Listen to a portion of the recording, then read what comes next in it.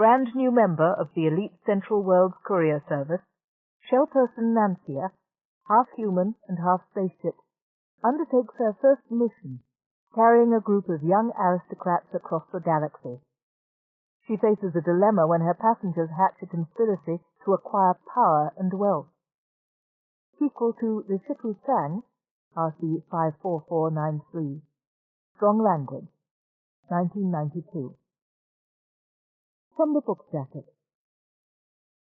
Victim of a catastrophic prenatal accident that left her nothing but her brain functioning, Helva thought her life would amount to nothing. But Helva wanted to be more than a body in a box, drifting through life like a ghost in a machine. If she couldn't be somebody, she'd be something. So instead of spending her days in a glorified wheelchair, she strapped on a spaceship. She became Helva, the ship who sang, and captured the hearts of a generation of science fiction readers. Now, the ship who sang is not alone. Nancia is her name, NX928 her designation, a brand new member of the elite courier service of the Central World. She's the brains within one of the most advanced interstellar ships around. But Nancia's services will not always be utilized by people of her own high moral integrity. Her innocent vision of human nature shattered on her first voyage, the last thing she needed was a Brawn partner like Forrester.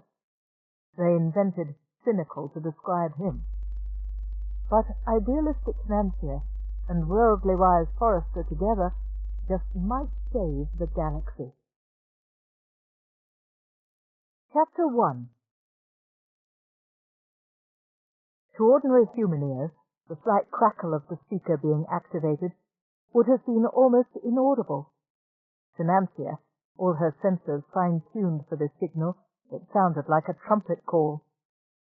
Newly graduated and commissioned, ready for service, and apprehensive that she would not be able to live up to her family's high service traditions, she'd had little to do but wait. "He's coming aboard now," she thought, in the split second of waiting for the incoming call.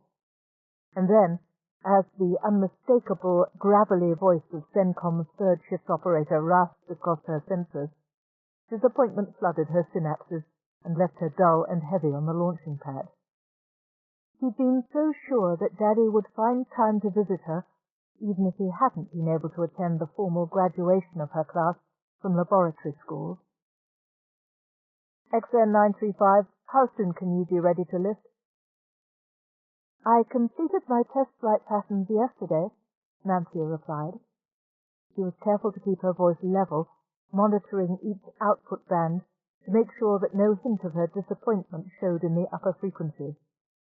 CENTCOM could perfectly well have communicated with her directly via the electronic network that linked Nancia's ship computers with all other computers in this subspace, and via the surgically installed synaptic connectors that linked Nancia's physical body, safe behind its titanium shell, with the ship's computer. But it was a point of etiquette among most of the operators to address brainships just as they would any other human being. It would have been rude to send only electronic instructions, as if the brainships were no more human than the AI-controlled drones carrying the bulk of Central World's regular traffic. Or so the operators claimed. Nancia privately thought that their insistence on voice-controlled traffic was merely a way to avoid the embarrassing comparison between their sense-limited communication system and a brainship's capabilities of multi-channel communication and instantaneous response. In any case, it was equally a point of pride among shell persons to demonstrate the control over their voices and all other external comm devices that Helva had shown to be possible nearly 200 years ago. Nancia knew herself to lack the fine sense of musical timing and emphasis that had made Helva famous throughout the galaxy as the ship who sang. But this much at least she could do. She could conceal her disappointment at hearing CENTCOM instead of a direct transmission from Daddy to congratulate her on her commissioning. And she could maintain a perfectly professional facade throughout the ensuing discussion of supplies and loading and singularity points. It's a short flight, Sencom told her, and then paused for a moment. Short for you, that is. By normal FTL drive, Nyota Ya Jaha is at the far end of the galaxy. Fortunately, there's a singularity point a week from Central that will slip you into local space. I do have full access to my charts of known decomposition spaces, Nancia reminded Sencom, allowing a tinge of impatience to colour her voice. Yes, and you can read them in simulated 4D, can't you, you lucky stiff? Sencom's voice showed only cheerful resignation at the limitations of a body that forced him to page through bulky books of graphs and charts to verify the mapping Nancia had already created as an internal display.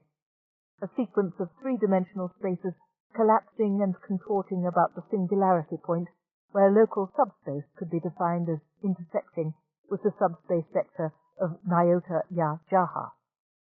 At that point, Nancia would be able to create a rapid physical decomposition and restructuring of the local spaces, projecting herself and her passengers from one subspace to the other. Decomposition space theory allowed brainships like Nancia, or a very few expensive AI drones equipped with metachip processors, to condense the major part of a long journey into the few seconds they spent in singularity. Less fortunate ships, lacking the metachip or dependent upon the slow responses of a human pilot, who lacked Nancia's direct synaptic connections to the computer, still had to go through long weeks or even months of conventional FTL travel to cover the same distance. The massive parallel computations required in singularity were difficult even for a brain ship, and impossible for most conventional ships. Tell me about the passengers, Nancia requested. When they came aboard, presumably one of her passengers would have the datahedron from Central specifying her destination and instructions, but who knew how much longer she would have to wait before the passengers boarded? She hadn't even been invited to choose a Brawn yet. That would surely take a day or two. Besides, picking Sencom's brains for information on her assignment was better than waiting in tense expectation of her family's visit. They would certainly come to see her off, wouldn't they? All through her schooling she had received regular visits from one family member or another, mostly from her father, who made a point of how much time he was taking from his busy schedule to visit her. But Ginevra and Flix, her sister and brother, had come too, now and then. Ginevra less often, as college and her new career in planetary aid administration took up more and more of her time. None of them had attended Nancia's formal graduation, though. No one from the entire far-flung wealthy house of Perez y de Grasse had been there to hear the lengthy list of honors and awards and prizes she'd gained in the final grueling year of her training as a brainship. It wasn't enough, Nancia thought. I was only third in my class. If I'd placed first, if I'd won the Dallas prize, no good would come of brooding over the past. She knew that Ginevra and Flix had grown up and had their own lives to lead, that Daddy's crowded schedule of business and diplomatic meetings didn't leave him much time for minor matters like school events. It really wasn't important that he hadn't come to see her graduate. He would surely make time for a personal visit before liftoff. That was what really counted. And when he did come, he should find her happy and busy and engaged in the work for which she had trained. About the passengers, she reminded Sencom. Oh, you probably know more about them than I do, the Sencom operator said with a laugh. They're more your sort of people than mine. High families, he clarified. New graduates, I gather, off to their first jobs. That was nice, anyway. Nancia had been feeling just a bit apprehensive at the thought of having to deal with some experienced, high-ranking diplomatic or military passengers on her first flight. It would be pleasant to carry a group of young people just like her. Well, not just like her, Nancia corrected with a trace of internal amusement. They would be a few years older, maybe, 19 or 20 to her 16. Everybody knew that soft persons suffered from so many hormonal changes and sensory distractions that their schooling took several years longer to complete. And they would be soft persons with limited sensory and processing capability. Still, they'd all be heading off to start their careers together. That was a significant bond. She absently recorded CENTCOM's continuing instructions while she mused on the pleasant trip ahead. Nyota Yajaha's a long way off by STL, he told her unnecessarily. I expect somebody pulled some strings to get them a courier service ship. But it happens to be convenient for us too, being in the same subspace as Vega, so that's all right. Nancia vaguely remembered something about Vega subspace in the news. Computer malfunctions. Why would that make the news beams? There must have been something important about it, but she'd received only the first bits of the news bite before a teacher cancelled the beam, saying something severe about the inadvisability of listening to upsetting news bites and the danger of getting the younger shell people upset over nothing. Oh well, Nancia thought, now that she was her own ship, she could scan the beams for herself and pick up whatever it had been about Vega later. For now, she was more interested in finding out what the CENTCOM knew about her newly assigned passengers. Overton Glaxley, Del Palma y Polo, Amontillado Perezi Medoc, de Grasse Waldheim, Hezroth Fong. CENTCOM read off the list of illustrious high family names. See what I mean? Yes, Nancia said. We're a cadet branch of Amontillado Perezi Medoc, and the de Grasse Waldheims come in somewhere on my mother's side. But you forget, CENTCOM, I didn't exactly grow up in those circles myself. Yes, well, your visitor will probably be able to give you all the latest gossip, CENTCOM said cheerfully. Visitor? Of course, came to see me off. Never doubted it for an instant. Request just came in while I was looking up the passenger list. Sorry, I forgot to route it to you. Name of Perezi de Grasse. Being a family member, they told him to go right on out to the field. He'll be at the launching pad in a minute.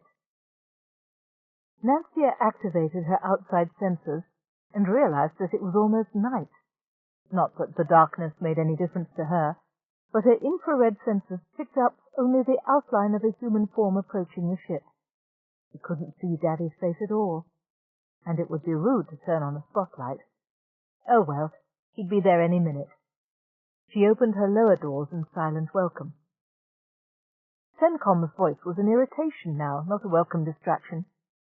Extern, I asked if you can lift off within 2 hours. Your provision list is more than adequate for a short voyage, and these pampered brats are kvetching about having to wait around on base. 2 hours, Nancia repeated. That wouldn't give her much time for a visit. Well, be realistic. It was probably more time than Daddy could spare.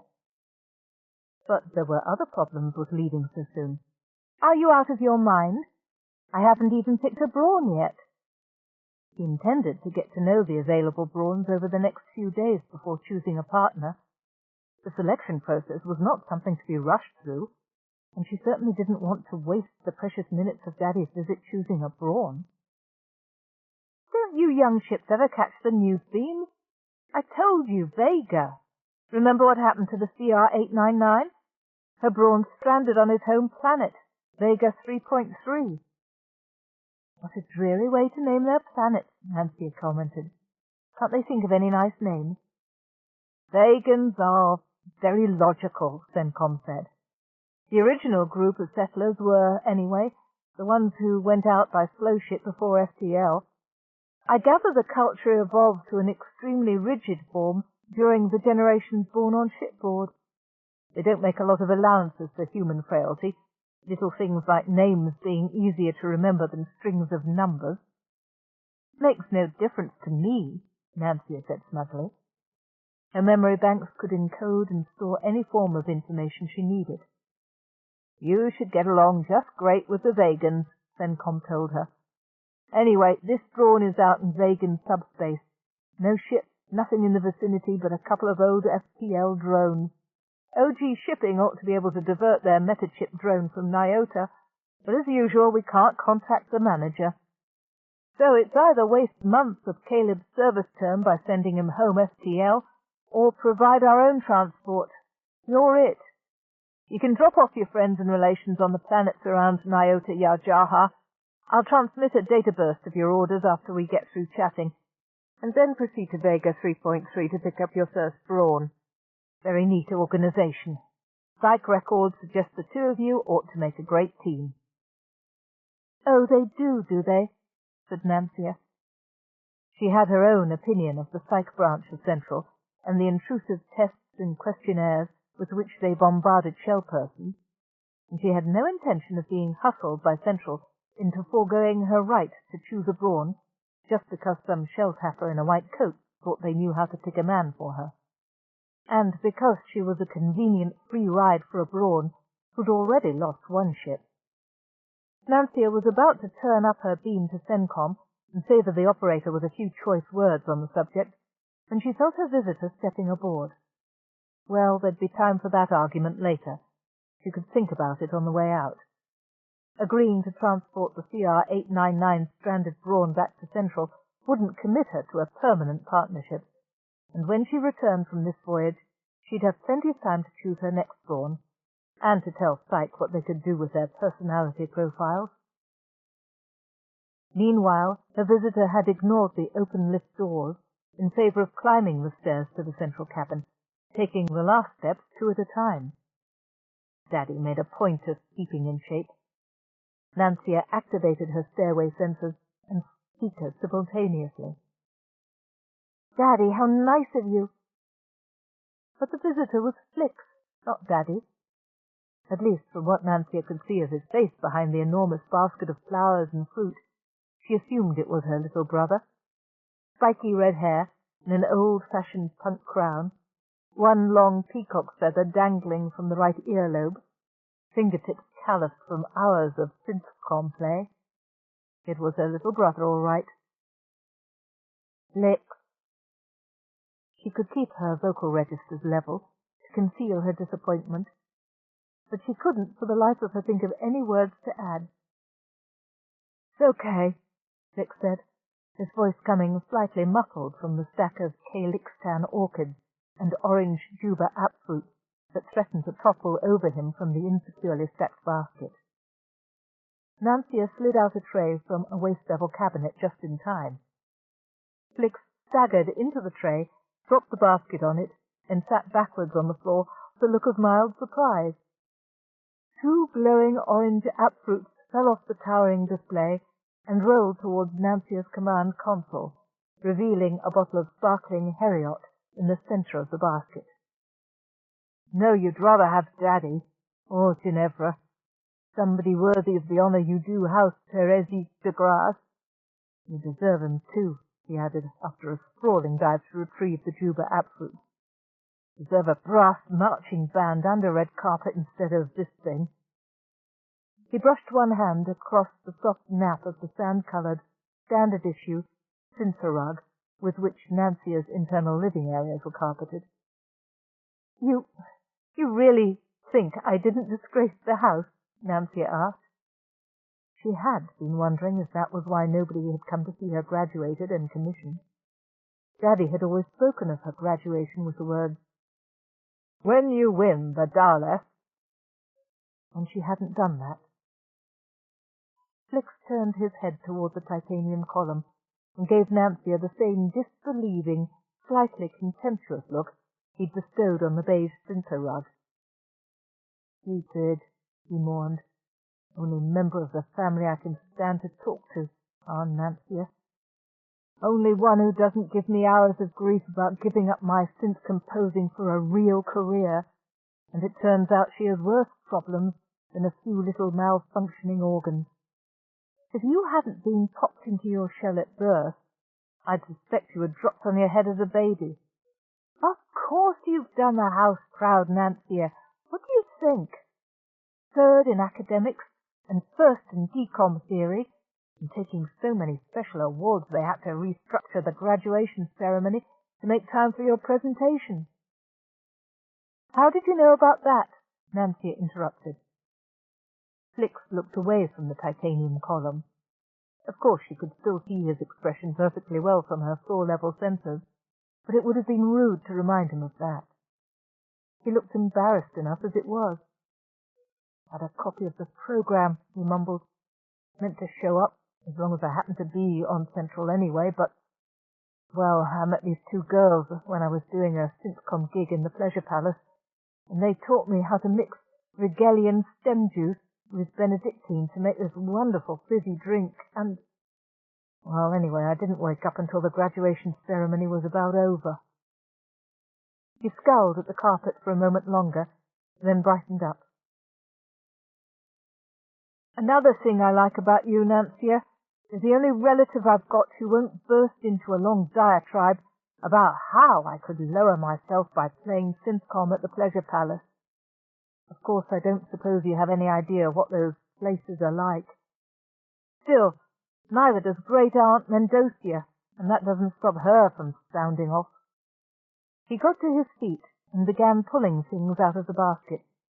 "So, since I was unavoidably detained at the Pleasure Palace, and Ginevra's off at the tail end of nowhere investigating a planetary aid fraud, and Daddy's in a meeting, I thought I'd just drop by while you were waiting for assignment, and we'd have a little private party." "What meeting?" Nancia asked before she could stop herself. "Where?" Flix looked up from the basket, surprised. "Huh? You said our father was in a meeting?" "Yes, well, isn't he always?" "No, I don't know where. It's just a logical deduction. You know how full his day planner program is. You know, I often wondered," Flix rattled on as he unpacked the basket, "just how the three of us got born. Well, conceived, anyway. Do you suppose he sent Mother a memo? 'Please come by my office this morning. Can work you in between 10 and 10:15. Bring sheets and pillow.'" He reached the bottom of the basket and pulled out 2 scratched and faded dodecahedra. "There. I know you think I'm a selfish bastard bringing fruit and champagne to somebody who doesn't eat or drink, but actually I have covered all contingencies. These are my latest synth compositions. Here, I'll drop them in your reader. Background music for the party, and you can play them on the trip to entertain yourself." As the jangling sounds of Flix's latest experimental composition rang out in the cabin, he held up a third dodecahedron and smiled. Unlike the first 2 well-worn hedra, this was a glittering shape with a slick commercial laser-cut finish that spattered rainbows of light across the cabin. "And here—" "Let me guess," Nancia interrupted. "You finally found somebody to make a commercial cut of your synth composition." Flix's smile dimmed perceptibly. "Well, no, not exactly. Although," he said, brightening, "I do know this girl who knows a chap who used to date a girl who did temporary office work for the second VP of Sound Studios. So, there are distinct possibilities in the offing. But this is something quite different. This," he said, sounding almost reverent, "is the new, improved, vastly more sophisticated version of Spaced Out, not due for public release until the middle of next month, and I won't tell you what I had to do to get it." Nancia waited for him to tell her what the thing was about, but Flix paused and beamed as if he was expecting some immediate reaction from her. "Well?" he said, after a few seconds. His spiky red hair began to droop around the edges. "I'm sorry," Nancia confessed, "but I have no idea what you're talking about." Flix shook his head mournfully. "Never heard of Spaced Out? What do they teach them at these academies? No, don't tell me." He held up one hand in protest. "I know. Decomposition theory and subspace astrogation and meta-chip design and a lot of other things that make my head hurt. But I do think they could have let you have a little time off to play games." "We did play," Nancia told him. "It was in the schedule. 2 30-minute periods daily of free play to improve synapse tool coordination and growth propulsion skills. Why, I used to love playing stall and power seek when I was in my baby shell. Flix shook his head again. All very improving, I'm sure. Well, this game, he grinned, is absolutely 100% guaranteed not to improve your mind.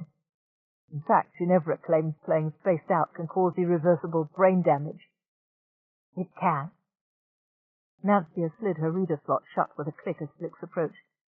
Look, Flix, I'm not sure.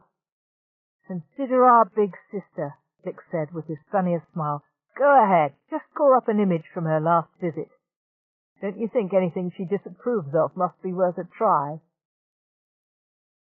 Nancia projected a life-size Ginevra on the screen that filled the center wall of the cabin.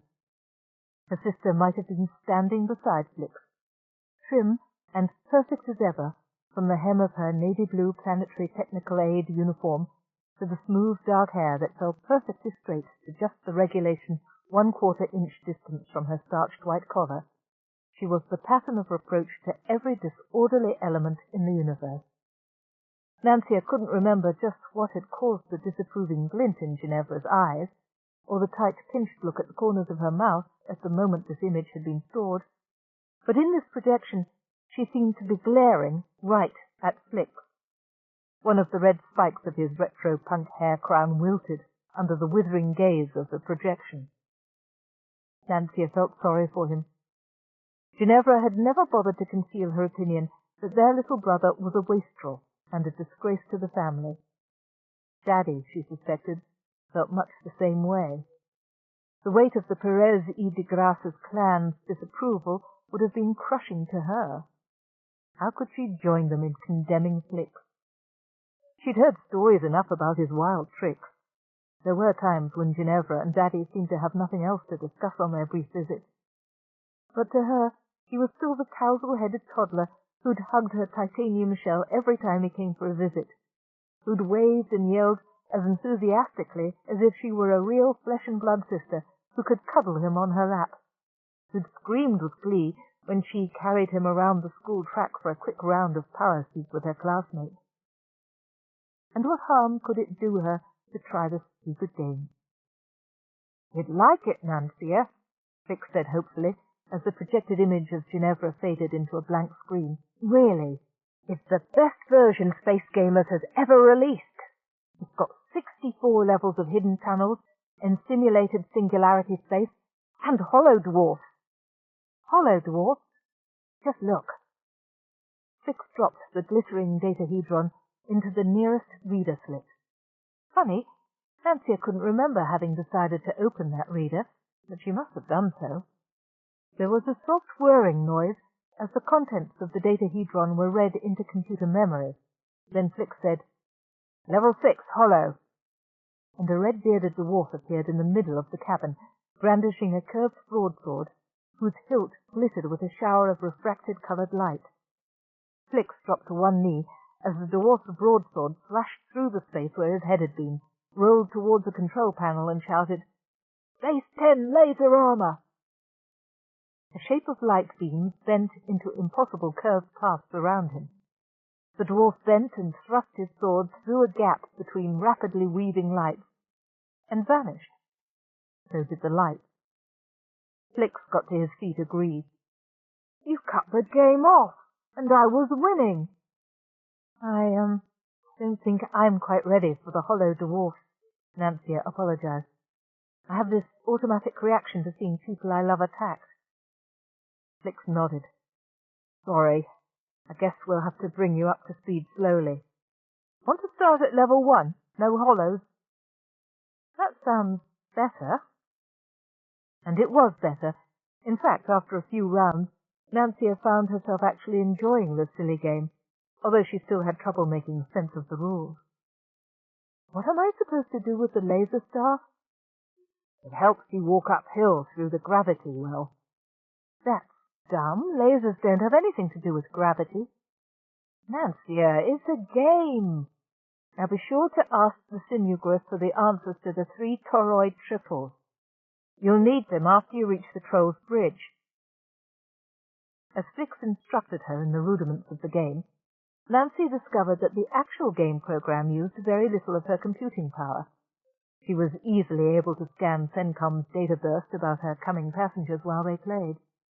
At the same time, she activated the ship's enhanced graphics mode to fill the 3 wall-size screens in the central cabin with color images of the game and of their play icons. Flix had chosen to be, of all things, a brain ship, careening through imaginary asteroid belts in search of the mystic rings of Darlene. Nancia preferred to imagine herself as Troll Slayer, the long-limbed, bold explorer who strode through gravity wells and over mountain ranges with a laser staff and backblasters. "Nancia, you can't slay that troll yet." "Why not?" "Because he's in ambush behind the rocks. I can see him, but you can't." "I can so. I can see everything in this game. It's part of my main memory now, remember?" "Well, your play icon can't. He's just a man. He hasn't got multi-D vision. Do you see that blinking blue light? The program rules are warning you that he's going to die of hypothermia if you don't get him into some kind of shelter soon." "Why doesn't he just increase his fuel?" "Oh, I remember. You soft persons certainly are limited in your fuel allocation capabilities." Nancia went ahead and bent her laser staff to take out the hiding troll, as well as 3 of his fellows, then sent her play icon under the troll's snow bridge. Behind 3 hidden doors and through a labyrinth there was a nice warm cave, now uninhabited, where Troll Slayer could rest and refuel. "Nancia, you're cheating," Flix accused. "How did you find that place so quickly, without making any mistakes?"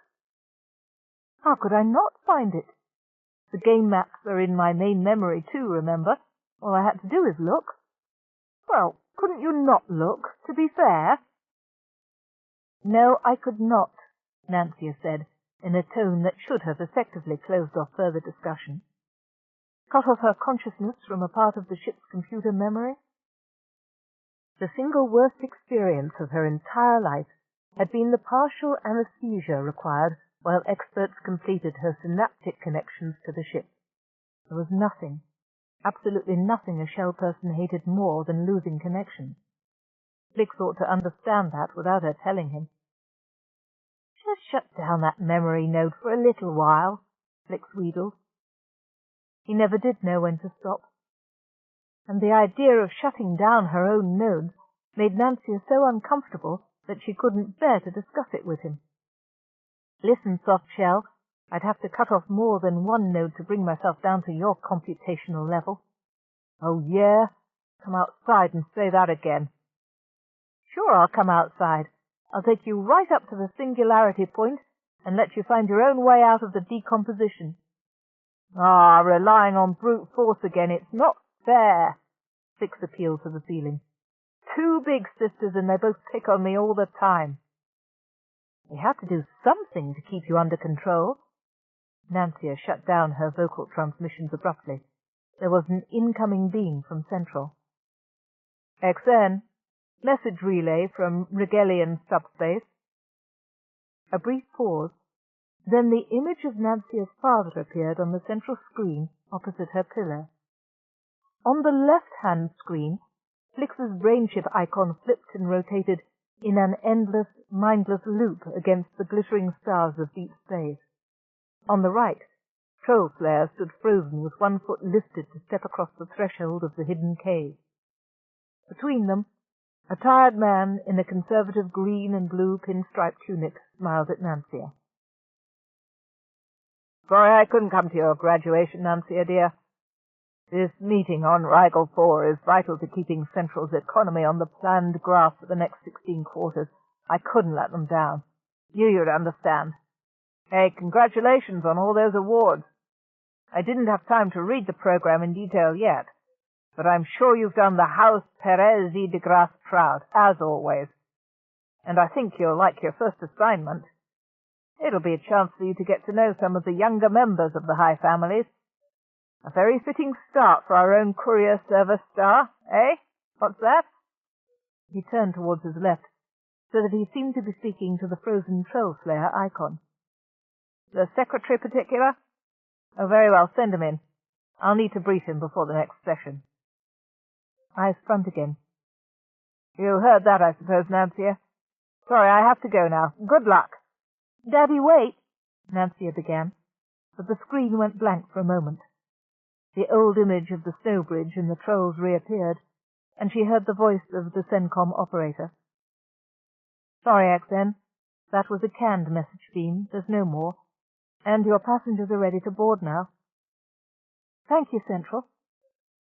Nancia discovered to her horror that she had lost all control over her vocal channels. The trembling overtones that surrounded her speech made her emotional state all too apparent. A Perezi de Grasse does not weep, and a brain ship could not weep. And Nancia had been well trained to repress the sort of unseemly emotional displays that soft persons indulged in. All the same, she very much did not want to talk to anybody just now. Flix seemed to have sensed her mood. He silently packed up the basket of fruit and sparkling wine, and patted Nancia's titanium column as if he thought that she could feel the warmth of his hand. For a moment she had the illusion that she did feel it. "I'd better get out of the way now," he said. "Can't have a Perezi de Grasse Brainship Corps partying on her maiden voyage, can we?" He paused on the stairs. "You know, Nancia, there's no regulation says you have to greet your passengers the minute they step aboard. Let them find their cabins and unpack on their own. There'll be plenty of time for social chit-chat on the way out."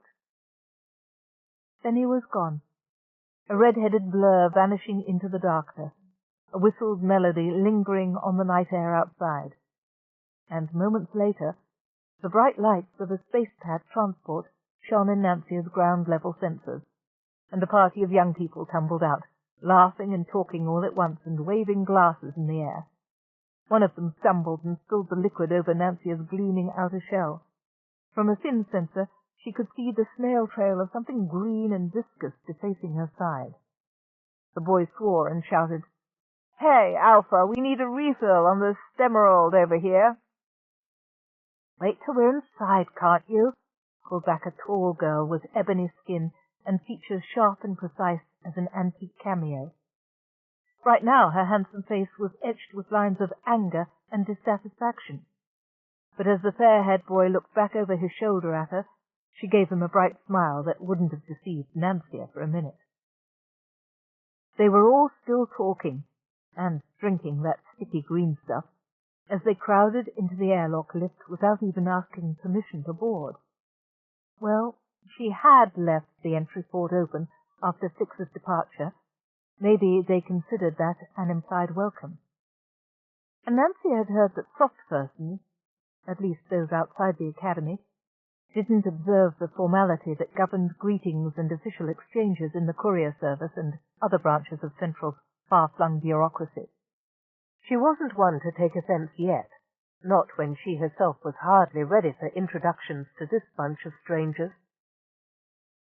As they trooped out of the airlock and into the central cabin, Nancia played a game of matching faces to the name Central had given her. The short, red-haired boy with a face like a friendly gargoyle had Flix's colouring, and the flashing smile that reeled girls in to Flix like trout on a hook. He must be one of the two related to Nancia's family. "Blaze," the black girl called. "Blaze, I can't open this." She held out a plastic pouch full of shimmering green liquid, and Nancia winced in anticipation as the redhead tore off the seal strip with two short, strong fingers. But not a drop spilled on her new, official-issue beige carpeting. Not now, anyway. "Here you are, Alpha," the boy said as he handed it back, and Nancia matched their faces with the names and descriptions that had come in on CENTCOM's databurst. The red-haired boy must be Blaise Amontillado Perez y Medoc, of a family so high that they barely deigned to recognize the Perez y de Grasse connection. And for some puzzling reason his first posting was to a lonely planetary technical aid position on the remote planet of Angalia. She would have expected anybody from a three-named family to start off somewhere near the top of whatever central bureaucracy he chose. As for the ebony princess, with her sharp, clever face that would have been beautiful if not for the discontented expression, She had to be Alpha Bint Hezrafong. The short burst transmitted from CENTCOM identified her as a native of the warm semi-desert world of Takla, with high marks in her medical research program, and no hint as to why she'd chosen to take a 5-year sabbatical in the midst of training to run the Summerlands Clinic on Bahati. As they passed the pouch of Stemerald back and forth, Nancia was able to identify the other three from their casual conversation without having to introduce herself. The slightly pudgy boy with a halo of overlong brown curls clustering around his red face was Darnell Overton Blacksley, going to Bahati to take charge of OG shipping from the cousin who'd been administering the business during Darnell's minority. The other girl, the sleek, black-haired beauty, whose delicate bones and slightly tilted eyes suggested a family connection with the Han Palmer branch of the family, would be Fasa del Palma y Polo. The Del Palma y Polo clan controlled all the major space construction in this subspace, and now it appeared they were sending this delicate little thing out to establish the family's rights in Vega subspace as well. The girl was probably, Nancia reflected, stronger than she looked. At any rate, she was the only one refusing the pouch of Stemerald as it went around the circle, and that was a good sign. And the last one. Nancia let her senses take in the full glory of Polyon de Grasse Waldheim, the cousin she'd never met. From the crown of his smoothly cropped yellow hair to the gleaming toes of his black regulation-issue shoes, he was the epitome of the perfect Space Academy graduate, standing straight but not stiff, eyes moving in full awareness of what each of his companions was doing, even in this moment of repose conveying a sense of dangerous alertness. Like Nancia, he was newly graduated and commissioned, and like her, he'd ranked high in his class, but not first. First in technical grades, the databurst said, but only second overall because of an inexplicable low mark in officer fitness, whatever that might be. When she'd first scanned the databurst during Flix's silly computer game, Nancia had been looking forward to meeting her cousin Polyon. He was the only one of the group with whom she felt that she had much in common. As two high families members trained for a life of service to Central, just setting out to meet their destinies, they should have felt an instant sense of kinship. Now, though, she felt strangely reluctant to introduce herself to Polyon. He was so tense, so watchful, as though he considered even this laughing group of other young people in the light of potential enemies. And, she reminded herself, he had personally consumed at least 2/3 of the recently opened pouch of Stemerald, thus Central only knew what else before coming on board. No, it wasn't a good time to introduce herself and tell Polyon of their family connections. She would just have to wait. "Hey, guys, look at the welcoming committee," Blaze interrupted the chatter. He was staring past Nancia's titanium column at the triple screen display of the spaced-out game that Nancia had absent-mindedly left up after Flix's abrupt departure. The concealed visual sensors between the screens showed Blaze's freckled, snub-nosed face alight with pure, uncomplicated joy. Blaze moved slowly across the soft carpet until he sank into the empty pilot's chair that should have been reserved for Nancia's Brawn. "This," he said reverently, "has got to be the biggest, best, spaced out I've ever seen. 2 weeks will go like nothing with this setup to play with." The game control channels were still open, and as Blaze identified himself and took control of the brainship icon, Nancia let the underlying game program alter the brainship's course to zoom in on Troll Slayer's world. The brilliance of the graphic display drew the other passengers to look over Blaze's shoulder, and one by one, with half-ashamed comments, they let themselves be drawn into the game. "Well, it beats watching a bunch of pain-brains dose themselves silly in the clinic," Alpha murmured as she took a seat beside Blaze. Nancia had hardly recovered from the shock of this callous comment when Darnell, too, joined the game.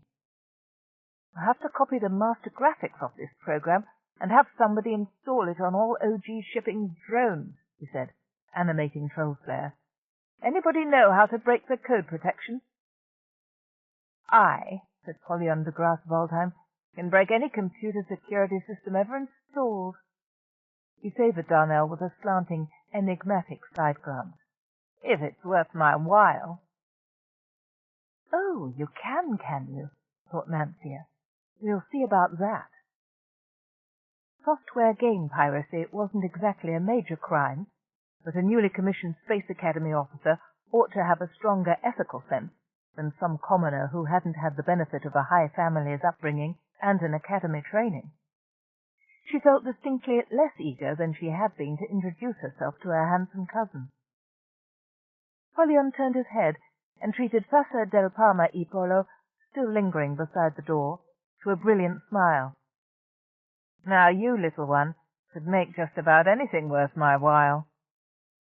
Fassa moved towards the game controls with a sinuous gliding motion that riveted Blaze and Darnell's attention as well as Polyon's. Forget it, Yellowtop, she said, in a voice as sweet as her words were stinging. A second-rate academy officer with a prison planet posting doesn't have enough to keep me interested. I'm saving it for where it'll do me some good. Nancia briefly shut down all the cabin sensors. How had she gotten stuck with these greedy, immoral, spoiled brats? She had a good mind to put off introducing herself indefinitely.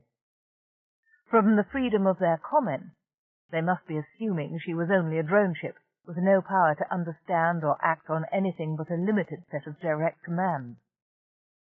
But she would still need to know what they were up to.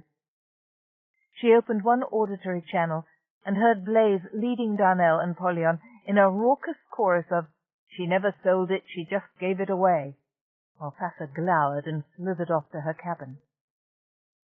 Nancia had the feeling this would be one of the longest 2-week voyages any brain ship had ever endured. Chapter 2. Polyon. Nancia watched curiously as Polyon de Grasse Waldheim sauntered into the central cabin. The other passengers were still sleeping off their departure night Stemerald party, snoring and thrashing as the last doses of the stimulant worked its way out of their exhausted bodies. Polyon had recovered remarkably early. Like any good academy graduate, he'd been up at 0600 ship's time, washed in the shower cubicle, and dressed in his neatly pressed undress greys before presenting himself in public. Nancia had shut down visual sensors in the cabins to allow her passengers the privacy they would be expecting, but the auditory sensors brought her enough small sounds to enable her to follow Polyon through his early morning routine. Nancia caught her first glimpse of Polyon as he swung down the passageway to the central cabin. This was public space. She had no compunction about leaving all sensors activated here. And Polyon de Grasse Waldheim was certainly a treat for the sensors. Just a shade under 2 meters tall, with his golden hair ruthlessly cropped in the academy bristle cut, he was a happy blend of the best in the Waldheim and de Grasse family line. Waldheim height and rugged strength, de Grasse refinement and quick awareness. Nancia felt a moment of regret. Polyon was a Space Academy graduate. He might have been her Brawn. De Grasse Waldheim, jeered an inner voice. What are you dreaming of, girl? A young man who combined those two bloodlines could look far higher than command of a single brain ship. He should have been destined for a staff position somewhere, being groomed for high command. The short data burst of information about her passengers and their destinations didn't explain why, instead of joining a fleet general staff, Polyon was headed out to be the technical overseer for a prison metachip plant in a remote subspace. Oh, well, there must be some good reason for the assignment. Maybe there's more going on in Vega subspace than I realized. Nancia remembered that interrupted news bite about Vega and her resolve to study it in depth now that she was her own ship. I'm courier service now. I'd better start keeping up with public affairs. But just at the moment, watching her cousin was more interesting than pulling up files of old news beams. Polyon glanced about the cabin and his body relaxed imperceptibly as he scanned the area. A human observer might not have noticed the slight change, but Nancia, by now scanning for muscle tension and autonomic nervous response, as well as for the usual visual and auditory cues, was immediately aware of his relaxation. That must be academy training, that alertness upon entering any unfamiliar territory. She should have expected no less of one trained in the high family's tradition of service, just as she should not have been surprised that Polyon wakened at a regulation hour, no matter what he'd been indulging in the night before. The other passengers might be soft and self-indulgent, but this one, at least, was a credit to his training. That's the de Grasse blood in him, she thought with a trace of smugness. Daddy had always stressed the value of Nancia's connection through her mother with the house of de Grasse. Polyon glanced once more around the room.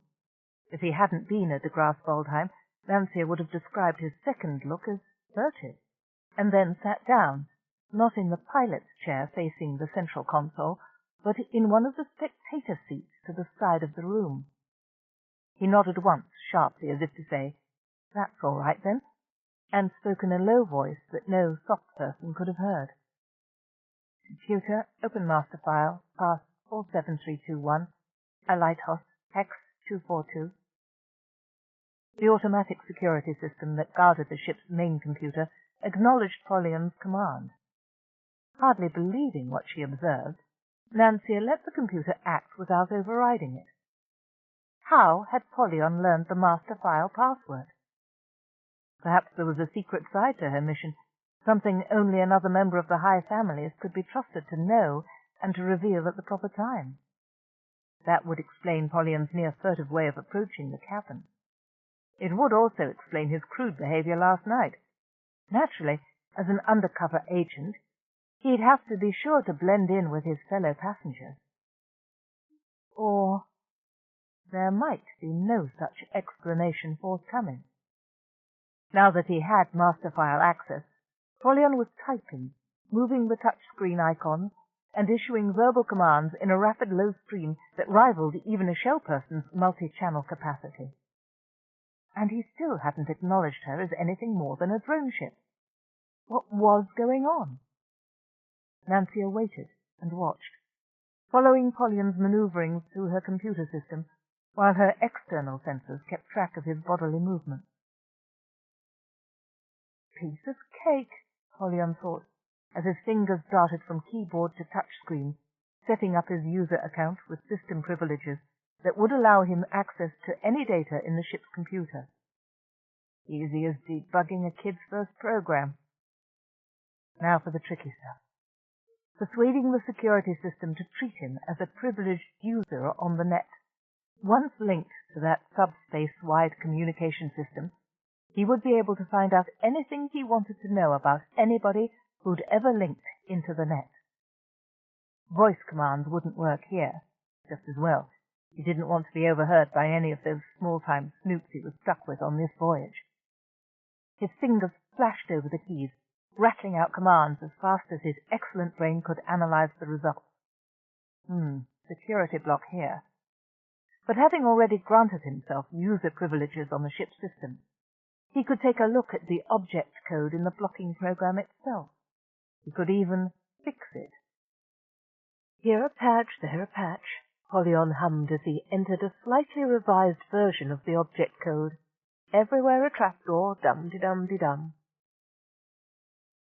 As the system accepted and ran the revised program, Polyon's humming switched to a triumphant version of "I'm the man who broke the bank at Monte Carlo."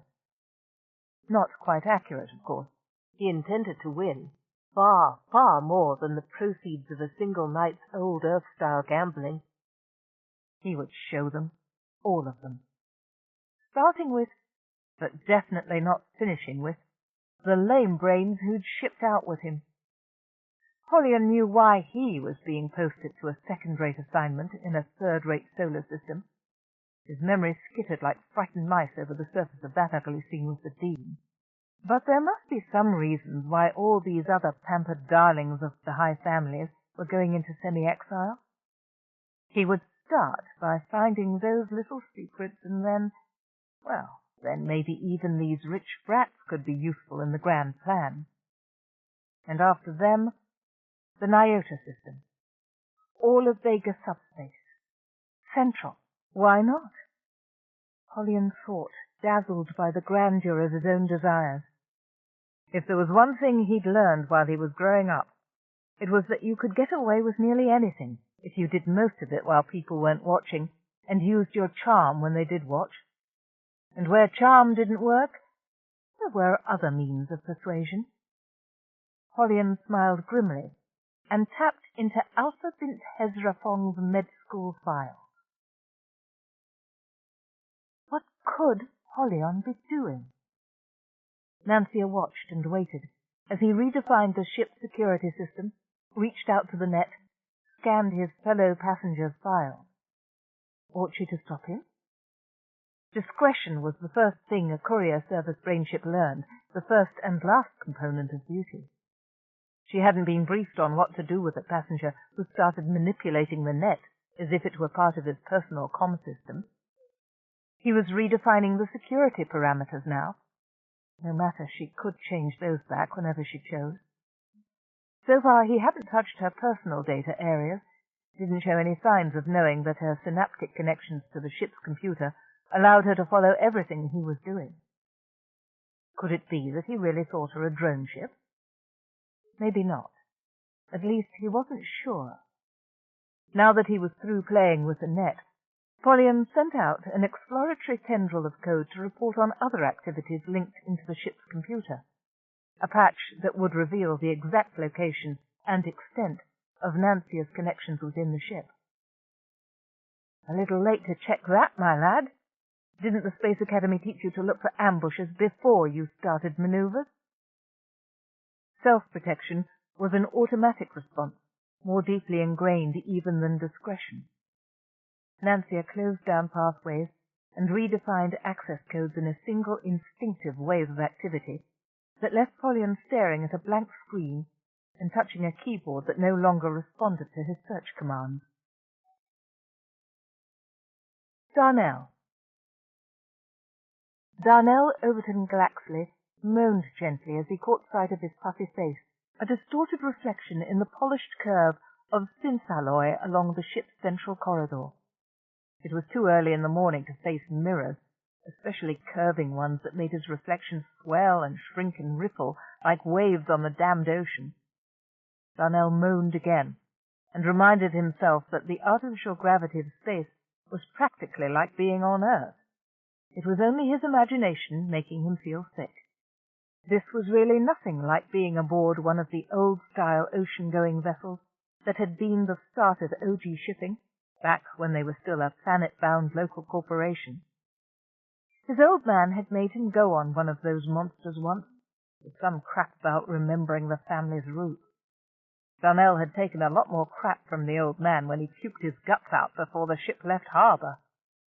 Well, there wouldn't be any more of that.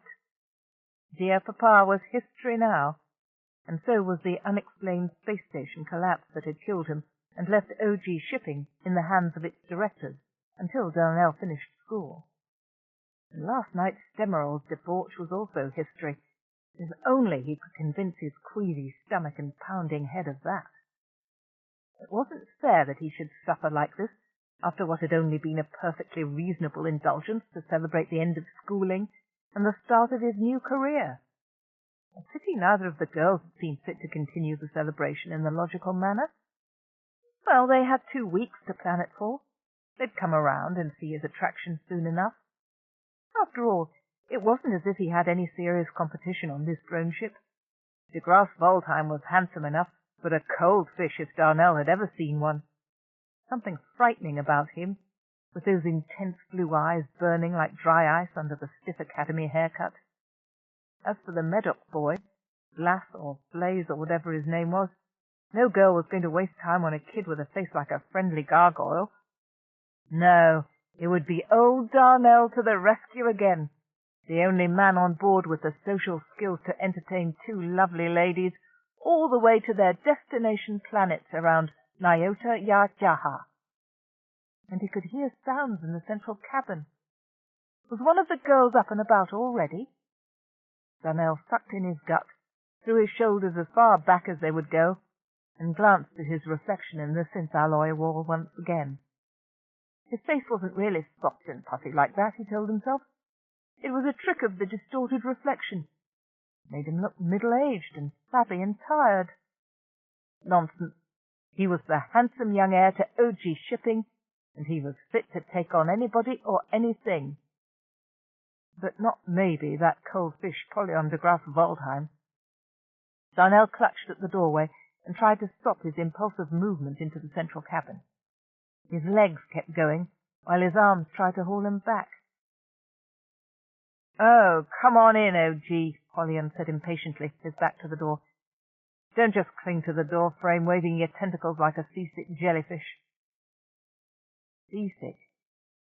Jellyfish? Darnell gulped down a wave of nausea and reminded himself again that space travel on a grav-enhanced drone was not like being on an actual moving, swaying, shifting, old-style sea vessel. "What are you doing?"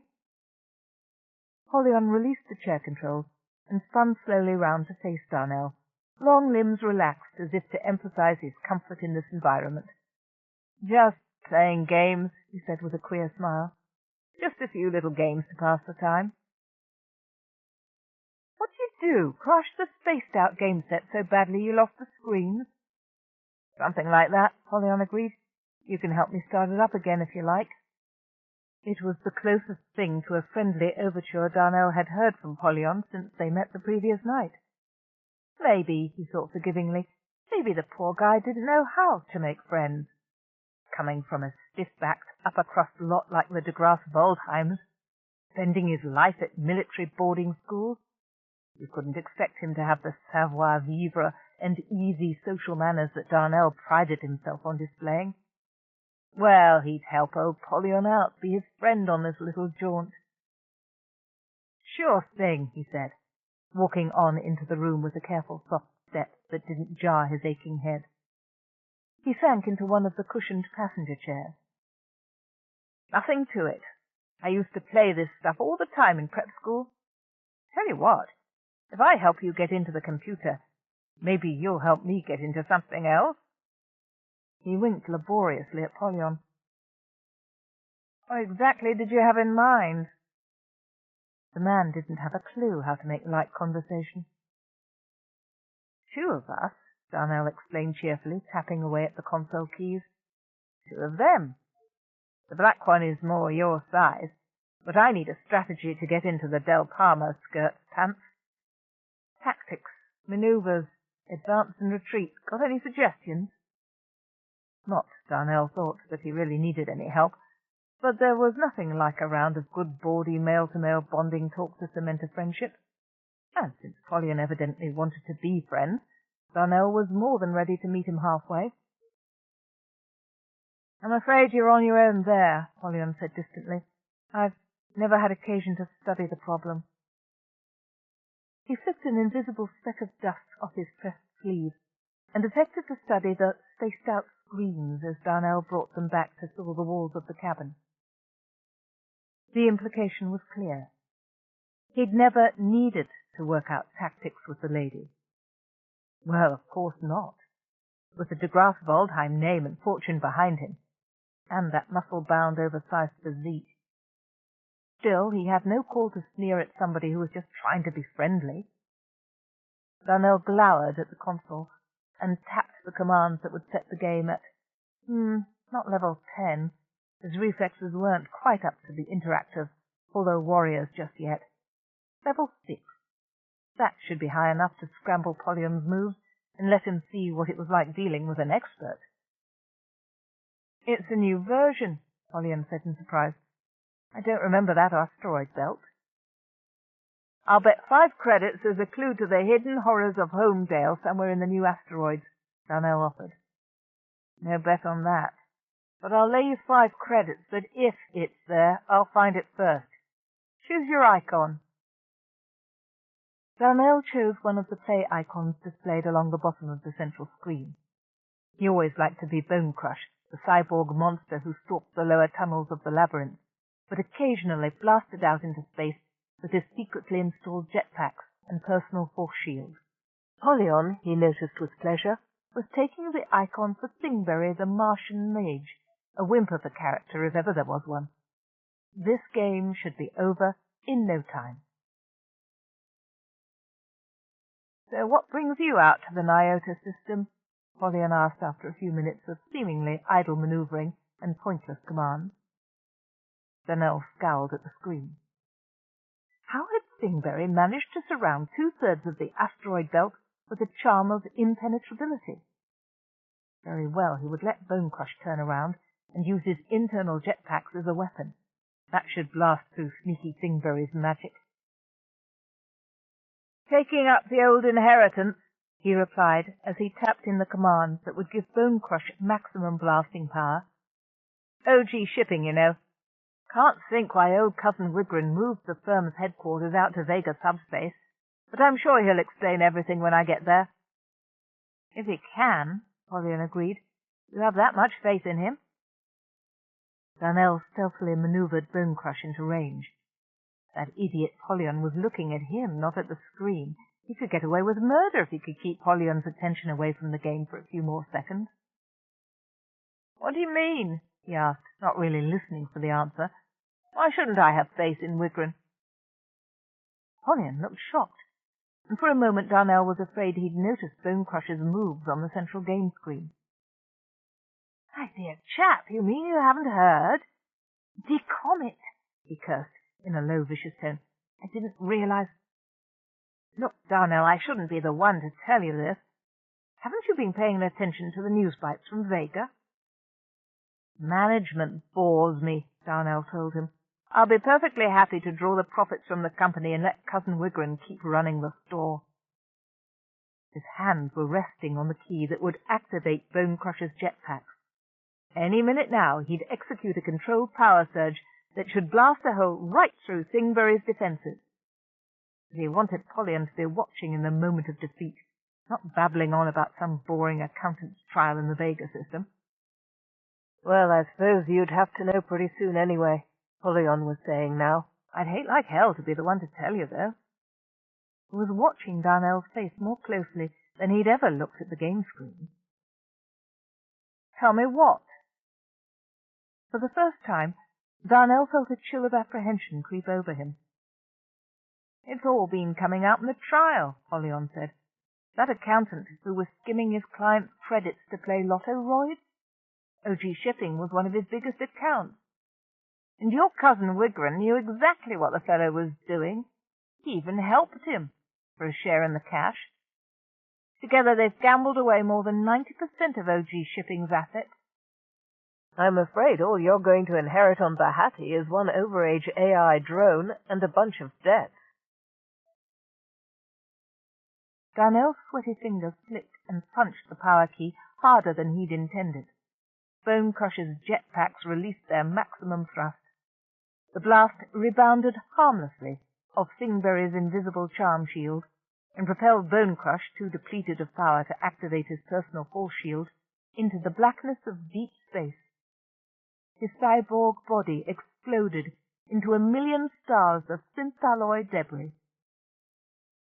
"Wow," Polyon said, finally glancing at the dazzling light effects on the screen. "This is a great game. Will you look at those graphics? What is it, a supernova?" "Me," said Darnell Overton Glaxley. A gentleman knew when to bite the bullet. "I owe you 5 credits. Blaze. Oh no, not another one. Nancia briefly shut down all her internal sensors as Blaze Amontillado Perez y Medoc stirred in his cabin. She had come to the conclusion that her passengers were most bearable when they were sleeping it off. If only she could flood all their cabins with sleep gas and keep them unconscious until they reached the Nyota Yajaha system. Nancia caught herself in mid-thought. It was becoming as bad as they were. How could she even think such a thing? Hadn't she made perfect marks in all her integrity and shell ethics classes? She should have been doubly guarded by family heritage and academy training against even imagining such a betrayal of her ideals. There was nothing to stop her from leaving her internal senses inactive until they reached Nyota Yajaha, though. Nancia considered this briefly before deciding against it. True, her passengers wouldn't notice anything, since they already assumed she was a drone ship programmed to carry them in privacy to their destination. And it was also true that she would rather perform the singularity transformations that carried them through decomposition space without the irritating distraction of these rats. But she shrank from the idea of spending days, more than a week, in the isolation of space, with nothing to see but the wheeling stars, no other brain to communicate with. For if she opened a beam to Central, her cousin Polyon, with his propensity for snooping through the ship's computer systems, would be bound to notice the comm activity. Brain ships were as human as any soft person. Nancia knew that it would be unwise to expose herself for so long to the strain of partial sensory deprivation. Besides, she wanted to know what her passengers were up to.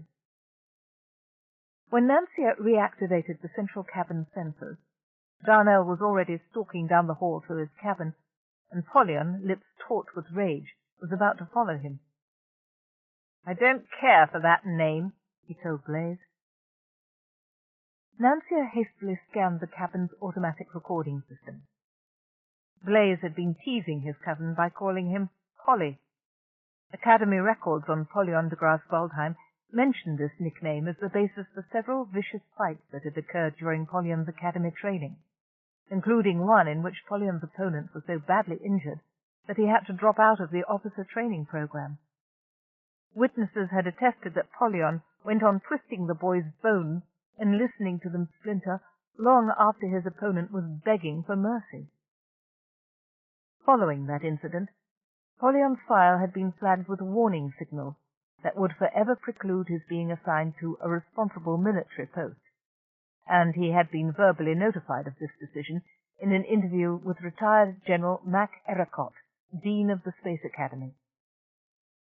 What was she doing? Nancia closed down all her information channels momentarily. Where had all this private information come from? She reopened her channels and traced the data flow. It came through the net, and she shouldn't have had access to any of this material. It came from the Space Academy's private personnel files. Somehow, the net had responded to her momentary curiosity by opening up material that should have been shielded under the Dean's personal password. After a moment's confusion, Nancia realized what had happened. Polyon's meddling with the ship's security system had extended to some very sophisticated tampering in the net itself. He had, in effect, defined Nancia as the node of origin for a system controller with unlimited powers to access and change files and codes in any computer on the net. Nancia's instinctive intervention had then made the system controller identity unavailable to Polyon himself, but had left the node definition in place, allowing her access to all the files he had scanned, and a great deal more besides. Nancia felt as embarrassed as if she'd been caught peeking into an anesthetized classmate's open shell during synaptic remodeling. The invasion of privacy was that great. I didn't realize what I was doing. She defended herself and hastily erased the super-user node definition before she could be tempted into looking at anybody else's private files. But she couldn't forget the shocking and disturbing things she'd just read about Polyon. And she was relieved that he'd left the central cabin to Blaze, stalking back to his own cabin in a pose of offended dignity far more impressive than Darnell's pout. Blaze looked directly at Nancia's titanium column and winked. "Bet you thought he was going to beat me up, didn't you?" Nancia responded without thinking to this, the first direct address she'd received since her passengers boarded, and she lifted off from Central. "I hope you weren't counting on me to protect you."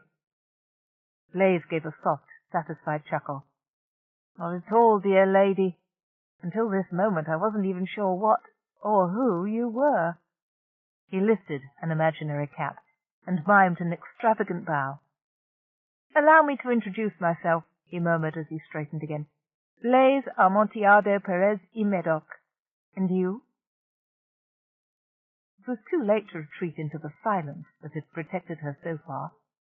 Nancia gave a mental shrug, no more than a quick flashing of connectors, and decided that she might as well converse with the brat. She'd been starting to get lonely anyway. The isolation of deep space was too great a contrast after her years of comfortable, constant, multi-channel input and output with her classmates in laboratory schools. "XN 935, Nancia said grudgingly. And then, because the call letters seemed inadequate, "Nancia Perez y de Grasse." "A cousin! A veritable cousin!" Blaise crowed with unabashed delight. "So tell me, cousin, what's a nice girl like you doing convoying a rabble of riffraff like us?" The question was uncomfortably close to Nancia's own opinion of her passengers. "How did you know I was a brain ship?" he countered.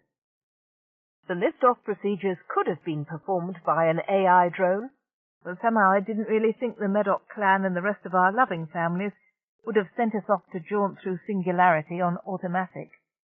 Wouldn't be fitting to the dignity of the high families, you know, to have a packet of meta-chips responsible for our safety instead of a human brain."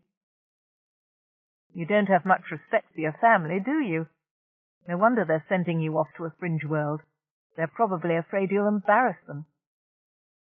For a moment Blaise's freckled face looked cold and hard and infinitely sad. Then, so quickly that a human eye would hardly have recognized the brief betrayal, he grinned and flashed a salute at Nancia's column. "Absolutely. Just one minor correction. They're not afraid I'll embarrass them. They're bloody sure of it." Pulling out one of the padded chairs, he seated himself cross-legged in the middle of the cabin, arms folded, and beamed at Nancia's column as though he hadn't a care in the world. She retrieved the image of his face a moment earlier and projected it on interior space, comparing the bleak-eyed young man of the recording with the smiling boy in the cabin. What could be hurting him so deeply? Against her will, she felt a twinge of sympathy for this spoiled scion, this disgrace to the high families. "And do you intend to?" she asked in carefully neutral tones. "What?" "Oh, disgrace them." Blaise shrugged a little too gracefully. Nancia began to wonder how many of his seemingly casual gestures were rehearsed. "No, it's too late now. Sure, I had fantasies when I was a kid, but I'm a little old for running away now, don't you think?" "What? To join the circus?" For another split second, the mobile face before her matched the bleak image she'd stored. "No, the Space Academy, actually," Blaise said in a voice as carefully neutral as Nancia's own. "I used to think I'd train as a Brawn. Don't laugh, it was a kid's idea. But I never could imagine anything better than working with a brain ship. To fly between the stars, saving lives and worlds, partnered with a living ship to learn the dance of space." His voice cracked on the last word. "I told you kids have dumb ideas." "It doesn't seem like such a dumb idea to me," Nancia told him. "Why did you give it up? Did somebody tell you Brawns have to be 6 feet tall and built like Polion de Grasse Waldheim?" "Give it up?" Blaise echoed. "I didn't give it up. I ran away 3 times.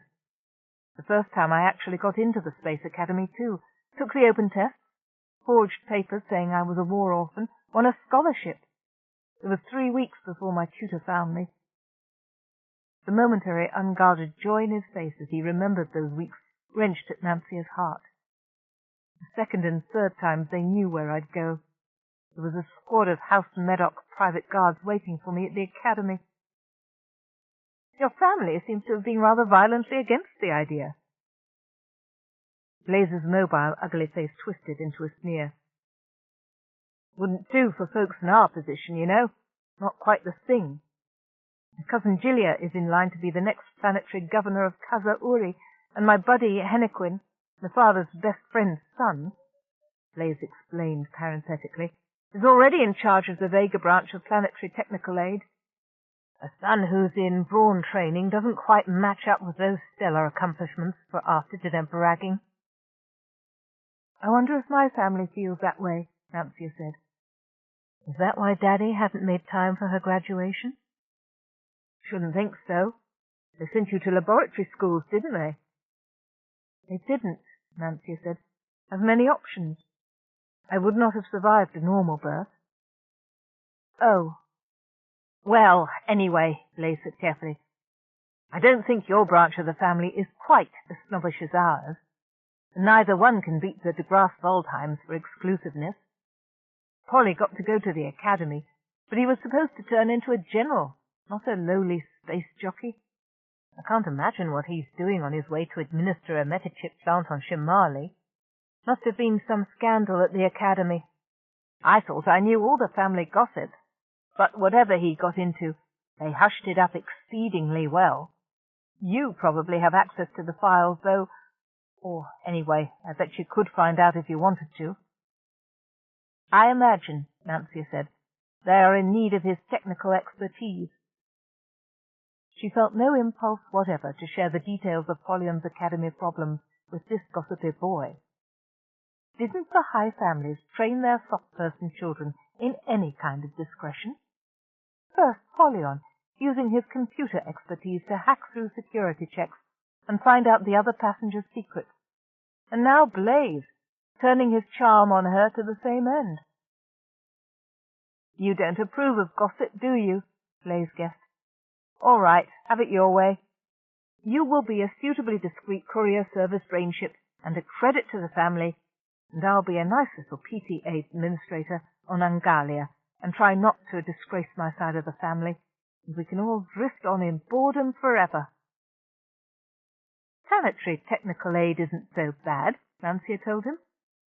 My sister Ginevra is an area administrator, and she's only 29. You could rise rapidly. From Angalia! Blaze's eyebrows shot up like red exclamation marks, giving his face a look of comical astonishment. Dear Cousin Nancia, you really don't cry, do you? If you'd read my file, you would know better than to try and stir up my ambitions for Angalia. The sum total of civilization there consists of one PTA office, one Coricium mine, and a bunch of humanoid natives with a collective IQ of a zucchini. A small zucchini. It's amazing they even qualify for planetary aid.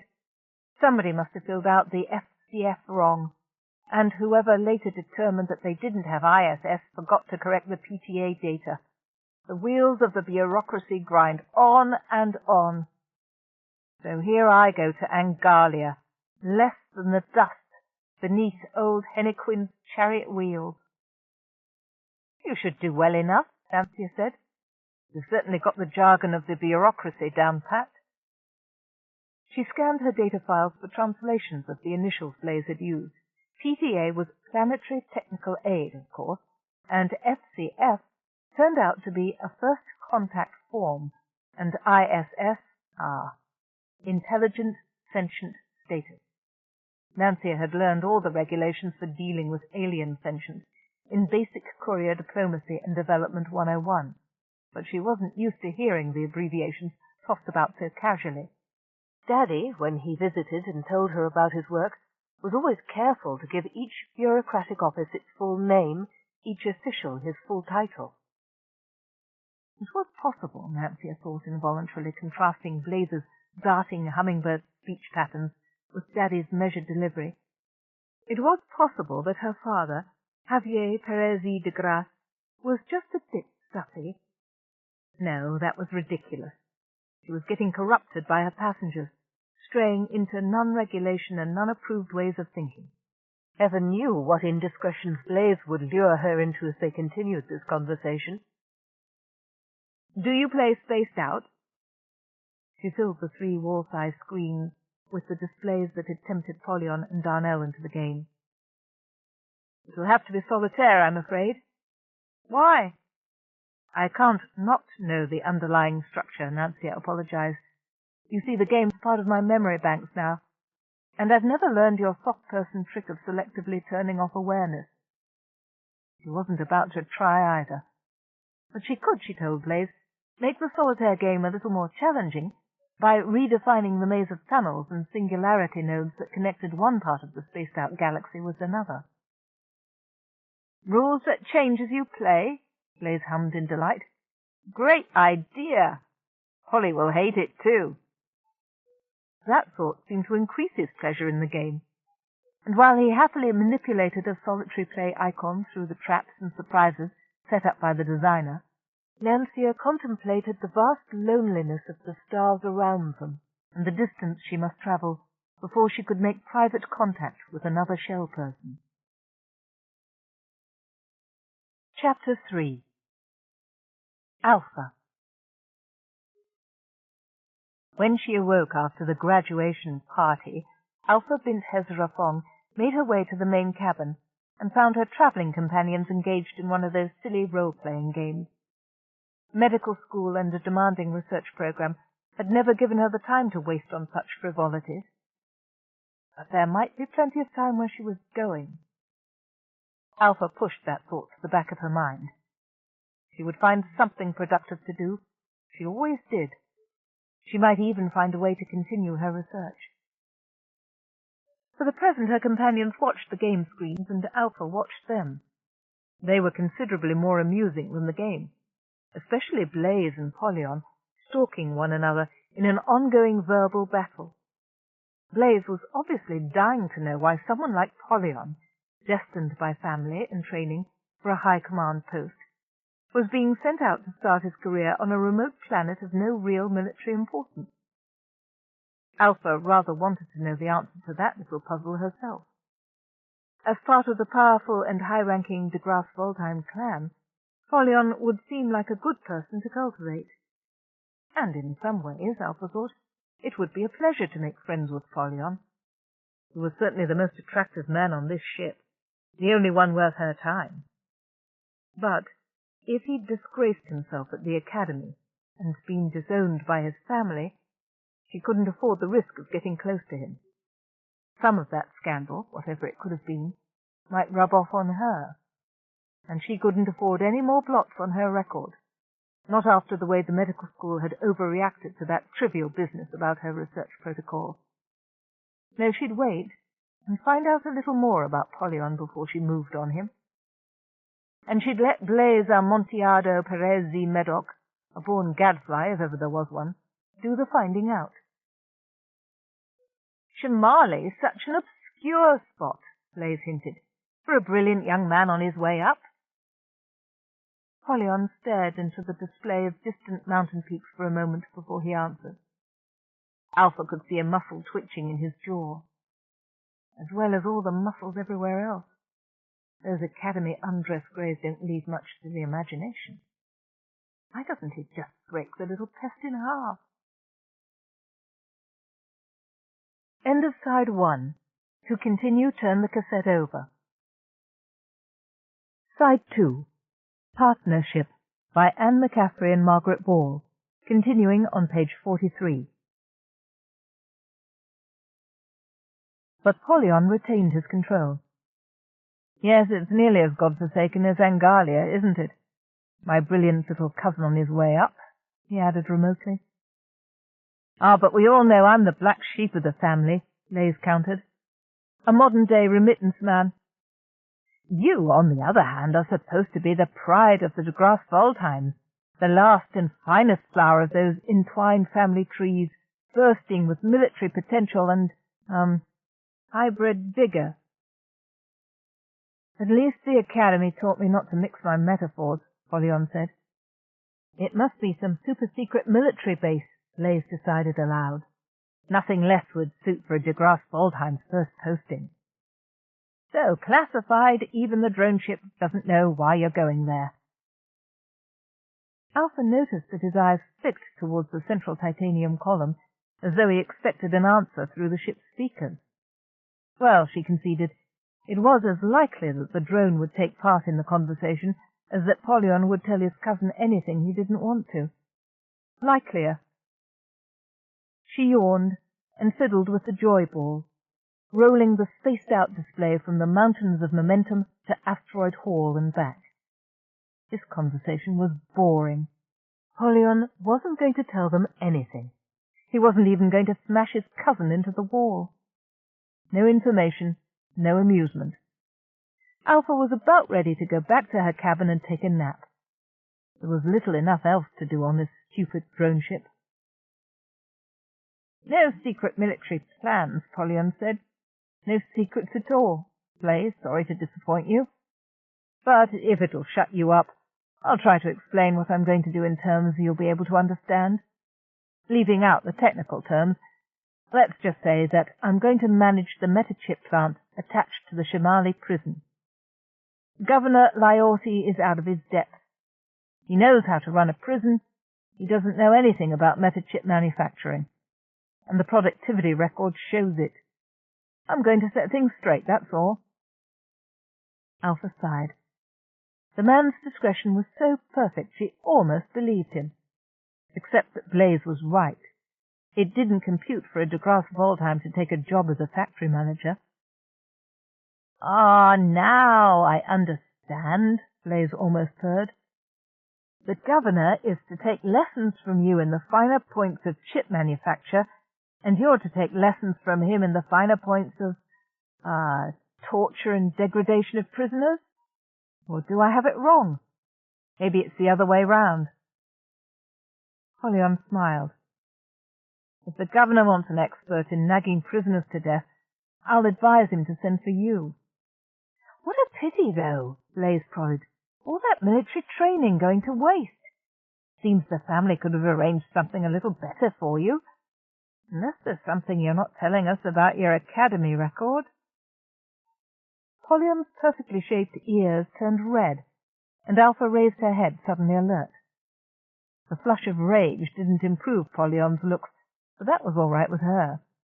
If anything, his face in repose was a little too perfect, and now he looked ready to kill somebody. Or tell something. Alpha mentally applauded. Blaze had finally hit on a nerve. "And what better position might the family have arranged for you, dear cousin?" Polyon inquired. "Save a little of that pity for yourself. When your posting at Angalia is finished, if you ever do get off that godforsaken planet, you'll have nothing but your savings. Granted, they should be considerable, since there's nothing to spend money on there, but how much can a PTA 17's monthly salary add up to?" "About as much as a factory supervisor's, I should imagine. Face the facts, Polyon. We've both been screwed over by our respective families. For once you're in the same boat I'm in, regardless of that pretty face and stiff back. I know why I'm here. What I'd dearly like to know is why they did it to you." Alpha, too. She leaned forward, tensing slightly in anticipation of the answer. But Polyon chose to answer the first part of Blaze's goading speech, rather than the second. "Oh, but I've no intention of trying to make it on my savings, dear cuz." "What then?" "Metachips," Polyon said meditatively, "are very expensive. Not to mention that they're in short supply." "Tell me something I don't know," Blaze invited him. "I plan," said Polyon, "to improve on the current rationing system."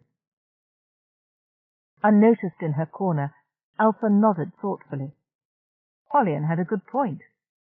Metachips were exceedingly scarce and costly, and for good reason. The metachip manufacturing process involved at least 3 different acids, so hazardous to the environment that most planets refuse to harbor the plants, despite the unquestioned financial benefits. Shimali, inhospitable, cursed with the perpetual biting north wind that had given the planet its name, with its one landmass dedicated to a maximum security prison, was the only major metachip manufacturing site in existence. Shimali, where nothing you did could make the environment much worse, and where the workers bought their lives one day at a time by laboring in the metachip plant. Because who else could you use in the final analysis but convicts already under sentence of death? One of the acids involved, when used in the quantities required for manufacturing, released a gas whose effect on human tissue was slow, painful, deadly, and so far irreversible. Alpha was an expert on those effects. Her research at Central Med had been devoted to trying various drug therapies to reverse the effects of ganglicide. She might have had a major paper out of the work if the school's ethics committee hadn't got so upset about her testing methods. Alpha clamped her lips down on the flare of anger that possessed her. That was all in the past. The present was Polyon and his plan, which he was explaining to Blaze with a wealth of patronizing detail about the adverse effects on the economy of the present rationing system. "It's ridiculous to have metachips distributed by a committee of old men and do-gooders," he declared. "Sure, the military is entitled to first cut at the chips, but after our applications have been satisfied, the remaining chips ought to go where they'll do the most good." "I thought that was the object of the rationing system," Blaze remarked. "Companies get social utility marks for their intended use of the metachips, and the chips are distributed in proportion to the SUM. What's wrong with that?" "Unrealistic," Polyon said promptly.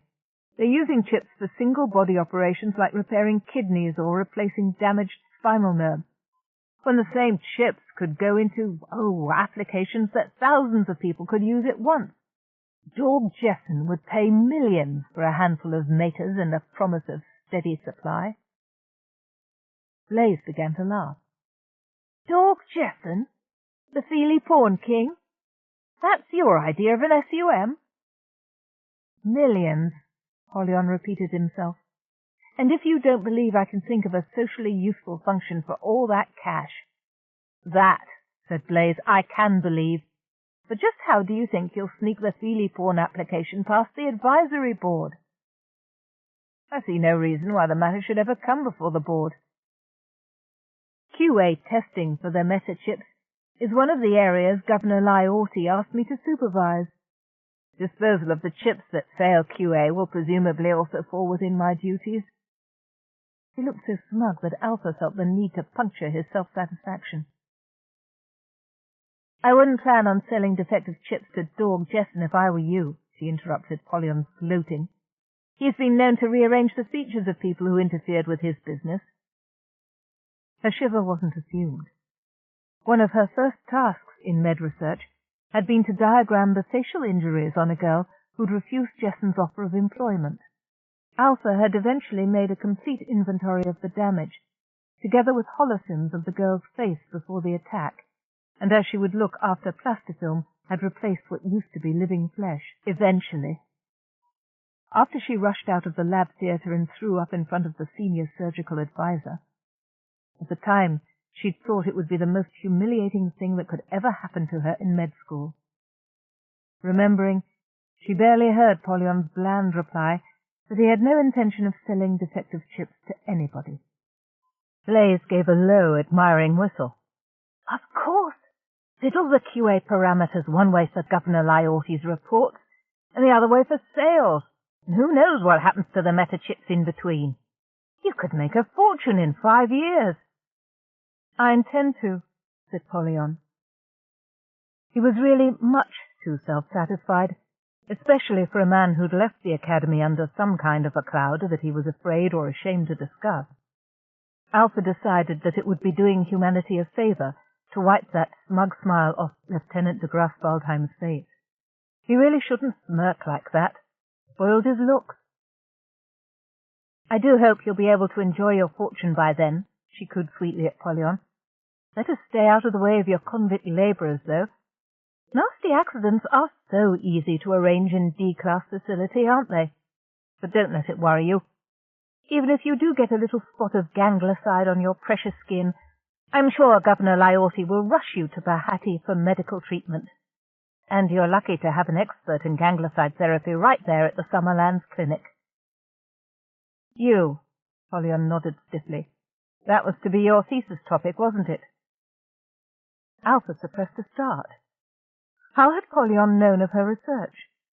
Oh, well, the High families were such an inbred group.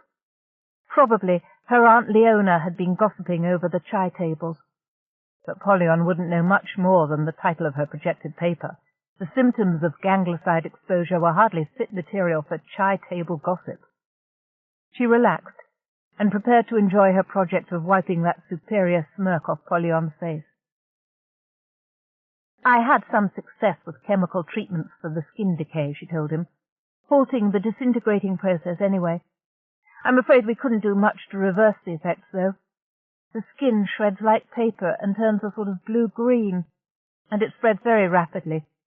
If you get a drop of ganglioside on one finger while you're on Shimali, your arm will look like it's been through a paper shredder by the time the shuttle delivers you to Bahati.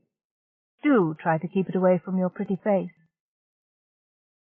Polyon's handsome features betrayed only slight uneasiness, but there was a knowing look in his eyes. "You had to interrupt your research rather suddenly, didn't you?" Alpha silently cursed all interfering, gossiping old relatives and friends. Never mind. "More's the pity," she sighed. "I was just getting into the most interesting cases. You know, when ganglioside goes into its gaseous form, it attacks nerves and brain synapses. Has much the same effects on them that it has on the skin. We dissected a really fascinating case. A senior assembly tech from Shimali, as it happens. The inside of his head looked like a wet blue sponge. Of course, by the time the ganglioside got that far, he was too far gone to know or care what was happening to him. A mercy, really. Not that we'll ever really know how long he felt the pain. Ganglioside goes straight to the pain receptors, you know. We can't block the effects with drugs. And towards the end he was screaming continuously, like an animal dying under torture." She licked her lips and regarded Polyon. He was standing quite still, 2 fingers beating a nervous tattoo on the command panel behind him. The dance of his fingertips on the sensitive pressure pads made the spaced-out screen on the far side of the room shift back and forth jerkily, displaying alternate images of deep space and of a flaming labyrinth where molten lava menaced the hapless play icons. "If you're nice to me," Alpha added, "I'll promise to kill you before the ganglioside eats out your brains. No human being should have to die like that." "Oh, I'll be nice to you," Polyon said. His voice was still even. He thrust off from the control panel with 2 fingers and floated across the room. As he came closer, Alpha recognized the look in his eyes. Not frightened, wary, like a hunter waiting for his quarry to burst from cover. And as he reached out to encircle her wrist with strong, blunt fingers, the look changed to a light of triumph. "I think we can be very nice to one another, lovely Alpha. It's so kind of you to take an interest in my career." His voice changed on the last words, mocking, savagely amused. "But enough about me. Tell us about yourself, why don't you?" He gestured towards Darnell and Sasser, floating through the open door to join them. "We'd all like to hear about your interrupted research, and why one of the school's brightest young medical researchers chose to donate 5 years of public service to an obscure clinic on Bahati. You're too modest, Alpha." Alpha tossed her head and tried to pull away from Polyon, but he was too strong for her. "There's nothing to tell, really. I was tired, wanted to change the scene, that's all." "Is it?" Polyon murmured. "Funny. The way I heard it, there were some other people who wanted to change your scene. The news nibblers never beamed the story, did they? Can't have scandals about a high family's girl going out as entertainment bites. But I fancy our friends on board here would find the story very entertaining."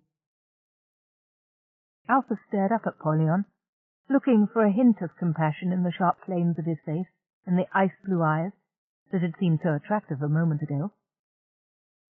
"I did nothing to be ashamed of," she whispered. "The tradition of scientific experiments does not include testing ganglioside on unwitting subjects." His voice was so low that the others could not hear it. "Charity cases," Alpha defended herself. "Street bums. Some of them were so far gone on blisto they didn't even know what was happening to them. They were incurable. Nothing but an expense to the state as long as they lived. I did them a favor, making sure their lives ended for some purpose." Somehow, Polyon murmured. I don't think the court would have seen it that way. But then you never did come to trial, did you? Ezra clan and Fong tribe wouldn't let that happen. Private settlement in the med school offices, records sealed. How did you find out? Alpha gasped. He was very close to her now. His voice, the subtlest vibration of sound from lips that almost brushed her cheek. The raw power of his will and his anger wrapped about her. She felt weak from the spine out. His smile made her shiver. That's my little secret, he told her, still smiling. His face and gestures might have been those of a courtship. Alpha realized that the others in the room might imagine they were flirting. That was a relief. Anything was preferable to having her humiliation made public before these people, who were to be her constant companions for the next 2 weeks. Having them see her as the disgraced failure she was, instead of the successful young researcher with a social conscience she pretended to be. You were lucky to get off with 5 years of community service on Bahati, weren't you? Polyon commented, stroking her cheek with his free hand. A commoner would have been doing time. Hard time. Who knows, gorgeous? You might even have wound up on Shimali, getting a chance to check out Gangleside at first hand, so to speak. Wouldn't our innocent little friends love to hear the story? But he was still speaking in a low voice, head partially turned away from Thassa and Blaze and Darnell, who had grouped together in the far corner of the cabin and were pretending deep interest in a round of Spaced Out. What do you want? Cooperation, Polyon said. Only a little. Cooperation. Blindly, drowning in a sea of air that somehow gave her nothing to breathe, Alpha turned her face up to meet Polyon's parted lips. Not that sort of cooperation, Polyon told her, laughing gently. Not yet. His eyes measured her with a cold glance that made her more afraid than ever, and somehow more excited, too. Maybe later, if you're a good girl. You were too uppity before, you know that, Alpha. Now you're the way I like my women, quiet and respectful. Stay that way and we won't have to discuss any, painful subjects with the others. Come with me and follow my lead. That's all I expect of you. For now. Submissive, head bowed, Alpha drifted towards the 3 spaced-out gamers in Polyon's wake. They were still pretending to be totally involved in the game, but she felt sure they had avidly witnessed her humiliation. She would pay them back. That was certain, she vowed. Thassa, Darnell, Blaze, they would all learn not to laugh at her.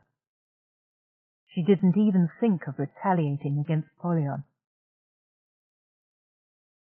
Nancia quietly transferred the recording of the scene she'd just witnessed to an offline storage hedron. Having those bits in her system made her feel dirty.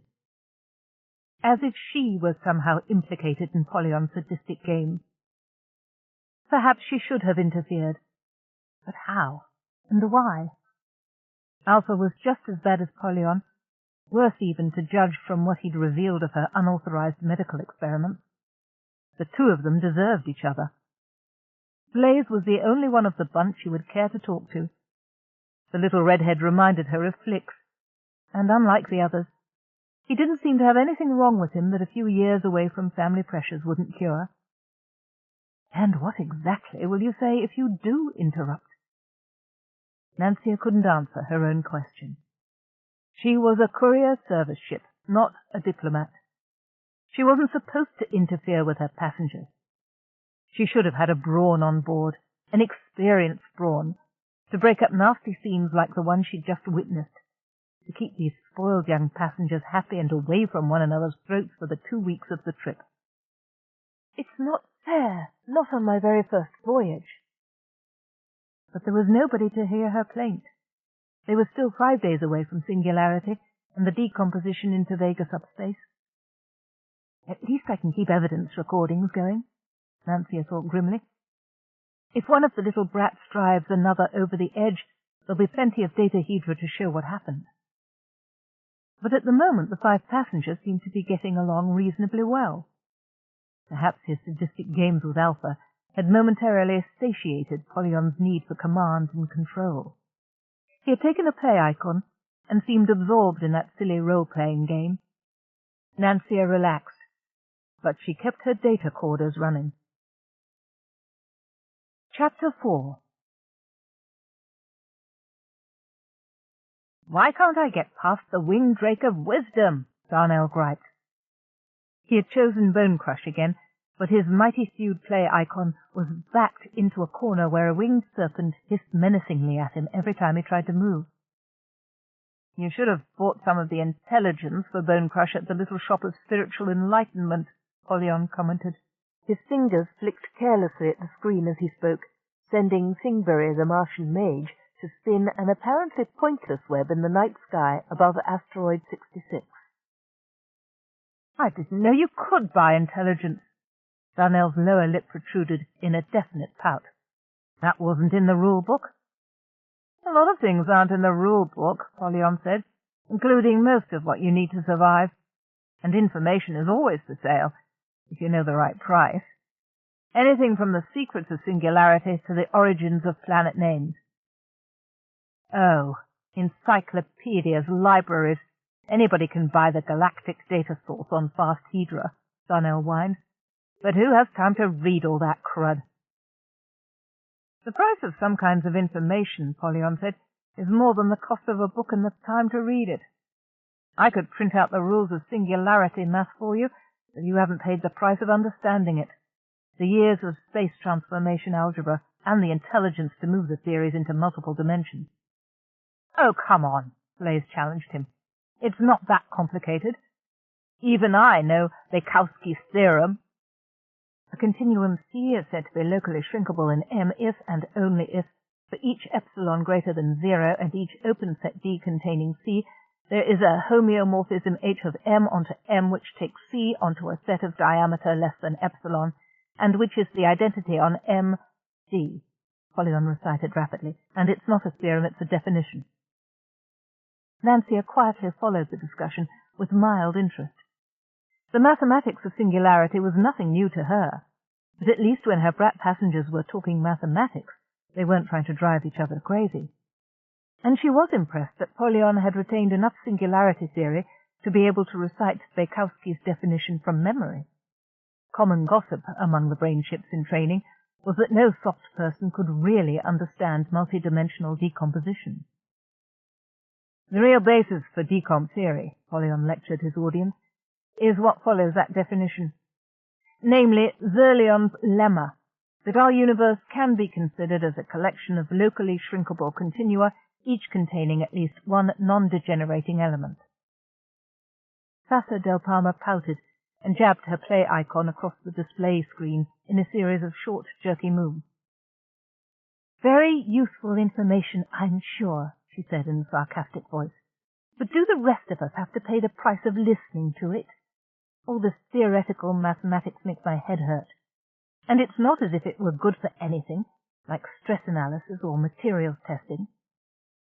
"It's good for getting us to the Nyota system in 2 weeks instead of 6 months, my dove," Polyon told her. "And it's really quite simple. In layman's terms, singularity theory just shows us how to decompose two widely separated subspace areas into a sequence of compacted dimensionalities, sharing one non-degenerating element.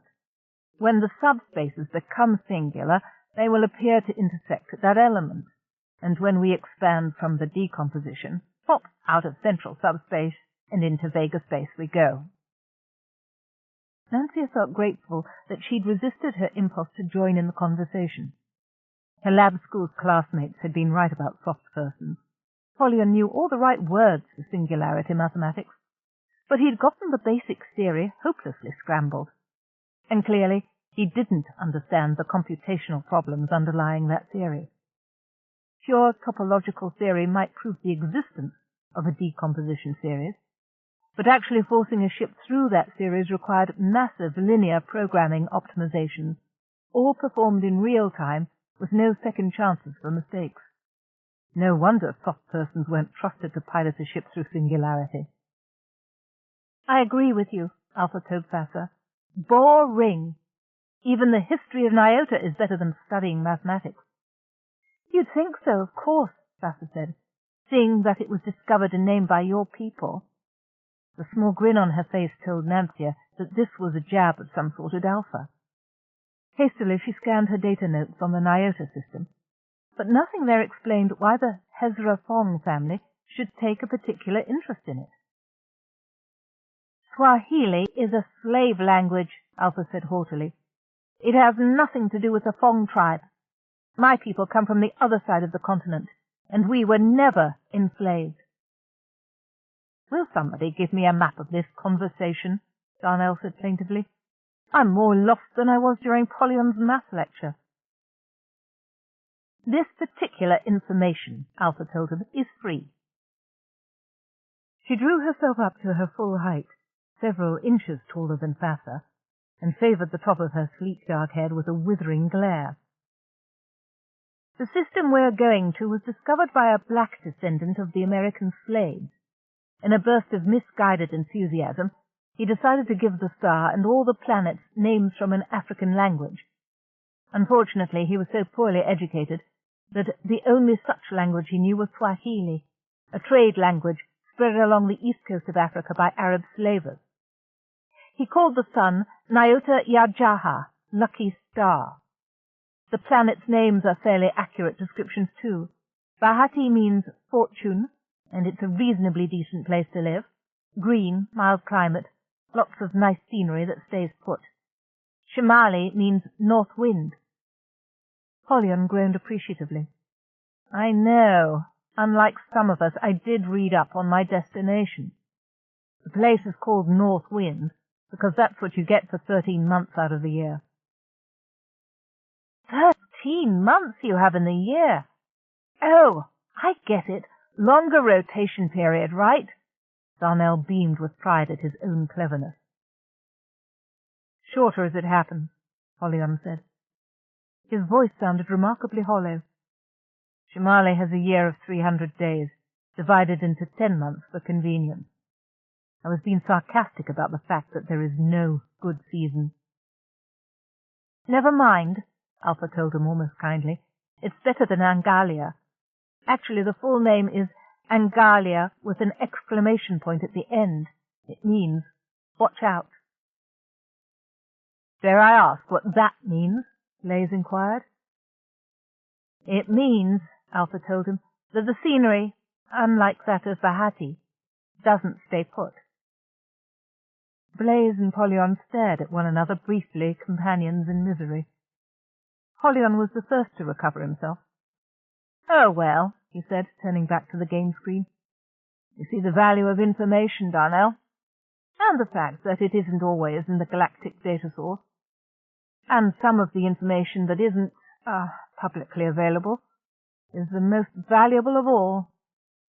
With delicate gestures, he nudged the joy ball while the fingers of his left hand tapped out codes to enlarge and strengthen Thingbury's magical net. You need to think of ways to trade for that kind of information. For instance, your shipping company, such as it is, could offer discreet transport for parcels that don't get on the cargo list, or that go by a slightly misleading name. In some cases, disinformation, or the lack of information, is as valuable as actual data. Who'd want that? Darnell objected. And who cares anyway? Can't we just play the game? Polyon favoured him with a dazzling smile. Dear boy, this is the game, and a far more rewarding one than Spaced Out. Why, I can think of any number of people who might want a suitably discreet cargo carrier service. Myself, for starters. Why you? Let's just say that not all the metachips going off Shimali are going to be in the SUM Rationing Board's records, Polyon said. So, what's it worth to me to oblige you? I could pay you back with net contacts. I can work the net like no hacker since the days of the first of virus breeders. It's an unsecured hedron to me. How soon could you rebuild OG shipping if you knew ahead of time about every big contract about to be let in Vega subspace and what your opponent's sealed bids were?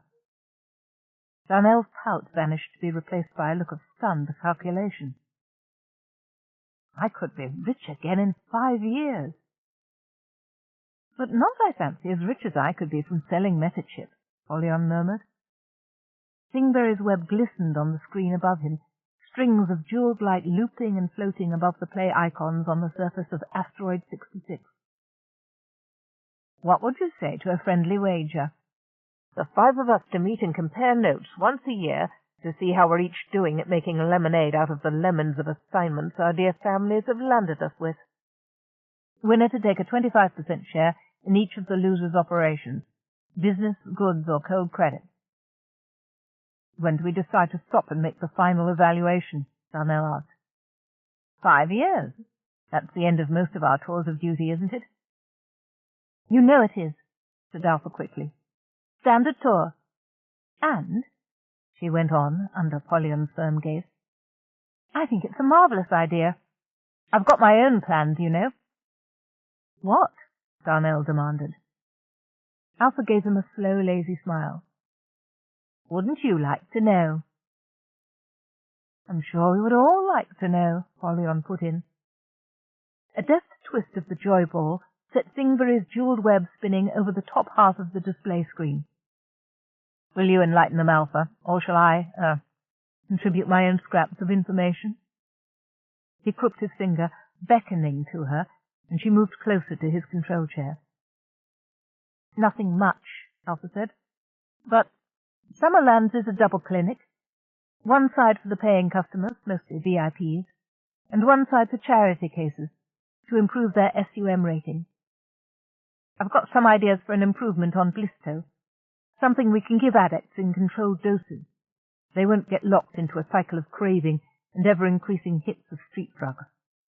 Hey, I like Blisto, Darnell protested, and I don't get in that cycle. Good, Alpha told him. You're not an addictive personality. Some people aren't that lucky. You've seen blissed-out cases. Big enough doses over a long enough period of time until their nervous systems look like shredded wheat. My version won't do that.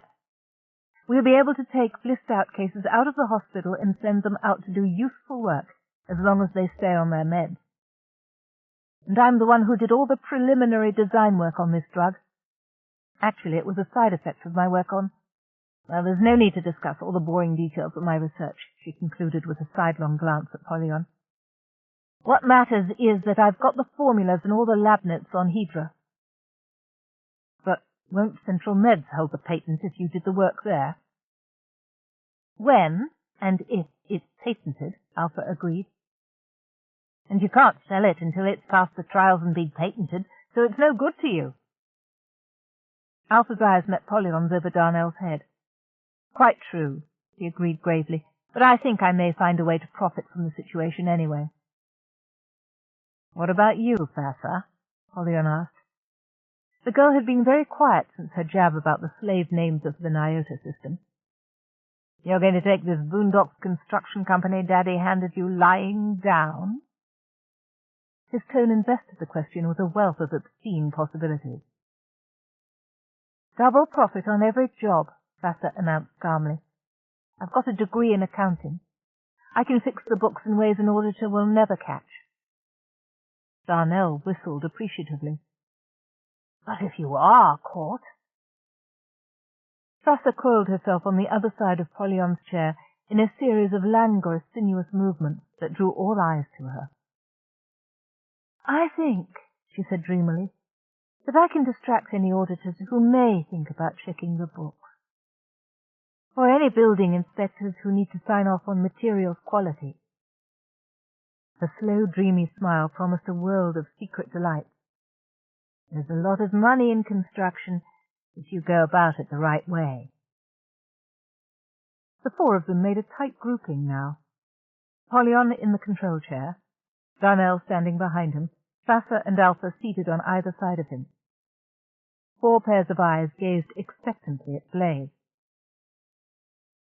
Well, he said, swallowed and started over again. PTA doesn't offer quite as much scope for creativity as the rest of your outfits, does it now? "You're with us or against us?" said Polyon. "Which is it to be, little cousin?" Neutrality." "Not good enough." Polyon glanced around at the other three. "He's heard our plans. If he doesn't join us, he could have some idea of informing." Alpha leaned forward, smiling sweetly.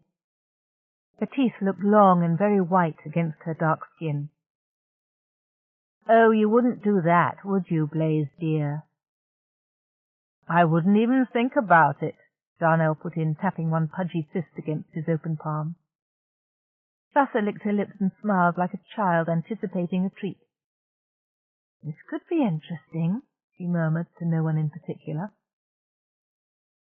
Blaze glanced around the circle of faces, then looked towards Nancia's titanium column. She kept her silence. Nothing had actually happened yet. If these brats attempted violence, she could stop it in seconds with a flood of sleep gas, and Blaze knew that as well as she did. Nancia saw no reason to give up her anonymity just to reassure him. He'd been brave enough when he was picking on Polyon alone. Why, for heaven's sake, couldn't he stand up to the rest of them? But then Blaze never did have the guts to do something as decisive as telling. Polyon dismissed his cousin with a brief nod. "We'll let him think it over, all the way to Angalia. It'll be a long couple of weeks, little cousin, with nobody to talk to, and a much longer 5 years on Angalia. Hope you enjoy life among the veggie heads. I shouldn't think anybody else in the Nyota system will have much to do with you." He swiveled to face the spaced-out display, and the other three turned with him. "Oh, don't leap to assumptions so fast." "I'm with you, definitely with," Blaze babbled. "There are possibilities. I just haven't had time to think them over yet. The Coricium mine, for instance. It hasn't been properly developed. Maybe I could get a part interest in that. And PTA makes regular food drops to Angalia, who's to say how much of the food gets distributed to the natives, and how much gets transshipped to some place that can pay for it." He spread his hands and shrugged jerkily. "I'll think of something. You'll see I'll do as well as any of you." Polyon nodded again. His fist closed over the joy ball, and Thingberry's jeweled web spiraled down to enclose asteroid land, trapping the other's play icons in a tissue of glittering strands. "Done, then. 5 of us together. Here, we'd better each have a record." He drew a handful of mini-hedra from the pocket of his Academy Greys and dropped them into the data reader. One by one, Alpha, Thassa, Darnell, and Blaze identified themselves by hand and retina print, and spoke aloud the terms and conditions of the wager they'd agreed to. Polyon retrieved the mini-hedra after the recording was over, and handed one faceted black polyhedron to each of them, keeping the last for himself. "Better store them someplace safe," he suggested. Thassa clipped her mini-hedron inside a silver wire cage that hung from her charm bracelet, among tinkling bells and glittering bits of carved prisma wood. She alone seemed in no particular hurry to escape Polyon's influence, while the others jostled to reach the exit door. Thassa fiddled with her charm bracelet and tried out the shining black mini-hedron in various places, as if her only concern was to see where it would show to best advantage. As Alpha, Darnell, and Blaze left the central cabin, Nancia wondered whether Polyon's quick actions and mesmerizing personality had made them forget that he alone of the 5 had not recorded his intentions on the mini-hedra, or were they simply afraid to challenge him? Not that it mattered. She had the entire scene recorded, from several angles. "You'll see," Blaze repeated over his shoulder as he left. "I'll do better than any of you." "Small time, little man," Alpha sneered on her way down the corridor. "Small time plans for a small person. You'll be the loser, but who cares? Somebody has to lose." "She's wrong, you know," Polyon commented to Thassa. "4 of you have to lose.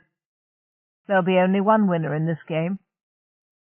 And he too left, twiddling his black mini-hedron between 2 fingers and humming quietly to himself. Thassa.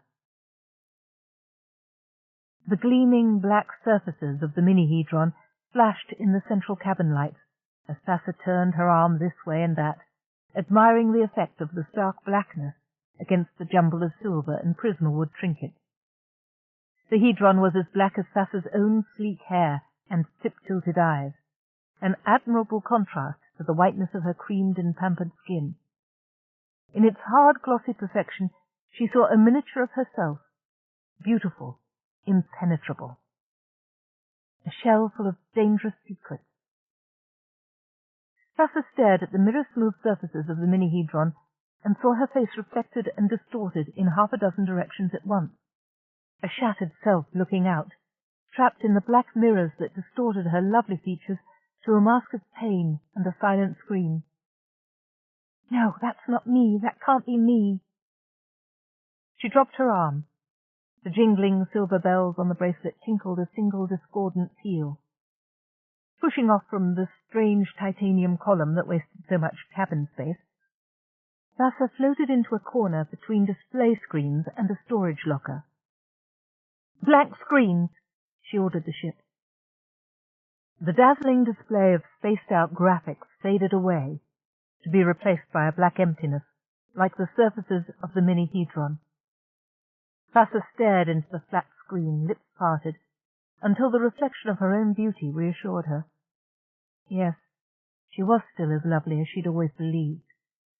The distorted reflections from the mini-hedron had been an illusion, like the dreams that troubled her sleep, dreams in which her lovely face and perfect body peeled away to reveal the shrunken, miserable creature underneath.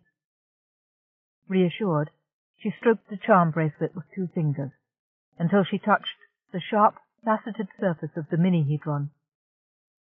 "I keep my secrets, and you keep yours, little sister." As long as she had the shield of her perfect beauty between herself and the world, Thassa felt safe. Nobody could see beyond that, to the worthless thing inside. Very few tried. They were all too mesmerized by the outer facade. Men were rutting fools, and they deserved no better than to have their own folly turned back on them. If she could use their desire for her to enrich herself, so much the better. Gods knew her beauty had cost her too much in the past. "Mama! Mama, make him stop!" wailed a child's voice from the recesses of her mind. Thassa laughed sourly at the memory of that folly. How old had she been then? 8? 9? Young enough to think her mother could stand up to a man like Fall del Palma y Polo, could make him give up anything he really wanted, like his daughter. Mama had closed her eyes and turned her head away. She didn't want to know what Fall was doing to their lovely little girl. "Ugly little girl, dirty little girl," whispered another of the voices. All the same, it had been Mama who stopped it, in a way. Too late, but still. Her spectacular and public suicide had ended Fall's private games with his daughter. Jumping from the 42nd story balcony, Mama had shattered herself on the terraces of the Regis Galactic Hotel in the middle of Fall del Palma's annual company extravaganza, the one all the gossip-biters attended.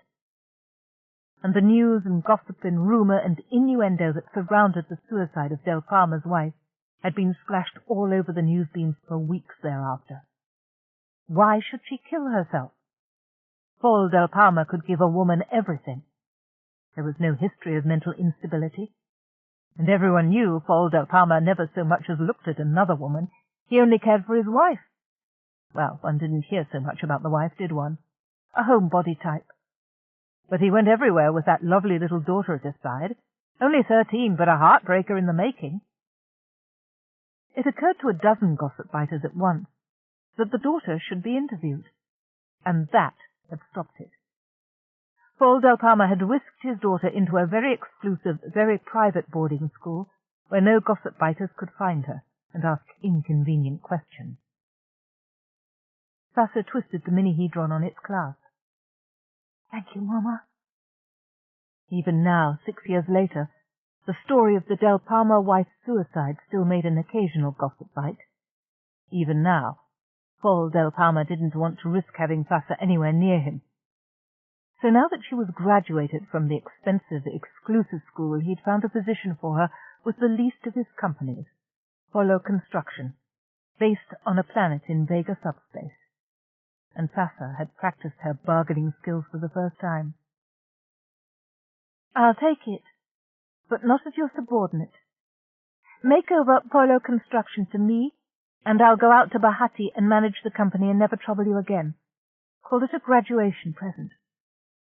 Call it a bribe for going into exile, Fassa thought, twisting the mini-hedron back and forth until the sharp angles of the facets bit into her thumb and forefinger.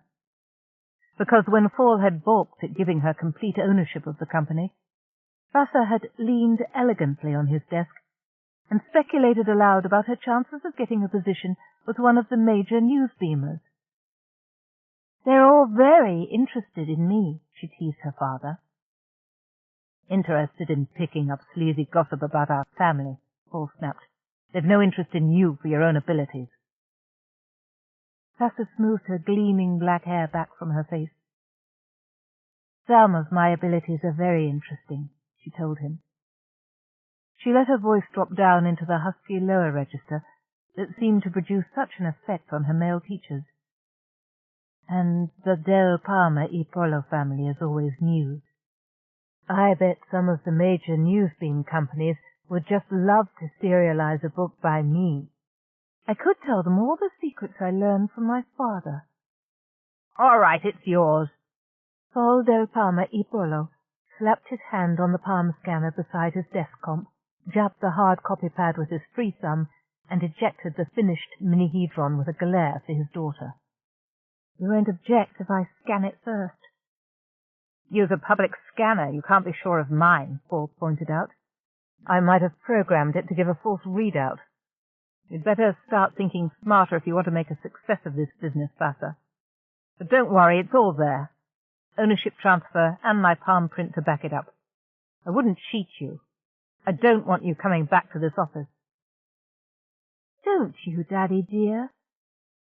Fassa twisted forward over the desk, sinuous and flowing in her form-fitting sheath of Regalian spider spin. She leaned close enough to let Fall breathe in the warmth and subtle perfume of her skin, and was rewarded by a flash of pain and desire in his eyes. "Ta-ta, Daddy dearest." She slid from the desk and clasped the mini-hedron inside a Carisium heart that dangled from her charm bracelet. "See you around, I don't think." "I wonder," Paul said hoarsely, "how many of those little charms contain men's hearts and souls?" "Not many, yet." Fassa paused at the door and gave him a sparkling smile. "I'm starting the collection with you." Now 3 days out from Central, she had already added a second hedron to the collection. Fassa jingled the charm bracelet reflectively. Each of the sparkling bits of jewellery was a clasp or a cage or an empty locket, waiting to receive some trinket. She'd collected the charms over those lonely years at boarding school, spending the lavish birthday and Christmas checks from Fall on expensive custom-made baubles. One for each time that Fall had come to her room at night. Only 23 in all. Strange, she thought, that less than 24 carefully chosen nights over a period of 4 or 5 years could make you rot away from the inside.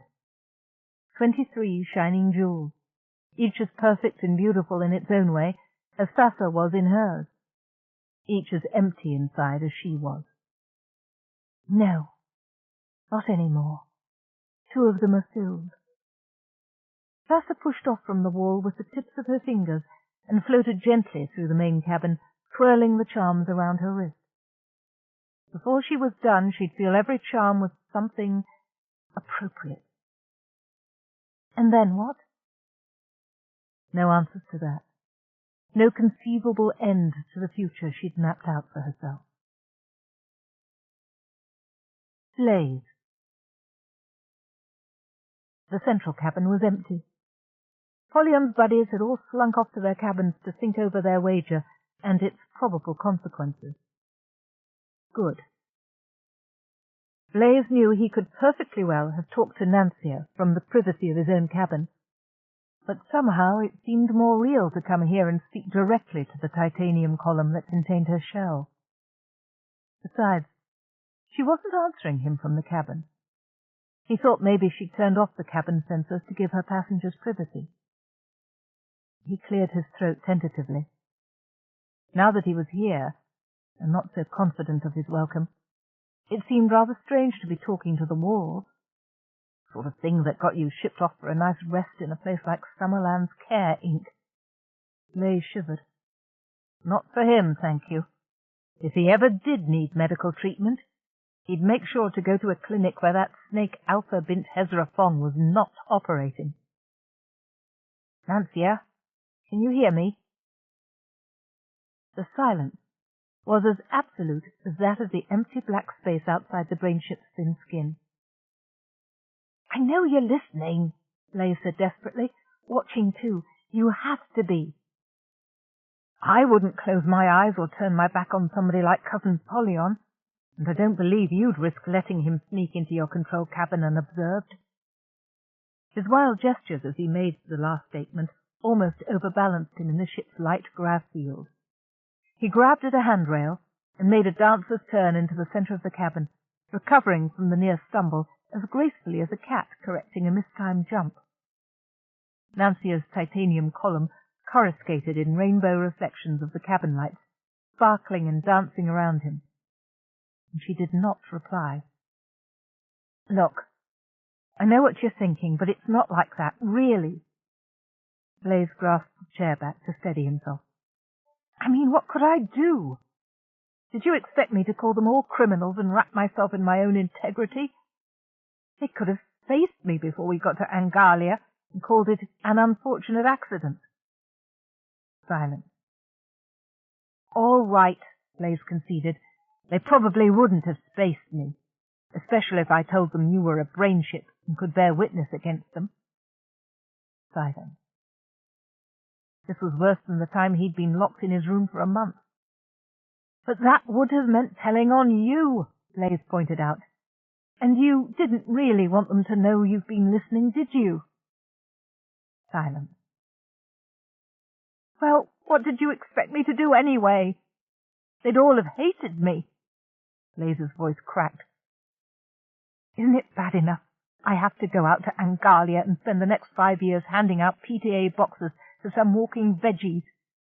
Do I have to start by losing my only friends in the whole star system? Nancia answered at last.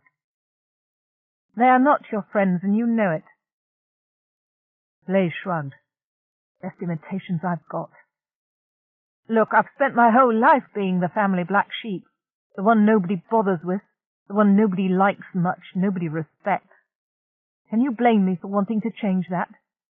Just once in my life I want to belong.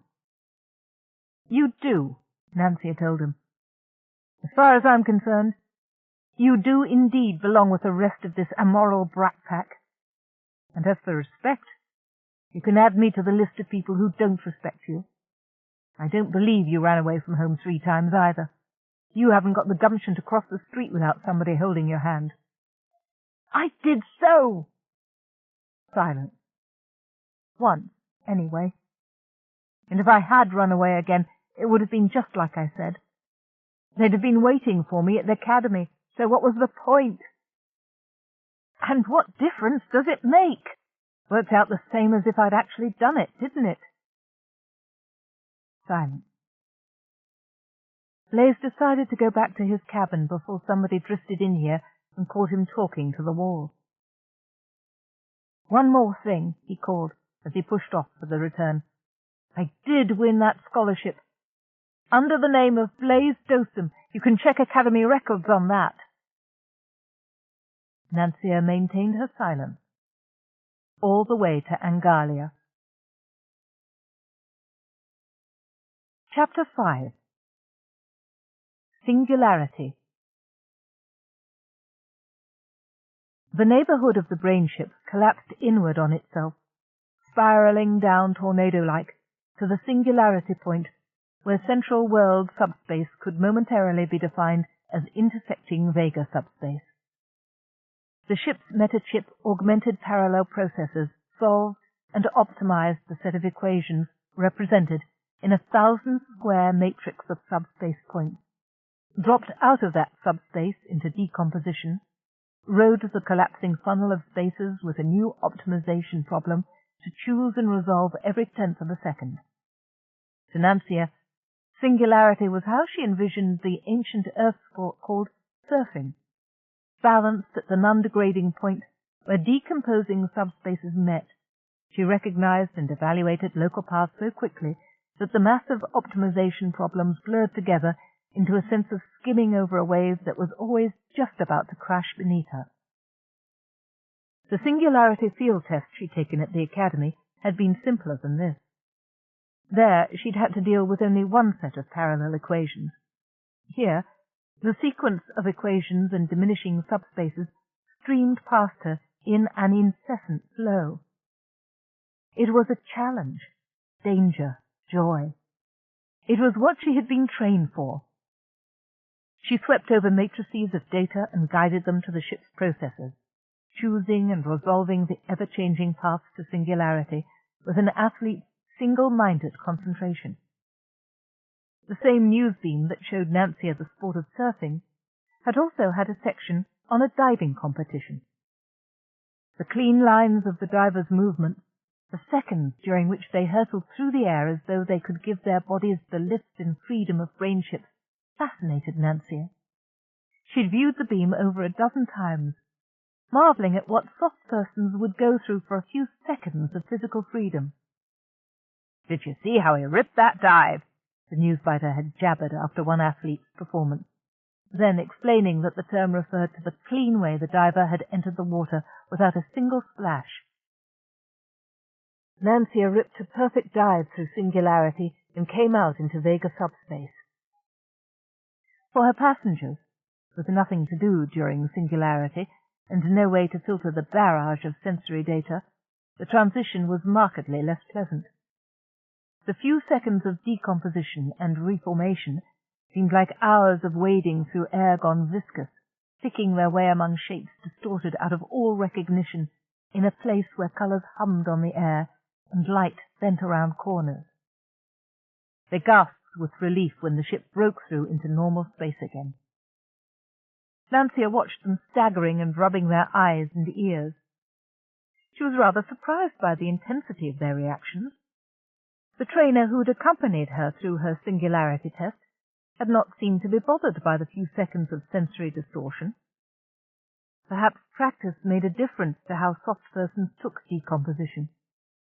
Pollyon's first words after the return to normal space suggested this might be the case. "Well, mes enfants," said Polyon, "how did you like your first decomposition? It's been so long since my first training flight that I've forgotten how it affects newcomers." "Once is enough," said Darnell with feeling. "If I ever go home again, I'll take the 6 months of travel by FTL. Or better yet, I'll walk." Sasser nodded vigorous agreement, then winced, as if she wished she hadn't moved her head so soon. "Have a blisto," Alpha offered. "Works on hangovers, or to help with singularity headaches, too." Darnell snatched the small blue pills out of her hand and downed 6 of them in a single desperate gulp. Sasser started to shake her head, and then obviously thought better of it. She waved Alpha's hand away with a languid gesture. "Never touch drugs." "More fool you," said Alpha. "I know more about side effects than any of you, and I promise you a few blues won't do any harm. Just wish I'd thought of it before we entered singularity. Blaze?" "Excellent idea," Blaze said hollowly, accepting the offered pills. Unlike Darnell, he made his way to the far side of the cabin and found a half-empty bottle of Stemarels to help him choke down the pills. "Almost as good an idea as walking. Don't think I ever really appreciated Earth before." His skin was pale green under the spattering of freckles. Polyon chuckled. "May have been a blessing in disguise that you weren't allowed to go in for Brawn training, little one. Apparently you haven't the stomach for it." Now, when you imagine combining frequent decom hops with mil-spec meals of boiled synth trot and anonymous vitacaps that all smell like cabbage. Thassa clapped her hand over her mouth and ran for the door. Van Elf swallowed convulsively 2 or 3 times. Would you mind very much not mentioning food just now? His last words were slurred and relaxed. The blister was already taking effect. At least not till I've had my own blues, Alpha added, pouring a handful of the shiny blue pills down her throat. Thassa didn't quite make it to the privacy of her cabin. Silently, Nancia extruded probes that captured and vaporized the resulting mess. She activated the release latch on Thassa's cabin door so that it irised open in front of the girl. Thank you, Thassa hiccuped into the wet cloth Nancia's second probe held out. I know you're just a drone ship. This is so silly, but thank you anyway. She collapsed on her bunk, a huddle of misery. Nancia closed down the cabin sensors, transmitted a shut command to the door iris, and left Thassa to recover on her own. At least, she thought, the girl had the strength of character to abstain from mind-rotting drugs, and the manners to thank whoever helped her, even a supposedly inanimate drone ship. Her stated intention of using sex to get concessions for her company was appalling, as were her manners in general, but maybe she was a shade less repellent than the rest of Nancia's young passengers. They had completely ignored Thassa's distress, Nancia noted. Polyon was playing a solitaire round of Spaced Out, and the other 3 were giggling over a new bottle of Stemerald. Nancia wondered uneasily what the mix of stimulants and depressants was likely to do to a soft person's nervous system, and what else Alpha might have smuggled aboard. Maybe it had been a mistake to turn off the cabin sensors. These people didn't deserve privacy. But then, what business was it of hers if they wanted to drug themselves into a stupor? They'd be much nicer that way after all. Nancia herself could conceive of nothing more horrible than voluntarily scrambling one's synapses, but soft persons did, by all reports, have very strange tastes. Besides, they were much easier to put up with now that they were too doped to do anything but giggle softly and spill their Stemerald. Nancia's housekeeping probes mopped up the green puddles on the cabin floor. Her passengers ignored the probes and their clean-up activity, and she, as far as possible, ignored the passengers. Because now, at last, there was somebody else to talk to. Within seconds of her emergence from Singularity, Nancia had initiated a tight beam contact with Vega Base. By the time Thassa was cleaned up in her cabin, and the other passengers busy with their own peculiar amusements, she had gone through the recognition sequences and the official messages and was happily chatting with Simeon, the managing brain of Vega Base. So how did you like your first voyage? Simeon inquired. Singularity was... Nancia couldn't find words for it. Instead, she transmitted a short visual burst of colours melting and expanding like soap bubbles, iridescent trails of light joyously spiralling around one another. I can't wait to jump again. Simeon chuckled. You're one of the lucky ones, then. From all I hear, it doesn't take everyone that way. My passengers didn't seem to enjoy it much, Nancia conceded, but who cares? Even brain ships don't always get such a kick out of Singularity, Simeon told her. Nancia found that hard to believe, but she remembered that Simeon was a stationary brain.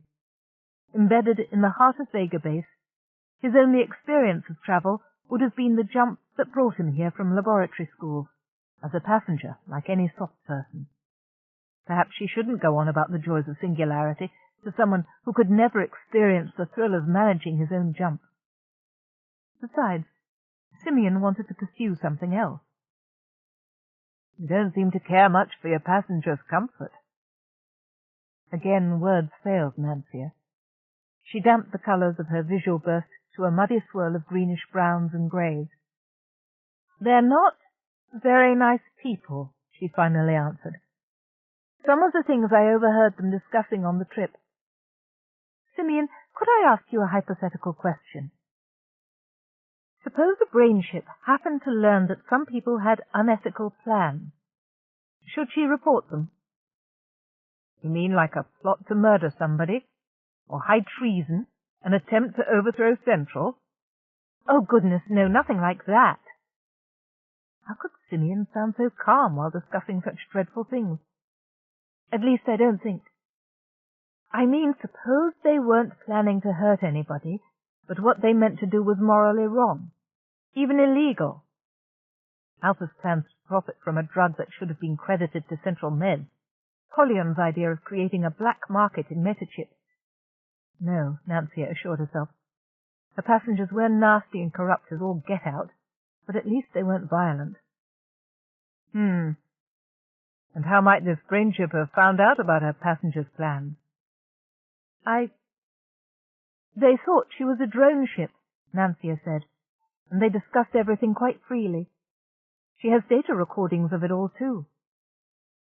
I see. Simeon sounded quite disapproving, and for a moment Nancia thought he shared her shock at her passengers' plans. And has it occurred to you, young XN935, that masquerading as a drone ship in order to eavesdrop on High Family's conversation is a form of entrapment? In fact, given that the passengers involved are High Families, and very close to CENTCOM, the act of taking surreptitious data recordings could even be interpreted as treason. What if they'd been discussing vital military secrets? But they weren't. I didn't. Listen, VS895, they're the criminals, not me, Nancia shouted. Ouch! Simeon's reply was almost an electronic whisper. Turn down your waveforms, would you? That nearly jolted me out of my shell. Sorry. Nancia controlled her impulses and channeled a clean, tight beam at Simeon. But I don't see what you're accusing me of. Me? Nothing, XN, I assure you. I'm just trying to warn you that the courts may see things rather differently. Now, I don't know what your young passengers have been up to, and I don't particularly care to know. You haven't seen much of the world yet, or you'd realize that most soft persons have some way or other to get a little extra out of every situation in which they find themselves. Nancia mulled that over. You mean, are they all corrupt, then? Simeon chuckled. Not all, Nancia, just enough to make it interesting. You have to understand the poor things. Short lifespan, limited to 5 senses, single-channel comm system. I expect they feel cheated when they compare themselves with us. And some of them translate that feeling into trying to get extra goodies for themselves. Nancia had to agree that what Simeon said made a lot of sense. She tried to emulate his attitude of lofty detachment while she went about the business of landing her passengers at their assigned stations in the Nyota Ya-Jaha system. Since 4 of them still thought her a drone ship, and the 5th knew she wasn't speaking to him, it was easy enough to remain aloof. Nancia made each planetary landfall an exercise in split-second timing and perfect orbit matching. It was good practice. It kept her concentrating on her own business and not on that of her passengers. And if the rapid maneuvers involved gave them a bumpy ride, well, so much the worse. She took pride in making the actual moments of touchdown as gentle as the landing of a feather. At least, Bahati and Shamali went that way. When she reached Angalia, she couldn't quite restrain her impulse to give Blaze a good shaking on the way down. He was pale and sweating by the time they came to a bumpy halt on the mesa that served as Angalia's space field. That, he said as he collected his baggage, was not necessary. Nancia preserved an icy silence, literally. Each moment that Blaze delayed, she lowered her internal temperature by several degrees. You could at least send a housekeeping probe to help me with all this stuff, he complained, gripping a box of novel Hydra with fingers that were rapidly turning blue with cold. You're not my mother, you know, he said, while leaning on the button to the lift. Nobody asked you to pass judgment on my moral standards. just like nobody asked me if I wanted to come out to this godforsaken place. I guess it would be too much to expect anybody to have a little sympathy, he said, as the lift sped downward. Nancia tilted the hatchway floor so that Blazer's carefully stacked boxes of supplies tumbled out as soon as he stepped onto the surface of Angalia. "I know what you're thinking," he shouted from the red dust of the mesa top. "But you're wrong about me. You're all wrong. I'll show you." Nancia was pleased that her assignment made no mention of collecting the previous PTA administrator, the one whom Blaze had been sent to relieve. Apparently, not being a member of the High Families, he was expected to wait for the regularly scheduled PTA transport, rather than taking advantage of a brainship for the courier service. Hard on him, Nancia thought, but quite appropriate. She would proceed directly to Vega 3.3, collect this stranded Brawn, and return to Central for a real assignment, with a Brawn of her own choosing. Thank goodness she was through being used as a substitute drone ship for the convenience of the rich and powerful. She discovered her error when she was halfway from Nyota Yajaha to Vega 3. "What do you mean, another little errand?" she blasted poor Simeon. "Turn it down," came Simeon's low-intensity reminder. "It wasn't my idea, and you don't have to shout like that. Anyway, what difference does it make? You were going to Vega 3 anyway." "I was going to 3.3, not 4.2, Nancia pointed out, and this reminded her of another grievance. "Why can't these people give their suns and planets real names anyway? This Vega numbering system makes me feel like a machine." "They're great believers in efficiency," Simeon said, "and logic. You'll see what I mean when you pair up with Caleb." "You mean when I transport the man, for that's all I've agreed to." "Efficiency," Nancia grumbled. "That's a new word for misuse of the courier service. Why, it's a whole different solar system, and an extra stop to pick up this Governor Thrixtopple and his family, not to mention having to feed them all the way back to Central. Time and fuel and ship stores wasted." "My fuel belongs to the courier service," she said, "and so does my time." "What about your soul?" inquired Simeon, returning to a normal intensity beam.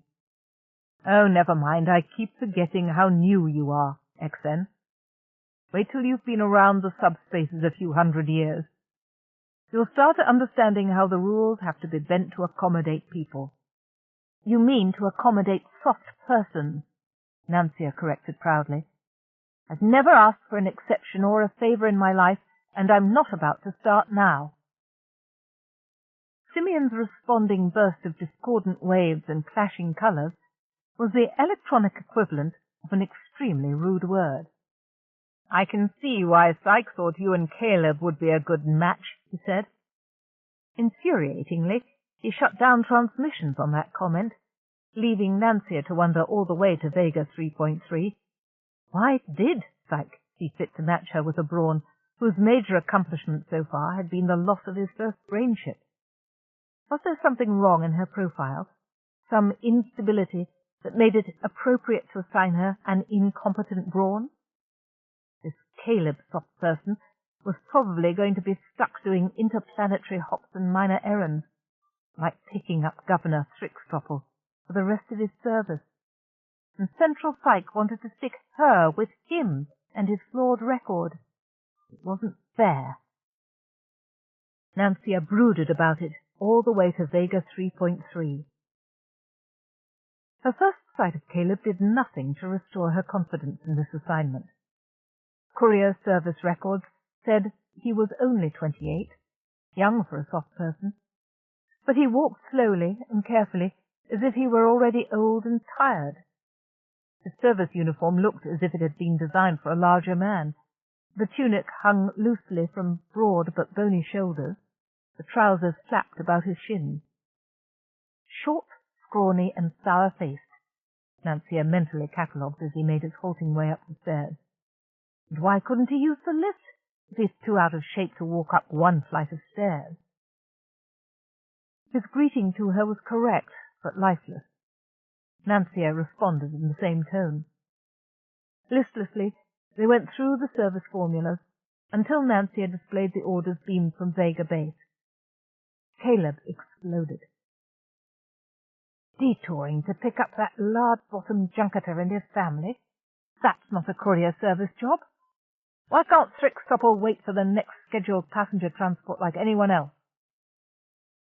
Nancia sent a ripple of muddy brown rings across the screen where their orders were displayed. Nobody told me anything, she responded verbally for Caleb's benefit. Stop here, go there, take these kids to the Nyota system, collect a stranded Brawn on Vega 3.3, pick up the governor of 4.2, and take him back to Central. I don't know why he rates a special deal. He's not even high families. No, but he's been working the subspace for a long time, Caleb told her.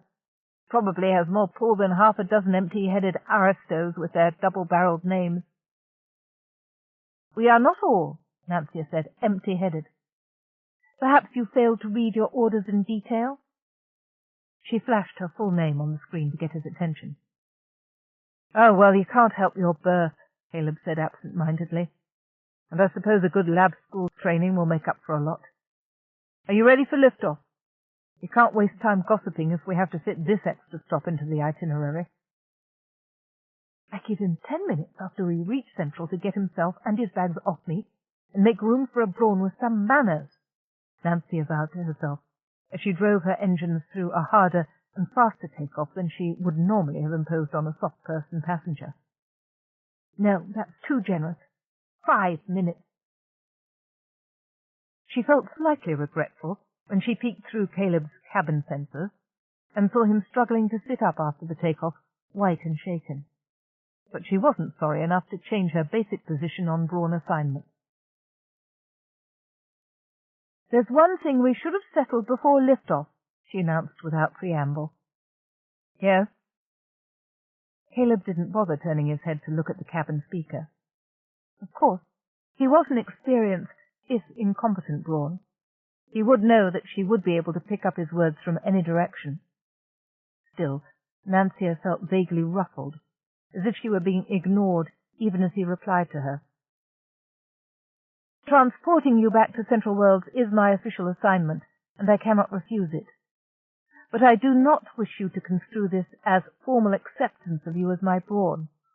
I have no intention of waiving my rights to free choice of my own Brawn just because this match is convenient for Central. Now what ailed the man? He had just begun to regain some colour after the high G liftoff. Now his face was drained again, still as a mask, or a corpse. Nancia began to wonder if this Brawn would live to see Central. If he wasn't fit enough to make the journey, somebody should have warned me. Of course, said Caleb, in a voice so level and drained of meaning that it could have issued from any housekeeping drone.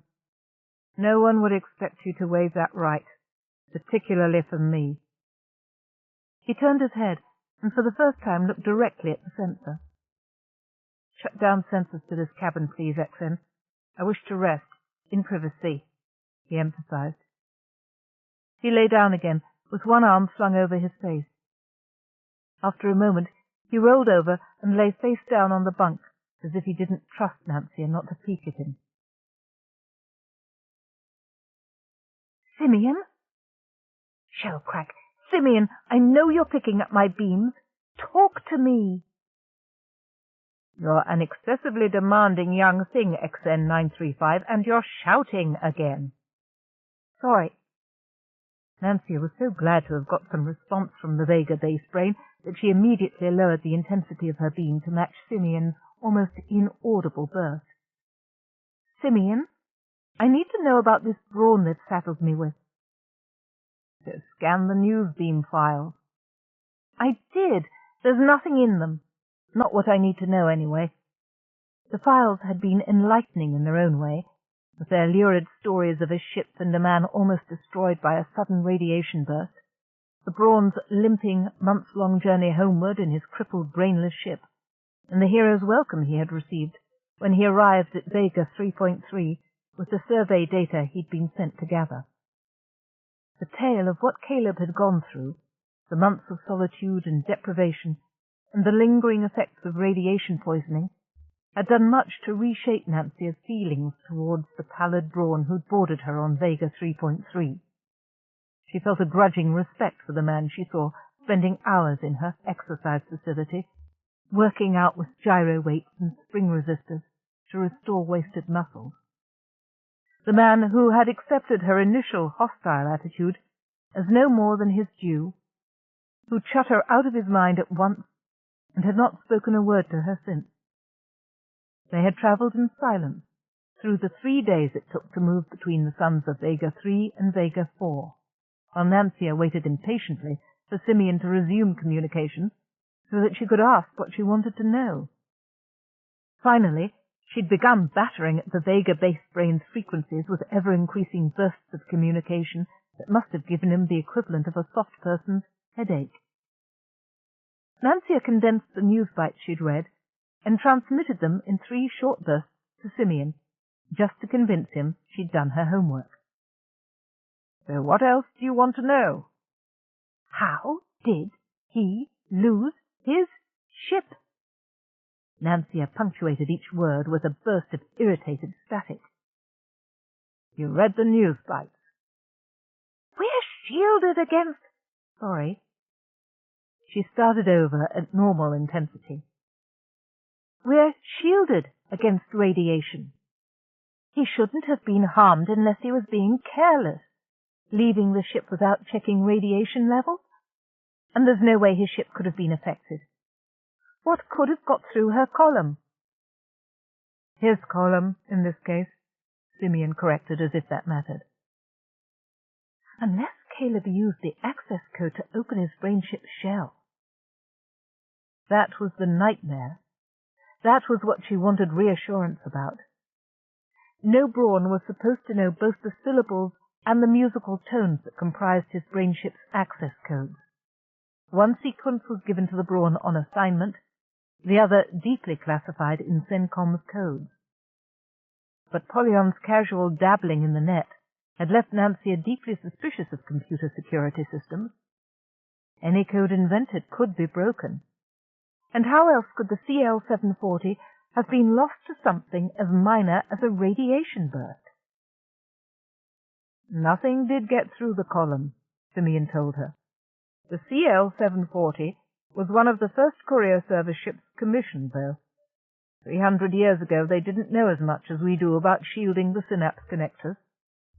The radiation burst they were subjected to wasn't enough to harm the major ship's systems, but it fried the connections to the shell, leaving CL-740 in total isolation, unable to communicate or to receive signals, completely unable to control the ship. Caleb brought the ship back on manual control, but by the time they got to Vega, the CL-740 had gone mad from sensory deprivation. But the helper system, Nancia protested. It had been a long, long time since any brain ship had been subjected to sensory deprivation. Shell internal metachips, named for the legendary brain ships who'd survived the ordeal and suggested the modification, should have been invulnerable to any outside interference. The Helver modifications are not universal, though God knows they should be. Simeon sounded very tired. It's a traumatizing procedure for those of us who aren't lucky enough to have it built into our first design, young'un. Some of the older brain ships, those who'd paid off and continued in the courier service as free agents, had a right to refuse retrofitting. CL exercised that right. Oh. It was a brain's worst nightmare, that being cut off from the world with a thoroughness no soft person could even imagine. Nancia closed down all her senses for a moment, imagining that absolute blackness. How long would she be able to bear it? No wonder her supervisor at lab school had cancelled the first news bite about the CL-740. No wonder the news bite files made available to her now had been censored. No one wanted a brain chip to start thinking about the worst that could happen. Nancia didn't want to think about it any longer. With an internal shudder, she threw open all her sensors and comm channels at once. The minor clatter of everyday life was a warm, reassuring tide about her, connecting her with the rest of humanity, the rest of all sentient life.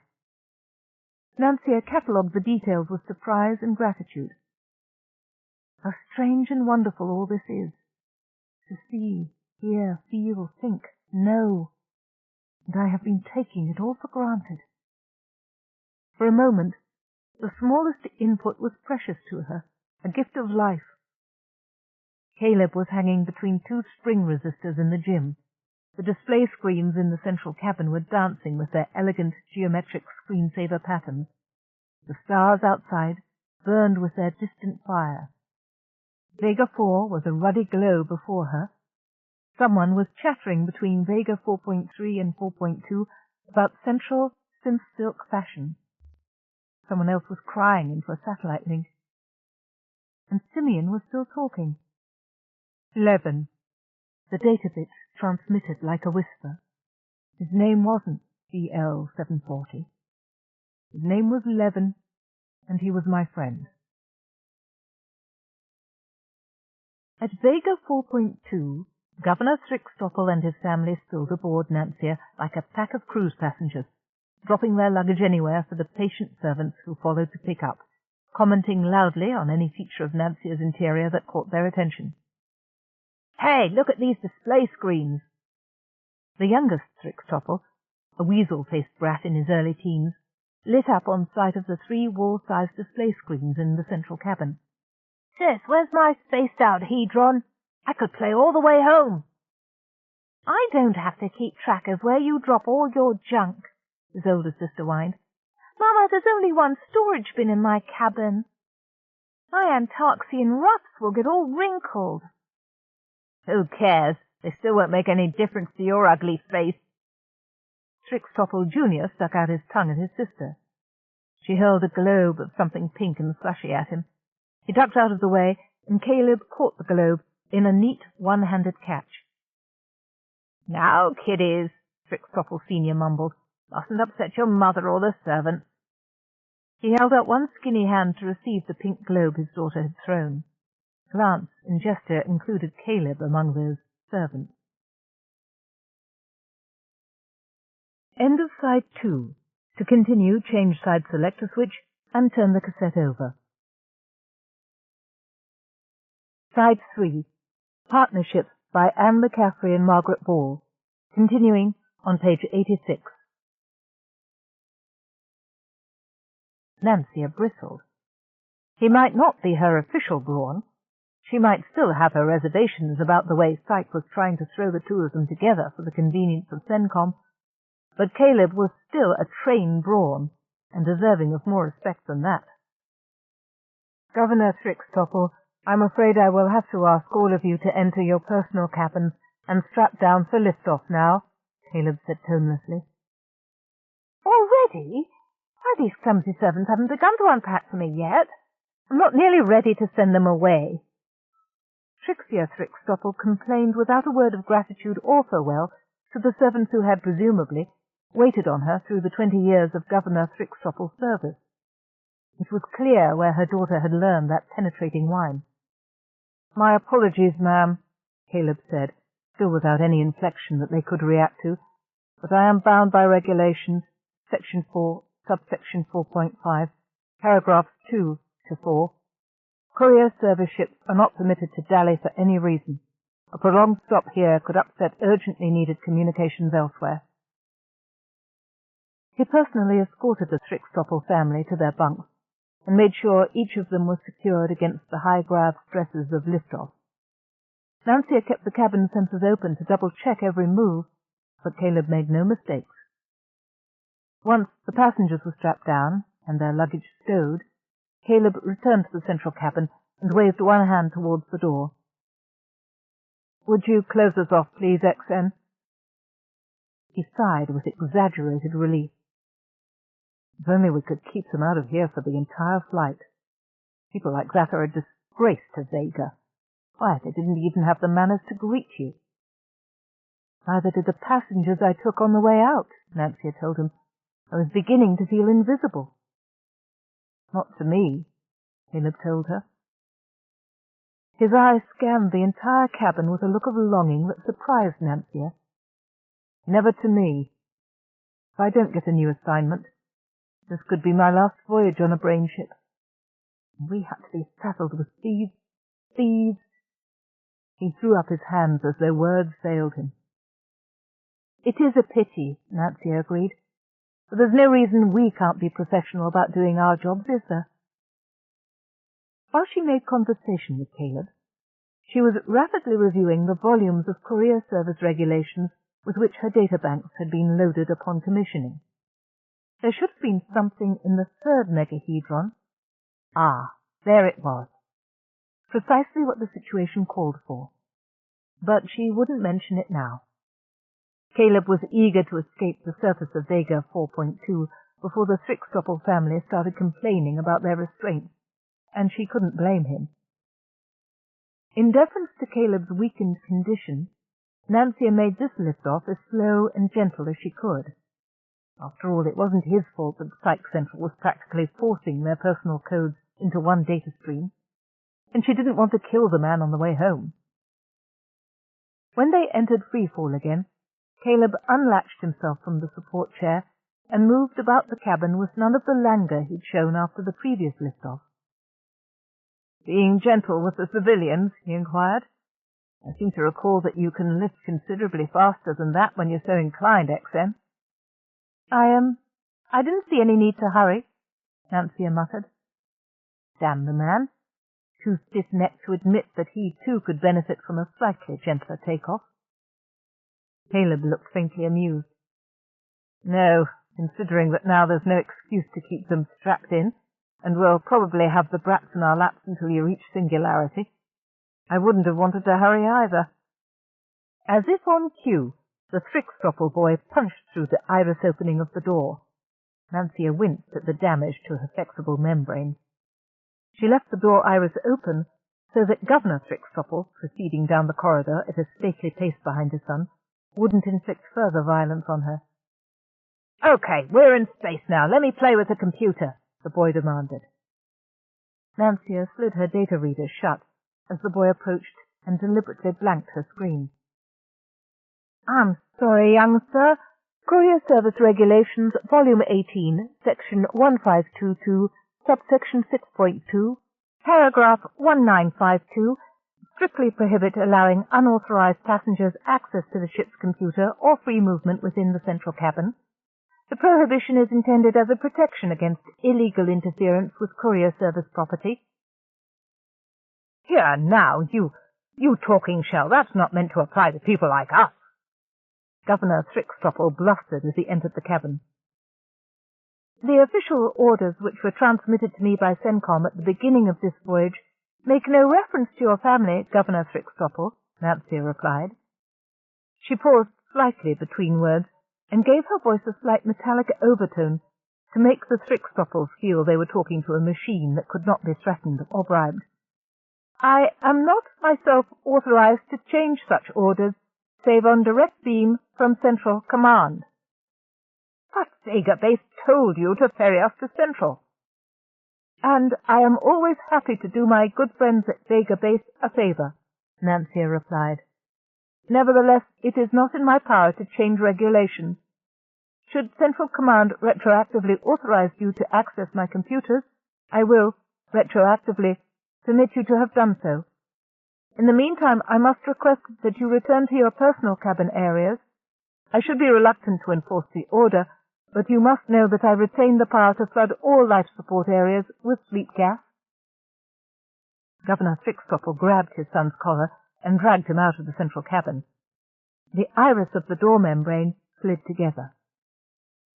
"That," said Caleb reverently, "was brilliant, XM. Positively brilliant.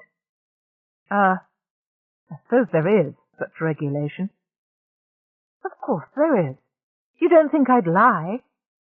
"My deepest apologies, ma'am. It was only that I had no personal recollection of the paragraph in question." "I understand that soft-person brains are quite limited in their storage and retrieval powers," Nancia said loftily. Then she relented. "It took me several minutes of scanning to find something applicable, actually. And I never would have thought of it if you hadn't quoted regulations to get them out of here before liftoff. If it weren't for meals, Caleb reflected aloud, we wouldn't have to speak to them again all the way back to Central. I have the capacity to serve meals from any room in the living quarters, Nancia informed him. Unlike the older models. She cut that thought off before voicing it. It would be sheer cruelty to remind Caleb of what he had lost. Okay, X, then try this one. Caleb manipulated the joy ball to bring up a display of double torus containing two simple closed curves. 3 discs labeled A1, B, and A2 contain sections of the torus. You're in A1. A2 is your target space. Find the singularity points and compute the decompositions required. No fair, Nancia protested. It's never even been proved that there is a decom sequence that'll navigate that structure. Satyajyohi's conjecture.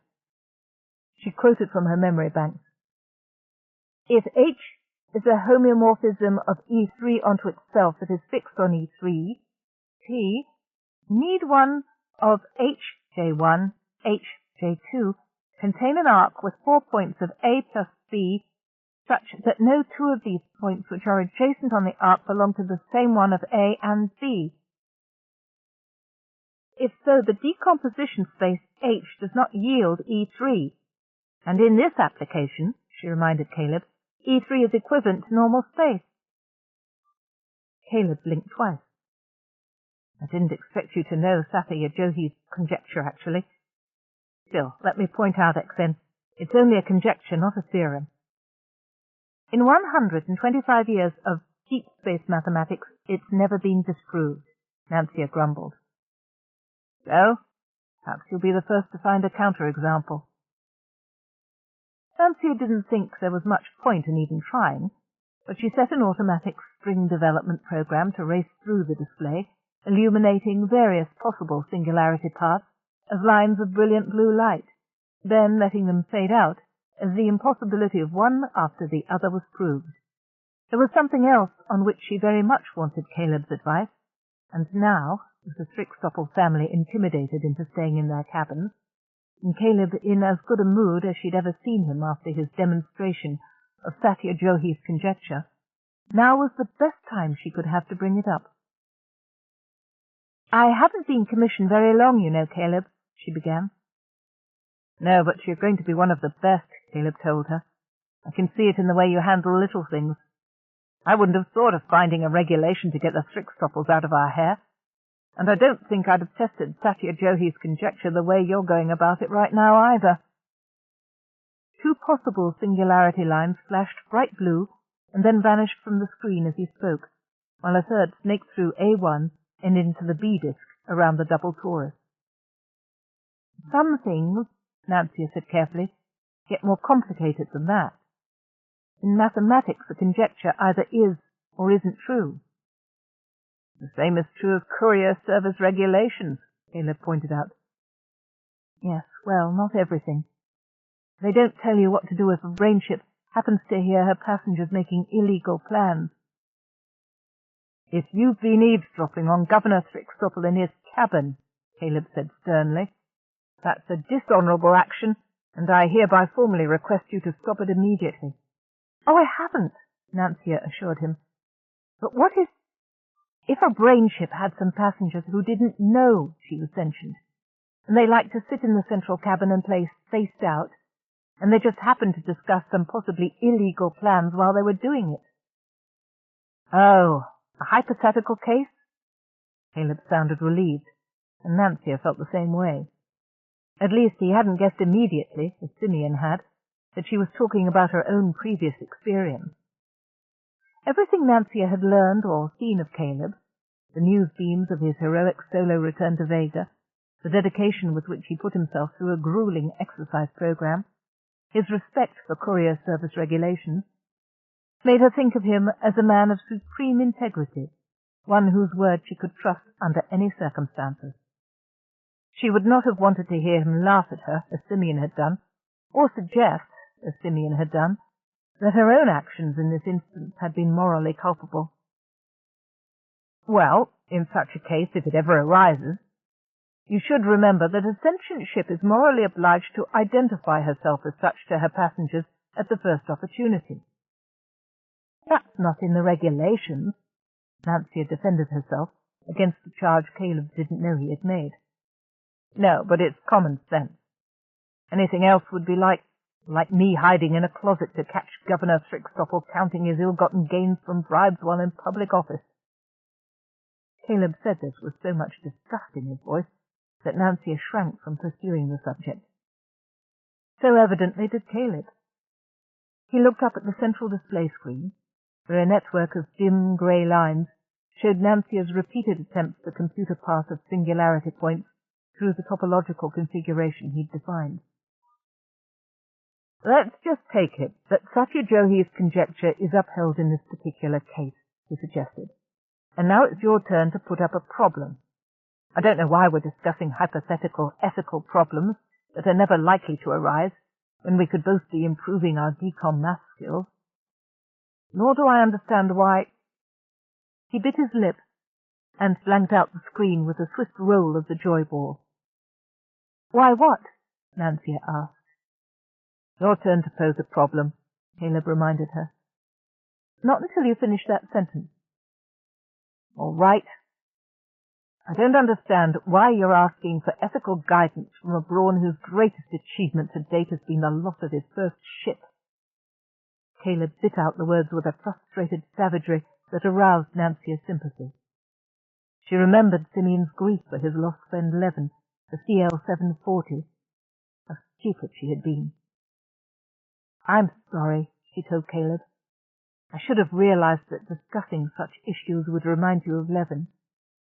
Do you miss him so very much? Caleb sighed. It's not that, XN. Levin was a good, competent brain ship, and he trained me when I was a new Brawn, and I'll always owe a debt of gratitude to him. But we never just talked like this, you know. 5 years I served with him, and I don't feel I ever really got to know him. No, I'm not in mourning for Levin, but he had a right to look forward to hundreds more years of service, and I lost him that time. And I myself had rather hoped to spend more than 5 years as a Brawn. You may yet, Nancia pointed out, just because you haven't got a ship assignment yet. And what brain ship is going to accept the Brawn who let the CL-740 die? Caleb snapped back. You yourself have made that little point tolerably clear, XN. Now drop it. Next problem, please. Nancia started transmitting to CENTCOM on a private beam the moment she exited Singularity and entered Central World subspace. She wanted to have everything arranged with no possibility of argument before Caleb was ready to leave the ship. All proceeded as planned. Darlin Whaley, her service supervisor, requested permission to enter even before the Thrickstopple family had gathered their numerous items of luggage and departed. Arrogant snit, Rayleigh commented, as they watched the last of Governor Thrickstopple's bony shoulders through Nancia's ground viewport. He could have at least credited you with a bonus for doing him the favour of this quick transport home. I didn't expect it, Nancia replied with perfect truth.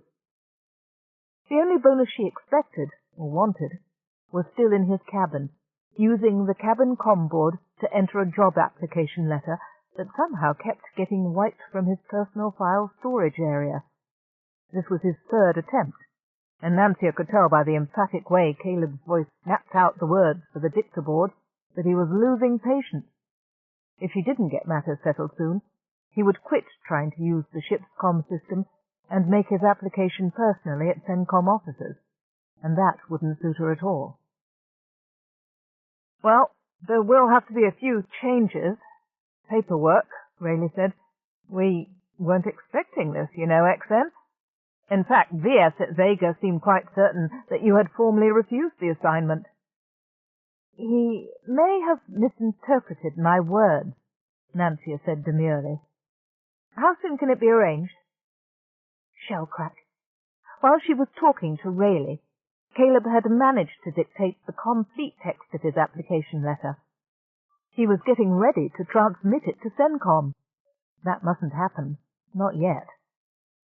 Nancia shut down all outgoing beams at once. Oh, we can finish the paperwork in a day, if you're sure that's what you want. I am, Nancia said firmly. There was another party to be consulted, but Rayleigh didn't seem to think that would be necessary. Caleb stalked into the central cabin, brows drawn together. Exen, what do you mean by shutting down my beam to CENTCOM? Your beam? Nancia replied. Oh dear. All my external beams seem to have lost power for a moment. We'll have a tech out to fix the malfunction immediately, Rayleigh promised. Oh, I don't think that will be necessary, Nancia told him. I've been investigating while we talk, and I believe I have found the source of the problem. It should be easy enough to correct internally. All she needed to do was reopen the power gate. Very well, CN-935. Rayleigh sketched a service salute in the general direction of Nancia's titanium column. The remaining paperwork will be completed within the day, and then you and Brawn Caleb will be requested to hold yourselves ready for a new assignment. There was one pending, actually. Central will be happy not to have to wait while you choose a Brawn. He left as soon as the last word was snapped out, and Nancia was grateful for that. Caleb was staring around the cabin with an expression she could not read. If he was going to be angry with her for going behind his back, she'd just as soon have it out in private. I don't understand, he said slowly. You aren't waiting to choose a new Brawn? You're going to go out solo again? Hardly that, Nancia told him. I've had enough of solo voyages, thank you very much. I find that I much prefer to travel with a partner. And didn't you hear the man? From now on, I'm the CN-935. I've decided that Psych Central was right, Nancia said. It was a struggle to keep her voice projections calm and even. We make a very good team. Caleb was still speechless, and Nancia felt her one fear approaching. If that's all right with you. All right. All right. All right, Caleb exploded. The woman gives me back my life, and with the perfect brain partner, and she wants to know if it's all right. Nancia. Oh, wait a minute, would you? There's something I've got to take care of before you restore external beam transmission. He hurried off to his cabin, presumably to erase the job application letter that had taken so long to create, and Nancia permitted herself a small coruscating display of stars and comets across her 3 wide screens. It was going to be all right. More than all right. Nancia, she repeated to herself. He finally called me Nancia. Chapter 6. Angalia, Central Date 2750. Blaze. Blaze Amontillado Perez y Medoc stared in disbelief at his new home as the exit port of the XN-935 slid shut behind him. The mesa top that had served Nancia as a landing field was the only level bit of solid ground in sight. Behind the mesa was a wall of crumbly, near-vertical rock that rose in jagged peaks to block out the morning sun. The long black shadows of the mountains fell across the mesa and down into a sea of oozing glop that looked like the quagmire of despair as displayed in the latest version of Spaced Out. The only variation in the brownish sea was that at a few locations large lazy bubbles rose from the glop and burst with a sulphurous stink. At the very edge of the mesa, cantilevered precariously out over the quagmire of despair, was a grey plastifilm prefab storage facility. Bulging brown sacks, stenciled with the initials of Planetary Technical Aid, hung from hooks on one side of the shack, dangling right out over the sea of glop. On the side of the shanty nearest Blaze, the plastifilm roof had been extended with some sort of woven fronds to create a sagging awning. Beneath this awning lounged an immensely fat man, wearing only a pair of sweat-stained briefs. Leigh sighed and picked up the nearest two pieces of his kit. Staggering slightly, under a gravity considerably higher than ship's norm, he made his way towards the obese guardian of Angalia. "CTA Tech Trainee Amontillado Perez y Medoc, sir," he introduced himself. Who is this guy?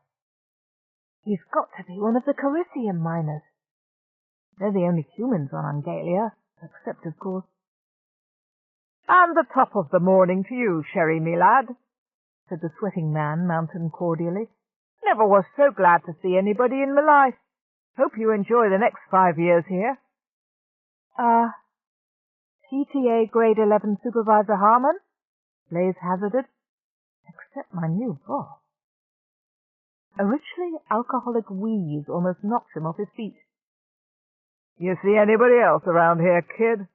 Who do you think I am?" "The Carisium mine—" "Dead, defunct, abandoned, kaput, all gone splash, stinko." Grade 11 Supervisor Harmon said with relish. "Went fast. Owner sold the mine to me for a case of spirits before he pulled out." "What went wrong?" "Labor. Company couldn't keep miners here for love nor money. Not that they offered much love. Even a Carisium miner ain't desperate enough to try and get it on with her Lucy. Another wave of alcohol-flavored breath washed over Blaze. "Lucy?" "Homo similus Lucilla Angali to you, my boy." The veg-head's Lucilla Charisse discovered, damn her soul, and reported as possibly intelligent on the FCF double damn her, and for her sins were stuck administering planetary technical aid to a bunch of walking zucchini. All the company I've had since they closed the mine, and all you'll have for the next 5 years. Next PTA transport comes by here is taking me off planet." Harmon looked enviously at the sleek length of the XN935, her tip now gleaming in the sun that peeked over the jagged mountains. "Nice perks you high families kids get, transport like that. I don't suppose you could persuade that brainship." "I doubt it," Blaze said. Harmon chortled. "No, didn't much sound like it, where you come out yelling and screaming over your shoulder, with it dumping your luggage after you. You must have pissed it off real handsome. No matter.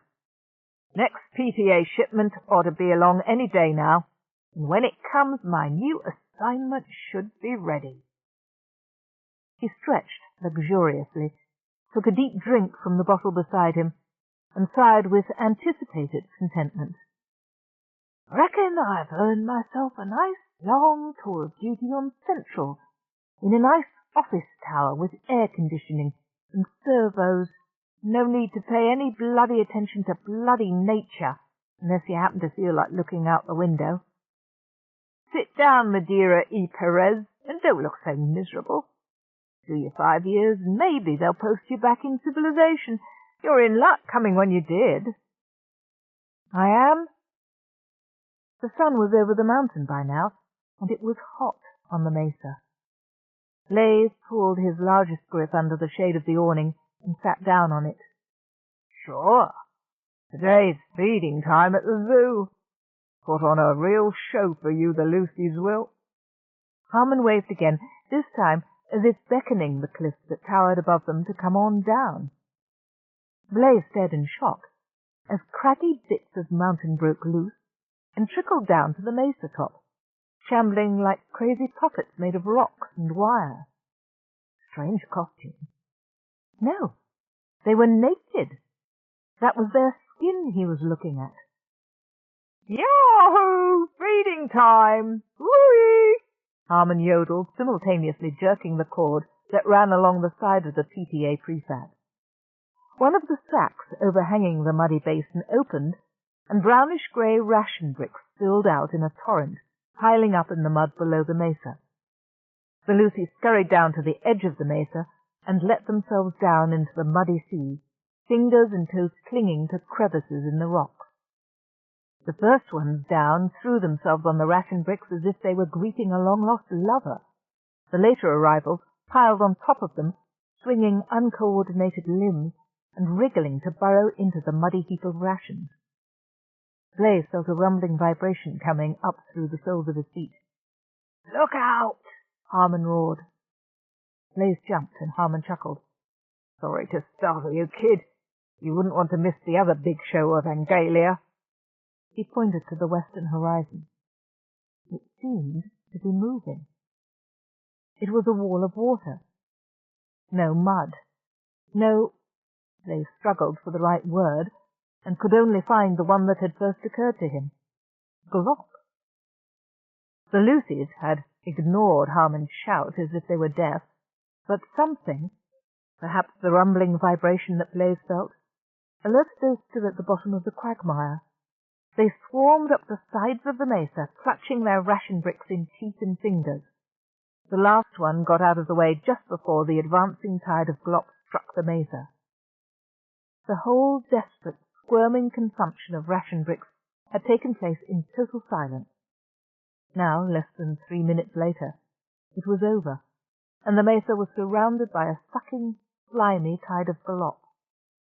As Blaze watched, the tide receded, sliding back down the sides of the mesa until the new mud melted into the same soggy configuration of puddles and bubbles that had greeted him on arrival. "That was a small one," Harmon said with regret. "Oh, well, there'll likely be some better ones before you go. Bound to be, in fact." In response to Blaze's questions, he explained without much interest that the erratic climatic pattern of Angalia produced a constantly moving band of thunder showers in the mountains which surrounded the central basin. Whenever the storm stayed in the same place for a while, the rainfall built up into a flash flood which raced across the plain, picking up mud as it went and sweeping away anything that might be foolish enough to remain in its path. "Terraforming," Blaze mused. "Dams to catch the rainfall and release it slowly." "Expensive, and who'd bother? Nothing here to repay the investment. Besides," Harmon explained, "it's fun. Damn sure ain't much else to watch out here." Blaze gathered that one of Harmon's amusements was trying to predict the times of the mudfloods so that he could feed the natives just before one, forcing them to scramble first for ration bricks and then to save themselves from the tide of mud. "Ain't it the damnedest thing?" he demanded, as the rock-like natives climbed back to their mountain heights, some clutching a few ration bricks for later consumption, some still chewing the last mouthfuls of their haul. "You ever see anything like it?" "Never," Blaze admitted. "Are the Lucys starving? Is that why their skin hangs loose like that? Or is that their normal appearance? And how does this fat creep get away with putting them through such a degrading performance?" "I know what you're thinking, port-winey Medoc," the fat man said. "But wait till you've done 6 months out here, you'll forget all the PTA regs about respecting the natives' dignity and all that crapola. Damned Lucys don't have any dignity to respect anyway. They're a bunch of animals. Never developed agriculture, or clothing, or even language." "Or lies," commented Blaze. "What?" For a moment Harmon looked startled. Then he chuckled and wheezed with amusement. "Right-o! No language, no lies. Gotta say that for them anyway. But they're not people, young Claret Medoc. Waste of resources, this whole operation. Some paper pusher's mistake. Only encourages the vegheads to breed more little veggies. We ought to pull out of here and let 'em starve on their own, you ask me." "Maybe they could be trained to work the mine," Blaze suggested. Harmon snorted. "Yeah, sure. I did hear about some prisoners in olden times who amused themselves trying to train their pet rats to run errands. You could do that sooner than you could teach a Lucy anything, kid. I tell you, there's just 3 amusements on Angalia. Feeding time for the Lucies, drinking time for me, and playing computer games. And I've mapped every damn level of the Maze of the Minotaur so many times I can't stand to look at it no more. Blaze felt in his pocket.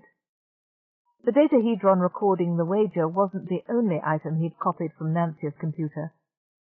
Does your computer... Yours now, Sake Amontillado, Harmon interrupted with a cheerful belch. PTA issue. Does it have enough memory and display graphics to run spaced out? Because, Blaze said, I just happen to have a copy of the latest version here. Free release. It's not even on sale at Central yet. He winked at Harmon. Is that so? Harmon oozed to his feet. Come on inside, Burgundy Champagne. Pass the time in a little friendly game until my transport gets here. He scratched his bare chest, squinting at Blaze with the rudiments of a thoughtful expression on his face. Have to name some stakes, of course. No fun playing for nothing. My sentiments exactly, Blaze agreed. Lead the way. 5 days later, exactly as scheduled, the PTA transport touched down to deliver new supplies and to pick up Supervisor Grade 11 Harmon for the months-long FTL journey to his new assignment. Blaze remained behind with the Lucies and his winnings. 2 partially depleted cases of sapphire ruin, Supervisor Grade 11 Harmon's hand-woven palm frond sun hat, and the title to an abandoned Coricium mine. Deneb Subspace, Central Date 2750, Nancia and Caleb. That, said Caleb, as he and Nancia left Deneb Space Base, was one of our more satisfying assignments. Out of a grand total of 2, Nancia teased him. But she agreed. Their first scheduled run out of Central, delivering medical supplies to a newly settled planet, had been worthwhile but hardly challenging, and they had both been apprehensive about this assignment. Transporting some semi-retired general and other high families representatives into the middle of a particularly nasty conflict between Central World settlers and Capellan traders. But General Micaiah Cuesta Ben had proved completely different from the spoiled high family's children Nancia had taken out to Vega subspace on her first assignment. Short, competent, unassuming, the general had won Caleb's heart at once with her in-depth knowledge of Vega's complex history. She'd proceeded to spend much of the short run to Deneb subspace talking shop with Nancia. Half the general's body parts and several major organs were cyborg replacements, and she was interested in the possibility of improving her liver functions with one of the newer metachip implants, such as kept Nancia's physical body healthy within its shell. Nancia had never envisioned herself discussing something so personal with anybody, let alone a high-ranking army officer. But something about General Questar Ben's unassuming manner made intimate talk unthreatening and easy. Nancia wasn't too surprised to learn that before she and Caleb had even prepared for the return journey, General Questar Ben had drawn human and Capellan antagonists into negotiations, worked out a settlement that would allow each side to feel they had won. And here I thought we were warmongering, delivering somebody with authority to send in the heavy armored divisions, Caleb went on. Nancia chuckled. The galaxy could do with a few more warmongers like Micaiah Cuesta Ben. Ready for singularity, partner. Central should have a new assignment for us by now. Bahati. Central date 2751. Alpha. Alpha bint Hezra Fong stared down in distaste at the writhing body of her experimental subject. What had gone wrong? The molecular variations of blister which she'd been preparing should have rendered the patient calm and tractable. Instead, he was contorting his limbs and moaning uncontrollably, trying to break the restraint straps on his stretcher. Alpha tightened the straps until the patient stopped thrashing and passed a med scanner over his forehead. She frowned at the results. Instead of generating soothing hormones, Listo-Rev-2 was invading and replicating itself within the man's nervous system like a cancer gone wild. "Damn, I haven't got time for this," she muttered. Quickly she considered her options. If she could keep the patient alive and in isolation for a few days, perhaps she would be able to find out what was causing this invasive replication and find a way to stop it. But if anybody questioned her work... The man's convulsions increased. One leg broke the reinforced restraint strap and kicked out wildly. Too dangerous, Alpha decided. She pressed a hypospray to the man's neck and watched his body sag back against the stretcher. His eyes rolled upwards and the thrashing stopped. So did all other movement. Alpha had papers prepared for just such an emergency. The clinic director was an old fool, too lazy to check her reports. Nobody else would dare to question her. Charity patient B3424 would be listed as having died of heart failure, brought on by a pre-existing medical condition which the clinic had not had time to reverse. The only trouble was, that made the third such death in the year since Alpha had begun testing her improved version of Blisto. Sooner or later, if she didn't get the drug dosage right, somebody was going to notice the string of identical sudden death reports and ask questions. Alpha seriously considered returning to experimenting on rabbits. But rabbit cages stank, and taking care of the beasts was a lot of work, and there was even more probability that somebody would question her sudden interest in raising pets. She'd just have to think up a few more excuses for sudden deaths on the charity wing. A little variation in the paperwork would help disguise these unfortunate accidents. Procyon subspace, central date 2751. Caleb and Nancia.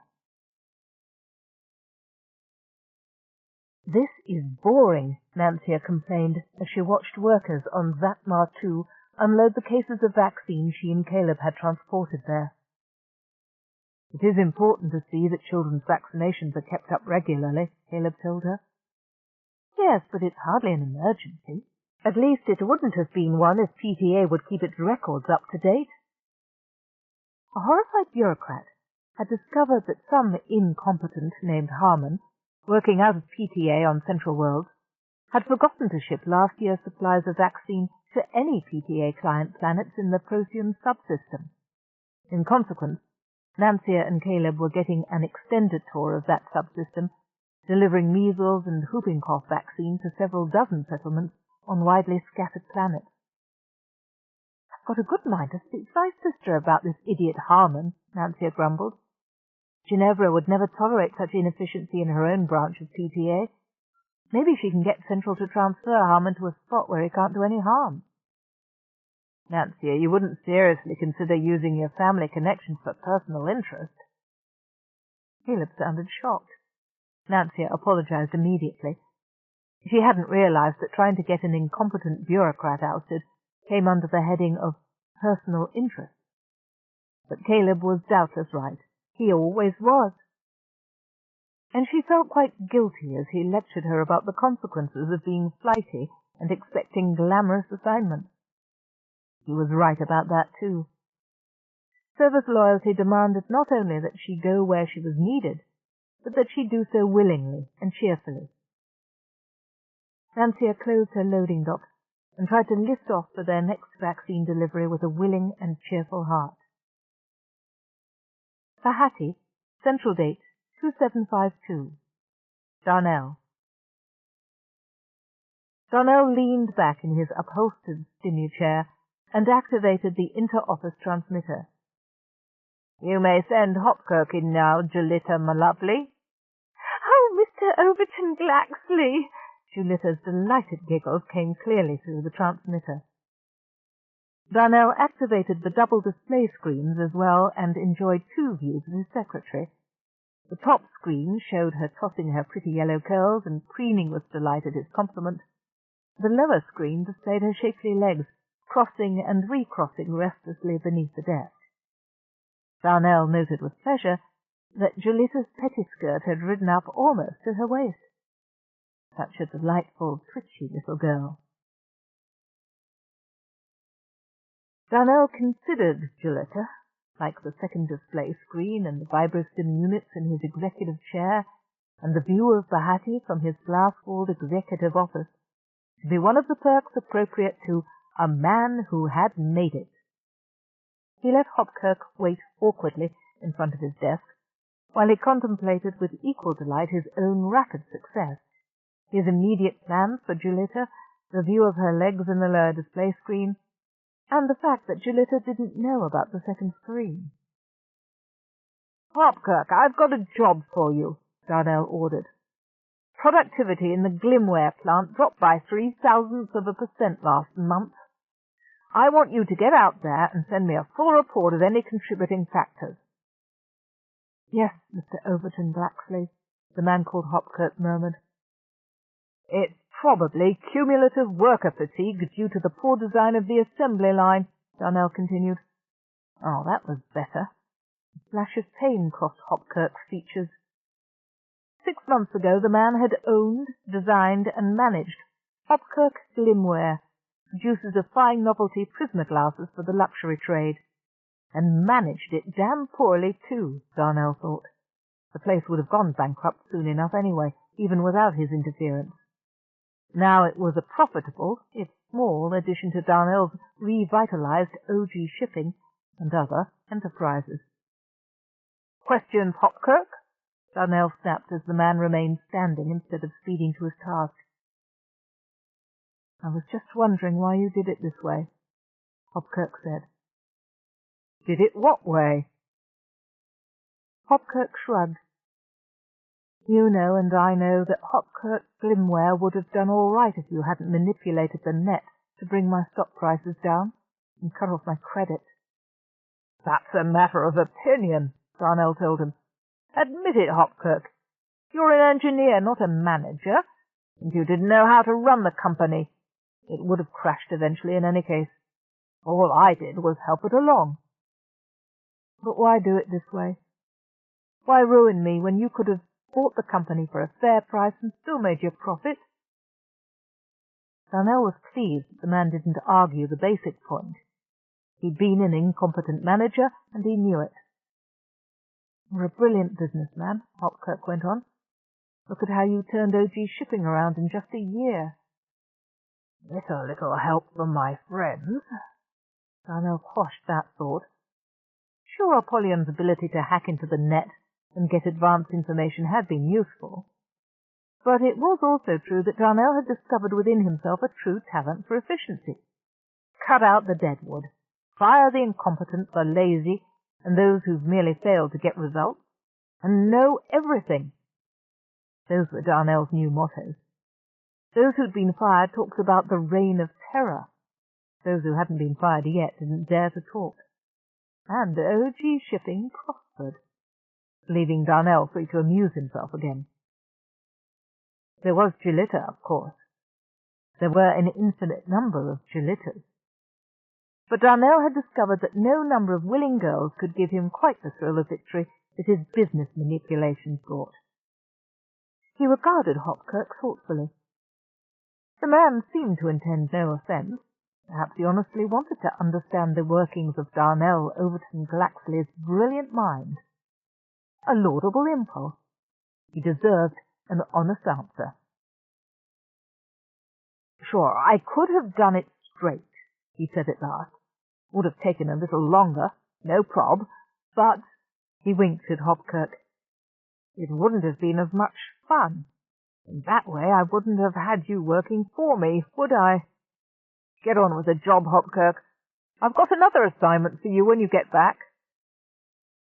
Now that he'd as good as admitted his illegal use of the net to Hopkirk, Darnell thought the man had to go. It had been fun to keep him around for a little while, using him as a clerk and gopher, but one couldn't risk disgruntled victims getting together to compare notes. Once OG Glimware was taken care of, Darnell would reward Hopkirk with a free vacation at Summerland's clinic. The net revealed, among other things, that Alpha bint Hezrafong's patients on the charity side of Summerlands had an unusually high death rate. He'd suggest to Alpha that it would be convenient for both of them if Hopkirk never came back from Summerland. That way nobody would talk about Darnell's use of the net, and in return he'd get Polyon to fix the net records so that nobody would raise inconvenient questions about the number of charity patients Alpha had lost.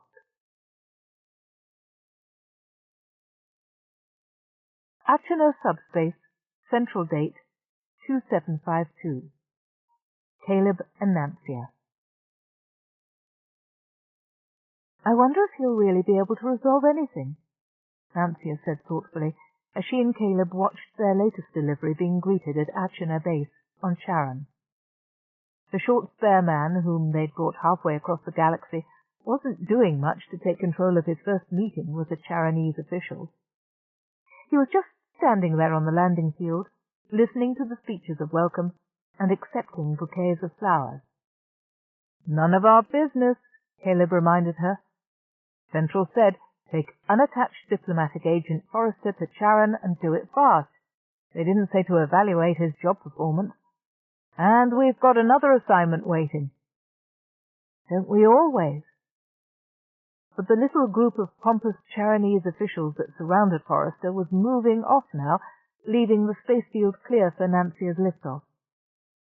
"It's just that I like to feel we've accomplished something," she lamented as Caleb strapped down for liftoff. "And I do feel this Charonese situation calls for somebody a bit more forceful. Somebody like Daddy, for instance, with his brisk, no-nonsense manner and willingness to enforce his decisions.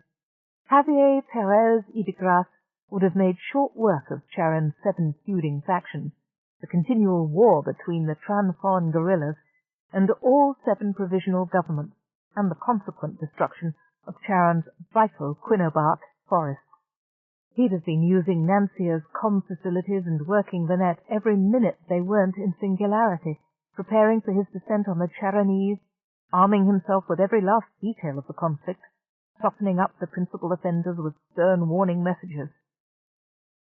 This Forrester had spent the 3 days of the voyage reading ancient books, not even discs, but some account of an old Earth war too minor to have been transcribed to computer-readable format. And when he wasn't reading about this place called Vietnam, he wasted his time in relaxed, casual conversation with her and Caleb, chatting about their families and upbringing, their hopes and dreams. Too soft to stop a war, Nancia thought contemptuously. Oh well, Caleb was right. The results were none of their business. They were courier service. They went where they were sent, quickly and efficiently. Sticking around to report on the failure of the resulting mission was not in the CS job description. Bahati. Central Date 2753. Fassa. You can't just leave me like this.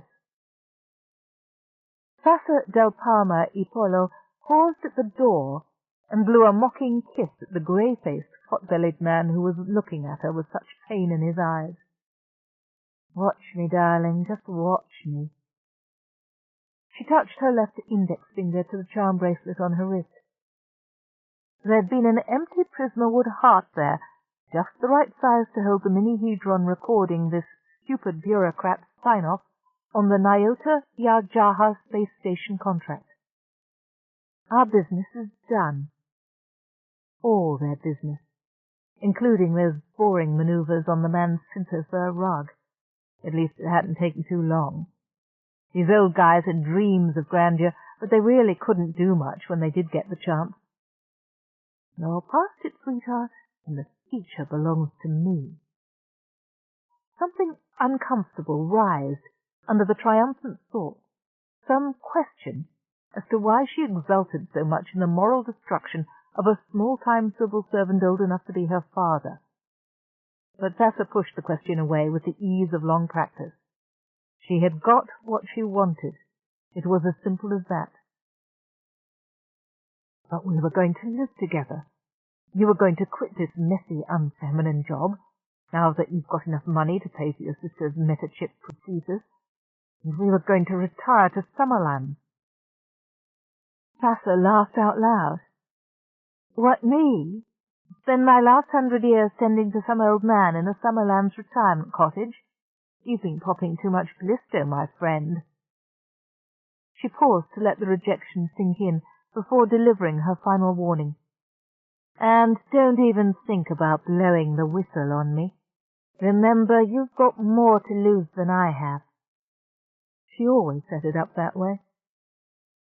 There was an unwelcome surprise waiting for her when she reached her offices.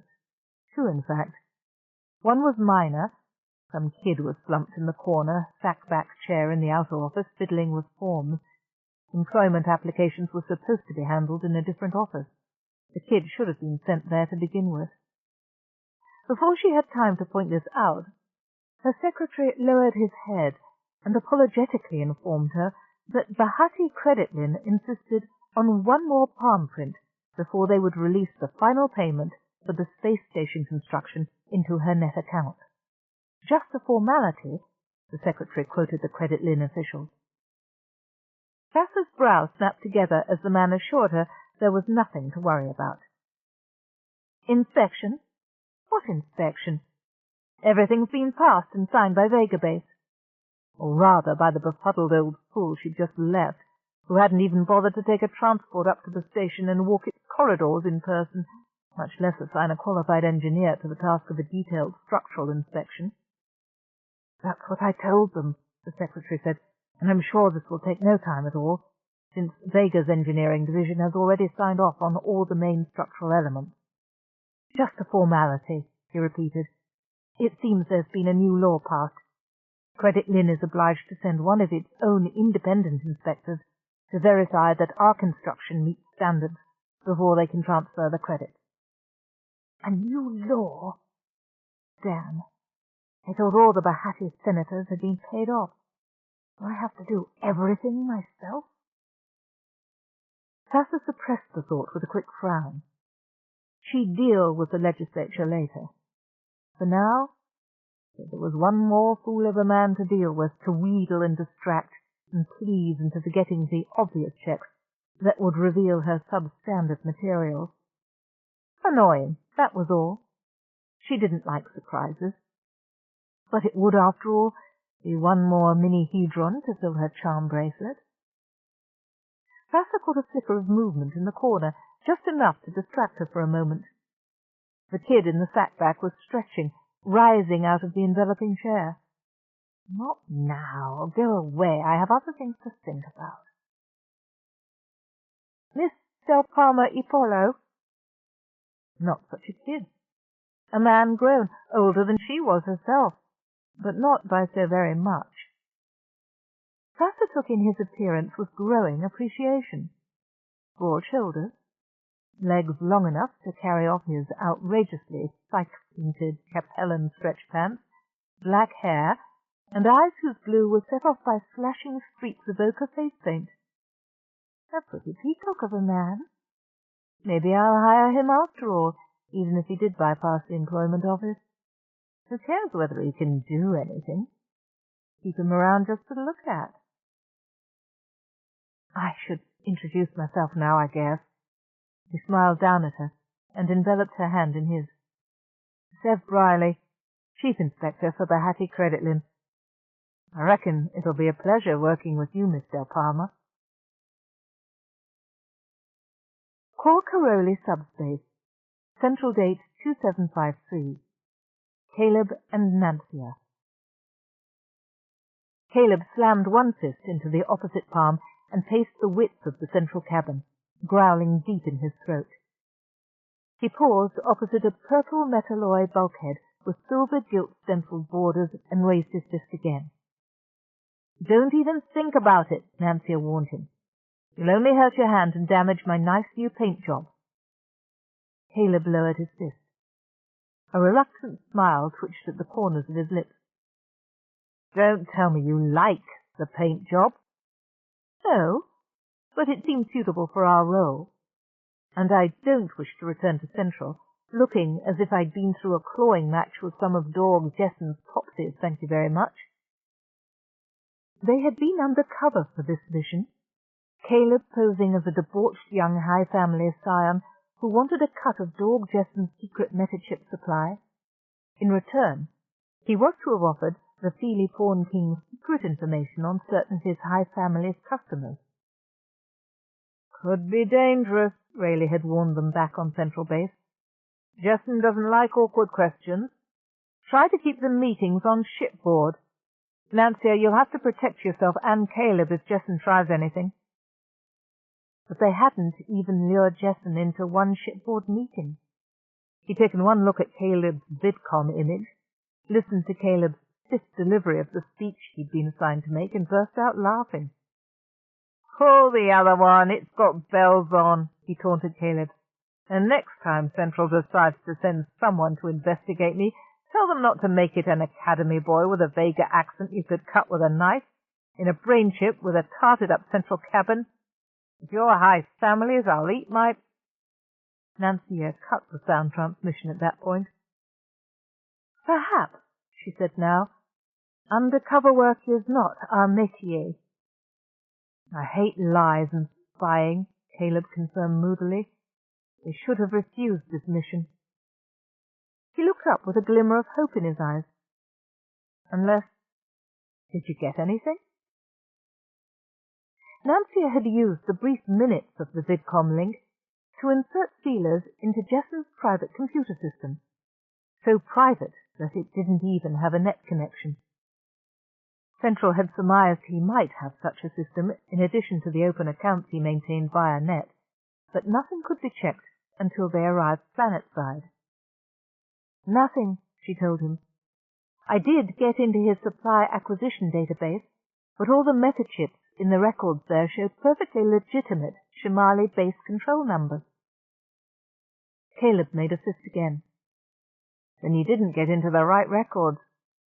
Somebody's counterfeiting metachips, and Jessen could lead us to the source. Could have led us. He must be keeping 3 sets of books. Do you think if I got him on VidCom again—" An incoming transmission reached Nancia, and she activated her central display screen. Dorg Jessen's narrow face appeared. "Been doing a little research of my own," he announced almost pleasantly. "Got your central ID now to add into my report. CN935. List your courier service tailfins off planet in 15 minutes, and we'll forget this episode ever happened. Otherwise I'll file a formal complaint with CS, charging you and your Brawn with entrapment." "You can't win them all," Nancia tried to soothe Caleb when they were off planet and on their way back to Central. "We do many things well. Lying doesn't happen to be among them, that's all." "But I'm lying right now by saying nothing."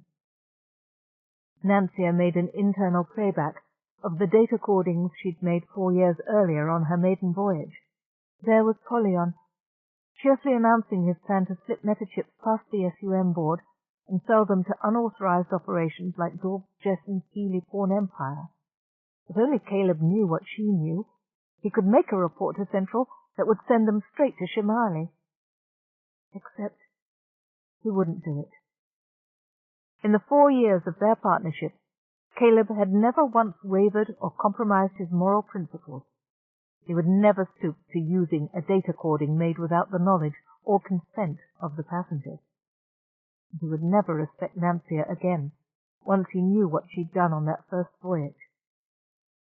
Sadly, Nancia ended the replay and slapped 5 more levels of security classifications on the data cording.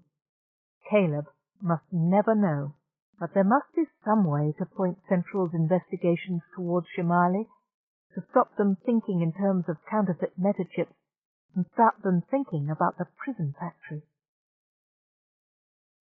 Shimali. Central date 2754.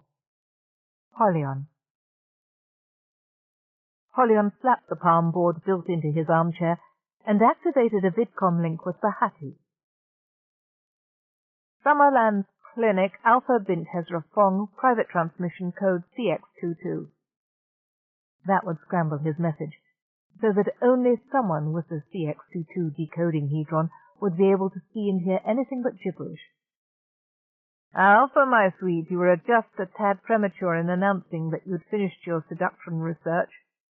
The free sample you sent up has one of my key techs too blissed out to do any useful work. I've no idea when he'll stop contemplating his toenails, so you'd better find out, and fast, unless you want to be the next test subject. He smiled sweetly into the vidcom unit. I can arrange it, you know. The next message went to Darnell, using a similar scrambling technique. In a few words, Polyon informed Darnell that Intra-Manager, the small comlink manufacturing company Darnell was presently trying to take over, was not to be touched. It's one of mine, he said pleasantly. I'm sure you wouldn't have made a takeover move if you'd known that, would you now? By the way, did I show you the latest bits of the MetaChip line? A tap of his fingers on the palm board called up a data cording from the lowest circles of hell.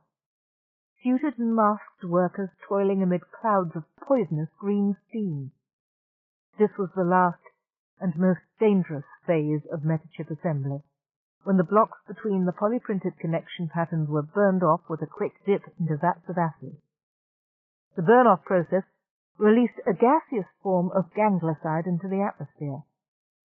Before Polyon's time, this phase had been handled, rather badly, by automated servos that misjudged the depth and timing of the burn-off phase, dropped MetaChip boards, and quickly self-destructed in the poisonous atmosphere. Expensive and wasteful.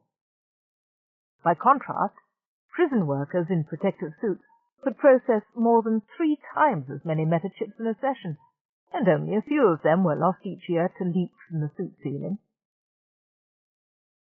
See the third man from the left, Darnell? Polyon spoke into the vidcom while the images unreeled. He used to be high families. Now he's a Shimali assembly worker. How are the mighty fallen, eh? He cut the connection on that.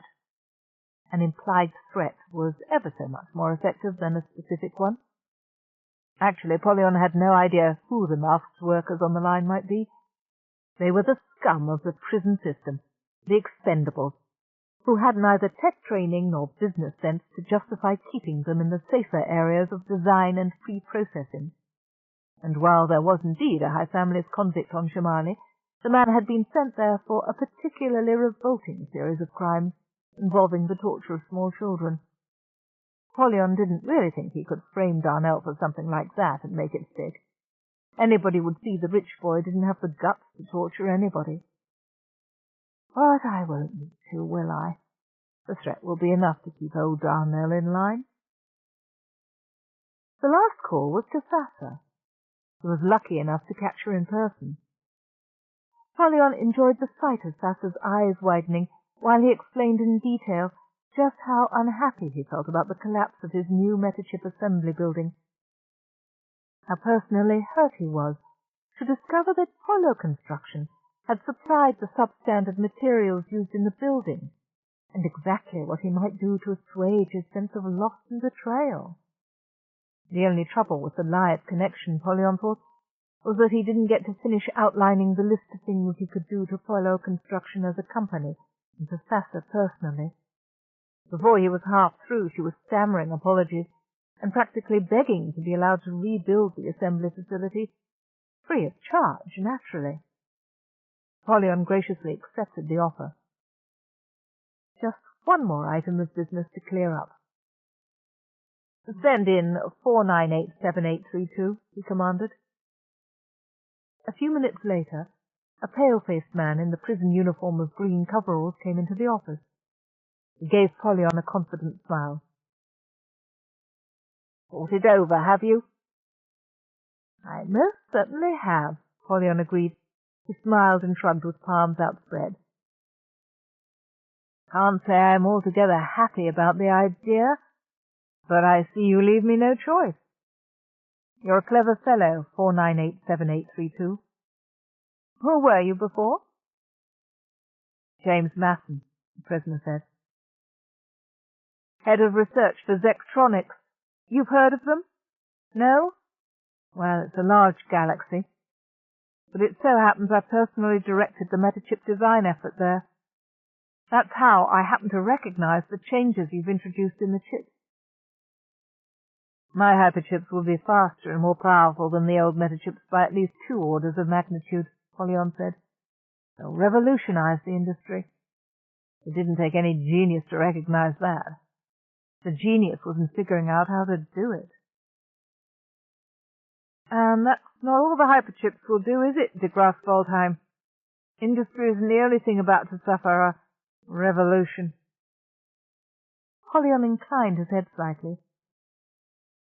You'll have a glass of Stemmereld with me to celebrate our arrangement? Nathan's eyes widened and he licked his lips. Why, I haven't tasted a Stemmereld well, it must be 10 years. Not since I came here. I must say, de Graaf Waldheim, I didn't think you'd take our little arrangement so well.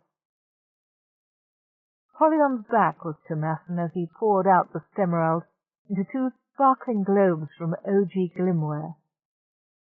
A lot of men would be petty about cutting me in on the profit, Nathan babbled on, accepting his globe and draining it between words. That's you High Family's type. You know how to accept defeat graciously. And after all, giving me a small cut isn't much when you think of what it would do to your plans if I told Governor Lyle to you about all the hyperchips programming. He swallowed the last drops of Stemmereld, ran his tongue round his lips once more to savour the taste, then sat back with the slightly dazed expression of a man who had just had his first strong drink in 10 years. As I said, Polyon repeated, you leave me no choice in the matter. He frowned quickly. You have honoured your end of the agreement, haven't you, Masson? No word to anyone else? No word, Masson agreed. He spoke more slowly now. I wouldn't want anyone else cutting in.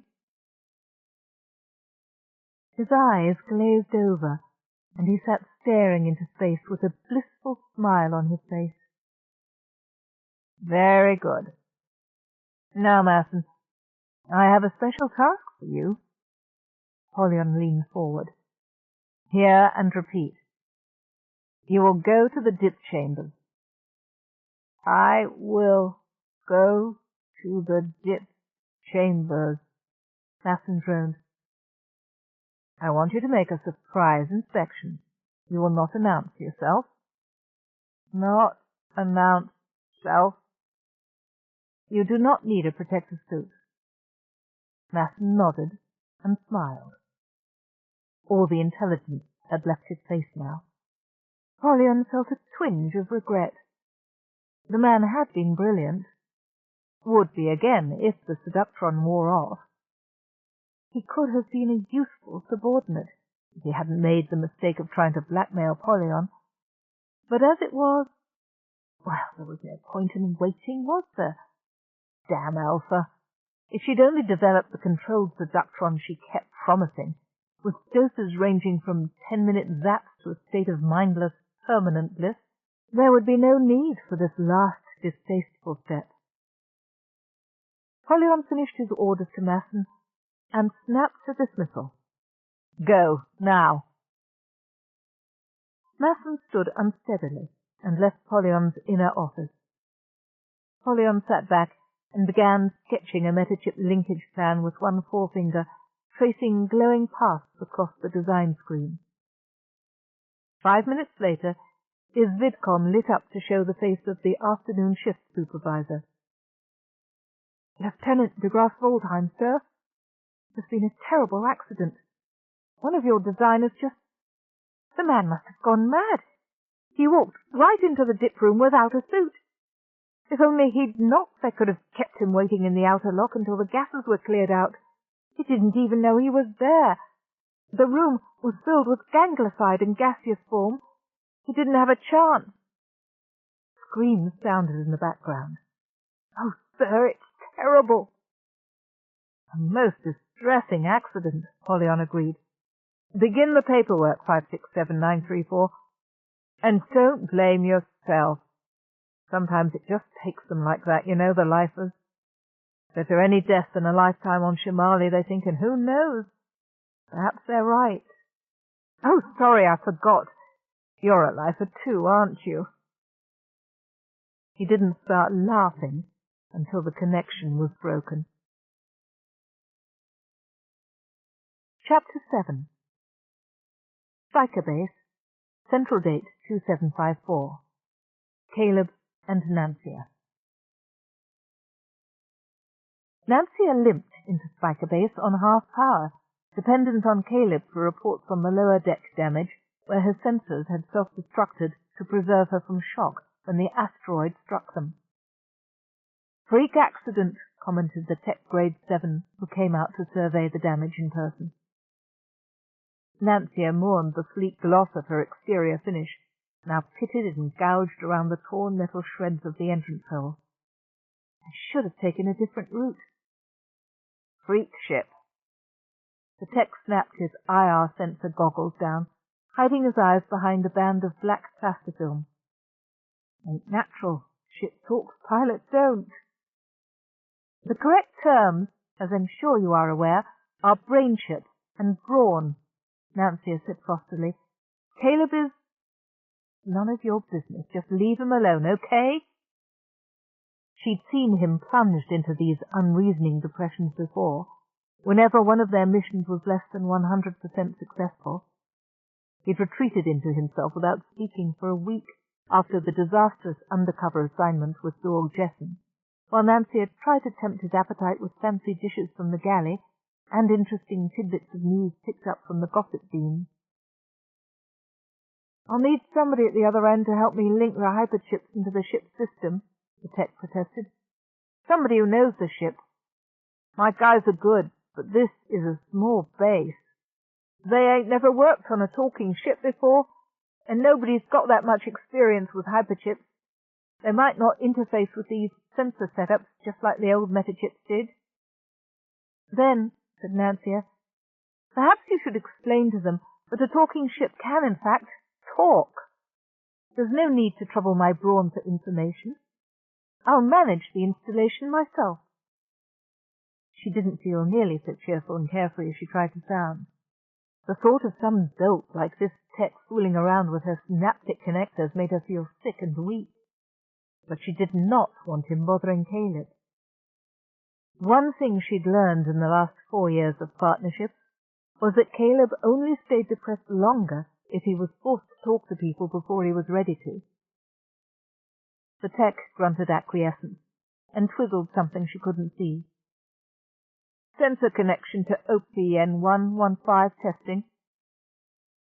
If you mean, can I see what you're doing, Nancia responded, the answer is no. The Tech gaped but recovered himself quickly. Ha! OPN1 series optic nerve connections? Sorry, lady. Ship, whatever you are. What I'm looking at, see, it's just schematics. I didn't think...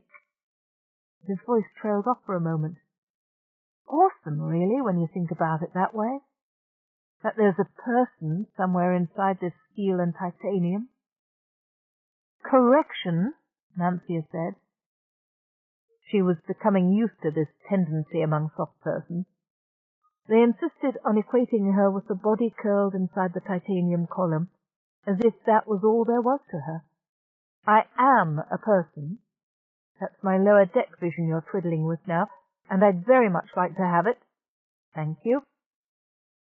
A partial visual field opened as she spoke.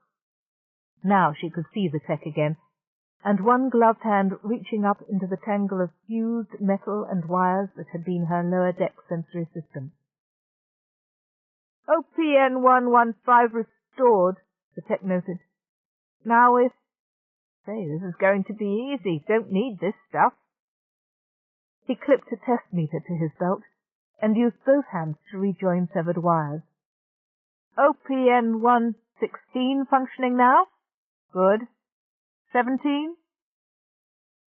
He worked through the full series rapidly, while Nancia kept him informed of the status of each repair. Thank you, she said again when he'd restored her full optic series for the lower deck. It's most troubling being unable to look at a part of myself. Imagine it would be, the Tech agreed. Glad to help a lady any time. Nancia noted that in the course of one short repair session she had advanced from unnatural talking ship to person to, apparently, lady in distress. By the time the repairs are finished, he'll be wanting to sign up for Brawn training, and most distressed to learn he's over age. And this is just the beginning, the tech promised. We'll have you fixed up good as new in a day or so. Better than new, really. You had any hyper chips installed before? Thought not. They're, I don't know, about 1,000 times better than the old line meta chips. You're going to like this, ma'am. His fingers twisted, seating one of the new chips. It felt strange to see the movement without feeling the slight pressure and hearing the click as the chip slid into place. Can you feel anything when I do this? No. Yes. Oh. Hurt you? No, just surprised. Nancia felt as if her senses had been turned up to full volume without sacrificing the slightest accuracy. Every movement was clear. The world sparkled like crystal around her. How many more of those do you have? Can you replace my upper deck sensor chips too? The tech shook his head regretfully. Sorry, ma'am. It's a new design out of Shimali. There's not enough hyperchips out yet to go around to all the folks who need them for repairs, let alone bringing in functional equipment and retrofitting it. Shimali plant estimates it'll be a good 3-4 years before they can produce enough to retrofit all the fleet ships. Oh, of course. Nancia remembered the plan Polyon had described on her maiden voyage. I suppose, she said, feeling very crafty, I suppose a lot of the chips are failing QA tests, it being a new design and all, she added hastily. The tech shook his head. No, ma'am, actually these new chips don't fail in testing near as often as the old design. Pretty near the full production run is being cleared for distribution most times. It's just that even a year's full production runs out of Shimali don't amount to that much when you consider all the places the chips have to go these days. It's not just the fleet, you know. Hospitals, space brains, cyborg replacements, defense systems. Seems like we just about couldn't run the galaxy without 'em. Nancia felt first disappointed, then relieved. She had expected to hear that the new design somehow caused a great many metachips to fail in the QA phase, and that nobody knew what became of the substandard chips rejected by the SUM ration board. That would have been evidence she could mention to Caleb, something to steer his mind in the direction of Polyon's illicit activities, without revealing that she already knew about the plan. Instead, it seemed that Polyon had given up his plan altogether. He was brilliant. Perhaps the hyperchip design was his idea. And perhaps, Nancia thought optimistically, he had forgotten his original notion of stealing metachips in favor of the honest pleasure of seeing his design accepted and used galaxy-wide. Angalia, Central Date 2754. The third annual progress meeting of the Nyota 5 was held on Angalia, an arrangement which pleased no one, least of all the host. It was your idea to rotate the annual meetings, Alpha Bint Hezrafong pointed out, somewhat snappishly, when Blaze apologized for the primitive accommodation. We could have been comfortably settled in a Summerlands conference room, but no. You and Polyon had to fuss that it wouldn't be fair if you two had to travel to Bahati every time just to suit the three of us, who had the good luck to be stationed there. So we have to rotate. 2 nice meetings on Bahati, now this godforsaken dump, and next time, stars help us, Shimali. You and your bright ideas. Send someone to unpack for me. You must have some help around the place, surely. Afraid not, Blaze said with a sunny smile. He was beginning to enjoy the prospect of Alpha's discomfort on Angalia. Rotating the meeting sites had really been Polyon's idea, not his. But Alpha was obviously afraid to take out her bad temper on Lieutenant de Graaf-Waldheim. Blaze glanced sidelong at Polyon, very straight and correct in his academy-dressed blacks, and admitted to himself that he didn't blame Alpha. Given a choice of tongue-lashing the enigmatic technical manager of Shamali Metaplant, or the little red-haired runt from PTA, who wouldn't choose to lash out at the PTA wimp? This understanding didn't make him love Alpha, or the rest of the Nyota 5, including himself, any better. "Welcome," Blaze said, with a sweeping bow that included all 4 of his guests, "to the Angalia Tourist Centre. A modest facility, as you can see." Darnell's snort of laughter testified to the truth of that statement. "But vastly improved from its humble beginnings," Blaze finished. "If the winner were to be chosen on the basis of progress rather than of absolute wealth, I'd have no doubt of succeeding next year. And that, by God, was the absolute and unvarnished truth. The rest of them might sneer at Blaze's long, low bungalow with its thatched roof and thatch-shaded balcony, the garden of native ferns and grasses, and the paved path leading from there to the Coliseum mine. Never mind. He knew what it had taken to create these amenities from the mud-hole that Supervisor Harmon had left him with. "All done with native labor?" Vassar interrupted his explanation. "But everybody knows the Lucys are too stupid to do anything useful." Blaze put one finger to the side of his nose and winked, a gesture borrowed from an old Tri-D show called Hagen and His Gang. "Amazing what even a veghead can do with a proper incentive," he drawled. "Where do you store the whips and spiked sticks?" That was Pudgy Darnell, bright-eyed as if he actually expected Blaze to produce a panoply of torture instruments and demonstrate their use. "You've no subtlety, Overton Glaxley," Blaze reproved the man. "Think. The Lucys were starving when I came here, kept alive only by PTA ration bricks. The task of distributing the ration bricks, naturally, belonged to the PTA representative on Angalia. Me. So?" Darnell really was amazingly slow. Not for the first time, Blaze wondered how he'd made such a success out of OG Shipping and the smaller corporations that OG Enterprises had swallowed up over the years.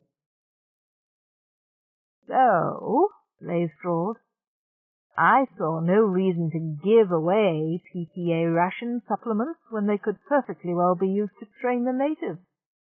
We have a simple rule of life now on Angalia, my friends. No work, no eat." He pointed towards the entrance to the Coliseum mine.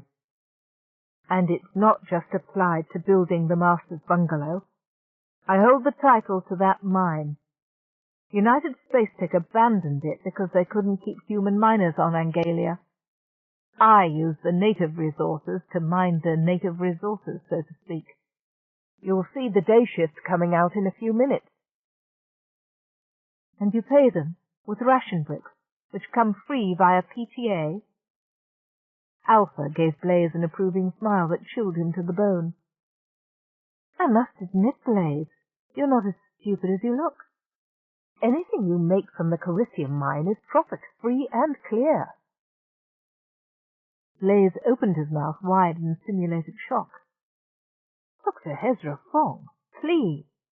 I'm deeply shocked and disillusioned that you should think such a thing of me. Any profits accruing from the Coliseum mine naturally belong to the natives of Angalia." He waited a bit before continuing. "Of course, since the natives of Angalia do not have intelligent sentient status, they can't have bank accounts.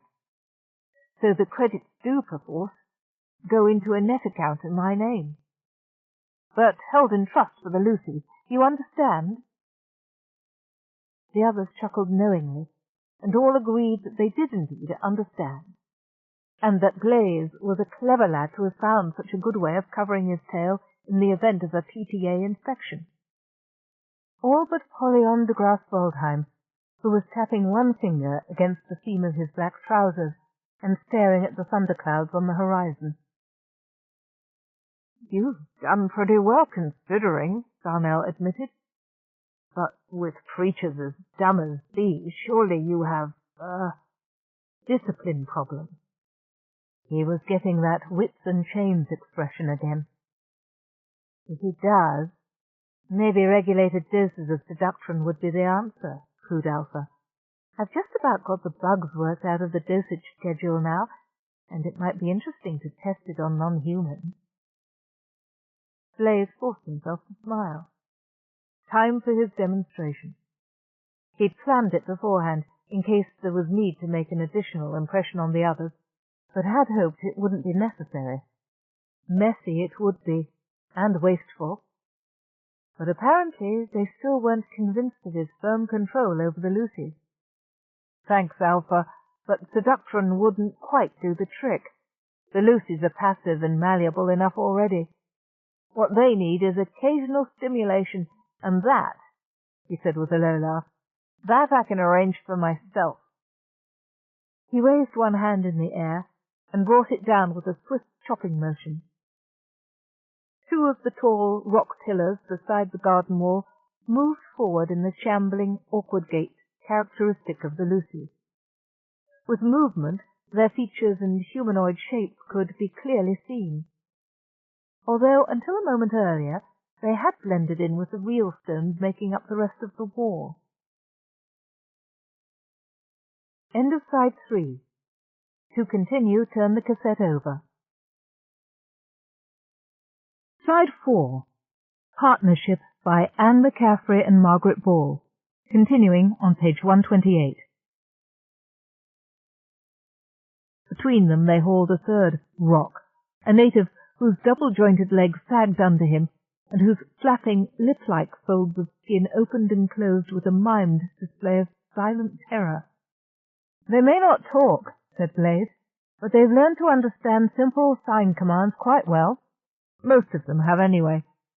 This fellow in the middle dropped a serving dish when he was waiting on me at dinner yesterday.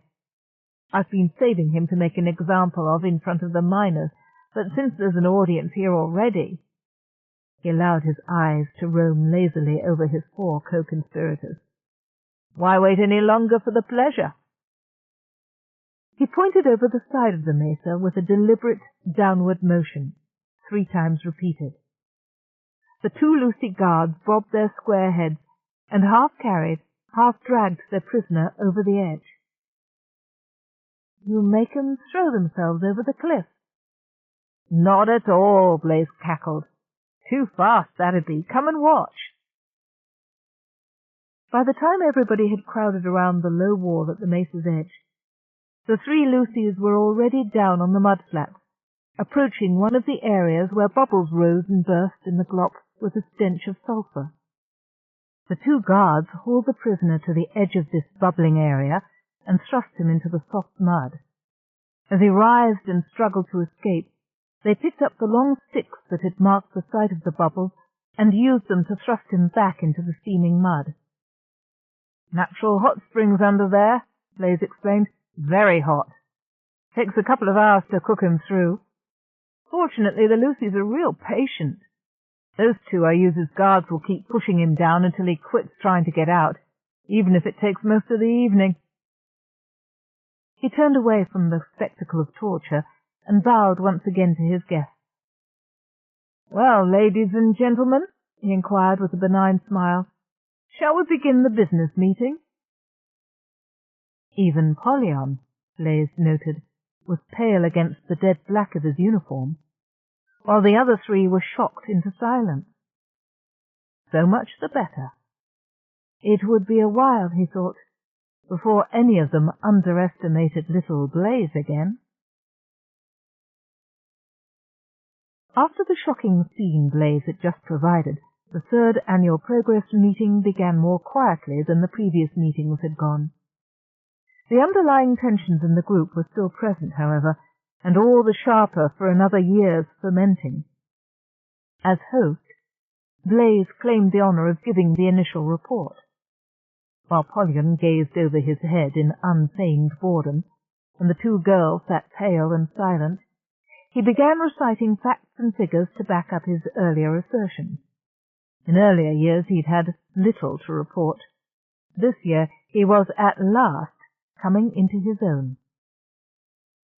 He fancied a glimmer of respect in Pollyon's eyes as Blaise explained how he was using the first profits from the Carisium mines to finance the purchase of heavy mining equipment that would open up even more of the planet for exploitation. Darnell twitched and muttered to himself during this part of the report, but he didn't explode until Pollyon pointedly inquired as to how Blaise had financed the initial start-up costs of the mine. "Reselling surplus PTA shipments," Blaise replied promptly.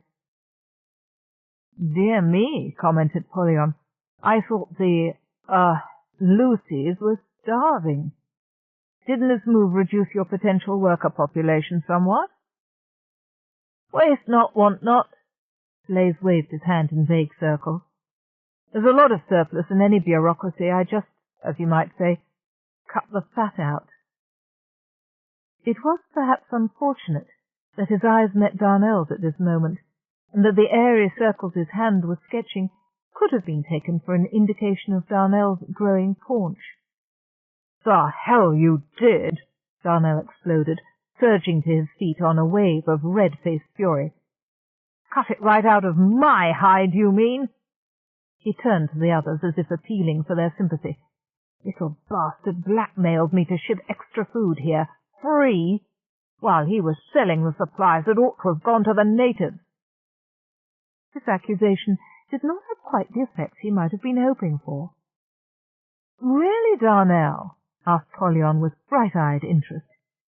"And what were you doing that he could blackmail you for, I wonder?" Darnell puffed and stammered, and Alpha interrupted him. "Who cares? I'm delighted somebody finally nailed you. Ever since you took over Paradise, I've wanted to pay you back." "What do you care whether I buy out a crummy casino?" "That crummy casino," Alpha informed him, "just happened to be my primary outlet for Seductron at street prices. The gambling was only a front. Once you pay the Bahati cops off for a gambling operation, they're too dumb to check and see if that's really where all the money is coming from. Paradise. Paradise. Get it, stupid? That's the street name for Seductron." "I thought you didn't have the dosage schedules worked out yet." Vassar sounded appalled. Alpha shrugged thin, elegant shoulders.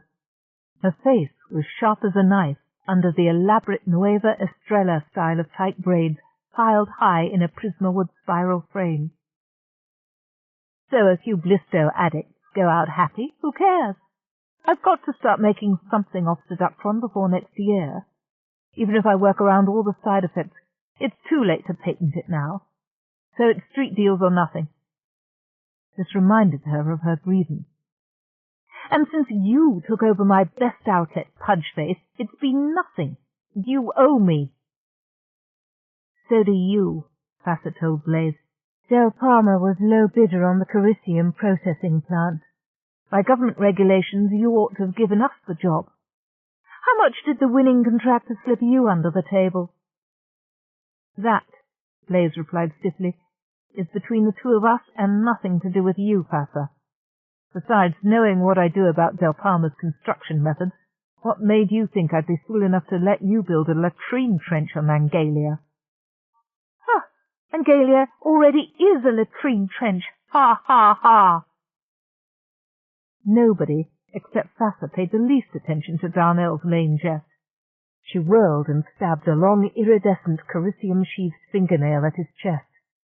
"And you? Remember the Procyon run? That's the last time OG Shipping gets any Del Palma business." Darnell smoothed down his green Cinso-fur jacket and smirked. "Can't see what you're complaining about," he replied. "Switching good construction materials for substandard ones is standard practice for Del Palma." "Only," Vassar said, "when I keep the profit. I'm not running a charitable association for the benefit of OG Shipping." "Can't see why not," Darnell leered.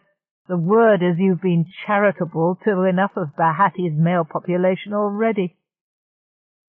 Vassar sat down abruptly, holding her head in her hands. Don't remind me, she wailed. As if you and everybody else cheating me weren't enough.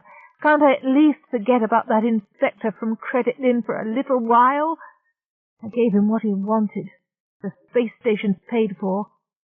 I can't understand why he won't go away. I can, suggested Blaze helpfully.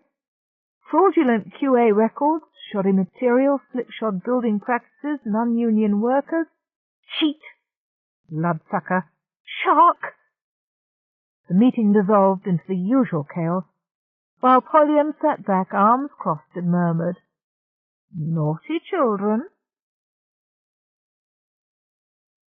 Chapter 8. Kalas, Procyon Subspace, Central Date 2754. The Central Diplomatic Services office tower was a lacework of steel and titanium needles, wrapped in translucent green synthofilm that trapped and redistributed natural light in a soft, unchanging glow. Midnight or noon, the CDS offices on Kalas were lit by a gentle, slightly green-tinged light that was energy-efficient, situation-appropriate, and psychologically proven to be simultaneously soothing and inspirational. It made Seth Briley feel as if he was about to suffer a recurrence of the jungle rot that had attacked his skin on Capella 4. He tried not to think about the light. It was a minor matter, not worth wasting the precious minutes this important man had granted him. "You hate this too, don't you?" the important man said. "Sir?" An impatient grunt. "The blasted light. Something Psyche and Ecotech dreamed up between them. Makes me feel as if I were back on Capella 6. For me it was 4, Seth confessed. Another grunt. Different war, same jungle. I'd open her windows, this place had windows. Can't peel plaster film open, more's the pity. "It's very good of you to make time to see me at all, sir," Seth said cautiously. So they had a common background. Service in the Capellan War? Was that why this highly placed diplomat had given a mere private investigator 10 minutes out of his crowded schedule? Not at all.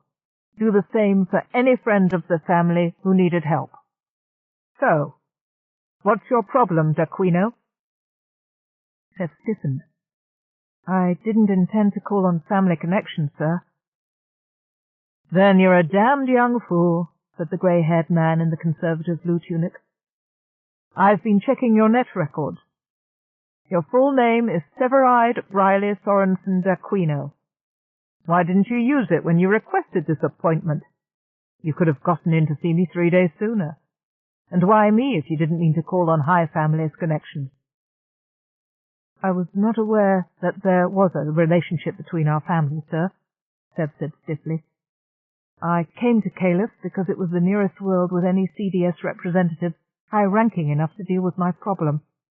And I approached you because you have the reputation of being one of the 2 Central Worlds officials on this planet who cannot be bribed, threatened, or suborned." "So you found 2 honest men, my Diogenes. I'm flattered." "Sir, my name is Briley, not whatever." "A classical reference. No matter. What do they teach them in university these days? But then you didn't finish your schooling. Why didn't you cash in your veterans' benefits after Capella 4 to complete your education at Central's expense?" Seth tried without success to conceal his surprise. "The net can supply, rather a lot of detail," his interlocutor explained gently, "even about a rather obscure private investigator who's recently lost his position with Bahati Credit Lynn. Yes, I found out about that too. Something about a gambling scandal at the Paradise, wasn't it?" "It was a lie!" Sev leaned forward, burning with indignation at the memory. "My supervisor, he had anonymous letters about me. I know who sent them, but I can't prove it." "And who might that be?" "The same man who transferred credits into my net account and played under my name at Paradise. Or maybe he sent one of his flunkies to play the part." When I went to the casino, they wouldn't tell me anything about the man who used my name. No, they beat you, rather badly, and threw you out into the eco-cycler in the back alley. The grey-eyed man surveyed Sev with eyes that took in every faint mark of healing bruises and scraped skin. Lucky you didn't wind up being recycled into somebody's rose garden. We suspect that's what has happened to a few other people who annoyed the proprietor of that particular establishment. So, you came to your senses, crawled out of the eco-cycler before it began its chop sequence, got treatment for your more obvious wounds from some shady blacklisted ex-doctor among your underworld friends, and came halfway across the galaxy to wait 3 days for an interview with me. Want me to get you reinstated with the Hattie Credit Lynn, is that it? Favor for a friend? Teach them not to act on anonymous accusations against the highest family's lad, even one who's rebelled against his background and is working incognito? Sir, it can be arranged, you know, said the grey-eyed man, watching Sev closely. A word from this office, and the Hattie Credit Lynn will reinstate you, full back pay, no questions asked. If that's what you want. No, sir. The grey-eyed man nodded briskly. Good. I didn't think so, but one has to be sure. You want to track down the people who framed you, then? More than that. Seth dropped his eyes. I think I know who framed me, and why, but it's a long story, and there are high families involved. That's why I came to you, sir. Somebody without that background might be tempted to shove everything under the carpet for fear of offending someone powerful. And of those in central administration who are high families, well, he spread his hands helplessly. I don't know the lineages and their reputations. The only two people whose integrity everyone is absolutely sure of are you and General Questar Ben. And she's on some kind of secret assignment. Nobody would tell me where. How flattering, heard the grey-eyed man. Belatedly, Sev realized the implications of his words. Sir, I didn't mean. I am most grateful that you agreed to see me. Truly I am. Take that as read. Now, why don't you tell me what's going on? Sev's cheekbones reddened. His tongue felt like a wad of cotton in his mouth. Where could he begin? In this cool, green-lit office, the madness that had seized him on the Hattie seemed like a dream. There was a girl. Ah, you know, there quite often is in such cases.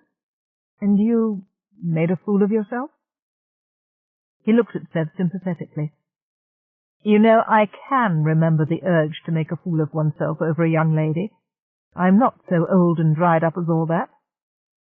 But if this story is going to be personal, perhaps you'd feel easier continuing it in a less formal environment.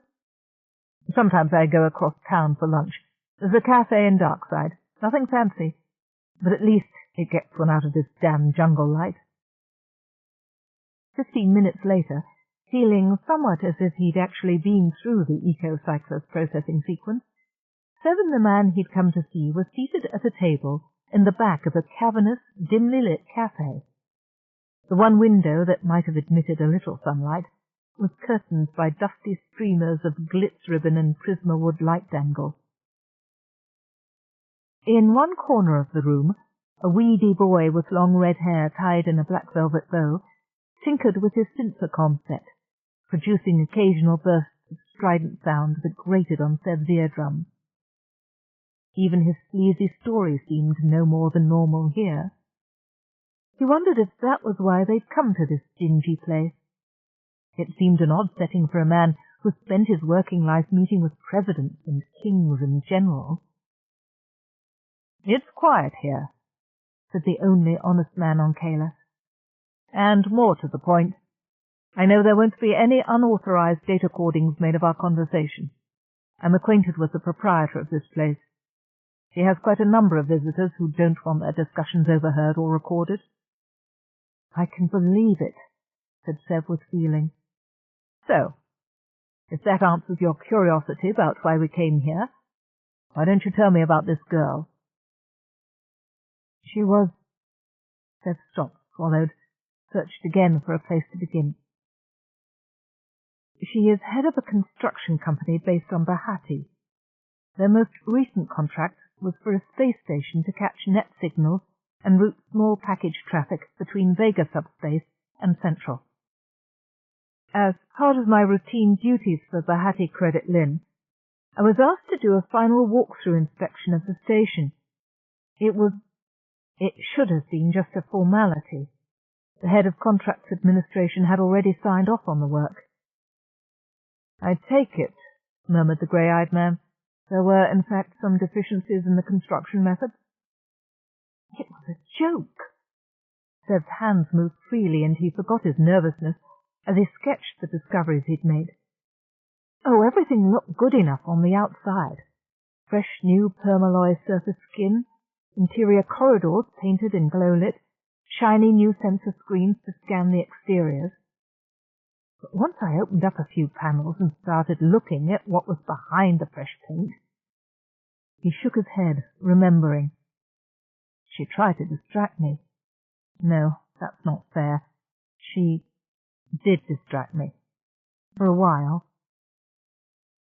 3 days and nights in Casa del Palma's private cubicle on her personal transport ship, wheeling around the space station, watching the blazing dance of the stars through the clear walls above and below and around their own dance. Sev felt himself on fire again, remembering and regretting. Even now, some part of him wanted nothing better than to be back on the Xanadu with Casa del Palma y Polo, whatever the cost. She was annoyed, he said slowly, when I told her I'd have to complete the inspection according to form. He looked up at the man seated across the table, searching for a hint of condemnation in the level grey eyes. I should have done the inspection immediately. I'd given her 3 days. No, she gave them to me. 3 days I'll never forget. She'd had her people working overtime to conceal their cheap work. Panels behind panels, fake safety numbers stenciled on the recycled supporting beams, warning signs about chemical danger areas in front of the rat's nests they called an electronic system, as though that would have stopped me. Seth snorted. If I had put up signs warning of chemical dangers, the other man commented, I would have made sure that you did indeed run into such dangers the first time you removed a panel. Nothing fatal, of course. Certainly nothing really nasty like gaseous ganglioside. Maybe a little cyanoidal stimulant, or capellan fungus spores. She thought of that, said Seth grimly. So, unfortunately for her, did I. I wore a Chem-Pro suit and gas mask while I checked out the electronics. And? The place never should have passed the most cursory inspection, Seth said tonelessly. It didn't pass mine. It transmitted a full report via the net, enough to stop payment on the space station and put Polo construction under investigation. The lady was, not pleased when I told her what I'd done. A reminiscent smile tugged at one corner of his mouth, and he rubbed absent-mindedly at the 4 parallel scratches under his right ear. Nothing more than the faint memory of scars now, but the line still tingled whenever he thought of Fassa. Being clawed by Casa del Palma wasn't nearly as much fun as the things they'd done on the Xanadu, but it was still a remarkably stimulating experience. Even now, Sev reckoned he would rather have a fight with Fassa than party with any 6 other girls of his acquaintance. Not that the opportunity was likely to come his way again. You said your report should have shut down the space station, his companion prompted gently. Instead? Damned if I know, Seth spread his hands. When I got back planet-side, my report was gone. All my files had been erased by some freak computer malfunction, and nobody had bothered to copy it to a datahedron first, or so they said. And I was up on charges of sexual harassment, specifically failing to complete a scheduled inspection and threatening Casa del Palma y Polo with a bad inspection report if she didn't comply with my perverted desires. She got there first, the other man murmured. She's fast, Seb admitted grudgingly, and smart, and, well, it doesn't matter, not now. I'll never get back on the Xanadu now, and if I did, she'd nail me to a wall and flay me, slowly.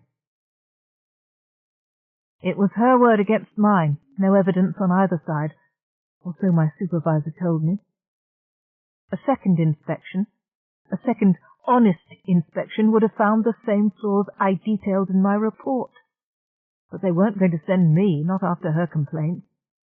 And while they were waffling around looking for somebody else with a technical background to do the inspection, Senator Senevix pushed a special bill through his committee. He's in charge of the Ethics Committee, Sev explained. This bill made second inspections in the same class as trying a man twice for the same crime, placed a construction company under the protection of the old double jeopardy rule. So we weren't allowed to go back and collect the evidence. Then the letters started coming about me gambling at the Paradise. And, well, you know the rest of it. What I don't know, though, is what you expect me to do about it. You said you don't want me to get you reinstated at Bahati Credit Lim, and I think that's a good idea. If you went back to the Nyota Yajaha system, I don't think your life would be worth much. And you must know Central doesn't interfere with other worlds' internal legislative affairs. If this young lady has bribed a senator, that's most deplorable. But we must wait for the people of Bahati to recognize the fact and remove him by due electoral process. Not, said Seth grimly, if I can get incontrovertible evidence of what she's been up to. My dear boy, you'll never get close to a Pollo construction job again. From what you've told me, I'm quite sure she's too bright to let you anywhere near her operations. True, Seth agreed. I haven't a chance of catching her now. And there aren't many investigators, male or female, whom I'd guarantee to be immune to Thassa's, methods of distraction. He paused for a moment of brief, intense, almost painful memory. Maybe none, he concluded, opening his eyes again. But a brain ship would be safe enough, don't you think? Tell me, said the grey-eyed man, exactly what you have in mind. He hadn't moved by so much as the flicker of an eyelash, but Seth could sense the suddenly heightened interest. He outlined his plan, accepted several corrections and emendations to the basic strategy, and all but held his breath with hope and excitement. It had been a long shot coming to this man, and one he hadn't really expected to pay off. I think it can be done, was the final verdict. I think it should be done. And I do believe I can arrange it. Then it only remains to find a brain ship capable of carrying out the plan. Any courier service ship would be capable. There was a hint of reproof in the level, passionless voice. But we can do better than that. We want integrity, brains, diplomatic skills, and the ability to pass as a drone ship. There's one ship fairly recently commissioned, about 5 years, that should suit your purposes. I can guarantee her personal integrity, you see, and that's what is most important in this operation. For the rest, a brief, ironic smile that puzzled Seb. Well, let's just say I've been following this particular ship's career with some interest. He stood, and Seth followed suit. As they passed the music platform, the syntho-comma broke into a raucous burst of primitive melody, annoying, far too loud, but with a compelling rhythm behind the raw sounds. Seth rather liked it, but his companion closed his eyes and shuddered faintly. I apologize, he said as the door closed behind them, for the music. It's not one of the cafe's attractions, in my opinion. Still, it is the other reason why I come here. Seth frowned in puzzlement. You'd think a young man of high family stock with a good education and a family eager to help him get started in a worthwhile profession could find some better career than playing Synthocom in a dusty bar on the wrong side of town, wouldn't you? It was clearly a rhetorical question. Sev nodded his head in agreement. So, said the only honest man on Caelus, so would I. But evidently my son is of a different opinion. Chapter 9.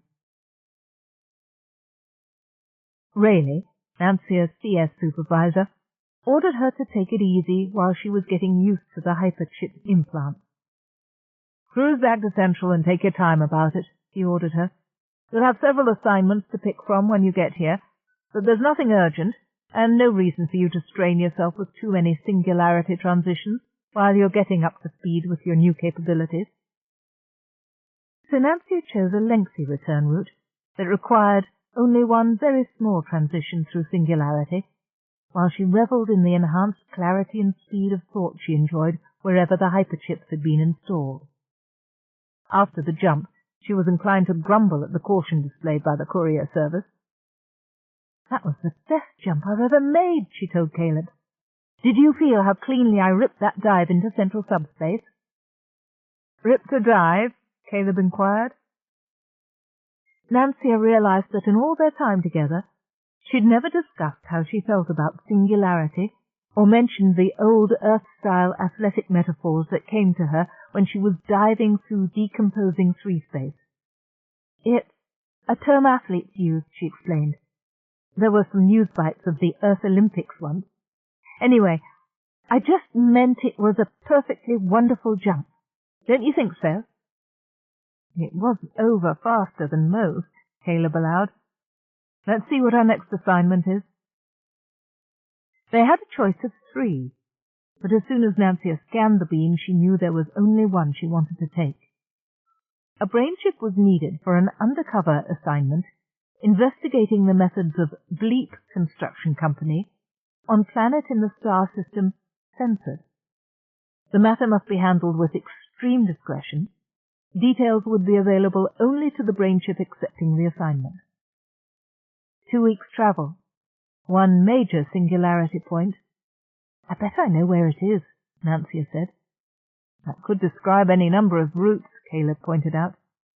"Yes, but—" Nancia created a pattern of dancing light strings on her central panel.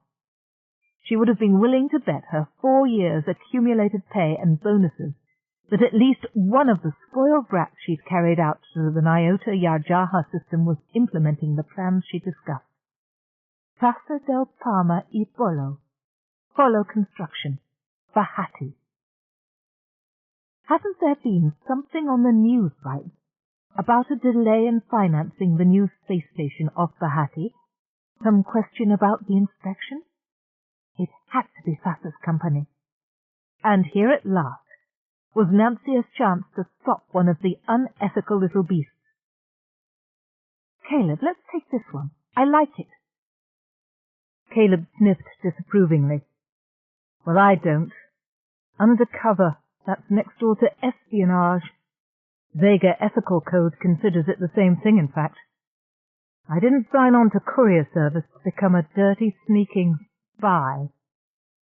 He made the word sound obscene. "And look at this." He overrode Nancia's pattern of dancing lights to display a copy of the assignment description on the central screen. A laser pointer highlighted the weight code inconspicuously marked on the top left corner of the message header. "See that? Somebody specifically routed this assignment to us, even if it meant waiting 3 weeks for us to come back from Spiker subspace by the longest route. With a little checking the net, we could probably find out who—" "No, that would be unethical," Caleb conceded with a small sigh. "But I don't like it, Nancia. Smells of high families meddling and pulling strings. I think we ought to take one of the other 2 assignments. Something that's presented in a straightforward manner. Something we can do without compromising our integrity." But even Caleb couldn't work up much enthusiasm for their other 2 choices. The first, they were warned, might be a relatively long-term assignment. A ship was required to transport the Planetary Technical Aid Inspection Committee on its 5 yearly rounds, remaining at each planet while the committee inspected the situation and prepared a report. "I guess there are worse chores," he said. "Maybe it wouldn't take so long. If they do this trip every 5 years, the last inspection ship should have been coming back just before you were commissioned. Want to check the records and find out how long the round trip took?" Nancia began checking the courier service's open records, while Caleb studied the third assignment choice. Taking a bull to Corcaroli subspace. This is a courier service assignment. Improving agriculture, Nancia suggested, and then, but they can't be serious. Surely all we'd have to take out is a sperm sample. But it turned out, when they checked, that nobody had ever successfully taken a sperm sample from Thunderbolt 3, the prize bull buffalo of the Central World Zoo. And since the only surviving cow buffalo was on Corcaroli 6, and since the zookeeper there claimed Shaduppa suffered from terrible singularity stress and couldn't possibly handle spaceflight, the preservation of the species required that Thunderbolt 3 be transported to Corcaroli 6. "I think even a PTA committee would be better company than Thunderbolt 3, Caleb commented. "Nancia, isn't there any CS record of how long the previous inspection tour lasted?" "I just found it," Nancia told him. She'd had to check through more years of records than she anticipated. "And?" "And they should be returning sometime next year. They're still out in Deneb subspace. I've been reading the interim report. It seems the PTA bylaws prohibit the inspection committee from leaving any planet until they have all agreed to and signed the report for that planet." "And?" This time Nancia did sigh. "Caleb, it's a committee." 3 hours later, Severide, Briley, Sorensen, d'Aquino came aboard to explain his plan in detail. "I don't like the paint job," Nancia complained when the retrofitting was done. Caleb glared at her control panel. She wished he would turn around and look at her central column, now hidden behind fake bulkheads. "It was your idea to travel under false colors. Don't complain now." "It's not been disguised as an OG shipping drone ship, I mind," Nancia said. "It's Darnell's choice of colors. Puce and mauve. Ugh!" That wasn't quite true. She did mind the OG shipping logo stenciled on her sides. It gave her a creepy feeling to know that strangers would look at her and see part of Darnell Overton Glaxley's rapidly growing empire. But she wasn't about to admit that to Caleb, not after arguing so hard to convince him that they should take the assignment. Seth Briley's plan had been simplicity itself. Thassa Del Palma seduced men when she needed to, but she was economical with herself, as with all Poirot Construction's resources. Very few strangers were allowed close enough to the construction company's operations to become any sort of a threat. Her workers were fanatically loyal to her. "Let's not discuss that part," Caleb had interrupted Sev at this point. "It's not fit for Nancia to hear." "I believe," Sev said carefully, "that their loyalty is purchased by stock options and high financial bonuses, not to mention the fact that a number of them are rumored to be wanted by Central under other IDs. Somebody seems to be doing a fine business in supplying Thassa with fake net identities for her workers." Polyon. Nancia remembered the ease and dexterity with which he'd hacked into the net accounts via her own computer, and that had been 5 years before. He was probably much, much better at it now. She could tell Seth Briley where to look for the net forger, or just drop him a hint. A hint might be enough for this determined young man. Look how quickly he dredged up the connection between Poirot Construction and OG Shipping, the very basis for their hastily executed plan. Thassa's business required heavy transport facilities. For the most part, Poirot Construction ran their own ships, but when she had too many contracts, Thassa rented drone ships from OG Shipping. The drones were the safest way for her to transport illicitly acquired materials, There would be no witnesses except her own men loading materials at one end, and the customers' men unloading at the other end of the run. Neither would be inclined to bear witness against a system that brought them so much profit. Sev had worked out all this from a combination of studying partial net records, interviewing anybody with even casual interest in boiler construction, and putting the bits together with his own flashes of brilliant insight. He lacked just one thing: the testimony of an unimpeachable eyewitness to confirm his deductions. Somebody needed to see the substitution of materials going on. Somebody whose integrity could not be questioned. Somebody who could get close to operations without warning FASA. The integrity of courier service brain ships was beyond question. And FASA, accustomed to the services of the patient, silent, brainless OG drone ships, would hardly suspect that behind painted bulkheads and empty loading docks there resided a human brain with the sensor capacity to hear and see all that went on aboard the ship, and the intelligence to testify about it later. "It's a brilliant plan," Nancia declared when Sev first explained it. "I don't like it," Caleb glowered. "Sending Nancia out alone, without me to tell her how to do things? What if she panics?" "I won't panic." Nancia made her voice as calm and soothing as possible. "And I'll be with her," Sev pointed out. "I won't risk coming out where they can see me, but I'll track everything via Nancia's sensor screens and send her cues if she needs help." Caleb folded his arms. "That," he said grimly, "is not a satisfactory solution. Why can't I go too? I'm her Brawn. I should be wherever she is." "Minimizing the risks," Sev said briefly. Actually, his original plan had called for the brain ship to go completely unattended, just like a drone. But he was damned if he would miss out on the culmination of his careful plans. He trusted himself to have the self-control to stay out of sight until FASA had completely incriminated herself.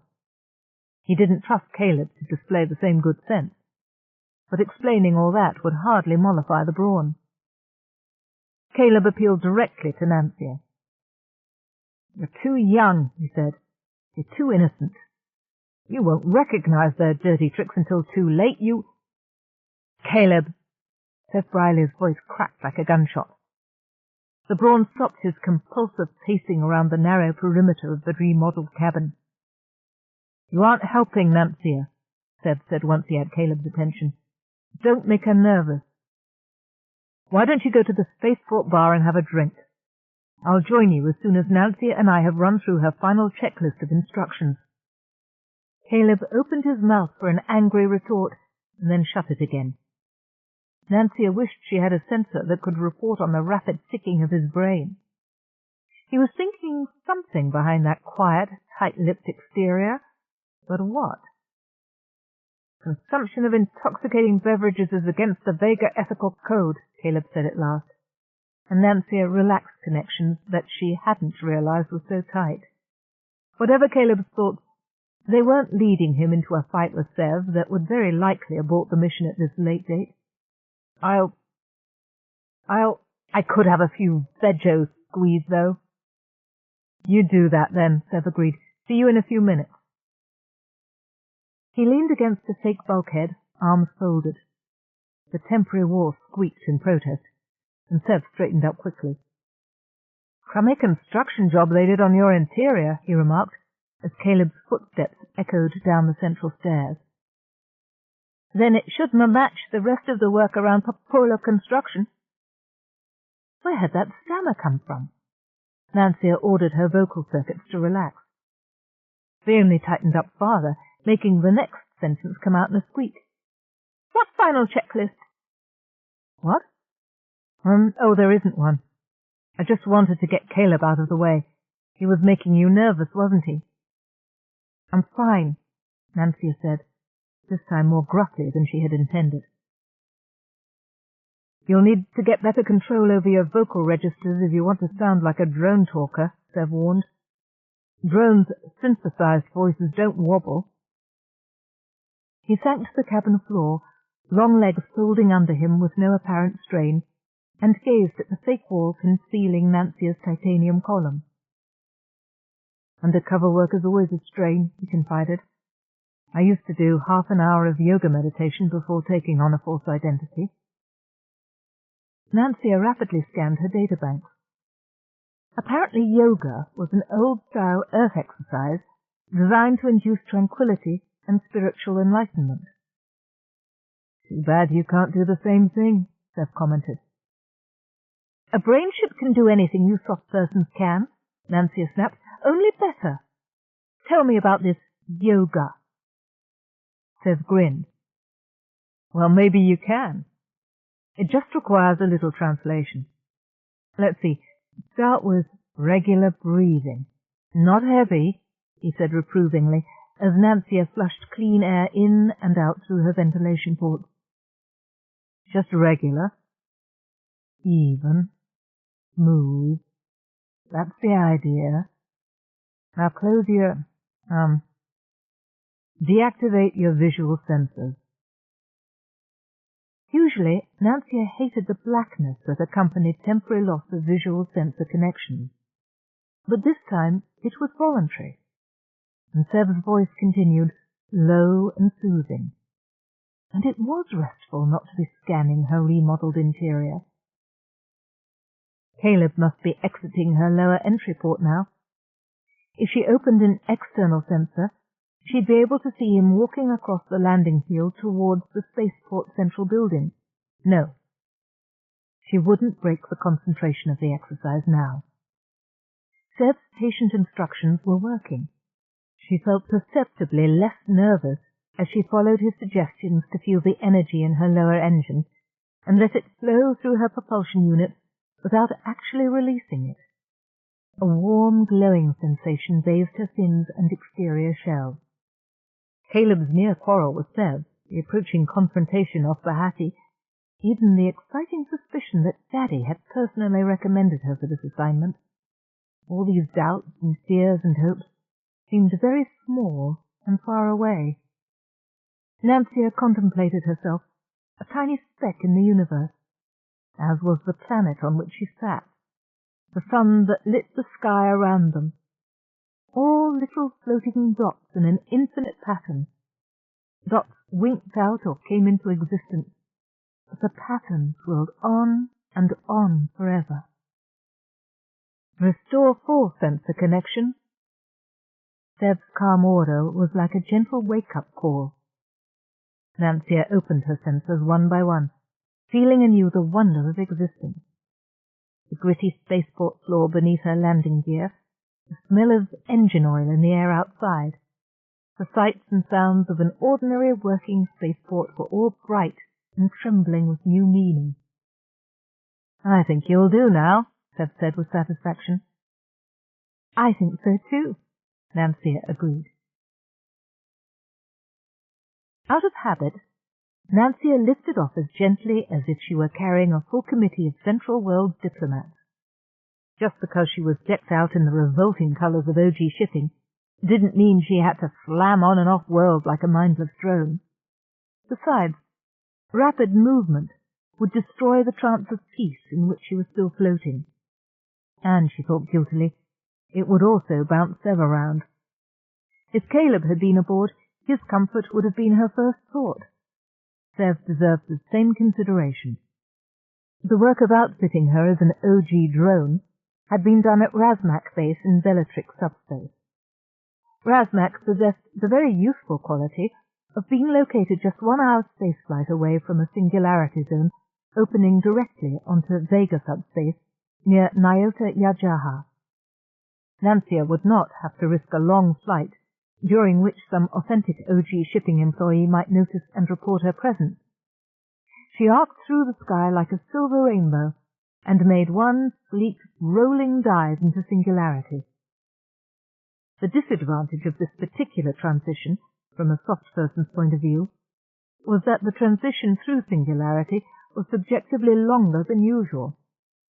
Sev had considered this a reasonable trade-off for the advantages of Razmak Base. Nancia hoped he would feel the same way when they exited into Vega subspace. For herself, Nancia had been looking forward to the jump. She skimmed the rolling waves of collapsing subspace, dove and surfaced and spiraled through the spaces until the decomposition funnel drew her whirling into its shrinking space. Systems of linear equations followed their orderly dance. Space shrank and expanded about Nancia, colour sang to her, and the inexorable regularity of the mathematical transformations unfolded with the beauty of a Bach's fugue. She came out into Vega subspace with an exuberant shout of joy, the golden notes of a Purcell trumpet voluntary echoing through concealed passages and empty loading bays. "Cut that out!" The outraged shout, echoing where no human voice should have sounded, was like a spattering of high-frequency power along Nancia's synaptic connectors. She opened all sensor connections at once. The world was a faceted diamond of images, painted bulkheads, pseudo-steel corridors, Sev still strapped to his bunk for the singularity transition, the central cabin viewed from 3 angles at once, all framed by the external sensor views of blackness spattered by the fire of distant suns. And Caleb, coming from one of the angles where temporary walls blocked Nancia's sensor view of her own interior, resplendent in his courier service full-dress uniform and still green in the face from the extended period in singularity. Nancia closed down all the other sensors and expanded the image of Caleb. Her Brawn wasn't usually inclined to service frippery. She had forgotten just how fine a man could look in the uncomfortable full-dress black and silver of the courier service, with the stiff collar forcing his jaw up and the silver and Corinthian braid winking in rainbow light fires every time he drew a deep breath. "You've developed a distaste for classical music." It was the only thing she could think of to say. The only thing that was even remotely safe to say. "You were half a tone flat on the high notes," Caleb informed her, using the same carefully remote voice that Nancia had employed, "and much too loud." "I suppose I should apologize for the unintended assault on your delicate senses," Nancia said. "I had turned off the cabin speakers, and I wasn't aware that there was another soft shell aboard." "A what?" Had Caleb really spent 4.5 years as her Brawn without ever once hearing the slang term that shell persons used for mobile humans? Nancia rapidly reviewed a selection of their communications. It was indeed possible. She had never realized how much of her communication she censored for Caleb's benefit, how careful she'd been to avoid offending against his standards of speech and action. Maybe she'd been too careful if he thought he could get away with a stunt like this. "I think you can figure out what the term means," Nancia told him. Then, as she absorbed the emotional impact of what Caleb's action meant, her hard-won control cracked like a faulty shell. "Caleb, you idiot, you could have been killed! What if I'd lifted off at full speed? Hiding in that corner, you'd have been bounced around like 3 dice in a cup." "You never do bruising takeoffs or landings," Caleb pointed out. "Too fond of showing off your land-on-an-eggshell, turn-on-a-dime navigational skills." Nancia was momentarily distracted. "What's a dime?" "I'm not sure," Caleb admitted. "It's an old Earth phrase. I think it refers to some kind of small insect. Want to check your thesaurus? We could call up the Old English language files via the net, too. Something to pass the time." "Stop trying to change the subject. Why didn't you tell me you were going to be aboard?" "Would you have let me come?" "Well, no," Nancia admitted. "I'd have had to tell Briley.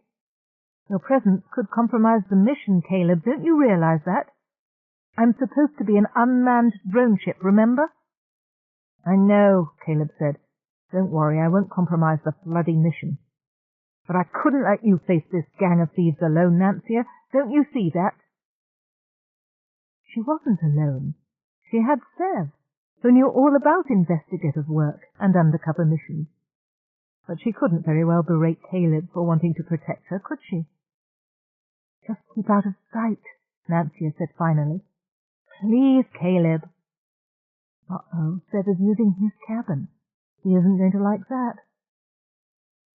Work it out with Seb. If one of you can hide, I guess two of you can. But he's in charge for this mission. I agreed to that, and you'll have to do the same. She took the set of his jaw and the brief upward jerk of his head for all the assent she was going to get. Oh, one other thing. Yes. Why? Nancia inquired. Did you choose to wear full-service uniform for this little jaunt? Not that it isn't becoming, but I'd have thought something a little less conspicuous. Caleb explained patiently and at length about traditions of honor on Vega. There seemed to be some connection in his mind between wearing uniform and being taken for a spy. Or not taken for a spy. Nancia couldn't quite follow the argument, and when he went from Vega history to old Earth stories about somebody called Major Andre, she quit trying. Caleb was Caleb. His sense of honor wouldn't let him send his brain ship without him into what he considered a dangerous and morally ambiguous situation. Apparently his sense of honor also wouldn't let him dress sensibly for the occasion. His sense of honor was a royal pain in the synapses at times, but it was part of Caleb, part of what she respected in him. While Caleb discussed the laws of war, the concept of a just war, the truth of God, and the Geneva Conventions, Nancia found and activated her files of Baroque brass music. With all speakers off, she ran the Purcell trumpet voluntary through her comm channels 3 times, and was going on for a 4th before Caleb finally ran out of things to say. Sassa Del Palma paced the loading dock of Bahati Space Base 2, biting her lip. Ever since that near debacle over Space Base 1, she had been unwilling to delegate the ambiguous details of her business. That had been a near thing. Who would have thought Sir Briley would be so persistent? She'd taken him aboard the Xanadu and given him what he wanted, hadn't she? And when that hadn't proved sufficient to shut the man up, Sassa stopped pacing and bit her lip. All she'd wanted from Darnell was to fake a minor gambling and embezzling record that would discredit Seb with his employers. There'd been no need to go as far as he had, even if Seb had come sniffing around the paradise to find out who was framing him. There were other ways to discourage people besides dumping their unconscious bodies in a recycling bin. She should have recognized Darnell's sadistic tendencies. She should have remembered the whispers about mysterious disappearances from the paradise. Oblivious to the soft thump and the vibration through the base walls that announced the docking of Darnell's OG shipping drone, Sassa leaned her head against the wall for a moment. It gave slightly where her forehead pressed against it. That was what happened when you replaced the contracted synthos steel with steel-painted plastifilm. Not that she cared. Not that anybody cared about anything. That was how the world was, and nobody bothered to stop any of the corruption. Why should she trouble herself about one man caught up in the general unfeeling way of the world? Nobody had ever cared about her, had they? Certainly not Seth Briley. All he'd been after was a scandalous case that would build up his career. He'd taken what she offered, and then attacked her again as if none of it meant anything. Well, it didn't. Did it? Sassa blinked rapidly and activated the series of locks that would automatically check on the fuel between an attached ship and the space base itself, equalize pressures, and open the space base for loading and unloading. She hadn't economized on that part of the work. She was clever enough to keep well above standards on any part of a contract that might jeopardize her personal safety. Clever enough, she thought, as the space-base doors irised open, to handle any problem that came up, except maybe her own memory. Which were no problem. She was about to call the loading crew to shift the permasteel beams and other expensive materials onto Darnell's drone when a thought stopped her. You couldn't be too careful these days. She walked through the spaceport iris, through the extruded pressure chambers, and into the empty loading bays of the OG shipping drone ship. Everything seemed to be as it should.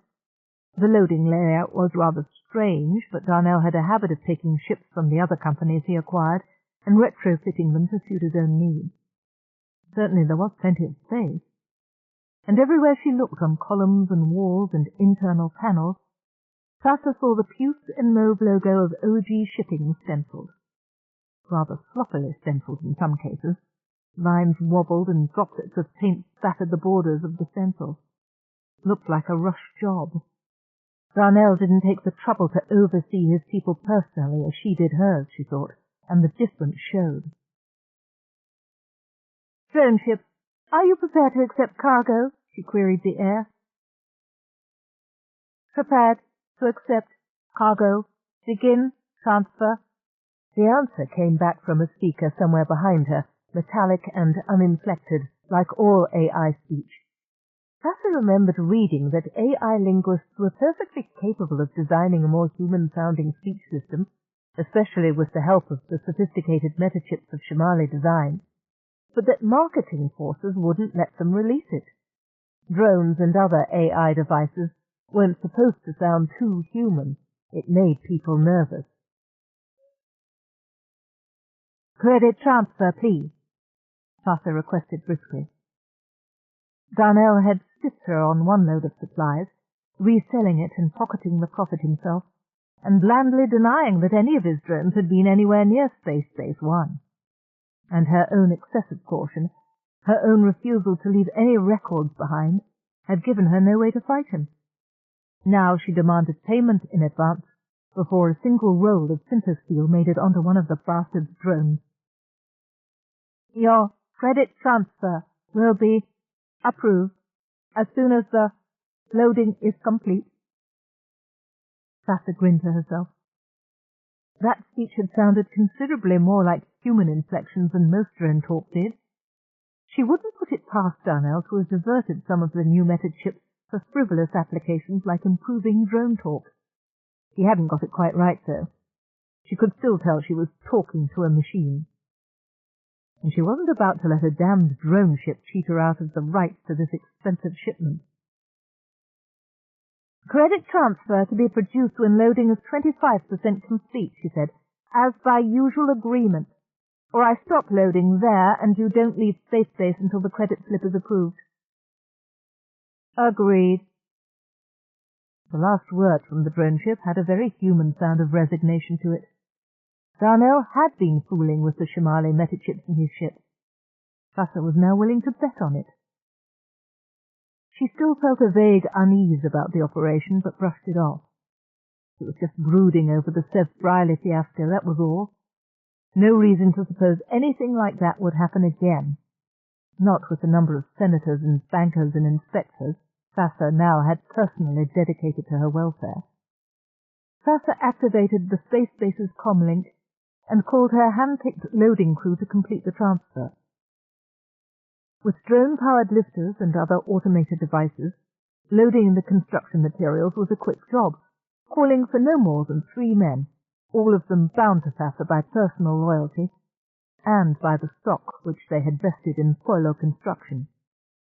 Those stock options were an expense Thassa regretted, but it was necessary to ensure the absolute silence of her assistants. Once again, while the men went about their business, she cursed the underlying chauvinism of contractors who insisted on building their lifters to the specifications of a 6-foot, muscular male body. There was no reason the lifters couldn't be designed so that their controls were within the reach and strength of a smallish woman. The real muscle involved here came from the machines, not from the men. But Thassa was too small to operate the machines. When she calculated what this one fact was costing her in stocks and bonuses to keep her loading crew silent, she was tempted to start her own heavy machinery factory with the lifters and forks and cranes all built so that anybody could operate them at the touch of a button. "Some day," she promised herself, "when I have enough money, when I feel strong enough and secure enough, when I am enough." Somehow she felt that such a day would never arrive. But the 25% mark on transfer had arrived, and it was time to claim her credit slip. Thassa motioned to the loading crew to stop. While they waited in position, lifters frozen in mid-arc, She walked back into the partially filled cargo bays of the drone ship. "Credit transfer," she rapped out. "Now." "Regret that I do not have facilities to issue credit slips in loading bay area," the drone ship replied. "Request that Del Palma unit transfer self to cabin area to receive payment." The inflections were almost human, but the awkward wording was pure drone speak. Smiling as she waved her hands before the lift door sensors, Sasha reflected that she would have to recommend some better linguist to Darnell. The lift door irised open, and Sasha, wrapped in her satisfied thoughts, took one step forward before she took in the glitter of silver and Corinthian braid against the deep space black of a courier service uniform. Startled, she flung herself backwards, but the uniformed man grabbed her sleeve just before she was out of reach. Sasha fell back onto the loading dock floor, dragging her assailant with her. He landed heavily on her midsection, knocking the breath out of her. Where were the damned loading crew? Couldn't they see something had gone wrong? "Sasha Del Palma, I arrest you, in the name of Central Worlds, for embezzlement of space base, construction and supplies," the bastard wheezed. Both his hands were around her wrists now, pinning her to the floor. Sasha gasped for breath, brought up a knee into the brute's crotch, and wriggled free in one movement. Her brain had never stopped working. So there was a witness. Darnell had double-crossed her? All right. Dispose of the witness. That was the new problem. Then she would deal with the rest. "Kill that man!" she screamed at the dumbstruck idiots on her loading crew. She raced towards the safety of the space base. The drone ship's loading door slammed shut. How had the bastard managed to transmit the command? He should still be writhing in agony. He was. But as Sasha looked, he rose to his knees. "Under arrest," he panted. "That's what you think," Sasha said with her sweetest smile. What did this fool think? That she was too weak and sentimental to kill a man face to face? He was still on his knees, and she was standing, and the needler in her left sleeve slid into the palm of her hand with a cool, solid feel of revenge. Time slowed, and the air shimmered about her. The courier service Brawn was lunging forward now, but he'd never reach her in time. Sasha aimed the needler until she saw a face neatly framed in the viewfinder. Who was he? It didn't matter. He was a total stranger. He was Fed. He was Senator Senevix. He was full Del Palma, all turning green around her, and her fingers almost too weak to squeeze the needler. What was happening? Sasha swayed on her feet, squeezed the needler handle, and saw an arc of darts ripping wildly through the thick green clouds that surrounded them now.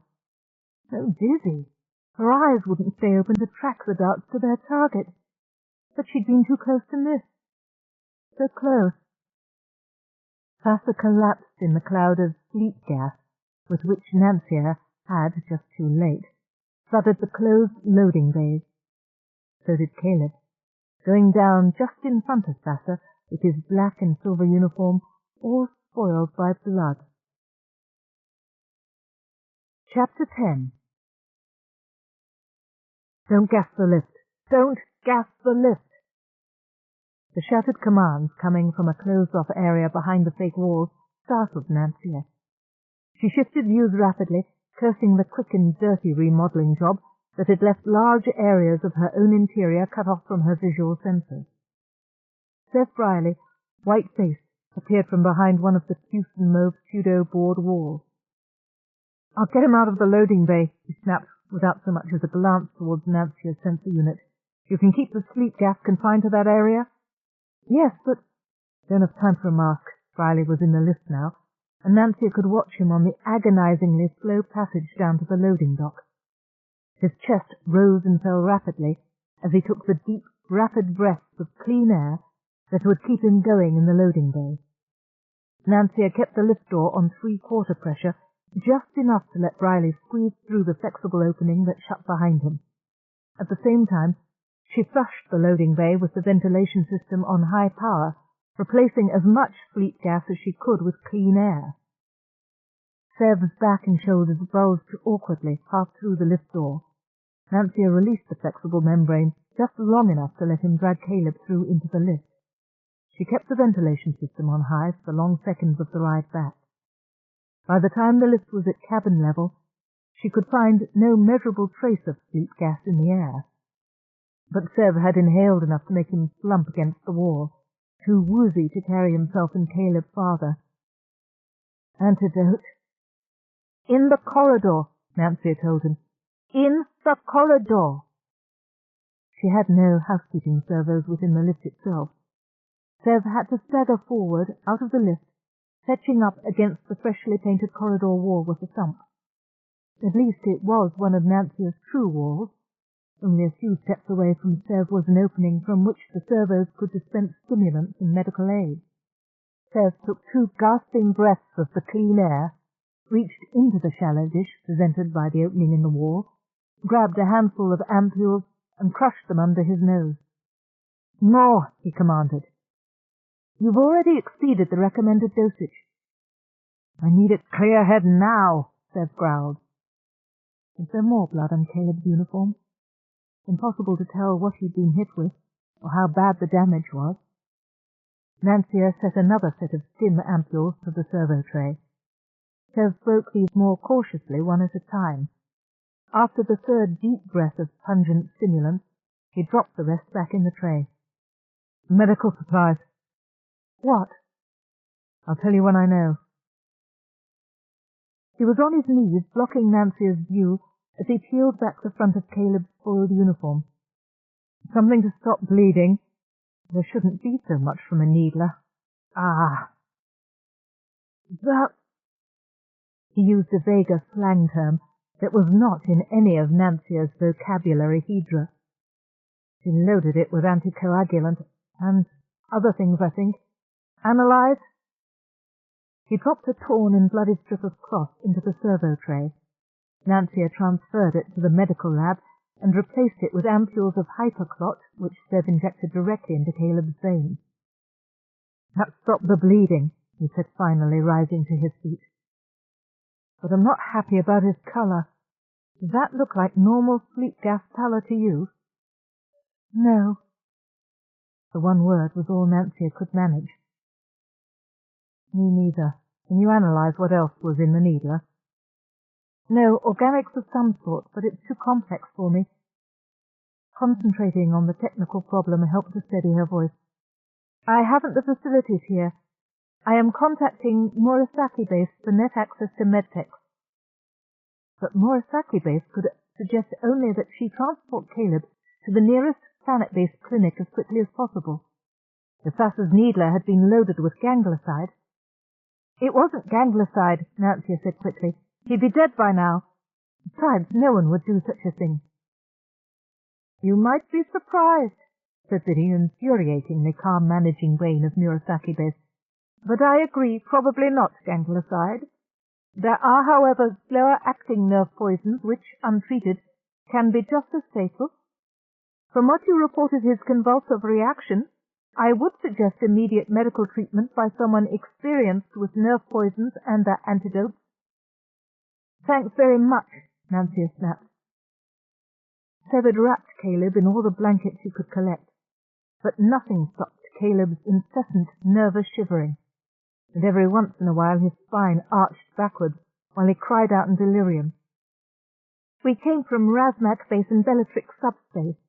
You're not seriously suggesting I take a man in this condition through singularity, are you? There happens to be an excellent clinic on Bahati, the Murasaki Base brain replied. If you were calm enough to check the net records I'm transmitting, CN, you'd see that the assistant director there has a strong background in nerve poison research. With your permission, I will alert the Summerlands Clinic to receive an emergency patient for the direct care of Dr. Alpha Bintez Rafong. Time stopped. Snatches of conversation, forgotten for nearly 4 years, echoed in Nancia's memory. An expert in gangloside therapy right there at the Summerlands Clinic, testing gangloside on unwitting subjects. So far gone on blister, they didn't even know what was happening to them. She had the full conversations recorded, and safely stored away. She didn't need them. Her own human memory was mercilessly replaying words she tried to forget. Did she dare put Caleb in Alpha bint Hezra Fong's hands? Did she dare not take him to the clinic? There was really no choice. They were only a few minutes from Bahati, but the time seemed like hours to Nancia. She blessed the multi-processing capability that allowed her to perform multiple tasks at once. While one bank of processors controlled the landing computations, Nancia assigned 2 more to maintaining the comlink with Murasaki and opening a new link with Bahati. She reached the director of Summerlands and explained her requirements, while simultaneously assimilating Murasaki Base's calm instructions. The combination of Sass's arrest and Caleb's wounds presented a complex political problem. Nancia was almost grateful for the complications. They gave her something to think about during the endless minutes before touchdown. Courier service policy strictly prohibited the transport of prisoners on a brain ship with no brawn. Nancia thought it was a silly policy, born of fears that were decades out of date.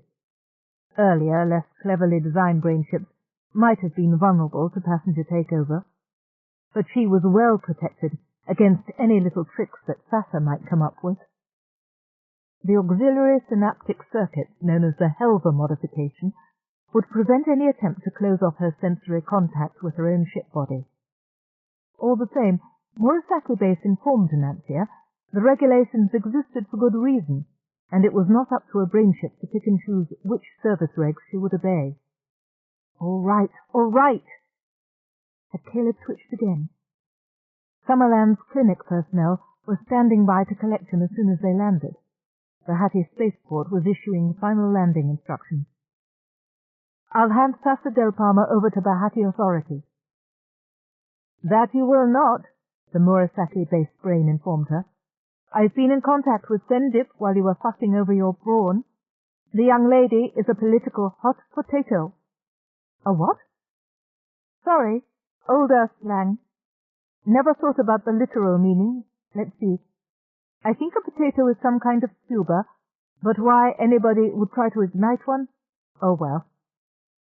Murasaki Base dismissed the intriguing linguistic question for later consideration. What it means is that nobody really wants to handle her trial. Well, you can see for yourself, can't you, Nancia? If you're going to try a high family's brat and send her to prison, you don't do it out on some nowhere world at the edge of the galaxy. You bring her back to Central, and you are very, very careful that all procedures are followed, to the letter. Sendip has strict instructions that nothing is to go wrong with his case. There's a certain highly placed authority who has taken a personal interest in stopping High Family's corruption. You can tell your highly placed authority to... Nancia transmitted a burst of muddy tones and discordant high-pitched sounds. Can't, said Murasaki Base rather smugly. Softails can't receive that kind of input. Fortunately for them, I might add. Where did a nice brain ship like you pick up that kind of language? Nancia landed at Bahati Space Field as gently as a feather floating in the breeze. She opened her upper-level cabin doors and waited for the spaceport workers to bring a float tube. They'd already been informed of the reason why she didn't want to open the lower door. The equipment should have been ready and waiting. Ah, there it was now. Well, then just inform your highly placed authority that a few little things have already gone wrong with this operation, Nancia told Murasaki Base. And if I can't transport Del Palma without a brawn, and I can't hand her over to Bahati, what am I supposed to do with her? Wait for your new brawn, of course, Murasaki Base informed her. And just how long will that take? They were loading Caleb onto a stretcher now. About half an hour, if he can pack as quickly as he should. What? In answer, Murasaki Base transmitted the Sendip instruction bytes directly. Senior Central Diplomatic Service Person, Amontillado y Medoc, Forester. Currently R&R at Summerland's Clinic. Previous Brawn status inactivated upon joining Sendip, Central date 2732, reactivated 2754 for single duty tour returning prisoner Del Palma y Polo Fasa to Central World's jurisdiction. Before taking Caleb away, the Summerlands medtechs were running tests and dosing him with all-purpose antidotes. Alpha Bint Hezrafong had come personally to oversee the operation. Nancia's senses caught her dark, sharp-featured face from several angles while she leaned over Caleb. Her expression showed nothing but keen professional interest. No hint of any evil plans to use Caleb as an unwitting experimental subject. And no compassion. Now he was going into the float tube, beyond Nancia's sensor range, beyond her help. Where was Bev? Nancia scanned the sensor banks until she located him in one of the passenger cabins that had been concealed behind her fake paneling. He was guarding a groggy Fasa who had just begun to come out of the sleep gas. "Sev, I need you to go with Caleb," Nancia announced. "CN 935, please acknowledge receipt of formal orders," Murasaki-based input on another channel. "Can't," Sev answered without looking round. "Have to guard the prisoner, check regulations." Nancia knew he was right. The same stupid CS regs that forbade her to transport Fasa without a Brawn would also forbid her to take sole charge of a prisoner. "Are regulations more important than Caleb's life?" "Nancia, he's getting the best possible medical care." "What are you worried about?" "CN 935, respond!" Murasaki Base shouted. The float tube was a speck on the horizon. They weren't stopping at the spaceport. They were taking Caleb directly to Summerland, where Alpha Bint Hezrafong could do anything at all to him, and Nancia wouldn't even know until it was too late. "Instructions received and accepted," she transmitted to Murasaki Base in one short burst. "Now get that Brawn on board!" "Forrester Amontillado y Meadows?" Nancia remembered the short, quiet man she transported somewhere years earlier to solve some crisis. The one who'd spent all his time on board reading. No matter what his record said, he wasn't her idea of a Brawn. But who cared? The sooner he was here, the sooner Sev could be released from guard duty to go watch over Caleb. Fasa was choking on the bottom of a lake. Weeds twined round her ankles, and the clear air was impossibly far away, miles above the green water that pressed her down and pushed at her mouth and ears and nose with gentle, implacable persistence. She tried to kick free of the weeds. They clung tighter, reaching up past ankle and calf and knee with green, slimy fingers that pressed close against her thighs. When she looked down, the weeds shaped themselves into pale green faces, with open mouths and closed eyes. All the men who'd given her their hearts and their integrity and pieces of their souls were there on the bottom of the lake, and they wanted to keep her there with them. Her chest was bursting with the need to breathe. If she gave back their souls, would they let her go? She tried to strip off the charm bracelet on her left wrist, but the catch was stuck. Tried to break the chain, but it was too strong. Green lake water seeped into her mouth with a bitter taste, and black spots danced before her eyes. She tugged the chain over her hand, scraping a knuckle raw, and flung it at the hungry ghost. The sparkling charms of Coricium and Iridium floated lazily down among the muddy weeds, and Fasa was released to rise through rings of ever-lightening water until she broke the surface and breathed in the air that hurt like fire in her lungs. She was lying on a bunk in a spaceship cabin. Sev Brierly was seated cross-legged on the opposite bunk, watching her with unsmiling attention. And the burning in her lungs was real, as was the throbbing pain in her head. Sleep gas hangover. Now she remembered. Surprise and violence, and a fool who'd been where he had no business, and the gas flooding the cargo bay while she tried to hold her breath. It all added up to a failure so crushing she could not bear to think about it yet. And Seb, the man who'd never given her a piece of his soul to keep in her charm bracelet, was he the one who'd engineered this disaster? "What are you doing here?" she croaked. "Making sure you came out of the sleep gas without complications," Seb said. His voice sounded thin and strained, as if he were trying to reach her from a great distance. Some people have a convulsive reaction.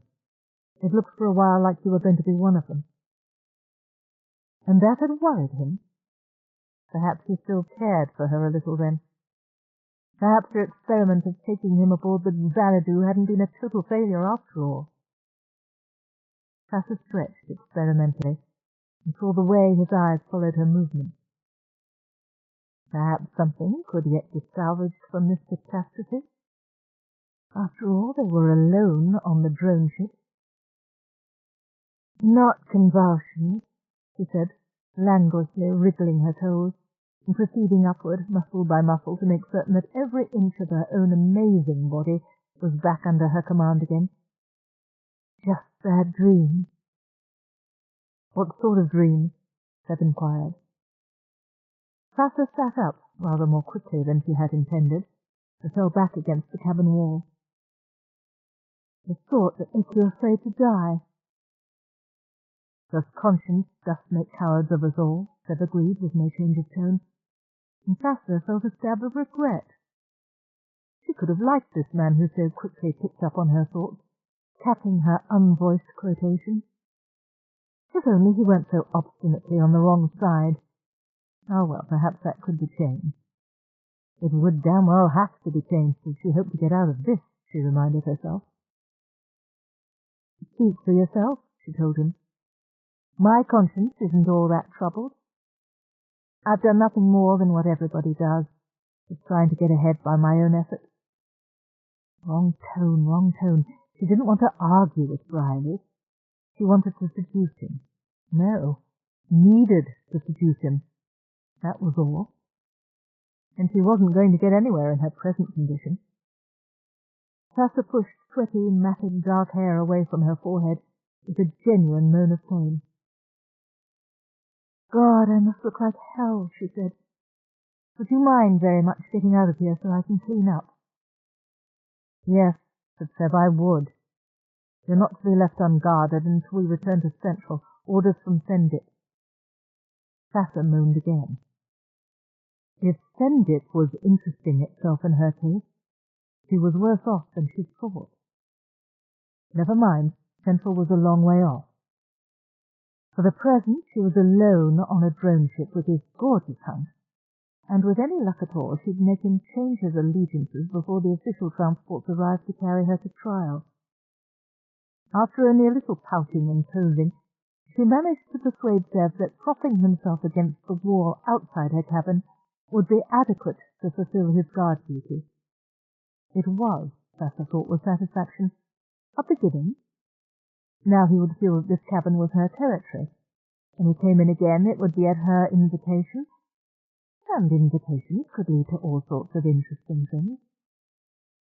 She washed from head to foot, kicked her stained and crumpled clothes in a corner under the bunk, splashed a little extra cool water over her face, and wrapped a sheet around herself in lieu of fresh clothes.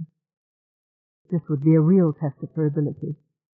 No cosmetics, hair combed straight with no styling, a scratchy service-issue sheet instead of a clinging gown, and this bare cabin for a romantic setting. "Blessed baby, you're so sweet, I just can't resist you," Paul de Palma used to moan when he came into her room and buried himself in her. And she'd been an awkward, sullen little girl then, with her black hair in thin, tight braids. She'd worn the ugliest, plainest clothes she could find, but that didn't put Paul off. For the first time, Tessa deliberately summoned up the memories she tried for so long to bury, seeking the confidence she needed to go on. She really was irresistible to men. Paul de Palma had proved that, hadn't he? Even knowing it was wrong, even knowing she hated it, He'd still refused to let her alone. "It's everything about you, the way you walk, the way you smile up at me with those big sooty lashes, half covering your eyes." Instead of giving her confidence, the memories made Sasha feel grimy. She must have invited him, not with words, but with something about the way she walked and looked at him. Somehow she'd made Daddy want her without even knowing it. End of side 4. Change side selector switch. This book is continued on the next cassette. Side 5. Partnership by Anne McCaffrey and Margaret Ball, continuing on page 170.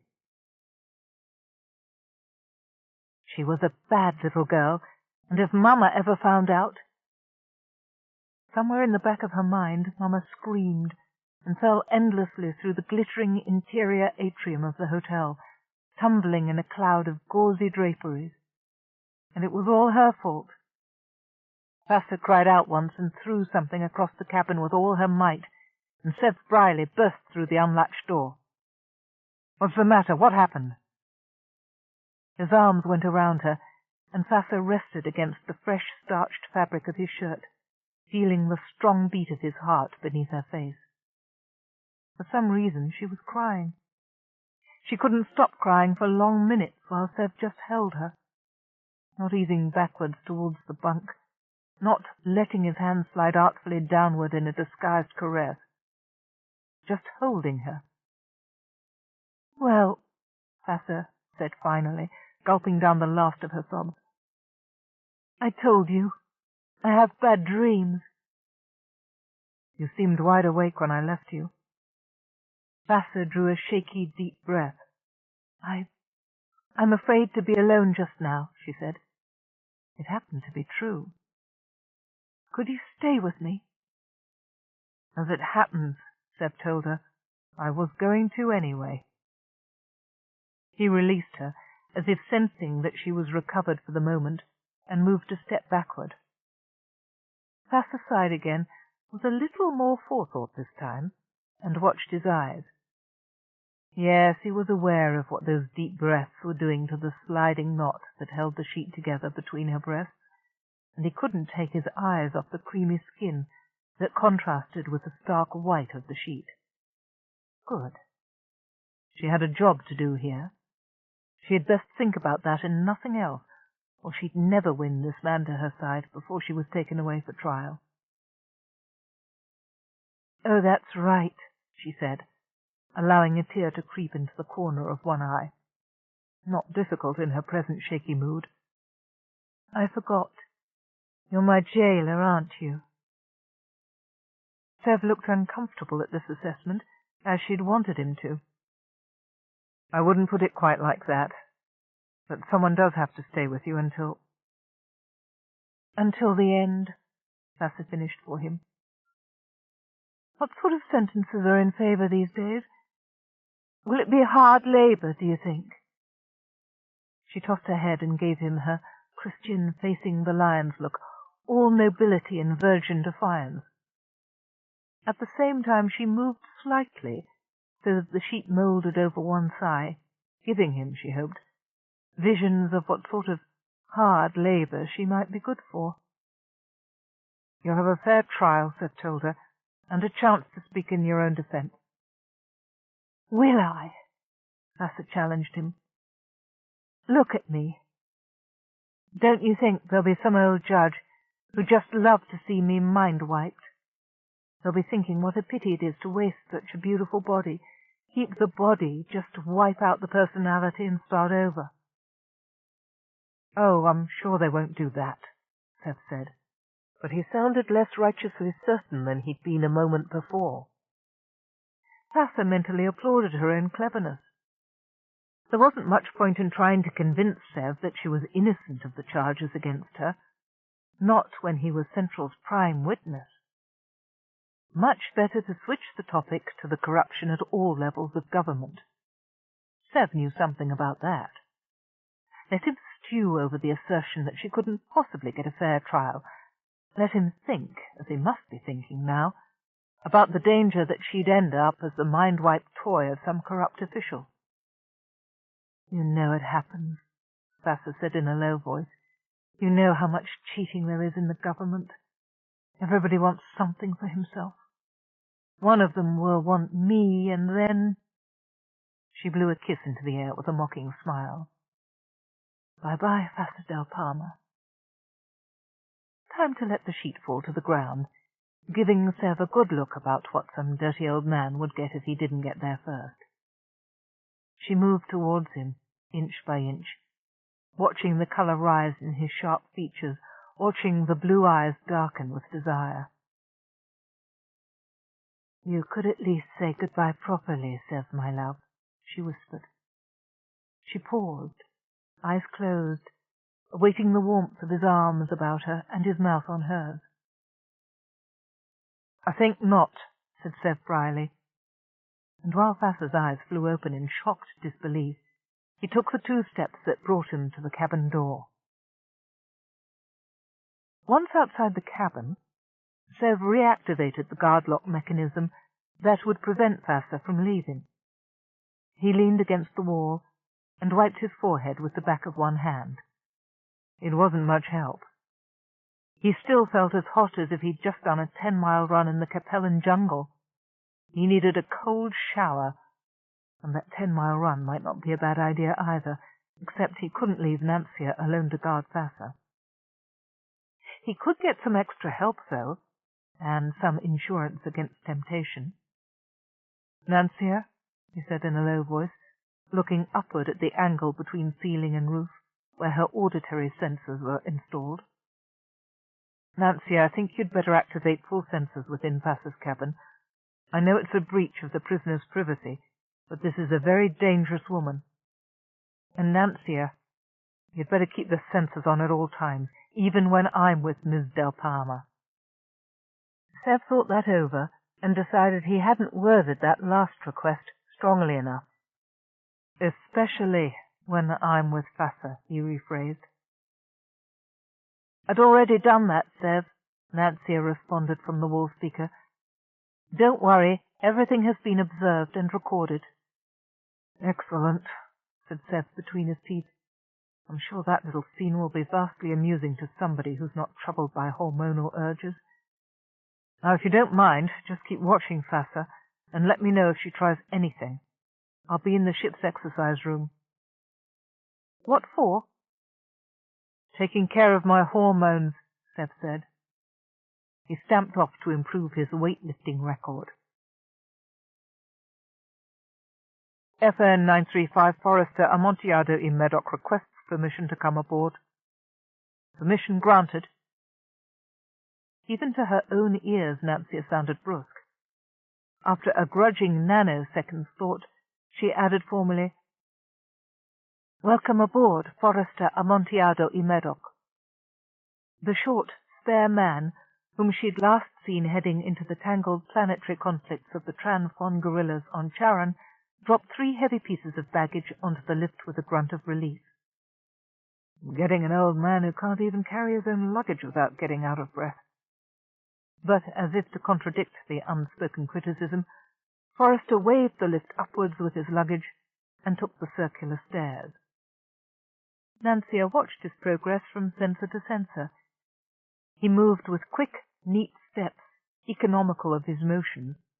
You couldn't say he was bounding up the stairs, but he did get to the top more quickly than she'd expected, and there wasn't a grey hair out of place or a drop of sweat on his forehead when he entered the central cabin. "Greetings, Nancia," Forrester said. Unlike Caleb, he looked directly at the titanium bulkhead that housed Nancia's human body and brain. His direct gaze was rather disconcerting to Nancia, who'd been used to Caleb wandering round the ship and addressing her without turning his head, counting on her efficient sensor system to pick up his words wherever he might be. She took a moment to look over this strange, elderly Brawn and prepare her response. Light eyes in a tanned face, with a network of crinkles around the eyes, as if he were accustomed to looking deeply at whatever he saw. Hints of red and ginger in the greying hair, a light, erect, relaxed stamps, as if he were prepared to move in any direction at a moment's notice. He may do, but he's not Caleb. You seem remarkably fit for someone who's just been recuperating at Summerlands, Nancia said at last. Forrester grimaced. Oh, I'm fit enough if that's what's been worrying you, FN. The stay at Summerlands was not for any medical reason. Then what? The orders I received said you were there for R&R. Yes, well, they would, wouldn't they? Forrester said maddeningly, while Nancia wondered if the man ever gave a straight answer to anything. Maybe that was trained out of you in the diplomatic service. At last he vouchsafed one more sentence that could be considered an explanation. My last posting for Sendip was, shall we say, stressful, and things didn't work out as well as I'd hoped. Charon? Nancia asked. The Brawn blinked once, surprised. Why, no, why... Oh, I remember. I had the honor of being transported to Charon by you, didn't I? Some years ago. You were the CN-935 then, as I recall. My condolences on the loss of your partner.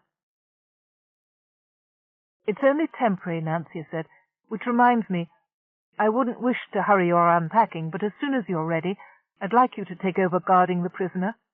Sev Briley is needed at Summerlands to look after my Brawn. As you wish. Forrester did not quite click his heels together as he executed a perfect bow in the direction of the titanium column. He wheeled, collected his bags from the open lift, and marched down the hall to the Brawn's cabin. Caleb's cabin, leaving Nancia with the feeling that she had been unpleasantly brusque. She opened a speaker in the cabin. If you don't object, we could continue our conversation while you unpack. No objection, said Forrester. He was slightly out of breath now, after lifting the heavy bags to his bunk. What on earth did the man travel with? A fortune in Coricium bars buried beneath his underwear? The first things he drew out of the bags were commonplace enough. Sendip formal dress and spare shirts, toiletries, and a handful of laser-printed datahedra. He might not object, but he wasn't being very helpful either.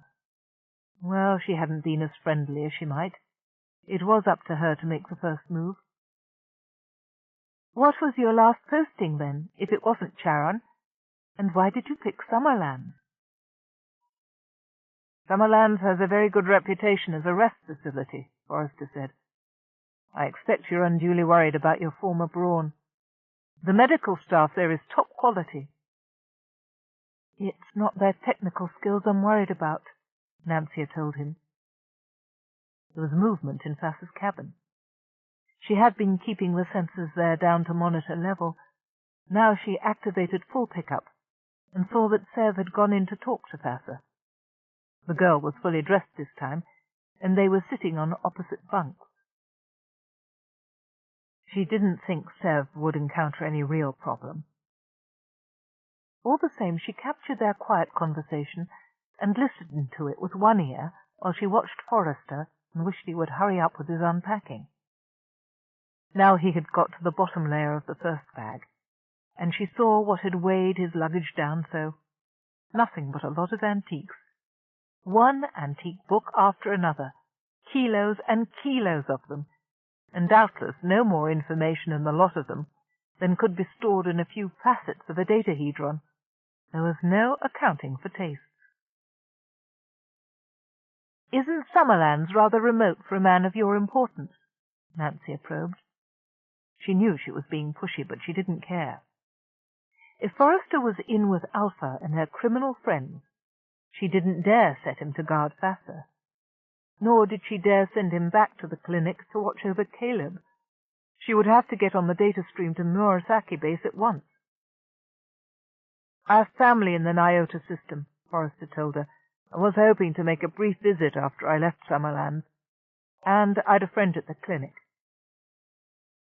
Alpha bint Hezra Fong, Nancia surmised.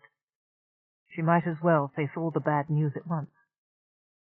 Good God, no! Forrester seemed genuinely startled. If that's what you think of the company I keep, no wonder you've been so hostile. Somebody else entirely, I assure you. Who? I'm not at liberty to say just now. If all goes well... Forrester broke off and rather fussily adjusted the portable folding shelf where he had stowed his books, tightening the spring bindings that would keep them in place in case of any rapid ship's movements. But whether it comes off or not, he said more slowly, I won't be here to help. And I won't have any free time afterwards to visit in this system. I'll be on my way back to Central with you, and once I land there, God knows what 6 urgent assignments will be waiting. He looked up, directly into Nancia's primary cabin sensor. So you see, dear lady, this assignment is no more to my liking than it is to yours. I hope we can sink our differences for the duration. Hush! The conversation in Fass's cabin had suddenly become very interesting. Nancia didn't want to have to wait and replay it. She wanted to know what was going on right now. It appeared that Fasser was trying to plea bargain with information on some of the other young people who'd been involved in that vicious wager. She began by hinting to Sev that she might be able to inform on a whole gang of criminals in the Nyota system if doing so would get her a reduced sentence. Sev, quite properly, told her that he wasn't authorized to make such promises. "Oh, what the hell," Fasser said wearily at last. "If I'm going down, I won't go alone. You might as well know everything. At least then you'll see that I'm not the worst of the bunch by a long shot." She began telling Sev all she knew about Darnell Overton Glaxley and the ways in which he'd worked his illegal net access, first to bring in shipping bids that were always just a shade lower than those of his competitors, then to destroy the credit and acquire the stock of any small businesses he felt like adding to his empire. "All very interesting," Seth told her. "But if Overton Glaxley is as clever as you say at accessing private net data streams, he'll have been clever enough to leave no traces of his taps." "Oh, he's not clever at all," Fasser said. "He was taught how to tap into the data stream." "By?" Seth prompted gently. Fasser shook her head. She had gone rather white about the lips. "It doesn't matter. Nobody you're likely to catch up with. Not me, if that's what you're thinking. I haven't got that kind of brains." "I never suspected you had," Seth said, rather too solemnly. Fasser gave him a suspicious glance. His lips were twitching. She aimed a mock blow at him. "That's right, insult my intelligence." Seth caught her wrist and held it for a long moment, while Nancia wondered if it was time to interrupt. At last his fingers relaxed. Fasser subsided onto her bunk. There was a white ring about her wrist where Sev had held her. She rubbed it absently while she went on talking. "Never mind about the net, then. There's other ways to prove it. One of the men Darnell ruined found out a little too much about his methods, and Darnell sent him to Summerlands." At that point, Nancia decided that Forrester had better hear this too. Whatever she thought of the man as a replacement for her Caleb, he was a trusted Sendip senior civil servant. He had friends in Summerlands. And he seemed to share her opinion of Dr. Bint Hezra Fong. She piped the input from Fasser's cabin through her speakers in Forrester's cabin. After a moment's stunned silence, Forrester sat down amid the piles of antiques on his bunk and listened carefully. Darnell thought Alpha would kill the man for him. She'd had a bunch of accidents with the tests she ran on her charity patients. She was getting quite good at faking death certificates with innocent-seeming causes of death. She used to boast about it at our annual meetings. One more wouldn't have been any problem for her. But she didn't kill him. She keeps him so full of seductron that he doesn't know who he is, and whenever she wants Darnell to do her a favor, She threatens to cut the man's seduction dosage. His name? Seb demanded. Vassar looked down. I'd like some assurances that you'll see my sentence reduced. You know I can't do that, Seb told her. She twisted her fingers together. You could lose the records of this last trip, though. Without your testimony and the recordings, there wouldn't be any hard evidence against me. She looked up, eyes brilliant with unshed tears. Please, Seb. I thought you cared for me a little. You were wrong, said Seb, in a voice as dead and even as any drone ship's artificially generated speech. Then what do I have? Why should I give you a damn thing? Vassar pounded on the yielding surface of the bunk in frustration. Her fist sank into the plasma form and left momentary dents that smoothed out as soon as she lifted her hands. Oh, all right, go ahead and see me mind-wiped or sent to prison until I'm too old to care, she said wearily. Why should the others get away with it when my life is ruined? The man's name is Valden Allen Hopkirk, and he used to own Hopkirk Glimware right here on Bahati. Is that enough for you, or would you like his central citizen code as well? Any little thing you can tell us would be much appreciated, said Seb carefully. Well, I don't happen to know his CCC, so you're out of luck, Vassar snapped. Wait, there's more. There is? Find Hopkirk and you'll have evidence on Alpha and Darnell both, Vassar said rapidly. But there's another one you ought to get. His name's Blaze. In the Brawn's cabin, Forrester lowered his head to rest on his clenched hands. Blaze Amontillado Perezi Medoc, he whispered. No. I've family in the Nyota system. I was going to visit after I left Summerlands. Nancia cut off the audio transmission to Forrester's cabin and shut down her own sensors there. She listened alone while Vassar babbled out the details of Blaze's felonious career on Angalia, the diverting of PTA shipments, the slave labor and torture of the native population he was supposed to be guarding. Some day Forrester would have to know and face those details, but not yet. She would leave him alone until he requested the recordings of this conversation, and then she would let him listen in privacy. And so Nancia was the only witness when Vassar's confessional came to an abrupt ending.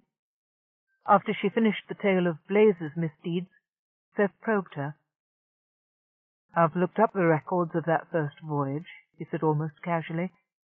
There were 5 of you in it together, weren't there? You, Dr. Bint Hezra Fong, Overton Glaxley, Amontillado Perezi Medoc, and one other, Polyon de Grasse Waldheim, newly commissioned from the Academy. What was his part in the wager? Vassar clamped her lips shut and slowly shook her head. I can't tell you any more, she whispered. Only, don't let them send me to Shimali. Kill me first. I know you never cared for me, but as one human being to another, kill me first. Please. You're wrong in thinking I never cared for you, Seb said after a long silence. You said so yourself. You asked if I liked you a little, he corrected her, and I don't. You're vain and self-centered, and you may have killed a good man, and you've yet to show any interest at all in Caleb's fate. I don't much like you at all. Yes, I know. Unfortunately, he went on with no change of expression, like it or not, and believe me, I'm not at all happy about the situation. I do seem to love you.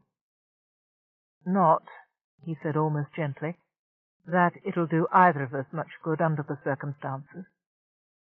But I did think you ought to know. Chapter 11. Caleb recovered with amazing speed. 2 hours after his arrival at the clinic, 40 minutes after Alpha Bint Hezra Fong had analyzed the poisons in his blood, and slapped on stim patches of the appropriate antidotes, the nervous convulsions had stopped. Nancia knew exactly when that happened, because by then she had thought to send Sev Briley to Summerlands with a contact button discreetly replacing the top stud in his dress tunic, and a second contact button to clip onto Caleb's hospital gown. While Forrester remained on board as a nominal guard for Thassa, Sev lounged about the public rooms at Summerlands, trying to look like a worried friend or relative and chatting up the recuperating VIPs. Nancia watched the clinic from two angles: the convulsive, shuddering view of a cracked white ceiling emanating from Caleb's contact button, and the repetitive views of artificial potted palms and doddering old celebrities to whom Sev talked. On the whole, the potted palms were more valuable than the celebrities. At least they didn't waste Sev's time with their reminiscences of events a century past. "None of these people know anything about Hopkirk," she whispered through Sev's contact button. "I've noticed," he replied, as the senile director emeritus of the Bahati Musical College, aged 175 standard central years, tottered away for his noon meds. "Can't you do something more productive?" "Give me time. We don't want to be obvious. And stop hissing at me. They'll think I'm talking to myself and hearing voices." "From what I've seen of these befuddled gentry, that'll make you fit right in."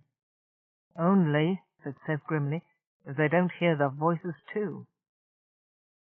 Nancia hated to leave him with the last word in an argument, but she was distracted at that moment. Something had happened, or stopped happening. Caleb's sensor button was no longer transmitting a jiggling view of the cracks on the ceiling. The image was still and perfectly clear. Not quite still. A regular, gentle motion assured her that he still breathed. A moment later, two aides exchanged a flurry of rapid, low-voiced but mainly cheerful comments over Caleb's bed. Nancia gathered that the news was good. His 3-syllable Greek root was up. His 4-syllable Latin derivation was down. They were putting him on a regular dosage of 2-word Denebian form, and as soon as he was conscious, they were to start him on a physical therapy routine. She complained to Forrester about the jargon. "Now you know how the rest of the world feels about brains and brawns," he said soothingly. "You know there are people who think decomposition theory is just a little hard to follow. They accuse us of mystifying the mathematics on purpose." "Oh, there's nothing mystical about mathematics," Nancia grumbled. "This medical stuff is something else again." "Why don't you translate the terms and find out what they mean?" "I didn't have a classical education," Nancia told him. "I'm going to buy one when we get back to civilization, though. I want full datahedra of Latin, Greek, and medical terminology. With these new hyperchips, I should be able to access the terms almost as fast as a native speaker." Somebody shouted just out of visual range of Caleb's sensor button. The view of the hospital ceiling swayed, blurred, and was replaced by glass windows, green fields, and a white-clothed arm coming from the left. "Here," said a calm, competent voice, just before Caleb bent over the permalloy bowl before him and gave up the contents of his last meal. The contact button gave Nancia a very clear, sharply detailed close-up view of the result. After that, though, he recovered his strength with amazing speed. Throughout the day, Nancia followed his sessions with the physical therapist. At the same time, she tracked Sev while he prowled the hallways of Summerland's clinic and listened for any scrap of information about a patient named Valden Allen Hopkirk. By mid-afternoon, a new aide was able to assure Caleb that there would be no permanent nerve damage as a result of the attack. "You're weak, though, and we'll need to retrain some of the nerve pathways. The stuff your space pirate used was a neural scrambler." "Damage is reversible," the aide said briskly, "but I'd advise a prolonged course of therapy. You certainly won't be clear to act as a Brawn for some time. Has your ship been notified? She knows everything that goes on here, said Caleb, placing one finger briefly on the edge of the contact button. Nancia got a good look at the aide's face. The man looked thoughtful, perhaps worried. I see.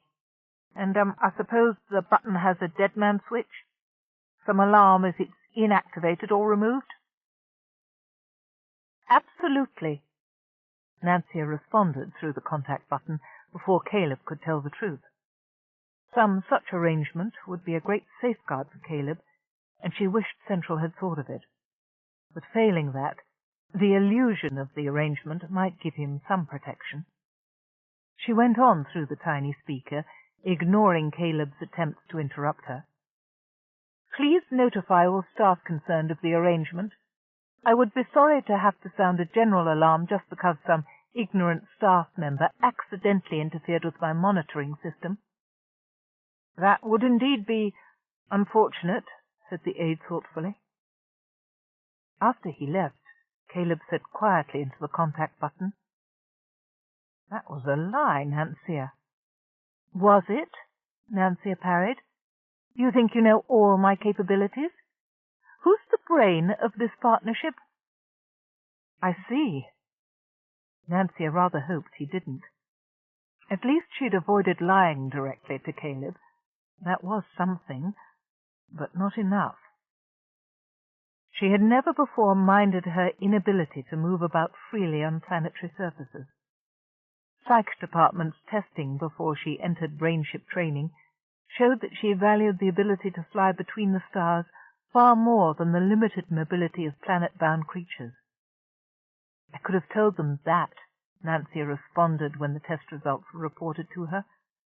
Who wants to roll about on the surface when they could have all of deep space to play in? If I want anything planet-side, they can bring it to me at the spaceport. But they couldn't bring her Caleb, and she couldn't go to the Summerlands clinic to watch over him. Nancia could see and hear everything that passed within the range of those buttons. She could even send instructions to the wearers, but she could not act. She was reduced to fretting over the slow progress they were making and worrying about the medications being inserted into Caleb's bloodstream. Haven't you found anything yet? She demanded of Forrester. Since Thassa had spent the day crying quietly in her cabin, Forrester interpreted his guard duties rather liberally. He was on board and available in case of any escape attempt, but he told Nancia that he saw no reason to waste his time sitting on a hard bench outside Thassa's cabin door. Instead, he sat before a touch screen in the central cabin, inserting delicate computer linkages into Alpha's clinic records and scanning for some hint of where she'd put the witness they needed. Forrester straightened and sighed. I have found, he told her, 400 gigamegs of patient charts containing detailed records of all their medications, treatments, and data readouts. Well, then why don't you just look up Hopkirk and find out what she's done with him? Nancia demanded. In response, Forrester tapped one finger on the touch screen and slapped his palm over Nancia's analog input. The data he had retrieved was shunted directly into Nancia's conscious memory stores. It felt like having the contents of a medical library injected directly into her skull. Nancia winced, shut down her instinctive read responses, and opened a minuscule slit of awareness onto a tiny portion of the data. It was an incomprehensible jumble of medical terminology, packed without regard for paragraphing or spacing, with peculiar symbolic codes punctuating the strings of jargon. She opened another slit and saw the same tightly packed gibberish. It's not indexed by patient name, Forrester explained. Names are encoded for privacy reasons, I suppose. If the data is indexed by anything, it might be on type of treatment, or it might be based on a hashed list of meds. I really can't find any organizing principle yet. Also, he added unnecessarily, it's compressed. We know he's being kept quiet by controlled overdoses of seductron, Nancia said. Why not— Oh. As she spoke, she had been scanning the data stream. There was no mention of seductron. Illicit drug, she groaned. Officially, there's no such treatment. She'll have encoded it as something else. I should have taken Latin, Forrester nodded. Capellan seemed so much more useful for a diplomat. Oh, well. Can you keep hacking into the records? Nancia asked. There might be a clue somewhere else. Forrester looked mildly offended. Please, dear lady, hacking is a criminal offence. But isn't that what you're doing? I may be temporarily on Brawn service, Forrester said, but I am a permanent member of the Central Diplomatic Service, Code G, if that means anything to you. As such, I have diplomatic immunity. Hacking is illegal. Whatever I do is not illegal, hence it's not hacking. He smiled benignly and traced a spiraling path inward from the boundaries of the touchscreen, wiping the previous search and opening a new way into the labyrinth of the Summerlands Clinic records. I should have taken logic, Nancia muttered. I think there's something wrong with your syllogism, Code G. That means you're a spy? Caleb would never forgive her for this. Consorting with spies, breaking into private records. The fact that she was working as much to save him as to track down criminals wouldn't palliate her offence in his eyes. You may call me an X-39 if you like. Humming to himself, Forrester smoothed out the path he had begun and traced a new, more complex pattern on the touchscreen. Isn't that rather pointless? Nancia inquired, seeing that I already know your name. Ah, yes, there we go. Forrester chuckled with satisfaction as he opened his access to a new segment of Summerlands Clinic's computer system. Supremely pointless, like most espionage. Most diplomacy, too, come to think of it. No, we don't use code names, but I've always thought it would be rather fun to be known as X-39. Have you indeed, fungus brain?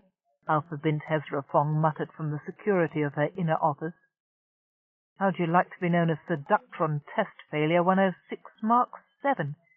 If I'd known who you were... She bit off the empty threats. She knew now. And if Forrester made the mistake of coming back to Summerlands for any reason, she'd have her revenge. Neither Forrester nor Nancia had thought to check Nancia's decks for transmitters. And even if they had, they might not have recognized Alpha's personal spider, a sliver-thin enhanced metachip device that clung to any permalloy wall and chameleon-like mimicked the colors of its surroundings. In all the fuss attendant on getting the wounded Brawn into the float tube, Alpha had found it easy enough to leave one of the spiders attached to Nancia's central corridor. From there it picked up any conversation in the cabins, although the voices were distorted by distance and interference. At the time, Alpha hadn't been exactly sure what instinct prompted her to plant the spider. She had just felt that the amount of net communications traffic concerning this particular brain chip and Brawn suggested they were more important than they looked. Infuriatingly, the data streams coming from Central over the net were in a code Alpha had not yet succeeded in breaking, so the spider was her only source of information. So far, though, it had proved a remarkably effective tool.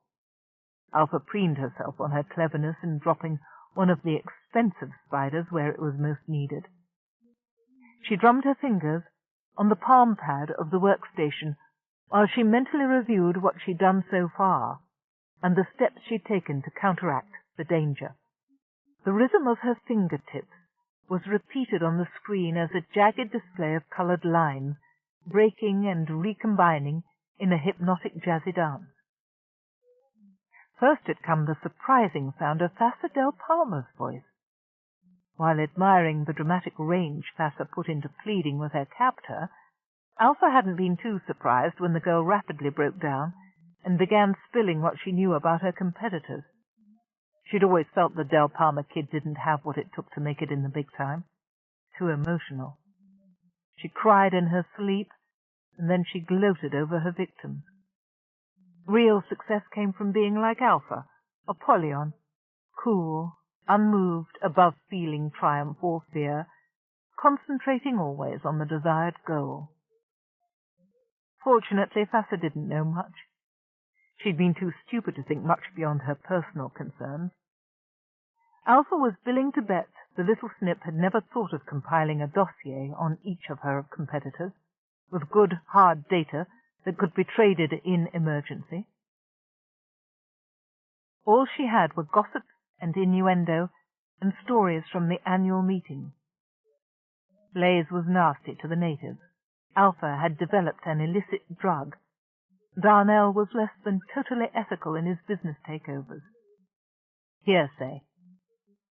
Without hard evidence to back up the stories, Central would never make charges like these stick, and they were too smart to try. Alpha grinned and slapped her open hand down on the palm pad, jolting the computer into a random display of medical jargon and meaningless symbols mixed with sentences pulled at random from patient reports. She'd prepared that program years ago, as protection against a computer attack like the one Forrester was trying now. And to judge from the snippets of conversation between him and Nancia, it was working. They would waste all their energy trying to decipher a code that had no meaning. And while they worked, Alpha would take steps to deal with the one piece of hard evidence Fassa had pointed out to them. Her fingers drummed faster. She slapped the palm pad again to enter voice mode. "Send Baines and Moss to my office. No, to test room 4, she said. Baines could safely be pulled off the task of watching that Brawn for a while. Caleb was too weak to be any danger, and anyway, he was protected by his brainship's monitor button. Alpha didn't think her office was infested with spiders. She was absolutely certain about test room 4. A gleaming permalloy shell with no crack in the walls, no furnishings but the permalloy benches and table. Alpha had commissioned the building of this room out of her profits from the first illicit street sales of Seductron. The official purpose of the lab room was for Alpha's experiments on bioactive agents. The extreme simplicity of its design was to aid in complete sterilization of the chamber after experiments were completed. It served well enough for these purposes, and the contractor who'd installed nets of electronic impulse charges behind the permalloy skin, making the room impervious to any known external monitors, had suffered a fatal overdose of blisto shortly after the completion of the room. Alpha shook her head and sighed with everyone else that she'd never have guessed the man was an addict, and the secret of the room was safe. Baines and Moss really were addicts. Alpha had cured their blisto addiction, found them jobs at the clinic, and then explained to them that the blisto addiction had only been replaced by a much more serious drug, a variant of Seductron with the unfortunate side effect of causing complete nervous collapse in victims who were suddenly cut off from their regular dosage.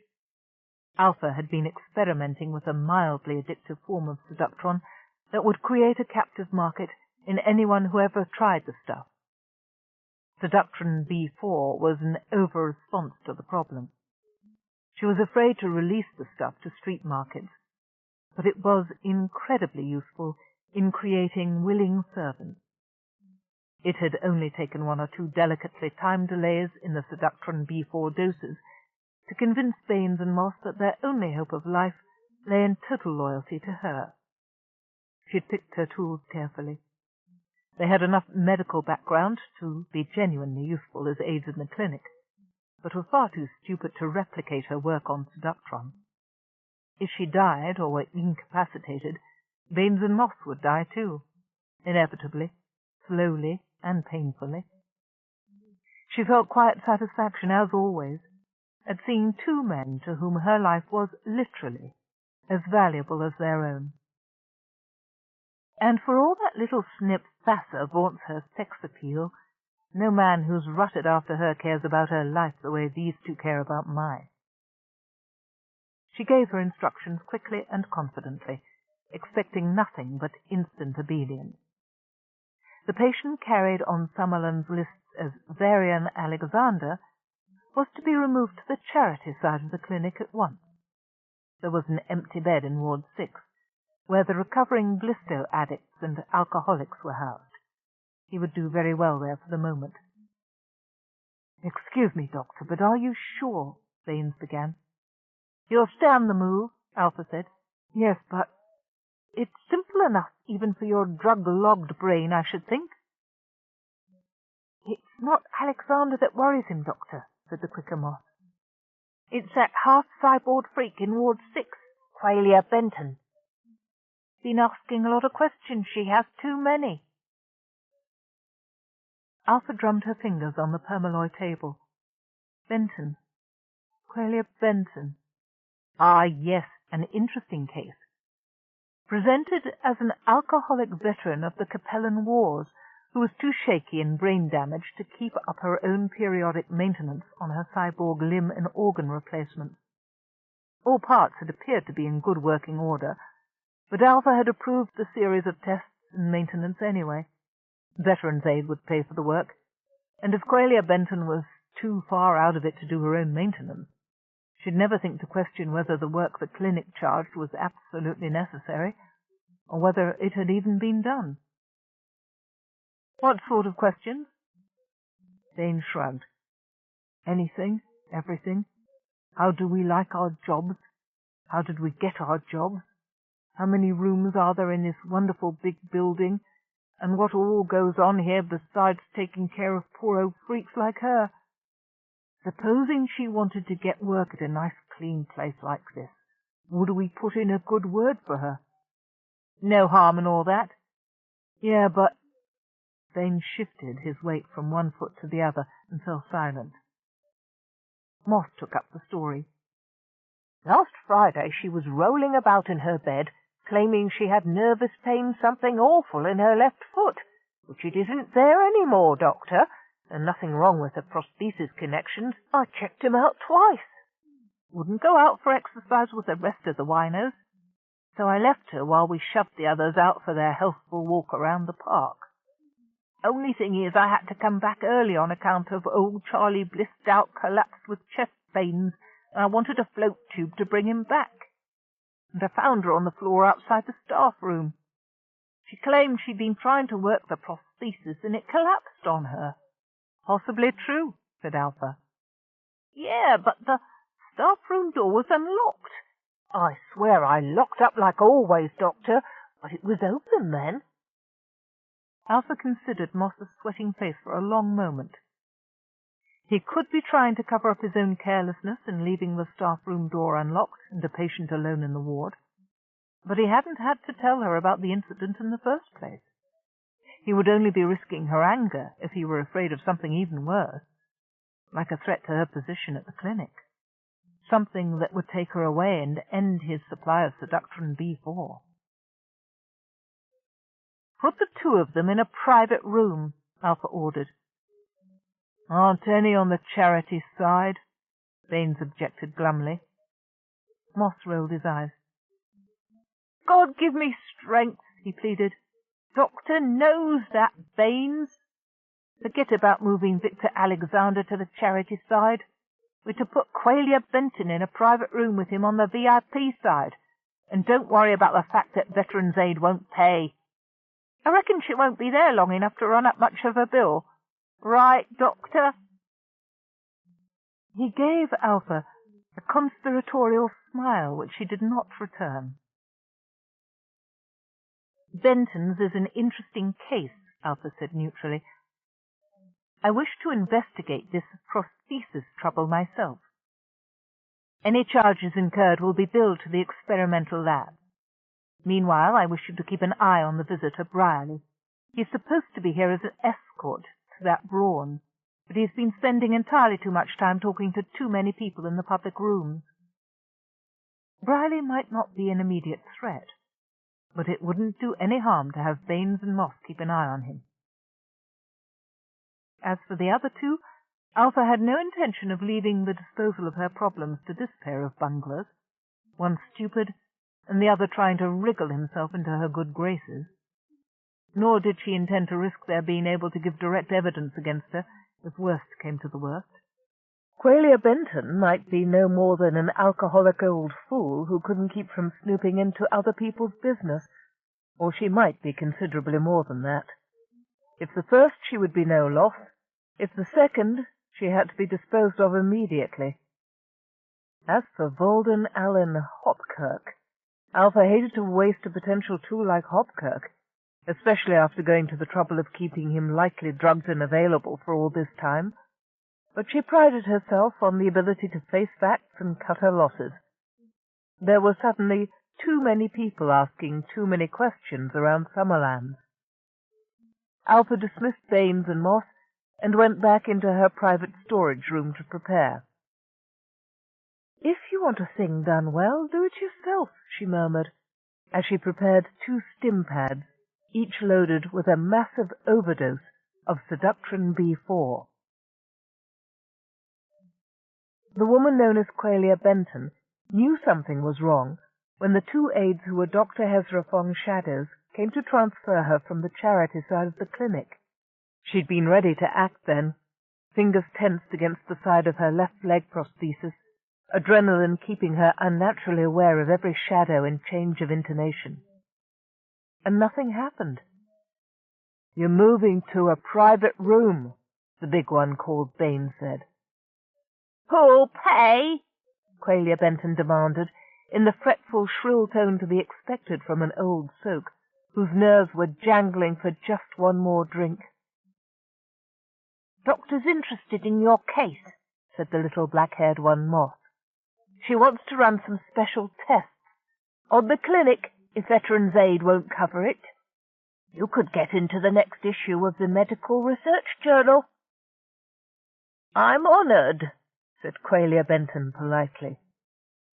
She let the men transfer her to a wheelchair and rode quietly down the long, silent corridors of Summerland's clinic, watching the myriad reflections of herself and the aides in the polished tiles of floor and walls and ceiling, ready for the slightest move that would warn her it was time to act.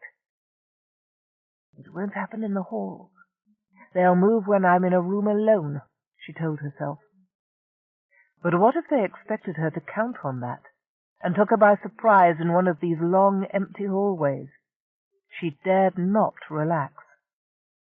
Even when they wheeled her into a room with 2 beds, the one nearest the window already occupied, she was tense with expectation.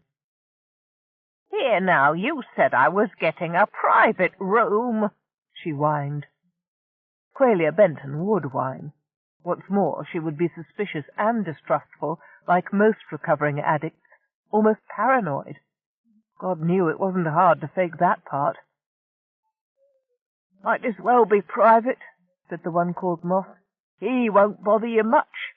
Will you, Varian?" The patient in the other bed nodded and shook his head alternately, smiling with a loose, open-lipped grin that chilled his spirits.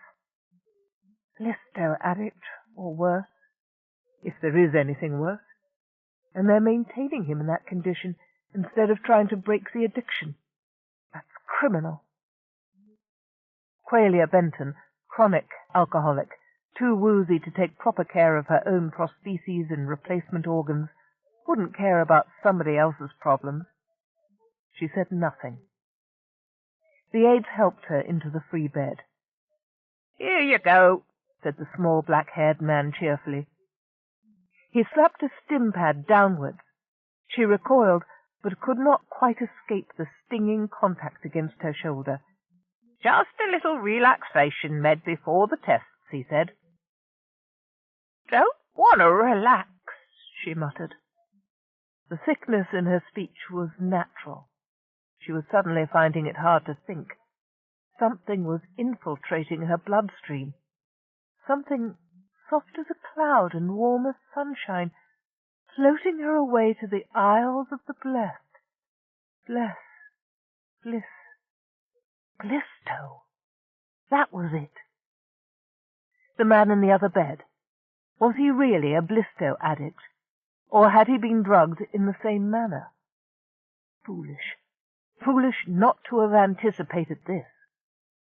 Once the aides had caught her out of bed and snooping where she had no business, she should have known her time at the clinic was limited. She set her will to resisting the power of the drug, and not only her will. One thing about being underestimated, being seen as an old lush without the sense to care for her own artificial organs. Dr. Hezra Fong hadn't apparently run any serious tests on those hyperchip-enhanced organs. The blister was carrying her away, but if she could only gain an hour or two, all might yet be well. Did she have that hour's grace? No way to tell.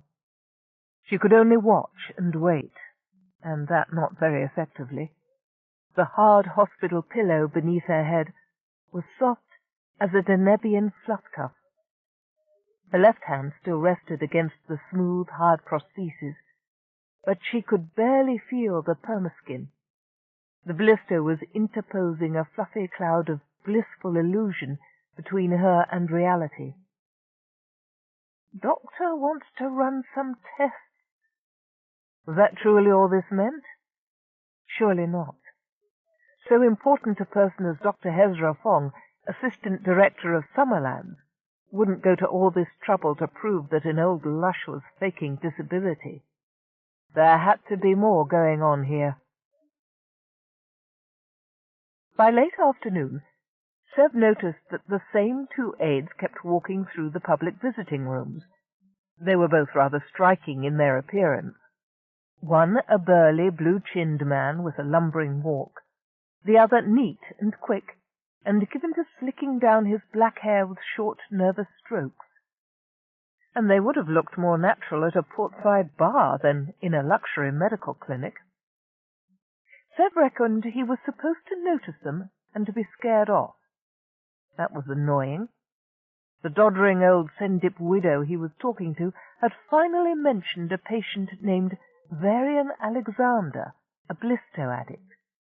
That could be an alias for Valden Allen Hopkirk. The information that Alexander had just been moved to a semi-private room supported the theory.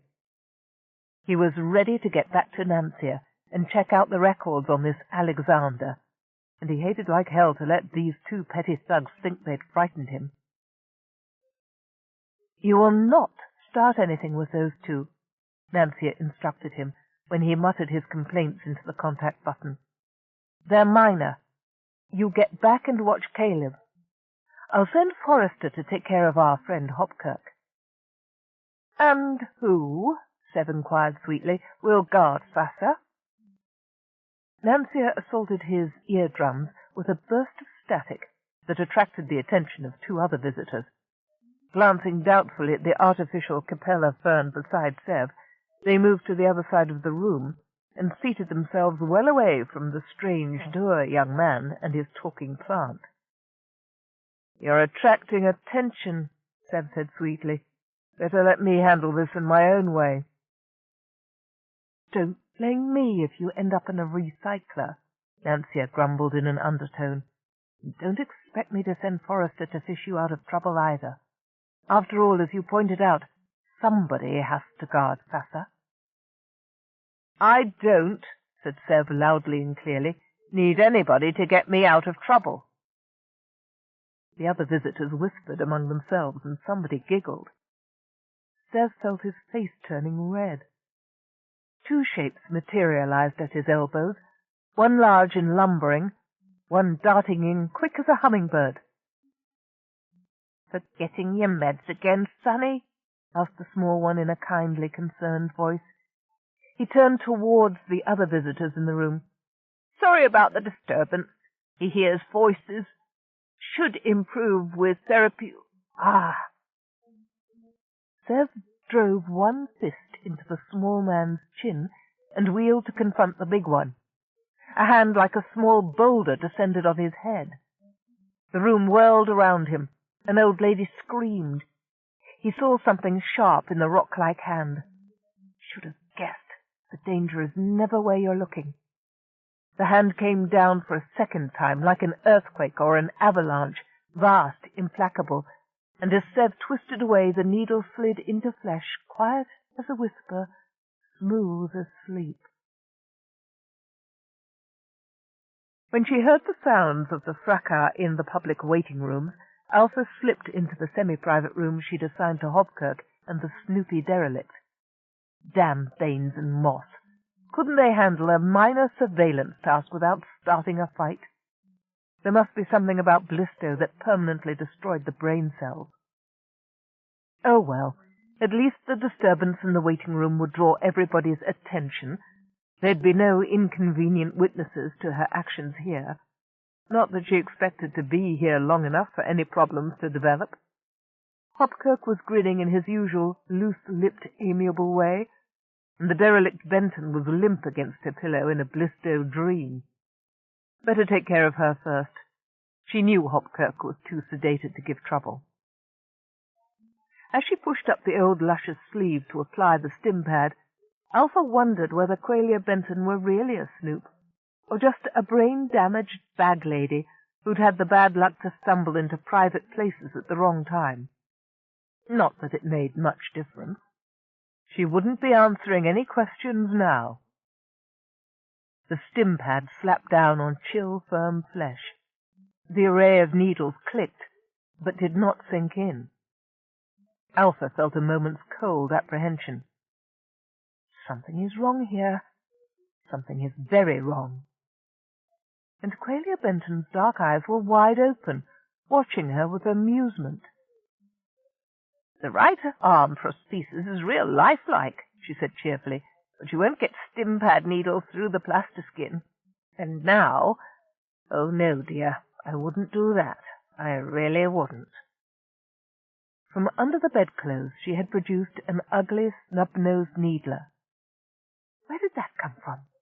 The old bitch isn't wearing anything but a hospital gown. Whatever you had in that stim pad, the charge is wasted now, Qualia Benton informed her in that same cheerful tone. There should be just enough left for a lab on Central to analyze. Please don't try to throw it away. I'll want to put it in an evidence bag for the trial. Trial, Alpha croaked. Evidence bag. She backed up a step, frozen with horror, while her intended victim swung one real leg and one permalloy prosthesis out of bed, fussily straightened her gown, and produced a plastic bag from under the pillow. Just drop it in here, dear, and don't make any sudden moves. You wouldn't want to startle a poor nervous old woman. This needler is set on wide spray, and it's loaded with paraben. I don't really want to paralyze you, she said thoughtfully, but if necessary. 2 more backward steps brought Alpha to the door. She dropped and rolled into the corridor, momentarily out of range of the needler. Baines! Moss! She shrieked. 32A! Patient out of control! Code Z! Stat! Running feet pounded down the corridor, and Alpha closed her eyes in momentary relief. That heavy tread had to belong to Baines. Let this crazy snoop of a woman waste her needler charge on the aides. Then Alpha would spirit her away to the violent ward. She promised herself a long and entertaining series of experiments on the bitch once they got that damn needler away from her. Stop right there, the old woman called in a voice too clear for her apparent age. I am a legally constituted representative of Central World's internal investigation. Any attack on my person is treason, punishable by law. You're under arrest. The hell I am, countered a voice that most certainly did not belong to the thick-witted Baines. Alpha looked up and saw that Briley man, the one she'd sent Baines and Moss to take care of. I'm the Central World's rep here, and you're under arrest. What have you done to my witness? The guy in the next bed? For the first time, the Benton woman sounded uncertain. "He's not going to be a lot of good to you. Too blissed out to know his own name." "But you're welcome to him if you want him. I expect she was going to kill him next after she took care of me." "Kill? You?" Now Briley sounded equally confused.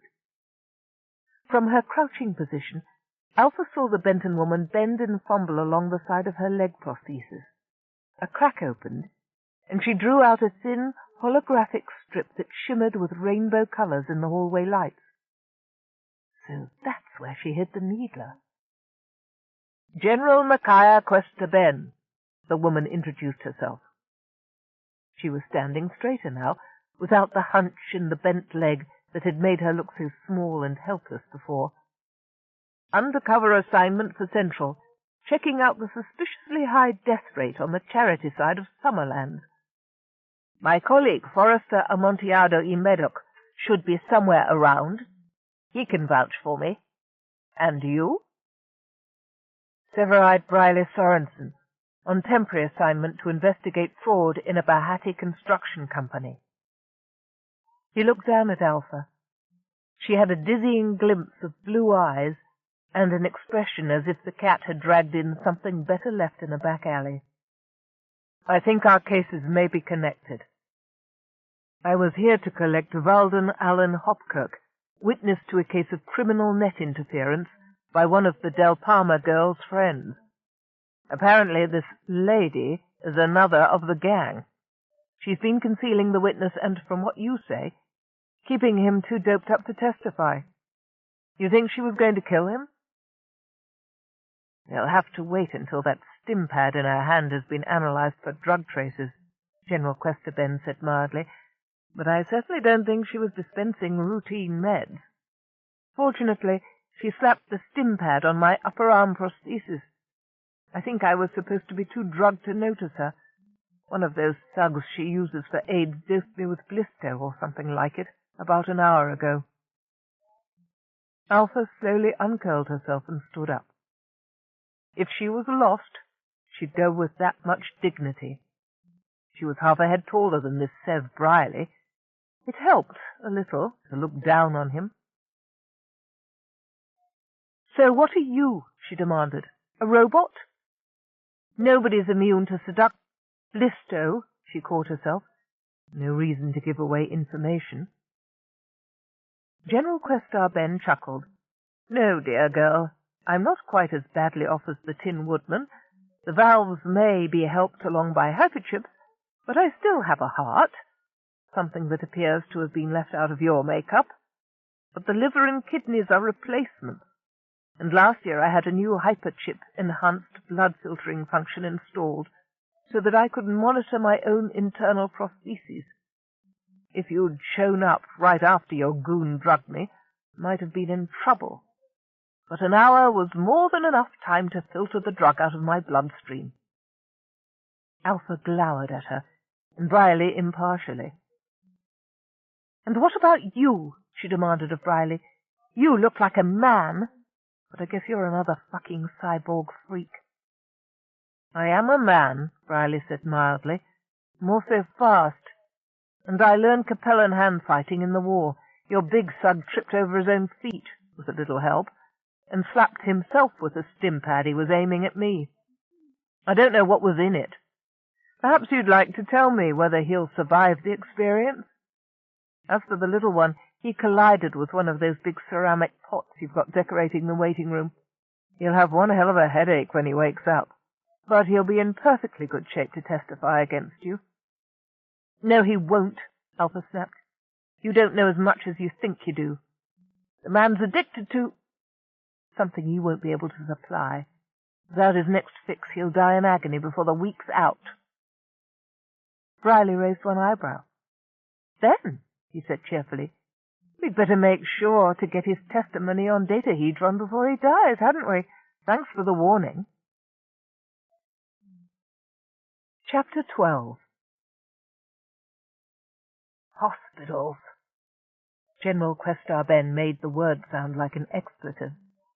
No offence, Salmark, but those damn gowns are just a plot to make patients helpless and submissive. Thanks for bringing my uniform, Briley. I have a feeling it would take more than that to make you submissive, General, Galena Salmark said with a slight inclination of her head. Seb and Micaiah had met in what used to be Alpha bint Hezrafong's office, now occupied by the administrative assistant who'd first alerted Central World to the surprising death rate in Summerland's charity wards. This morning Galena Salmark looked 10 years younger than the harried, overweight woman who'd greeted Micaiah and smuggled her into the wards in the disguise of the alcoholic, Qualia Benton. "I can't express my thanks to you both," she said, pushing her dark curly hair away from her round face, "so I won't try. General Questar-Ben, you have my sincerest apologies for the dangers you experienced." "Part of the job," said Micaiah. "All the same, we should have been more alert. I should have had staff I could trust watching you at all times," said Galena. Micaiah nodded without further comment.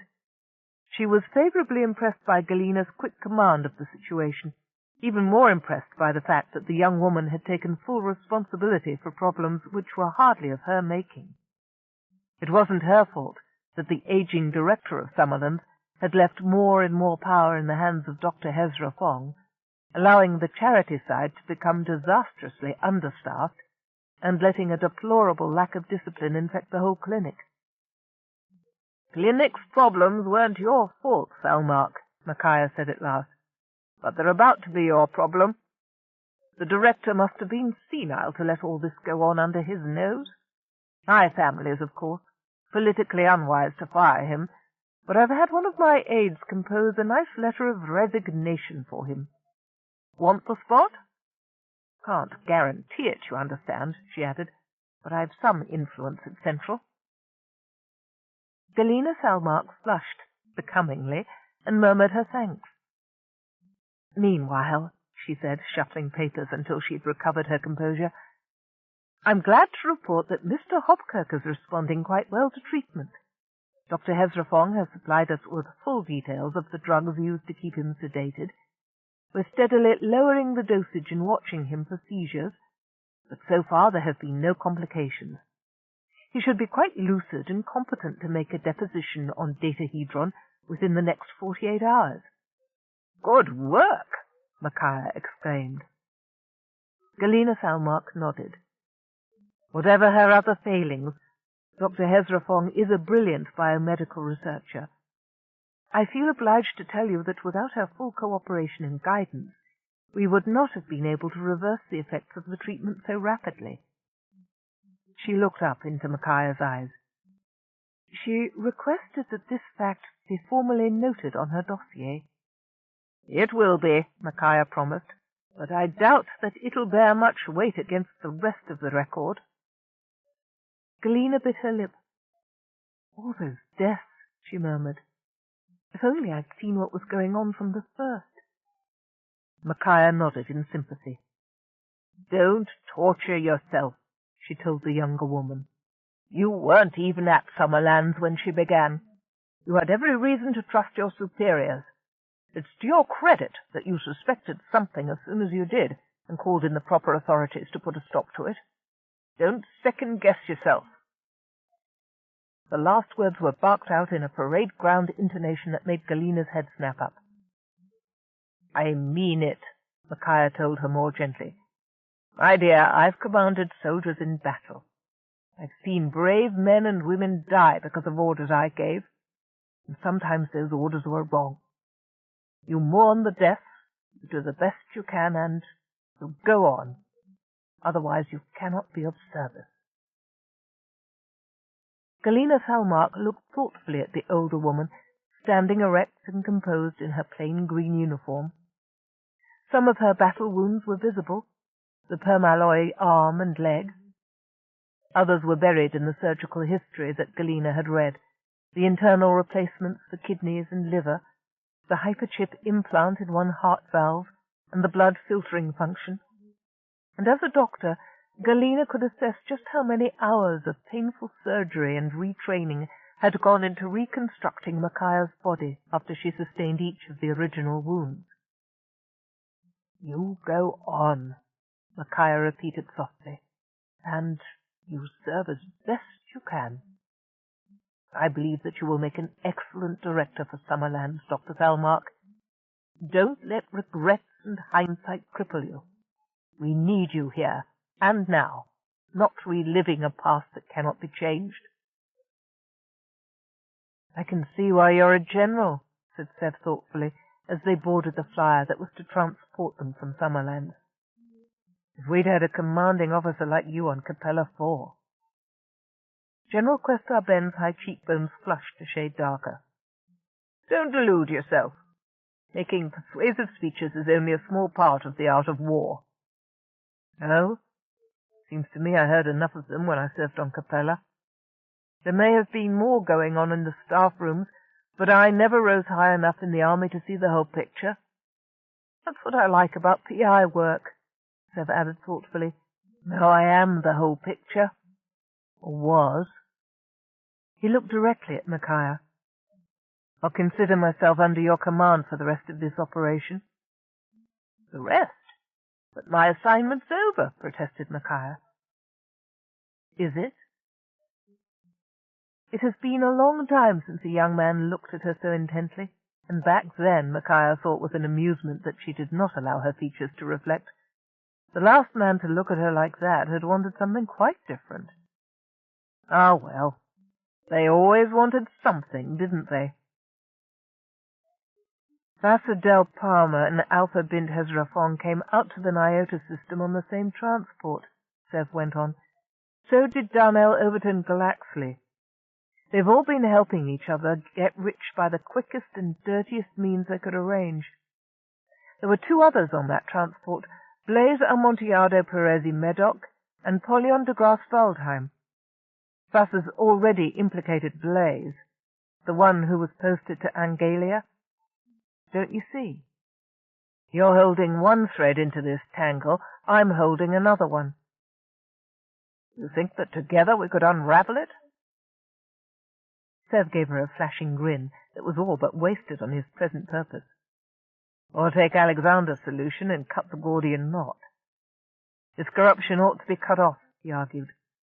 Don't tell me it's just a small part of what everybody does. I don't care.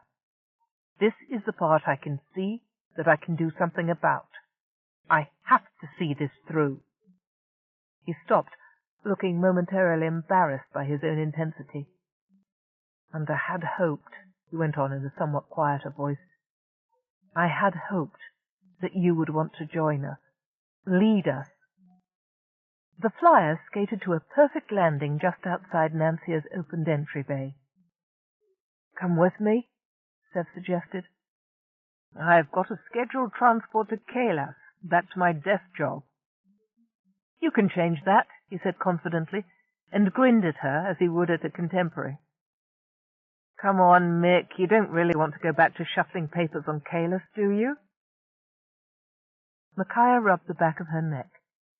She felt generations older than this intense young man, tired and dirty from the corruption of Summerlands, and not very interested in anything except a long bath and a massage. Damn it, she said wearily. You're not bad at persuasive speeches yourself, Bryless Sorensen. I suppose you think I can get your brainship's orders changed so that we can go on to Angalia instead of transporting Del Palma straight back to Central? It makes sense, doesn't it?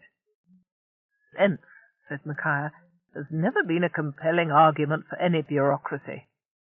All right, you win. I'll see what I can do towards persuading Central to reassign both Nancia and me. I must admit I'd like to see the end of this case. Despite her weariness, she felt a smile beginning deep inside her. Besides, your ship's Brawn owes me a rematch at Tri-Chess. Caleb? Forrester, Micaiah corrected him. Nancia's been assigned a replacement Brawn, remember? Forrester Amontillado y Medoc. We were working together on this Summerlands business until Central pulled him off the case to Brawn Nancia back to Central. She stopped in the open landing bay. Wait a minute. What did you say the other boy was called? The one who went to Angalia? Seth didn't have time to answer. A second flyer pounced down on the landing strip, and a messenger in the white uniform of Summerlands came running toward them. "Try to raise you in the air," he panted. "Your driver's comm unit must have been defective. Hopkirk's testified." "The devil he has already?" "He seemed rather eager to do it. Dr. Salmark thought it would do more harm to restrain him than to let him speak. His deposition's on Datahedron, and there are a few honest men left on Bahati. Mr. Briley. 2 of them are going to arrest Overton Glaxley now.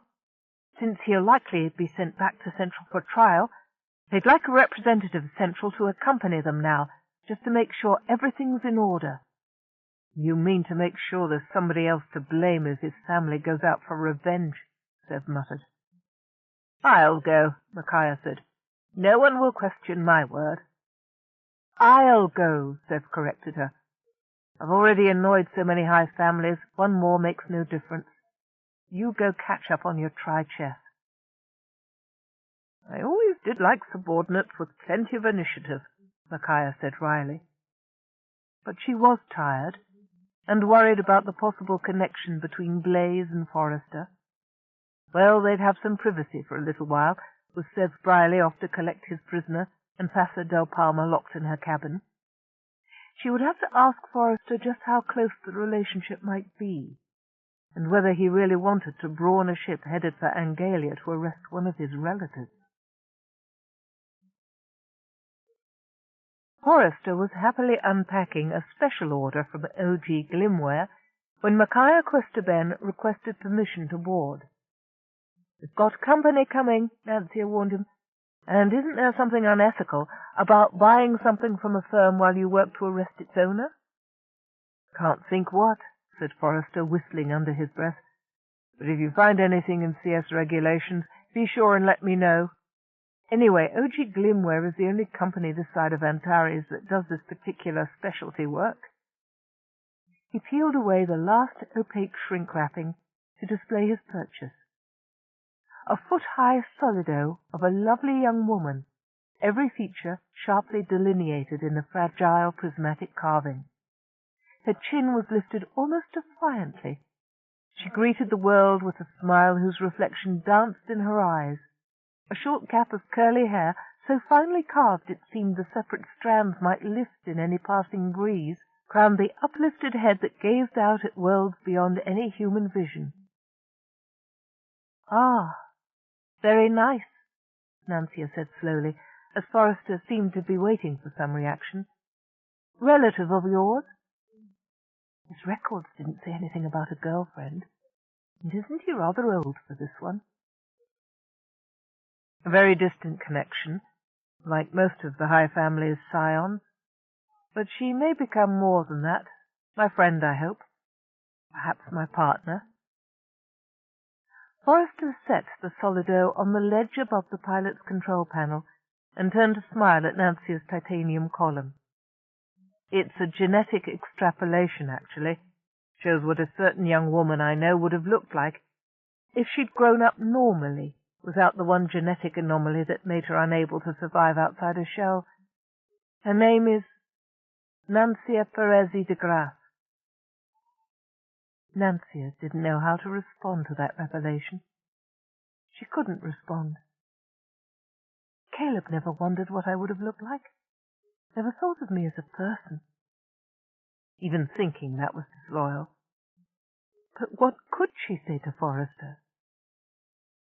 She was spared the necessity by the opening of the airlock. General Questar-Ben's somber face startled them both. "This part of the mission's completed," he announced. "Ezra Fong's on her way here, under guard, and Briley has gone off to arrest Overton Glaxley. He has suggested that we should request a change in Nancia's orders to investigate the other 2 passengers she brought to the Nyota system before returning to Central. Thought I should consult you first, Forrester." Forrester's face went grey. I will accept any orders issued by courier service as long as I brawn this ship. Know that, Micaiah told him, but I need to know more. Exactly what is the connection between you and this boy on Angalia? Distant relative? How much conflict of interest are we looking at? He's my nephew. Forrester dropped into the pilot's seat. Can I rely on you? Nancia watched and listened without intruding into the conversation. She had liked General Questar Ben on their previous meeting, but now she felt the General was pushing Forrester too hard. For the first time since he'd come on board, he was looking his age. The bristly, greying hair lay flat. The sparkle of mischief that had made his face so familiar to Nancia had disappeared. Of course, she realized with a shock of recognition, that was why she felt as though she knew Forrester already. It wasn't just his previous trip to Charon. It was the sparkle in his eyes as he hummed and hacked his way into Summerland's medical records. That red-headed boy Blaze had just the same expression when he was planning mischief. But Forrester had the integrity so disastrously missing from Blaze's makeup. He hadn't tried to argue away Thassa's stories implicating his nephew, and now he would not evade the duty of confirming those stories. You don't have to come with us, Micaiah told him. We can get another Brawn assigned to this ship. You're due a real R&R tour after that undercover work at Summerland. Forrester lifted his head and gazed at her with flat grey eyes. You took all the risks at Summerland, he said, in a voice so drained of feeling that it made Nancia distinctly nervous. She increased the magnification of her local senses until she could see the pulse throbbing in Forrester's temple and hear the soft pounding of his heart. The man was under far too much strain. I was useless. His amplified voice crashed upon her, and Nancia hastily retreated to a normal sensor level, nerve endings twitching from the grating sounds. Couldn't even find computer records to back you up. If anyone deserves a term of rest-mick, it's you. And if anyone must prove my nephew's dishonor, finished wearily, let it be me. We won't be able to keep it in the family, I know that. But I need to know exactly what he's done and how we can make reparation. It's not good to be personally involved in your cases, General Micaiah Questar Ben murmured. First rule of Academy. Forrester's spine straightened. No, the first rule is to serve. That's all I ask of you. A chance to serve to make some reparation if any can be made. Besides, he added with just a trace of the old snap in his voice, you won't find another Brawn this side of Bellatrix subspace. Oh, come now, Micaiah said. You people with Brawn training always overrate yourself. I'll wager there are 6 qualified Brawns in Vega subspace alone. Forrester straightened another infinitesimal fraction of an inch. Not qualified for the new hyperchip-enhanced brain ships? Nancia's got the enhancements, haven't you, my dear? As always, he turned his head towards the titanium column when addressing her, just as if he were inviting another soft person, Nancia corrected herself, to join in the conversation. My lower deck sensors and portside nav controls have the hyperchips, she told him, and I'm using them in some of the processing banks. I'm on a waiting list for the rest. There you are, then, Forrester told Micaiah.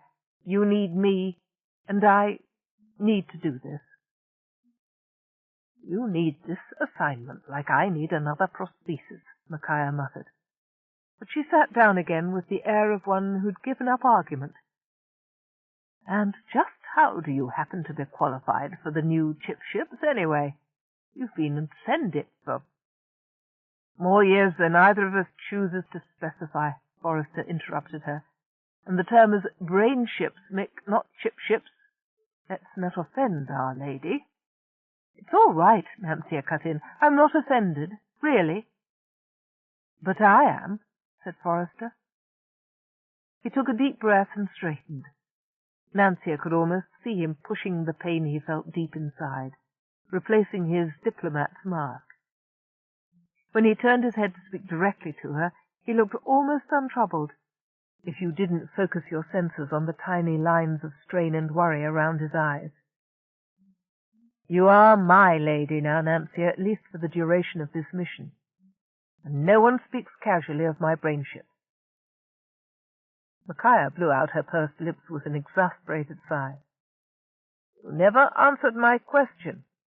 How come you're qualified for the newest models of brainships when you've been out of the Brawn service for years? I read a lot, Forrester said with an airy wave of one hand. Ancient guerrilla wars, new CompuNav systems, it's all grist to my mill. I'm a 20th century man at heart, he told Micaiah, referring to the age of the first information explosion. A man of many interests and unguessed-at talents, and I like to keep current in my field, all my fields. A man of unguessed-at bullshit, anyway, Micaiah retorted. Okay, you're in. At least I'll have someone to beat at tri-chess on the way over to Angalia. Forrester snorted. You mean someone to beat you? Your ego has increased out of all proportion to your skill, General. Set 'em up. Nancia watched with curiosity as General Questar Ben drew a palm-sized card from her pocket. Forrester grinned. Brought your portable game board, I see. The General tapped the slight indentations on the surface of the card, and it projected a hologram of a partitioned cube shimmering with rainbow light at the edges. Another series of taps produced the translucent images of playing pieces aligned at two opposing edges of the cube. Nancia twiddled with her sensor magnification and focus until she could make out the details. Yes, those were the standard tri-chess pieces. She recognized the age-old triple ordering. Pawns in the first and lowest rank. Above them, the king and queen with their bishops and knights and castles. Above them, the highest rank was poised to swoop down over the game cube, the brainship and Brawn with their supporting pieces, the scouts and hovercrafts and satellites. The images were blurred and kept flickering in and out, giving Nancia a sensation of tight bands pulled across her sensor connections as she tried to look at them for any length of time. End of side 5. To continue, turn the cassette over. Side 6. Partnership by Anne McCaffrey and Margaret Ball. Continuing on page 212. Pawn to Brain Scout Ford 2. Forrester grunted a standardized opening move. Nothing happened. My portable set isn't equipped with voice recognition, Micaiah apologized. You'll have to tap in the code. As she indicated the row of fingertip-sized indentations, Nancia hummed softly, her substitute for the rasps and hawks of throat-clearing with which Softshells began an unscheduled interruption. Both players looked up, and after a startled moment, Forrester inclined his head to Nancia's titanium column. Yes, Nancia. If you'll give me a moment to study the configuration, Nancia suggested, I believe I can replicate your play hollow with a somewhat clearer display, and I, of course, can supply the voice recognition processing. Even as she spoke, she assigned a virtual memory space and a graphics coprocessor to the problem.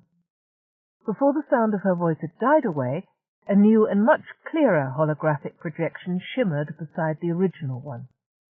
Forrester exclaimed in delight at the perfect detailing of the miniaturized pieces. Micaiah put out her hand as if to touch a perfectly shaped little satellite, with its 3 living and storage globes, complete with tiny access doors and linking space tubes. Beautiful, Forrester sighed in delight. But won't this take too much processing capability, Nancia? Not when we're just sitting dirtside, Nancia told him. I don't even use that processor when we're doing regular navigation. Might have to shut down briefly when we're in singularity. That does take some concentration, but... Forrester closed his eyes briefly. That's perfectly all right, Nancia. To tell you the truth, it never occurred to me to play try-chess in singularity anyway. Me either, said Micaiah, looking slightly green at the very thought.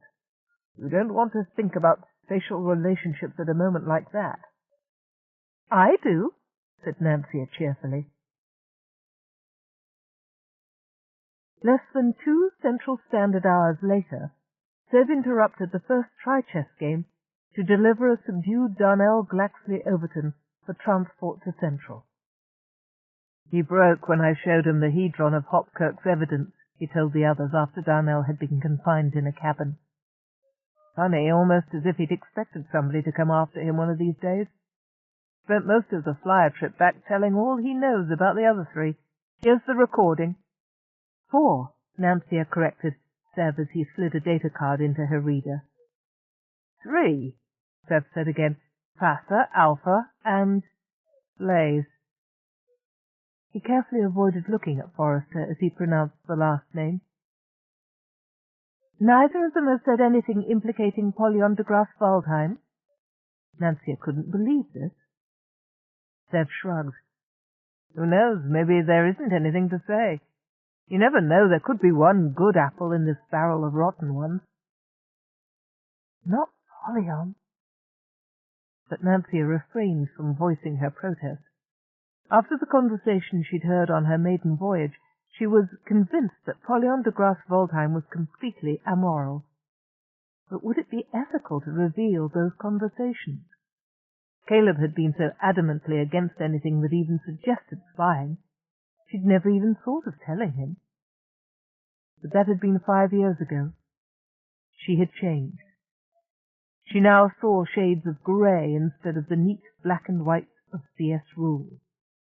Even Caleb might have changed. After all, he'd consented to this undercover mission. Under protest. He might feel doubly betrayed if she chose to violate his ethical code when he wasn't even here to censure her for it. Perhaps she could put off the decision for a little longer. It might be worth going by Shamali anyway, Nancia suggested. You never know, we might find some evidence linking de Graaf Waldheim with the rest of the crew. They'd have that evidence already if they weren't all terrified to say a word against him. Possibly, Sev agreed. Meet me there, after Angalia.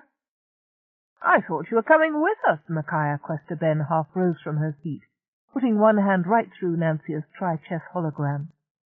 I was, Sev agreed. I am. I'll meet you on Shamali. Something's come up. He was gone before any of them could question him, taking the stairs 3 at a time and whistling as he went. Nancia briefly considered slamming her lower doors on him and holding him until he explained exactly what he was up to. She wouldn't do that, of course. It would be an unethical and unconscionable abuse of her abilities, the sort of bullying she'd been warned against in the ethics classes that were part of every shell person's training. But it was a sore temptation. Something, Micaiah said thoughtfully, has made that young man extremely happy. I wonder what it was. Nancia, is there anything earth-shaking in that data card of Darnell Overton Glaxley's testimony? Nancia had started scanning just before Micaiah spoke. There isn't even anything interesting, she said, unless a sordid record of petty bribes and corruption and bullying fascinates you.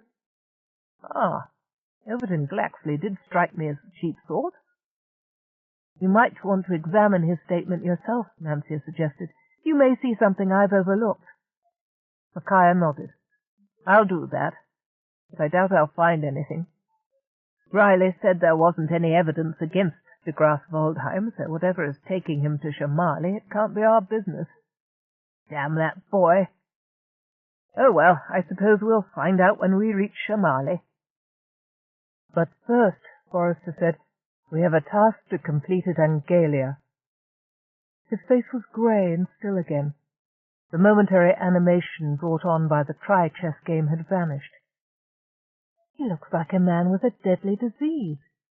Is family honour so important to him? Nancia wondered how she'd feel if her sister Ginevra were found to have corrupted her branch's PTA and embezzled the department's funds. Impossible even to imagine such a thing. Well then, what if Flix... She couldn't think what Flix might do either. But what if he had got in with the wrong crowd, like Blaze, and had done something that would force her to hunt him down, arrest him, send him to Central for years of prison without his beloved music? The pain of that thought shook Nancia so deeply that for a moment the even hum of the air stabilizers was broken, and the co-processor handling the tri-chest holograms faltered. The GameCube image shivered, broke apart in rainbow fractures, then solidified again as Nancia gained control of herself and her systems. If even imagining Flix in trouble hurt her so deeply, how could Forrester face the reality of Blaze's crime? He couldn't, she decided, and it was up to her and Micaiah to distract him whenever possible. "General Questar-Ben, it's your move," she said. "What?" "Oh. Scout to Queen's Bishop 3-3, Micaiah said. The move took one of Forrester's satellites and left a probability path to his brainship. Nancia calculated the possible moves without conscious effort. "You have only 2 moves that will not put your brainship in check within the next 5-move sequence," she warned Forrester. 2? Forrester's eyebrows shot up and he bent over the GameCube. "I saw only 1. "Foul," Micaiah complained. "I challenged the brawn, not the brain." "We work as a team," Nancia told her. She certainly hoped that was true. For Forrester's sake. For both their sakes. He didn't need to get through this grief alone. She was there to steady him. "Ah, I see what you mean." Forrester bent over the board and surprised Nancia with a 3rd move, one so apparently disastrous that she had not even considered it in her initial calculations. With a subdued whoop of glee, Micaiah Questar-Ben took Forrester's 2nd satellite, and watched, dumbfounded, as he proceeded to shift an unconsidered knight from the 2nd rank and place her brainship in check. "Thank you for the hint, Nancia," Forrester said. "Until you forced me to consider the alternative move, I hadn't even thought of using the Jigo Kanaka advance in this situation." You're quite welcome," Nancia managed to tell him between the 3 subsequent moves that brought the game to its flashing conclusion, with Micaiah's forces immobilized, her brawn taken, and her brainship checkmated. Perhaps Forrester didn't need quite so much help as she'd anticipated. Chapter 13. Nancia's landing on Angalia was one of the worst she'd ever executed. The planet took her completely by surprise. Initial navigation maneuvers went normally. It wasn't until she was in visual range of the landing field that she became confused. The green terraced cliffs behind the mesa and the grassy basin surrounding it looked nothing at all like her memories of the landing 5 years ago. Could she possibly have miscalculated, come down in some hitherto unknown section of the planet? Nancia called up her files from that first landing and superimposed the stored images on the green paradise below her. Yes, this had to be the Angalia landing field. The topographical features were a perfect match with her internal map. And there, at the edge of the mesa, was the plastifilm prefab hut with its sagging awning of woven grass, looking, if anything, slightly more derelict and tottering than it had appeared 5 years ago. Intent on her image comparison, Nancia drained computing power from the navigation processor, forgot to monitor the approach, and came embarrassing close to making a new crater on Angalia's landing field. She corrected the descent, hopped into midair, and came down more slowly the 2nd time. Her auditory senses picked up a variety of crashes, groans, and complaints from the cabins where Micaiah and the 3 prisoners were housed. "Apologies for the rough landing," she began, but Forrester cut off her speakers for a moment and overrode her. "Local turbulence," he said. "Nancia recovered superbly, but even a brain-ship can't compensate for all the freak conditions on Angalia." "Yes, this had to be the Angalia landing field," Nancia said. "Nancia recovered superbly, but even a brain-ship can't compensate for all the freak conditions on Angalia." He swept his open hand over the palm pad with a caressing gesture, restoring speaker control to Nancia, and smiled at her benignly. "I didn't need you to cover for me," Nancia transmitted a vibrant whisper through the main cabin speakers. "Didn't you? I thought we were a team. If you can help me play tri-chess, I certainly have the right to preserve you from apologizing to those overindulged brats." Well, thank you," Nancia conceded. "Think nothing of it. By the way, what did happen just now?" "I was distracted. This place doesn't look the way it did last time I landed." Nancia switched all her screens to external mode. Forrester gazed appreciatively at the triple screen display of a grassy paradise ringed by flowering terraces. "What on earth is that?" Vassar cried from her cabin. Darnell and Alpha joined her exclamations of surprise. Nancia was gratified by this response. The screens in the passenger cabins weren't as dramatic as her central cabin's display walls, but at least they showed enough of Angalia to confirm that she wasn't losing her mind. Or if she was, she wasn't alone. None of the prisoners had been expecting Angalia to look like the Garden of Eden. "Do I take it," she asked mildly, "that the planet has changed since your last visit?" "It certainly has," Vassar said. "Are you sure it's the same place? Only last year." "Oh, I see." A prolonged silence followed. For once in her life, Nancia longed for a soft person's physical extrusions. It would be enormously satisfying to take Vassar by the shoulders and shake her out of the trance in which she had fallen. Why couldn't soft persons keep transmitting data streams while they were processing? She had to content herself with blinking Vassar's cabin lights and assaulting her with raucous bursts of music from Flix's latest sonahedron. "Do I take it," she inquired, when satisfied that she had the girl's attention, "that you recognize some salient features?" "Yes, I think so, anyway." Of course, Vassar would have no control over the visual detail, not to mention the accuracy of whatever images she'd stored from her previous visit. She would be dependent on whatever her non-enhanced biological memory could provide. Recognizing this, Nancia didn't count on learning much. "Those gardens on the side of the mountain," Vassar said. "He had the terraces in place a year ago, but nothing was planted. I thought it was something to do with the mine." Nancia switched the signals going to Vassar's display screen to show the mine entrance. Blue uniformed figures moved in and out, pushing wagons on railings that curved around the side of the mountain. A magnified display showed that the figures were shambling Angalia natives, neatly dressed in blue shorts and shirts and working together with the precision of a choreographed dance. One native heaved a sack from the mine entrance and tossed it over his head. Another casually moved into place just in time to catch it. By the time he'd turned, a third native had backed his wagon down the rail system and into place to receive the load. "Amazing," Nancia commented. "I thought the Angalians couldn't be trained." "Lays," Forrester said hollowly, "has certainly been a busy little boy." "It doesn't look all that bad so far," Nancia pointed out. "Vassar, do you or the others recognize anything else?" She let the display screen sweep over a panoramic view of the mesa and the surrounding countryside. Suddenly Vassar gave a cry of recognition. "Oh, God! He's left the volcano!" Nancia halted the display and studied it.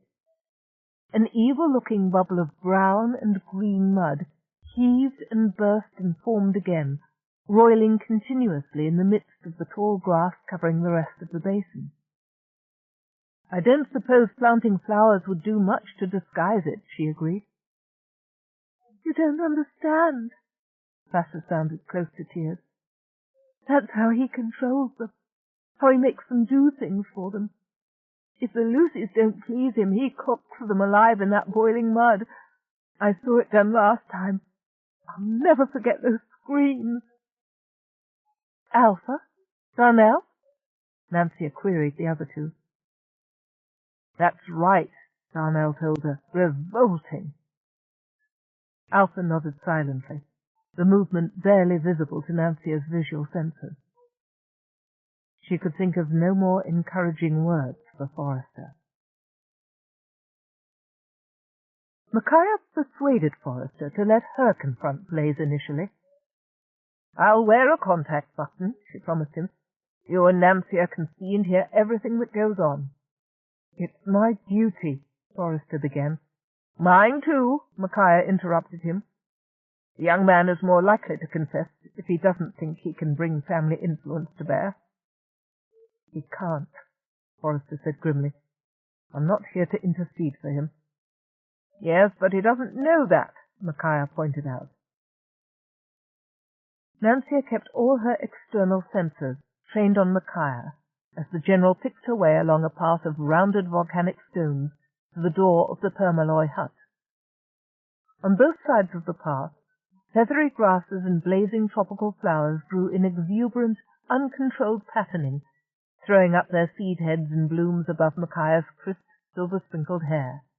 Nancia recognized old earth species mixed with Denebian star flowers, and the singing grasses of Fomalhaut, too, a joyous blaze of pink and orange and purple flowers. Micaiah entered the hut, and Nancia's field of vision contracted to the half-circle covered by the contact button. In the shadowy hut, stacked high with papers and bits of machinery, Blaze's red head glowed like a burning ember before the computer screen that held his attention. Blaze Amontillado Perez y Medoc, Micaiah said formally. CTA shipment. I'll sign for it in a minute. Just got to finish this one thing. The contact button's resolution wasn't enough for Nancia to read the words on the computer screen, but she recognized the 7-tone response code that chimed out when Blaze slapped his open hand on the palm pad. An interplanetary transmission. No, into subspace. He had just sent something to... Nancia rummaged through her files and identified the code. To Central Diplomatic Headquarters? What could they have to do with Angalia, a planet where no intelligent sentience existed? Had Blaze's net of corruption drawn in some of her father's and Forrester's own colleagues? There! As the last notes of the code chimed out, Blaze swung round, a seraphic smile on his freckled face. And what? His expression changed rapidly and almost comically at the sight of Micaiah Quester-Ben in full uniform. You, he said slowly, are not PTA. Quite correct, said Micaiah. Your activities have attracted some attention in other quarters. Blaze's jaw thrust out, and his freckles seemed to take on a glowing life of their own. Well, it's too late. You can't stop me now. Can't I? Micaiah's tone was deceptively mild. I've sent a full report to Sendip. I don't care who your friends in PTA may be. They'll have to leave Angalia alone now. My dear boy, said Micaiah, haven't you got it backwards? You're the one employed by Planetary Technical Aid. Or rather, you were. Nancia had been so caught up in the dialogue, she never noticed when Forrester slipped out of her central cabin and made his way down the stairs. She was as startled as Blaze when Forrester appeared in the doorway of the hut, just on the periphery of her view from the contact button. Uncle Forrester! Blaze exclaimed. What's going on here? Can you help? Don't call me Uncle, Forrester said between his teeth. I'm here with General Quester-Ben to stop you, boy, not to help you. Blaze went green between the spattering of freckles. He closed his eyes for a moment and looked as if he wanted to be sick. Not you too. You didn't think family feeling would extend so far as helping you exploit and torture these innocents. Torture? Exploit? Blaze gasped. Oh no, Uncle Forrester. Have you by any chance been talking to a girl named Placid Del Palma E. Polo, or Alpha Bint Hezra Fong, or Darnell? All three of them, Forrester confirmed. And what the devil is so funny about that? The Blaze had all but doubled up, snorting with repressed laughter. My sins come back to haunt me, he gasped between snorts. I don't see what's so funny about it. Forrester's own face had gone white, and there was a pinched look about the corners of his mouth. You wouldn't, not yet, but when Oh, Lord, this is one complication I never... Blaze sputtered into hysterical laughter that ended only when Forrester slammed a fist into his belly. Blaze was still crowing and wheezing for breath, when a second blow to the jaw knocked his head back and flung him in an undignified collapse against the rickety table where his computing equipment had been stacked. Blaze's legs folded under him, and he slid gently to the floor. Behind him the table rocked and wobbled dangerously. The palm pad skated to one corner of the tabletop and hung on a splinter. A shower of flimsy blue hard copies fluttered down over Blaze in a gentle, rustling rain of reports and accounting figures and PTA instructions. Forrester snatched one sheet as it drifted down and studied the column of figures for a moment, brows raised. When his eyes reached the bottom of the page, he looked tired and grey and showed every year of his age. Proof positive, he commented as he passed the paper to Micaiah, if any was needed. Micaiah held the paper where Nancia could focus on it through the contact button.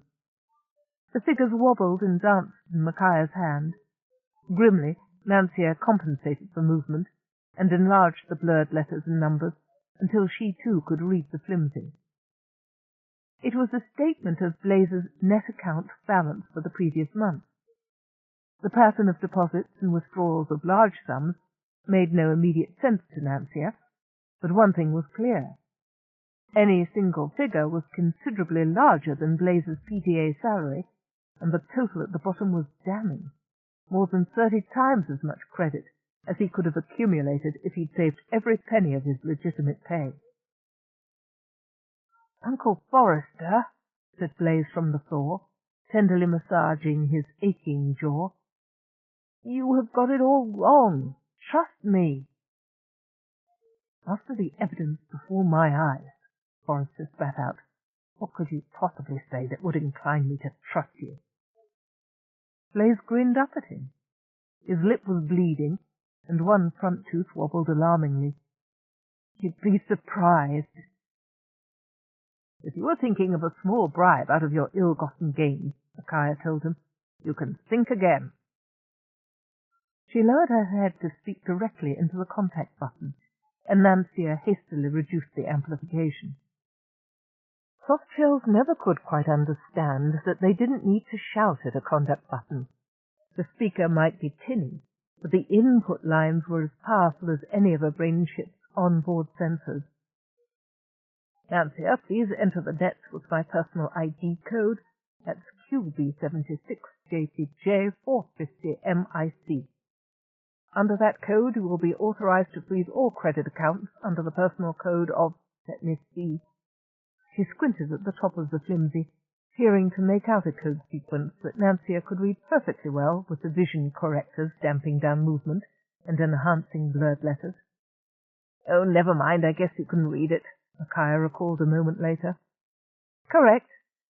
Nancia sent a vocal signal over the contact link. Don't do that! Blaze scrambled to his feet, swaying slightly. You don't understand. Forrester moved to one side more rapidly than Nancia had ever seen him step, a blur of motion that placed him between Blaze and Micaiah with her copy of the account balance. I understand that you've been exploiting non-intelligent sentience to enrich yourself, he said. You can make your explanation to the authorities. Nancia, I want you to file a formal record of the charges now, just in case anything goes wrong here. Done, Nancia replied. Blaze shook his head and winced at the motion. How? No!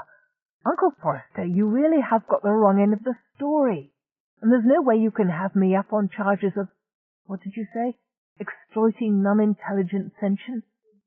On the contrary, the Lucies are entitled to intelligent sentient status, and I can prove it, and nobody can stop me now. I've just sent the final documentation to Sendip.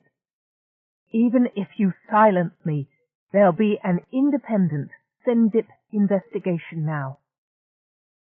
Silence you? Silence you? Forrester looked at Micaiah. His grey eyebrows shot up. No question of that. We don't deal in cover-ups. You'll have the opportunity to say anything you like at your trial, and so will I, God help me, he murmured, so low that only Nancia's contact button picked up the words. So will I. If you people would just listen, said Blaze, exasperated, there wouldn't be any need for a trial. Didn't you hear what I said about the Lucies being intelligent? Micaiah shook her head. You've been here too long if you've started to cherish that illusion. Face the facts. On the way here, I downloaded the survey reports off the net. The native species don't exhibit any of the key signs of intelligence. No language, no clothing, no agriculture, no political organization. They've always had language, Blaze insisted. They've got clothing and agriculture now. As for a political organization, just think about PTA for a minute, and then ask yourself if that's any proof of intelligence. Micaiah laughed in spite of herself. You have a point. But we didn't come here to argue ISS certification standards. Maybe not, said Blaze, but since you are here and... He looked suspicious for a moment. You're not working with Harmon, are you? Who? Micaiah must have looked surprised enough to convince Blaze. My predecessor here, my supervisor now. Crooked enough to hide behind a spiral staircase, Blaze explained briefly. He's the reason, well, one of the reasons, I had to do things in this way, although even an honest PTA supervisor probably wouldn't have approved. I have bent a few regulations, he admitted. But just do me the favor of taking a brief tour of the settlement. I think you'll understand a lot better after I show you a few things. Micaiah looked at Forrester and shrugged. I don't see any harm in it. I suppose if we don't go along, you'll apply for a mistrial on the grounds that you weren't allowed to show evidence in your defense, Forrester inquired. Blaze's face turned almost as red as his hair. Look, you're in contact with your brain chip via that button. If it's inactivated, or if she sees anything she doesn't like, the full recording can go over the net to Central at once. What will it cost you to listen to me for once in your life, Uncle Forrester? God knows nobody else in our family ever bothered, he added. I used to think you were different. Forrester sighed. I'm listening. Good. Just come this way, please. Blaze pushed between Forrester and Micaiah and flung the door of the hut open. Sunlight and gaudy flowers and 1,000 shades of green danced before them, all the brighter for the contrast with the shabby interior of the hut.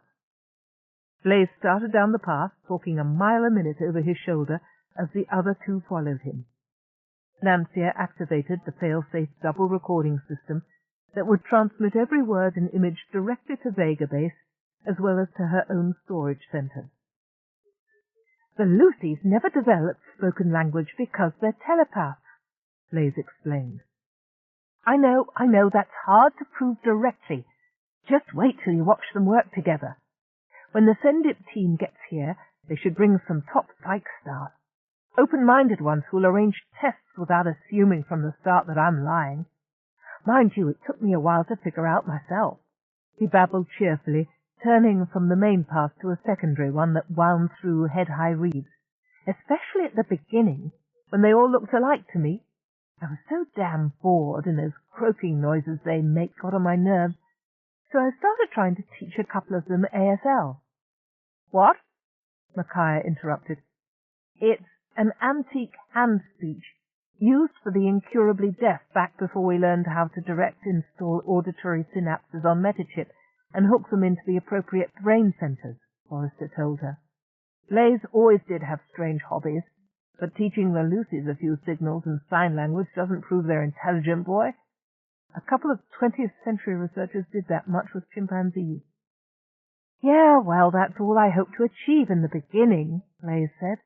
Believe me, after a couple of months on Galia, a signing chimp would have seemed like real good company. But they picked it up like a brain chip picks up singularity math. That was the first surprise. I was teaching 3 of them who sort of hung around, Humdrum and Bobolin and Gargle. He flushed briefly. Yeah, I know their damn silly names, but I didn't know they were people then.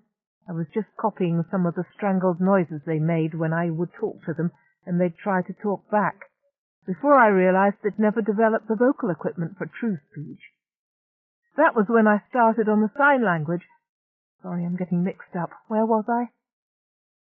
Teaching Humdrum to sign where ration bar, Forrester told him. Blaze laughed. Not bloody likely. His first sentence was more like, why did Paunchman throw ration bars in mud and treat us like animals? And why do you make stacks and hand them to us one at a time with proper respect? He stopped and turned to face them, his freckled face dead serious for once. Can you imagine how it felt to hear a question like that, coming from somebody I'd been thinking of as, like a trained spider to while away the hours of my prison sentence? I knew then that the Lucys weren't animals. Figuring out what to do about it, he said, resuming his progress through the reeds, took a little longer. I deduced the telepathy when I noticed that a week after Humdrum caught on to ASL, every Lucy who showed up for rations was signing to me, fluently. He couldn't have taught them their rudiments that fast. They had to have been picking up the signs and the language structure out of his mind as the lessons progressed. In fact, they told me as much when I asked about it, which wasn't all that easy. ASL doesn't have a sign for telepathy, and since they don't know English, I couldn't spell it out. But eventually we got our signals straight. If they were as intelligent as you claim, and had a system of communication, they should have advanced beyond their primitive level without intervention, Micaiah objected. Easy for you to say, Blaze told her. I wonder how well you or any of us would do if we had evolved on a planet where the only surface fit for farming is rearranged by violent floods once a week, where the caves we used for shelter crumbled and were shattered by periodic quakes. They had a hunter-gatherer culture until a few generations ago, a small population, not more than the planet could support, ranging through the semi-stable marshlands on the far side of this continent. Then what? Then, Blaze said, they were discovered. The first survey thought they might be intelligent and requested planetary technical aid support. By the time the second survey team came along, this PTA station had been handing out unlimited supplies of ration bricks for 3 generations, and the culture was effectively destroyed. Instead of small bands of hunter-gatherers, you had one large colony with no food-gathering skill. There were far too many for the existing marshlands to support, with nothing to do and no hope of survival except to collect the ration bricks. The second survey, not unnaturally, decided they weren't intelligent. After all, nobody on the survey team was stuck here long enough and lonely enough to try signing to them. But they recommended on humanitarian grounds, or kindness to animals, or whatever, that we not discontinue PTA shipments and starve them to death. But if they're intelligent, Forrester objected again, they are, and they can build for themselves. They just needed a place to start. Blaze pushed the last of the feathery reeds aside with both arms and stepped to one side, inviting Forrester and Micaiah to admire the view of the mine. This was the first step. From this vantage point, Nancia observed they could see far more of the mine's operations than had been visible from the landing field. Teams of blue-uniformed workers were scattered across the hillside and grouped under the roofs of the unwalled processing shed.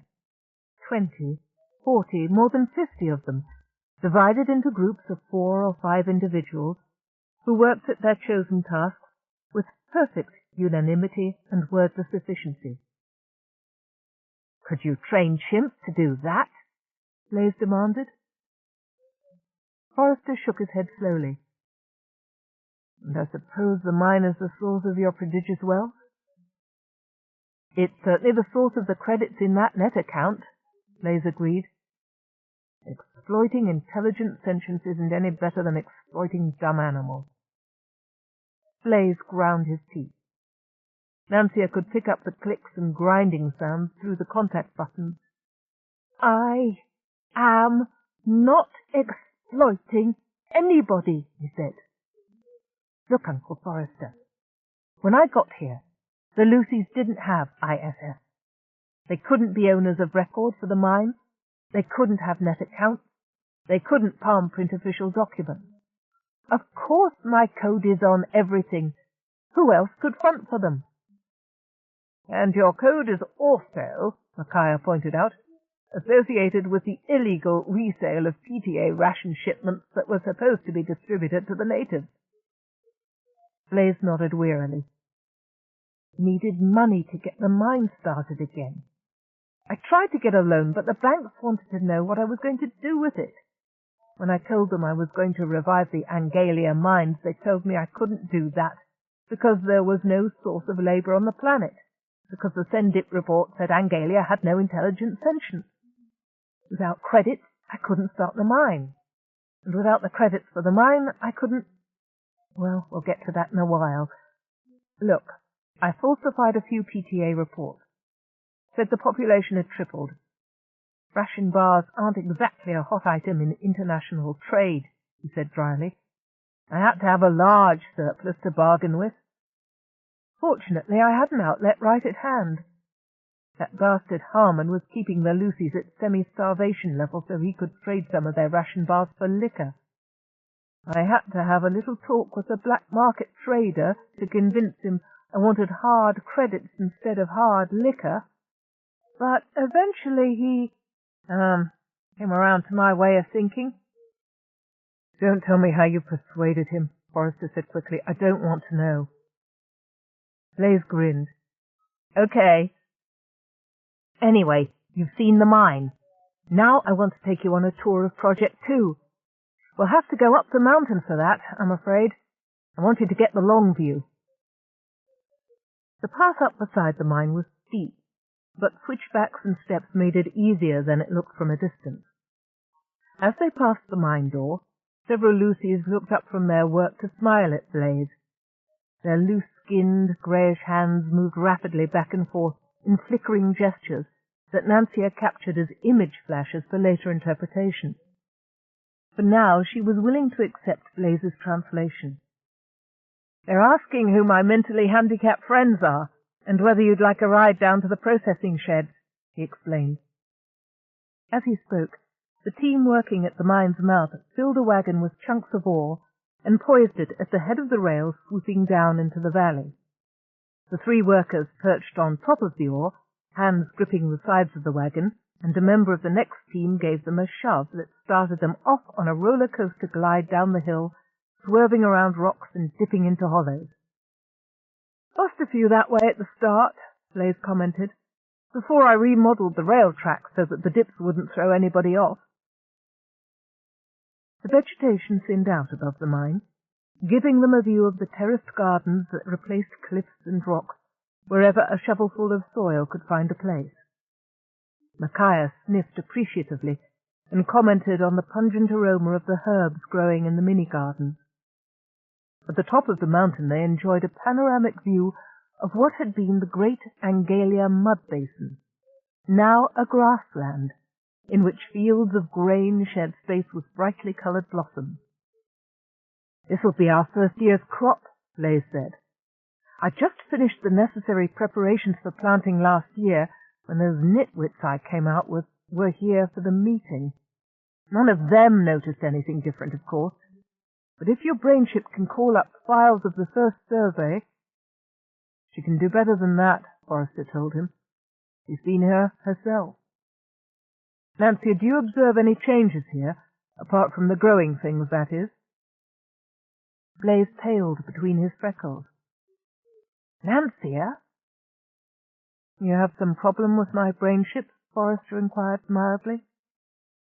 "We didn't part on the best of terms," Blaze confessed in a strangled voice. Nancia was feeling rather more kindly towards Blaze now, but she wasn't quite ready to admit that to him. "Horizon shows changes between all major peaks," she reported in the neutral, tinny voice forced on her by the contact button's limitations.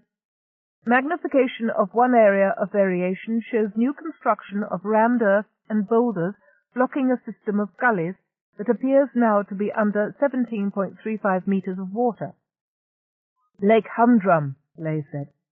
"My first terraforming effort. Trouble was, I had to block all the outlets and build up reservoir walls before I could guarantee the floods wouldn't crash through the mud basin.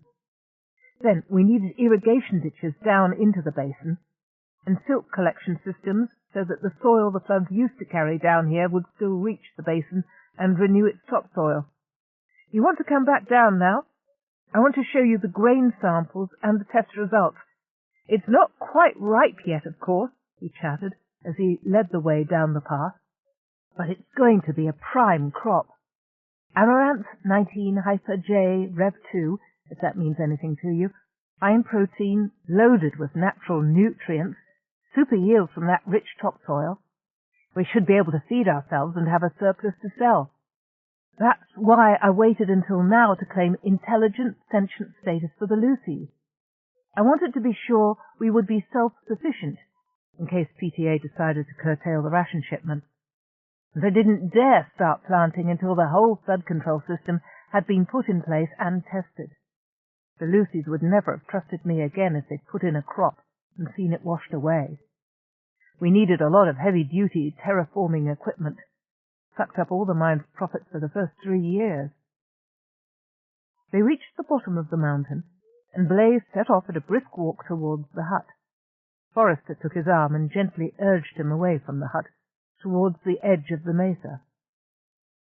"I'd like to get a closer look at this grain crop of yours before we go inside," he suggested. But they didn't wind up standing in the best place to assess the grain. They came to the edge of the mesa, just above the ugly volcanic mud-hole that disfigured the basin, with its lazy bubbles roiling and tumbling just before the sticky surface of the mud.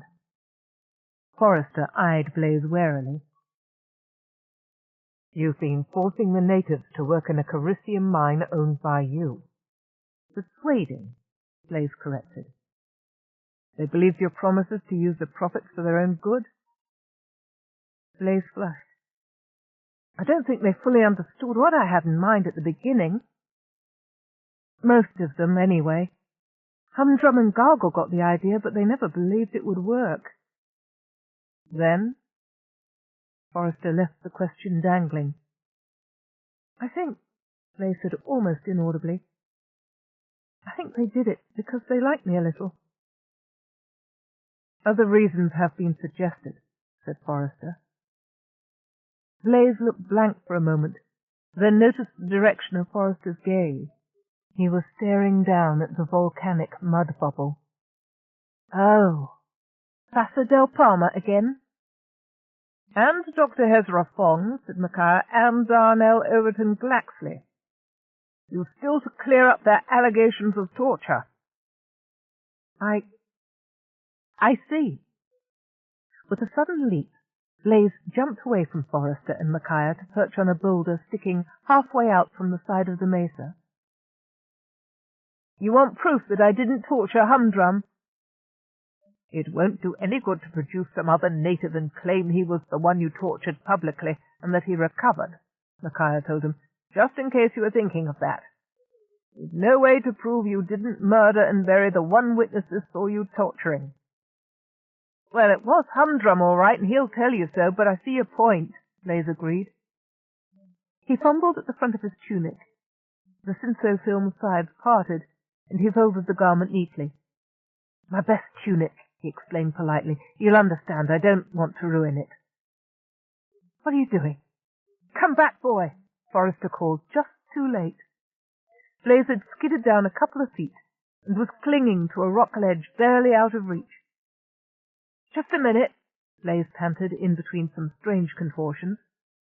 His synthofilm trousers collapsed in a shining heap around his ankles. He kicked them upward, and they snagged on a thorn bush. "Blaze, don't do this." Micaiah spoke in tones of quiet authority that seemed for a moment to weaken Blaze's will. He paused on the ledge, his milk-white skin almost glowing against the dull hues of the volcanic pool beneath him. "I have to," he said calmly. "It's the only way." Before either of them could argue further, he leapt from the ledge in a spiraling, awkward dive that ended with a resounding smack in the center of the heaving mud. White arms and legs splayed out, red head still. For a moment he seemed to have been stunned or killed outright by the fall. Then he kicked and wriggled vigorously, sinking deeper into the bubbling glop with each movement. "Hold still," Forrester called. "We'll get a rope to you. We'll do something." Blaze turned over onto his back. A thick layer of mud coated his body, barely preserving the decency. He thrashed around in what Nancia belatedly recognized as an attempt at the backstroke. "Come on in, Uncle Forrester," he called up. "The mud's fine today."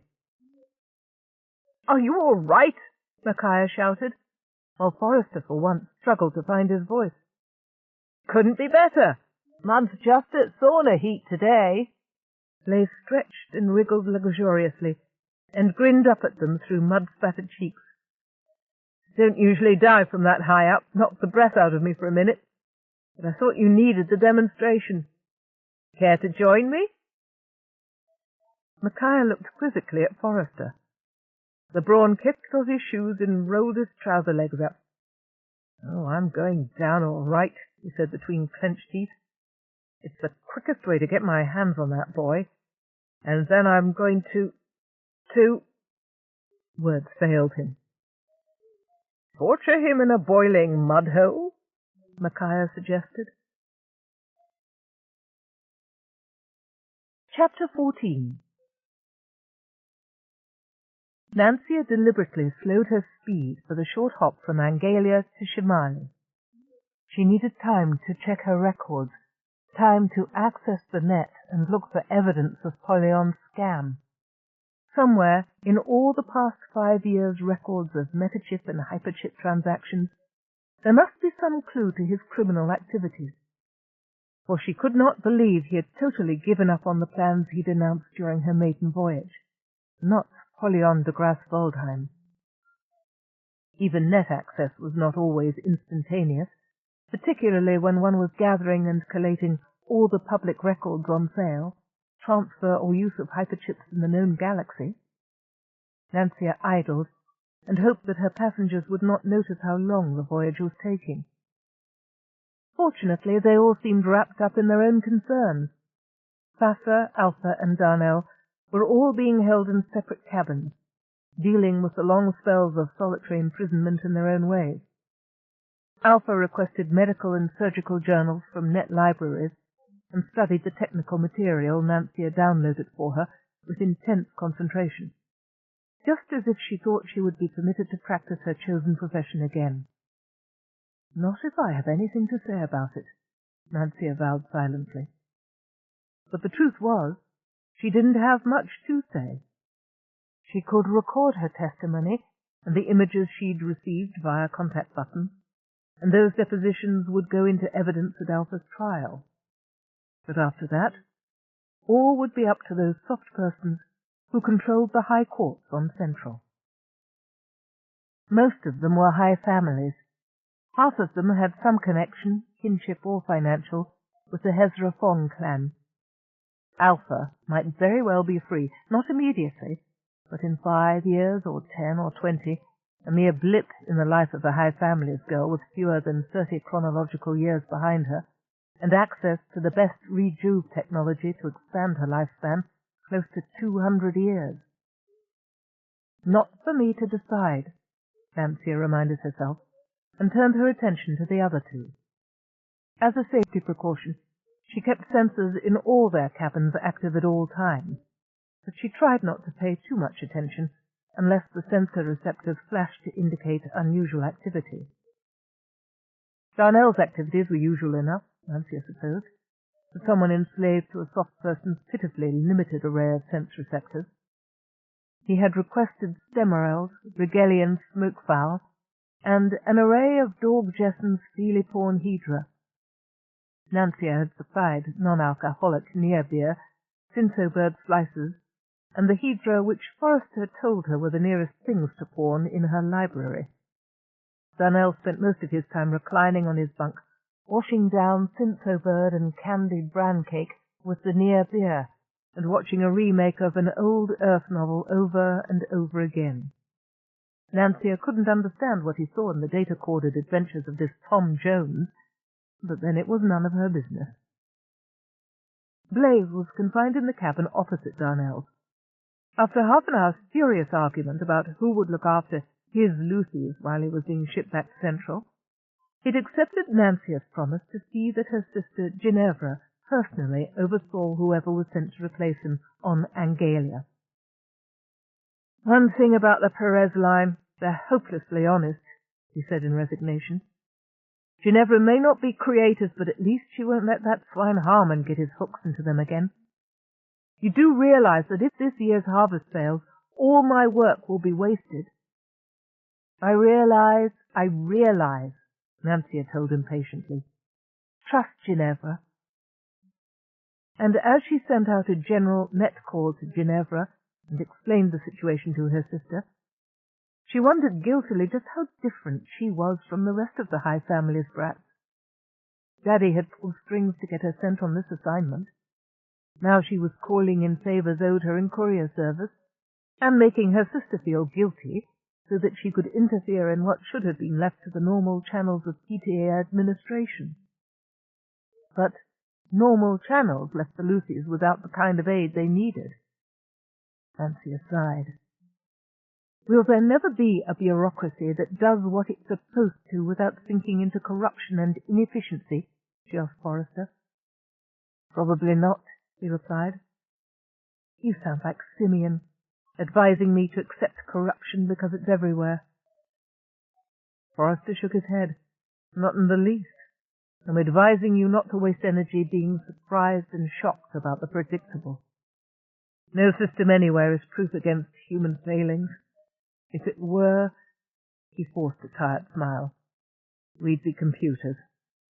Your hyperchips may be foolproof, Nancia, but the human part of you makes mistakes, and so do all of us.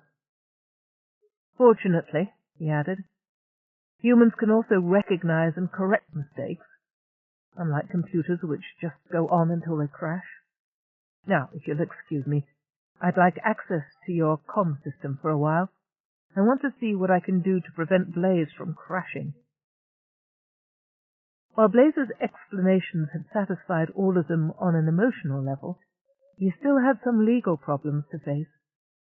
No matter how excellent his motivation, the fact remained that he had falsified PTA reports, sold PTA shipments on the black market, and transferred the profits into his personal net account. To leave him on Angalia while the others were shipped back for trial would have seemed like the worst kind of favoritism. All Forrester could do was to make sure that all the facts were on record for the trial, not just how Blaze had obtained the money, but what he had done with it, and how he had improved the lives of the people he was sent to aid. "They are people," Forrester reported to Blaze with satisfaction. "Of course they are. Couldn't you tell that?" "What I thought, or what you thought, is beside the point," Forrester told him. "What counts is Sendip's decision. And there must be at least one intelligent man in Sendip, because your report has already been received and acted on. The Lucys have ISS as of yesterday." and the decisions palm-printed by no less a person than the Sendip Secretary Universal, Javier Perez y de Grasse. Nancia heard that with great satisfaction, and turned her attention to her last prisoner. Thassa was spending most of this voyage, just as she had spent the trip from Bahati to Angalia, crouched on her cabin floor, arms around her knees, staring at nothing and ignoring the food trays Nancia extruded at the dining slot. Untouched bowls of soup, baskets of sliced sweetbread, tempting fruit purees and sliced syntho bird in glow sauce went back into the recycling bins to be synthesized into new combinations of proteins and carbohydrates and fats. To all Nancia's gentle suggestions of food or entertainment, Thassa replied with a dull, "No, thank you," or "It doesn't matter." "You must eat something," Nancia told her. "Must I?" Thassa seemed obscurely amused. "No, thank you.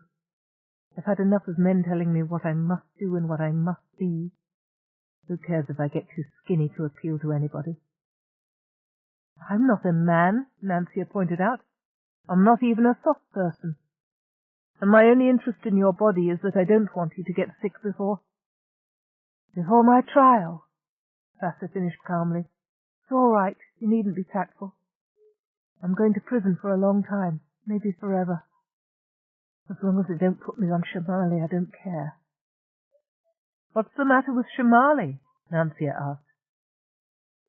Thassa clamped her lips together and stared at the cabin wall. Her creamy skin was a little paler than usual, tinged with green shadows. "Nothing. I don't know anything about Shamali. I didn't say anything about Shamali." Nancia gave up on Thassa for the moment. After all, there were other ways to find out what was up on Shamali. Reports on hyperchip production and sales should soon be coming in over the net. A few invigorating hours of compiling evidence against Polyon would calm her and leave her better able to cheer up Thassa. She felt a sneaking sympathy for the girl after reading her records. Growing up in the shadow of Fall del Palma couldn't have been easy. Losing her mother at 13, spending the next 5 years in a boarding school with not a single visit from her father, then sent out to Bahati to prove herself. Nancia thought she understood how Thassa might feel. "But I didn't turn criminal to impress my family," she argued with herself. "Your family," she replied, "wouldn't have been impressed." Besides, she'd had it better than Thassa. Daddy and Ginevra and Flix had dropped in regularly during the 18 years Nancia spent at laboratory school. It was only after graduation that Daddy had lost interest in her progress. Soft persons could cry, and it was said that tears were a natural release of tension. Nancia looked up the biomed reports on the chemical components of tears, adjusted her nutrient tubes to remove those chemicals from her system, and concentrated on the net records of hyperchip sales and transfer. There was absolutely nothing there to incriminate Polyon. 2 years after his arrival at Shamali, his new metachip design had been approved for production and christened the Hyperchip in tribute to its improved speed and greater complexity.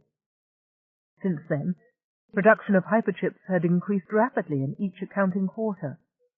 So rapidly that Nancia couldn't believe Polyon was siphoning off any of the supply for his personal use.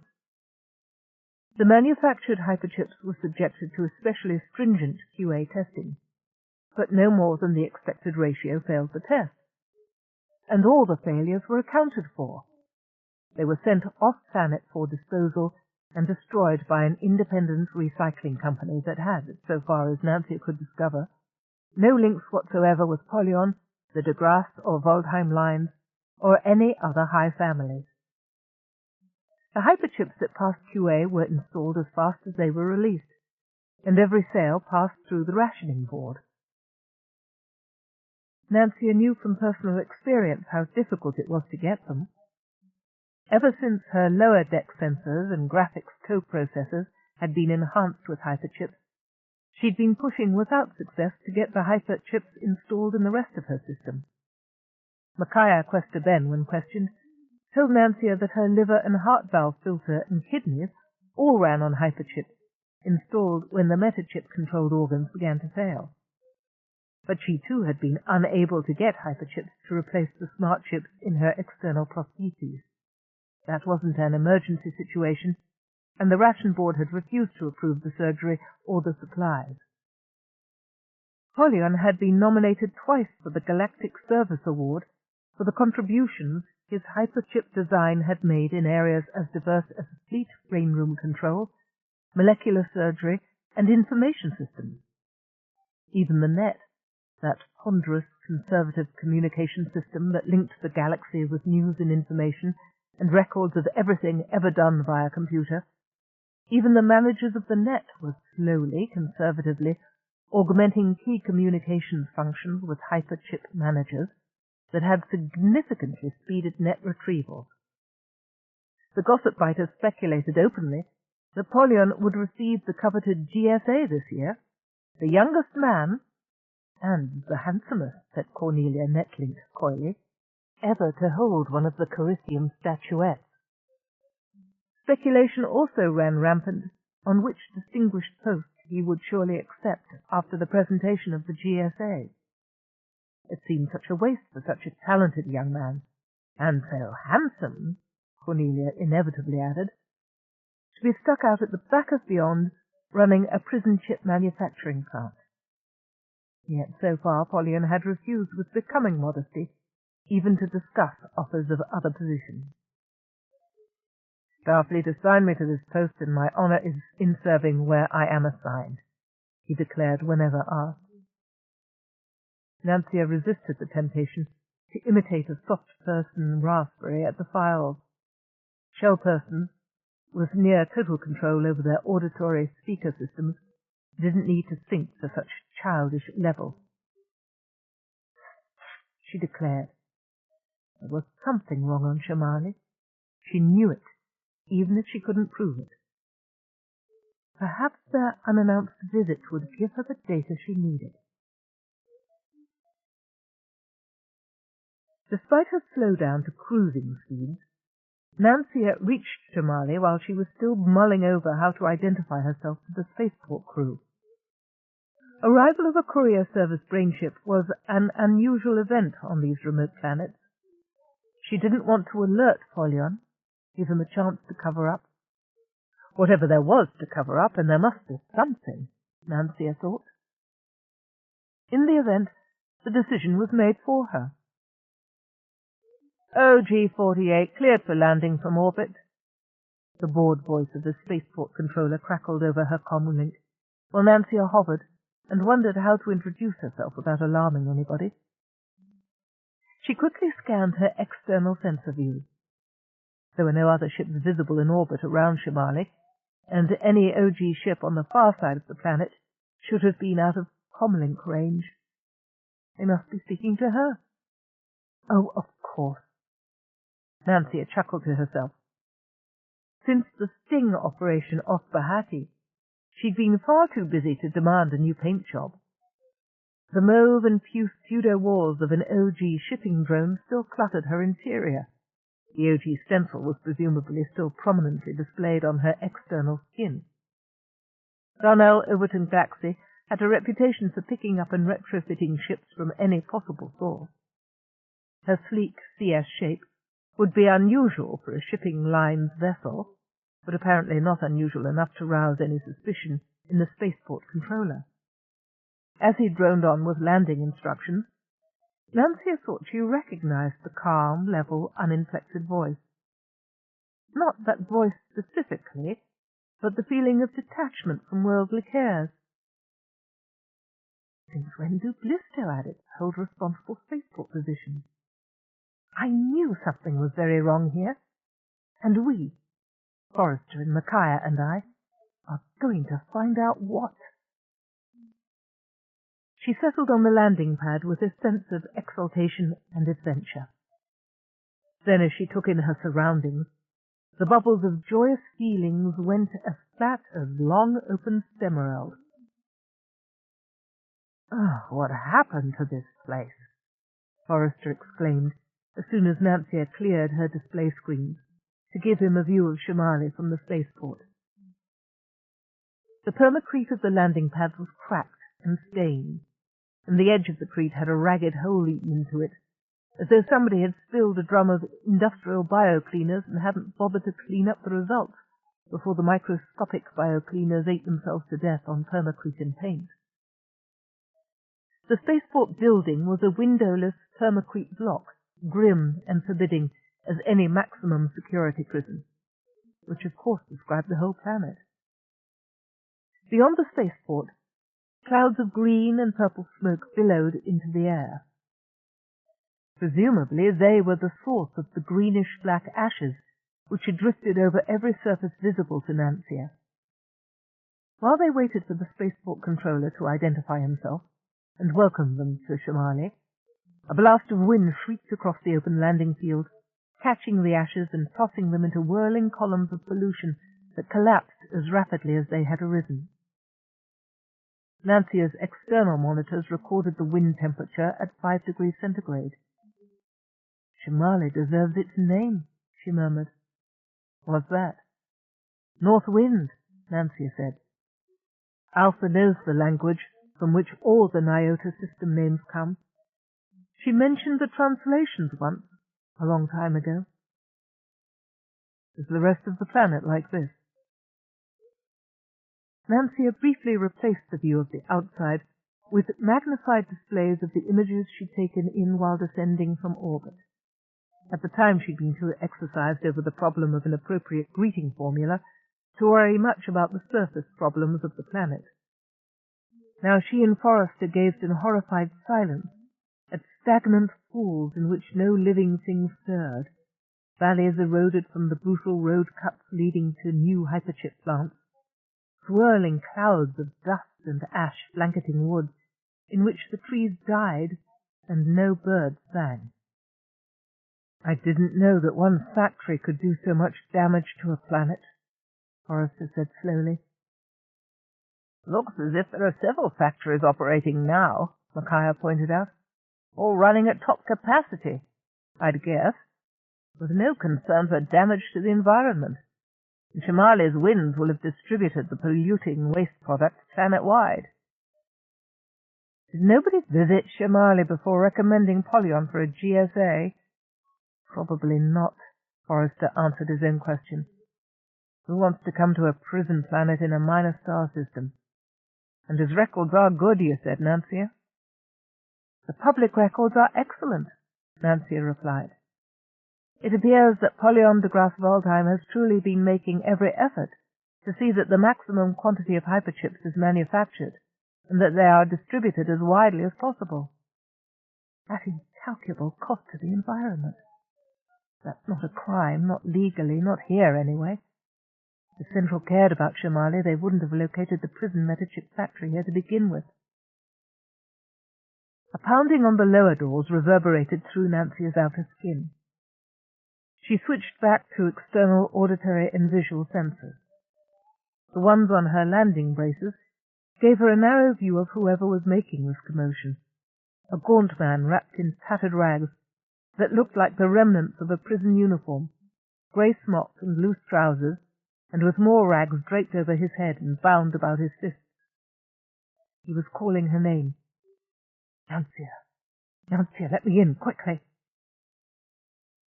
On the edge of the landing field, two bulky figures in gleaming silver-cloth protective suits moved slowly forward, awkward and menacing. The silver hoods covered their faces like helmets. The silver suits glittered around them like armor. But the weapons in their raised hands were not knightly lances, but nerve disruptors, bulky, squat shapes more menacing than any iron lance point.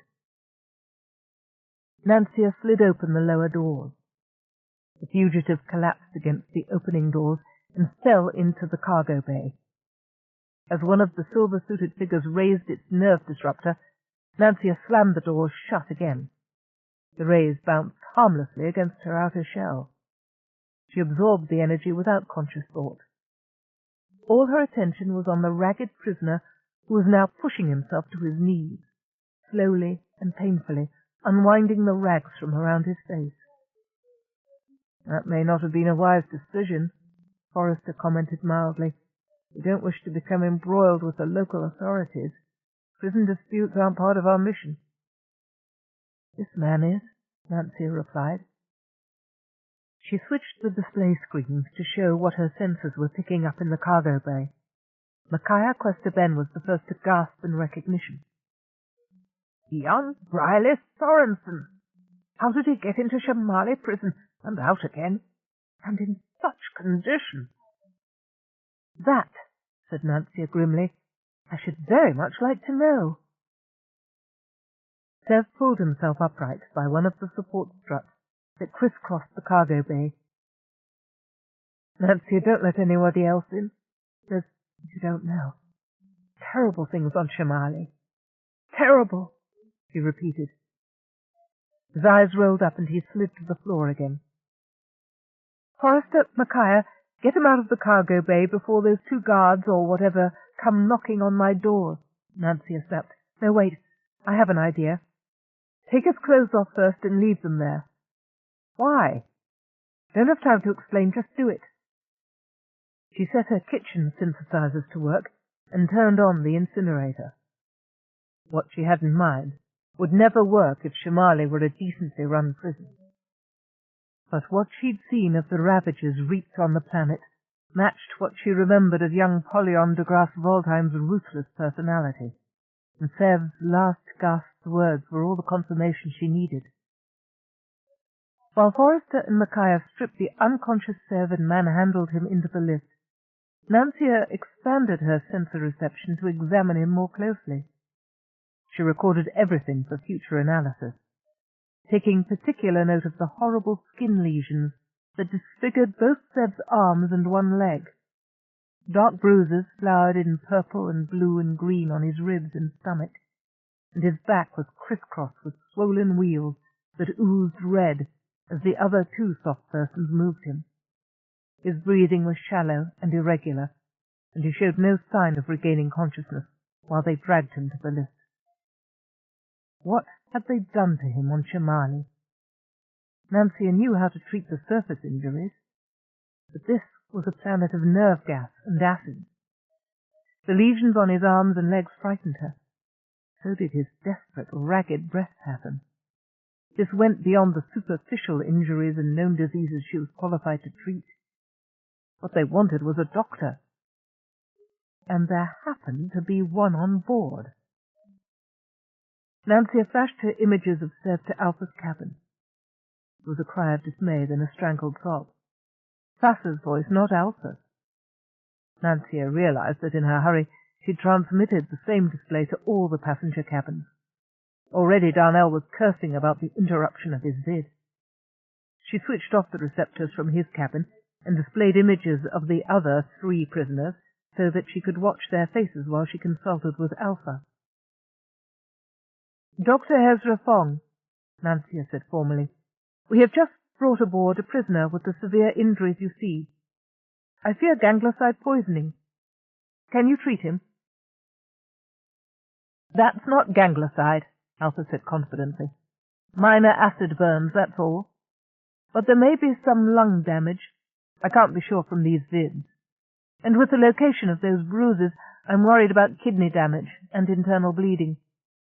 Transport him to the MedTech Center. I'll have a look." He was cool and quick and competent. Nancia admired those qualities unwillingly. But could she be trusted with Sev's health? Alpha pushed on the closed cabin door and turned back to the sensor port. Her fine, sharp-featured face was pinched with annoyance. "FN-935, I cannot diagnose and treat this man by remote control. If you're interested in his health, I strongly suggest you open this door and allow me to do my job." But what else would she do? Nancia wondered. "Let me go with her," Lay suggested. "And me?" Sassa's large eyes were filled with tears. Acting or desperation? There was scant time to decide. Nancia instinctively trusted Blaze, but she wasn't sure how reliable he might be. He tended to go along with the majority.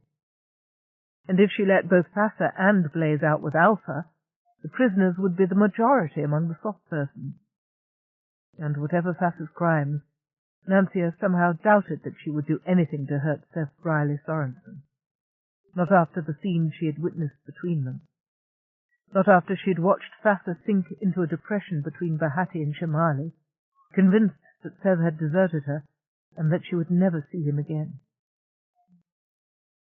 Thassa del Palma y Polo will accompany and assist Dr. Hezra Fong, Nancia announced with a mental prayer that she was making the right decision.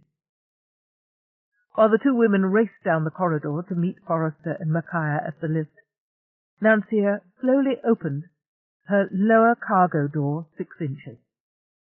The silver-suited guard who stood outside had his fist raised to bang on the door. He lowered it now, but aimed his nerve disruptor into what he could see of the cargo bay. "And what can I do for you?" Nancia asked icily. "Drone OG-48. You are harboring an escaped prisoner," the guard said. "Return him to our custody now, or it'll be the worse for you. Your owner won't approve this, you know." Nancia managed an icy laugh that chilled her own senses. "This is not a drone. You'll meet us in good time. As for that diseased bundle of rags that begged entrance, it has been disposed of appropriately. It looked as if it had Capellan jungle rot and Altair plague, not to mention old earth lice. Did you think we'd leave something like that cluttering up this nice clean ship?" "Don't try to lie to me," the guard warned. "This ship has been under surveillance from the moment of landing. The prisoner has not left the ship." "Who said anything about leaving? There are its clothes, if you can call those rags clothes," Nancia added disparagingly. She slid the cargo doors open another 10 inches, just enough to let the guard squeeze in edgewise. "And here's the rest of your fugitives." She opened the disposal slot and extruded the contents. A pitiful little heap of organic ash, partially burnt protein, and charred bone fragments spilled out onto the tray. The guard stepped back, every line of his body expressing horror.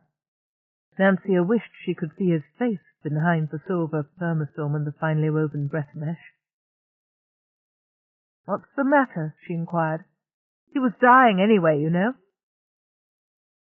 The guard stumbled towards the doors, making retching sounds behind his mask. "I thought de Grasse Waldheim was a cold one," he said between gagging noises. "UOG shipping types are worse yet." Nancia's last and most spine-chilling laugh followed him out onto the landing pad. "Don't you want to take the remains back?" she called after him. She slammed the cargo door shut before he could answer, just in case he overcame his distaste and came back for the remains. It would never do to let a lab get hold of the synthesized bone and algal protein flesh that she had first created, then charred in the incinerator. Chapter 15.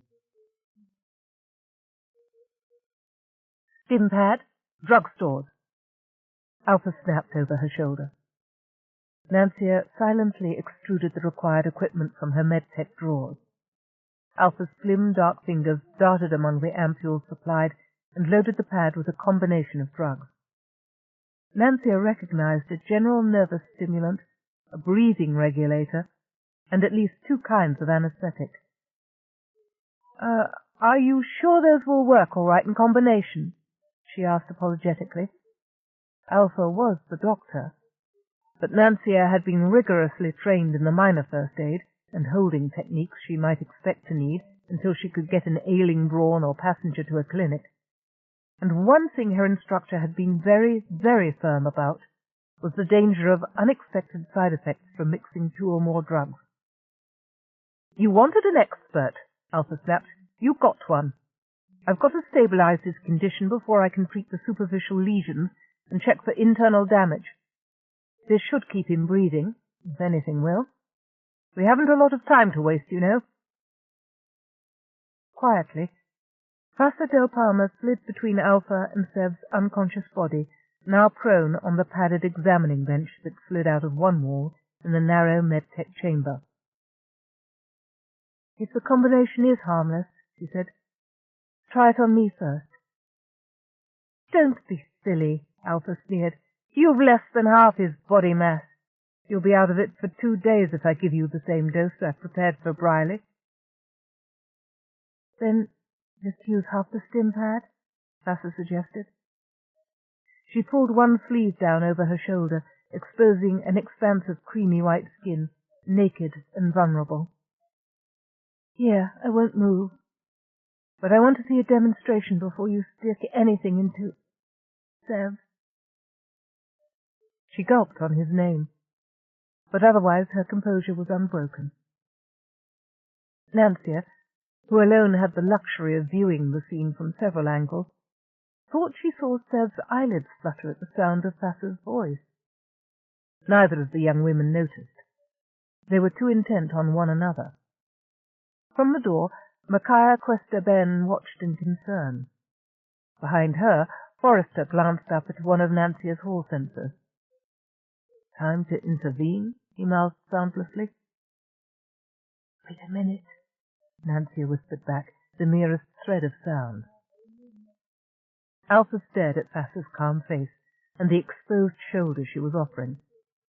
Her own face worked angrily. "I ought to take you up on it," she said. "You interfering dolt. Always were soft on men, weren't you? All right, then." She tossed the loaded stim pad in the general direction of a disposal chute.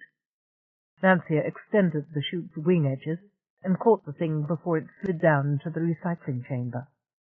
She wanted to have an independent lab analyze the first mix when they got to a civilized planet. Alpha prepared a second stim pad, loaded with nothing more than a common stimulant. "Happier with this?" she asked the air, brows raised sarcastically.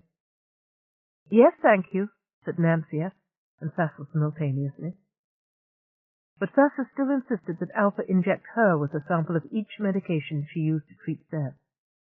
"You're a fool," Alpha muttered, too low for General Questar Ben to hear. Nancia had to amplify her audio sensors to catch the thread of speech. Alpha bent over Sev as she spoke, swabbing with short, vicious strokes at the acid sores on his arms and legs. He was in bad enough shape.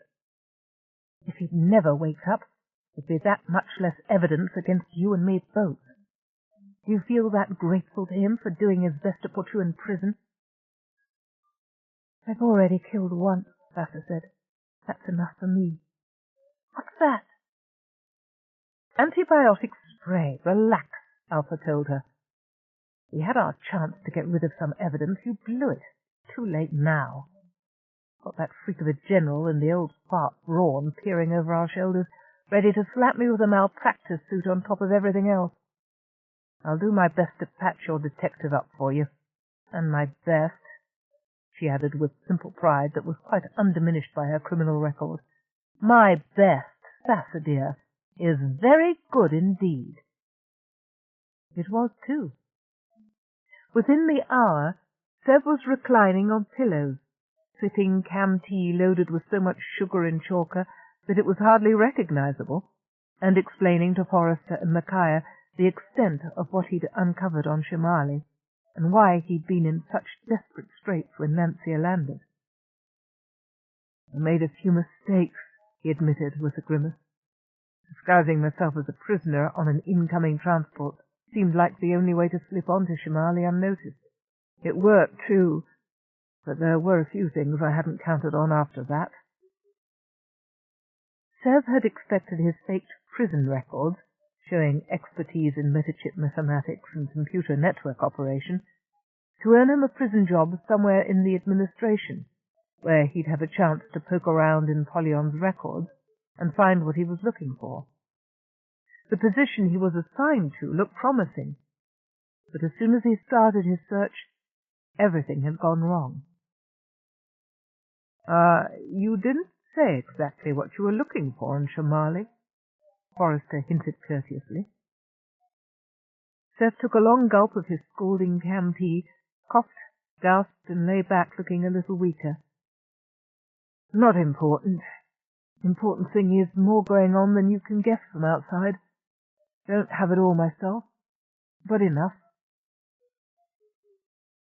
Polyon's entire computer system was laced with coded traps and alarms. The first time Sev tried to access secure data, Polyon and his trustees were alerted and caught him in the act before he'd more than downloaded a handful of innocuous records.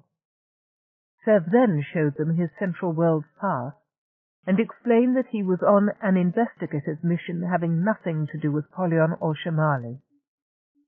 They didn't believe me, he sighed, even though it happened to be true. Then what were you doing?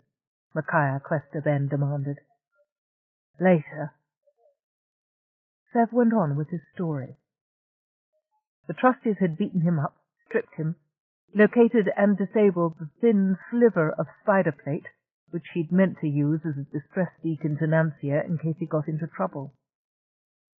Those things are supposed to start emitting an all-frequencies distress signal hooking into the net if they're damaged, Seth complained. So at first I wasn't too worried. But then when you didn't come and it got to be 2 days, I thought I might be on my own. The grass Waldheim must know some way to disable them, Forrester nodded. Reasonable, Nancia put in from the speaker. He invented them. They're essentially single-purpose hyperchips, and nobody knows more about hyperchips than Polyon. Sev's next discovery was that Polyon had stepped up the new plant's production of hyperchips by ignoring all safety precautions.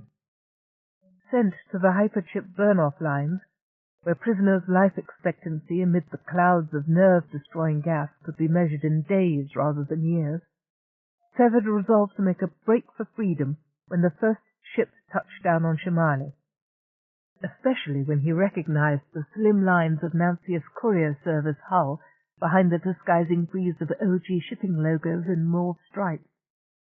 The escape hadn't been too difficult. All the other prisoners had been terrorized out of even thinking about escape, and the guards were lazy and careless, and unwilling to spend much time in the burn-off rooms. And besides, finished Forrester with a grin, nobody would expect a prisoner on the run to go to an OG shipping drone for help. Nancia, your paint job has served us well. I don't suppose you'd consider keeping it after this is over. Most certainly not, Nancia told him, and it wouldn't work anyway. When we've finished in the Nyota system, there won't be any more OG shipping. But what do we do now? Sev's story had demonstrated enough irregularities to justify arresting Polyon twice over. He was just one man, with no data cordings or computer records to exhibit in proof of his story. If they took Polyon away now without making sure of their evidence, Sev predicted that Shamali would be cleaned up by the time they got back. Impossible, said Forrester with feeling. Sev nodded weakly. Not the planet's surface, I grant you, but you can be sure there'll be nothing inside the factories for an investigative committee to quarrel with. It'll all be clean assembly lines, strict safety features. And the prisoners who've already been damaged by exposure to acids and gases? I don't think, said Sev somberly, that any of them will be able to testify by that time. Then we'll have to go down now and get the evidence, Forrester said. Sev shook his head. Won't work. He's clever. There's a VIP tour arranged. The disfigured prisoners and the dangerous work lines are all kept well out of sight. Mostly it's the secondary plants hidden back planet. I know how to find one of the worst plants. I was there. End of side 6. To continue, change side selector switch and turn the cassette over. Side 7. Partnership by Anne McCaffrey and Margaret Ball. Continuing on page 257. But without me, he'll whisk you from one end of the central prison factory to the other, and you won't see anything. And every time you try to turn around, there'll be 6 guards in your way. I'll have to go with you." He tried to raise himself from the pillows, started coughing, and fell back again. "You can't," Thassa exclaimed. "May have to," said Micaiah Questerben. "Duty." She and Sev nodded at one another. "You two," she jerked her head at Thassa and Alpha, "back to your cabins now. Nothing to do with you. Shouldn't have let you hear this much." "Wait," Thassa cried as Forrester took her by the arm. "There has to be another way. It won't work taking Sev with you, can't you see that? Even if he were stronger, the sight of his face will warn Polyon at once that there's something wrong. None of you, none of us will get away alive." "Oh, come now," said Forrester gently. "Your friend can't be that dangerous." Thassa's face hardened. "If you don't believe me, ask the others. Alpha?" Alpha Bint Hezrafong nodded once, reluctantly. Thassa looked up at the room sensor. "Nancia, can you connect us with Blaze and Darnell just for a moment?" Those men agreed with Thassa's assessment of the situation. "Then what can we do?" Forrester demanded. "Damn it, I'm not going to turn tail and run off planet for fear of some spoiled high family's brat who's got hold of some dangerous toys." "I think," Thassa said slowly, "that you're going to use me." She was very pale. "Take Alpha back to her cabin, and I'll explain what I think we can do." She looked apologetically at Alpha. "Traitor! When Polyon finds out—" Thassa's lips were pinched. She was not pretty at all now, but she was almost beautiful in a cold, remote way. "I'll have to take that chance, won't I?" "Better you than me," Alpha said. She turned to go. "All right, lock me up. I don't even want to hear this plan. Maybe he won't hold it against me if I'm not even here when you discuss it." She didn't sound too hopeful of that. When Thassa explained her plan, there was a brief silence, while Forrester, Nancia, and Micaiah all thought it over. "You think he'll fall for it?" Forrester queried. "He thinks Nancia is an OG drone," Thassa pointed out. "He believes her passengers cremated Sev for being a nuisance. If he hadn't swallowed that story, believe me, we'd be hearing from him by now." She gave them a strange smile. "Murderers in the escort of OG shipping. What better credentials could you have? And with me to front the introductions."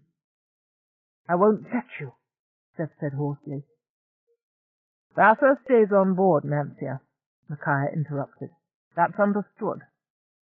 She looked at the girl. "No offense, Thassa, but from the ship we can monitor what you say, and I think you'd better wear these." She bent over briefly, fiddled with the prosthesis replacing her left leg, and straightened with 2 lengths of shining, thread-fine wire. "Hold out your wrists." Thassa obeyed, and Micaiah encircled each wrist with a length of the wire. Where she twisted the end shut, the wires seemed to collapse and seal invisibly upon themselves. "Tanglefield, is that really necessary?" Micaiah nodded. "Security measure, no more. Shield won't be activated unless we run into trouble on Shimali. Clear, Nancia?" "Affirmed." Micaiah touched her synthetic arm. "I've got a portable Tanglefield generator built in here," she told Forrester. "Might come in handy on Shimali. Want some wires?" Forrester took a handful of the gleaming wires and regarded them dubiously. "I prefer to solve my problems more elegantly than this." "Me too." Micaiah tugged her dark green pants leg down over the prosthesis. "Isn't always possible, though. Everybody tells me there'll be terrible political complications if we harm a hair on the head of this high family's brat. So," she patted her prosthetic leg again and straightened, "I've stashed the needler. Agree with you, taking him out straight away would be simpler, But you insisted on doing this by the book. That wasn't, Forrester said, quite what I meant by an elegant solution. Micaiah regarded him with a hint of amusement on her solemn dark face. Know it. Usually is the most elegant way, though. Leave little tyrants to run loose, they grow up into big tyrants. Then you get the Kapellenmaster or something like. Wars, she pointed out, aren't elegant. She nodded once to Vassar by way of apology. Understand, not accusing you of treachery, just not taking chances. Want you to be warned. But a secret signal to Polion will do me more harm than good, Vassar finished calmly. You don't trust me. That's all right. I wouldn't trust me either. She was white to the lips now, and her hands were shaking. But she led the way from the medtech room without pausing. Nancia could see that Sev was fretting enough to damage himself by trying to go after them, so she switched displays to give him visual and auditory sensor taps to the main cabin. Vassar was still pale when Nancia initiated the signal sequence that would open a comlink with planet-side authorities. But she managed the promised introductions with perfect composure. For Polion's benefit, Forrester and Micaiah became Forrest Perez and Qualia Benton, a pair of potential hyperchip customers with cash to invest in the operation. She hinted delicately that Qualia Benton was really a high-ranking general from Central, and Micaiah started forward to stop her. Forrester laid one hand on Micaiah's arm. Trust the young lady, Mick, he murmured. She has more experience in this sort of thing than you or I. So it proved. Far from being alarmed by Micaiah's military standing, Polion accepted her presence with Vassar on an OG ship as proof that she was as corrupt as his friend, and he was clearly delighted to have made the contact. Within minutes he was arranging to meet Vassar's friends and give them a tour of the newest hyperchip plant. I don't know why, but Polion's always been eager to get more hyperchips sold to the military, Vassar told the others, after she cut the contact. It's not the money either. He offered Space Academy a cut rate once, but the ration board stopped him. I knew your rank would be the thing to draw him in, Micaiah. A back door into the military supply system is Polion's dream. I suppose he wants to impress his old teachers and classmates by making sure they all use his inventions, Forrester surmised. Nancia was confused. But surely he doesn't imagine that selling hyperchips on the black market is the way to high standing in the academy? All three soft persons laughed tolerantly, and Nancia heard a weak chuckle from the sensor link to the medtech cabin where Sev rested. Investigate the sources of a few high families' fortunes sometime, Nancia, Sev recommended to her. Money washes clean of most any taint, and more rapidly than you'd believe possible. Not, Nancia said, in the academy, and not in House Perezi de Grasse either. Nancia fussed over Forrester and Micaiah until the last minute, fitting them out with contact buttons, spider plates, and every other remote protection device she could think of. I don't know what good you think this will do, Forrester complained. De Grasse Waldheim disabled Sev's spider plate without alerting anybody, didn't he? Sev didn't have me monitoring him, Nancia pointed out. She should have confined Vassar to her cabin before the other two left, but she didn't have the heart to. Somebody should stay with Sev, Vassar pleaded. Oh, let the child stay with him, Forrester put in unexpectedly. She's not worth much as a hostage anyway. If even half of what Sev told us about the hyperchip factory conditions is true, Polion de Grasse Waldheim is a murderer a dozen times over, would think nothing of sacrificing a ship full of his former friends. Vassar nodded. Yes, that's about right, except I wouldn't say he'd think nothing of. He'd probably enjoy it. Why didn't any of you tell us about Polyon before this? Nancia demanded. You were all babbling your stupid heads off, pointing the finger at one another to get some credit for your own plea bargains. And you never warned us about Polyon. Afraid to, Vassar said sadly. So afraid that you let Sev go off to Shimali without a word of warning? I'd never have let him go unmonitored if I'd guessed. I didn't know Sev had gone to Shimali, Vassar defended herself. Nobody told me anything.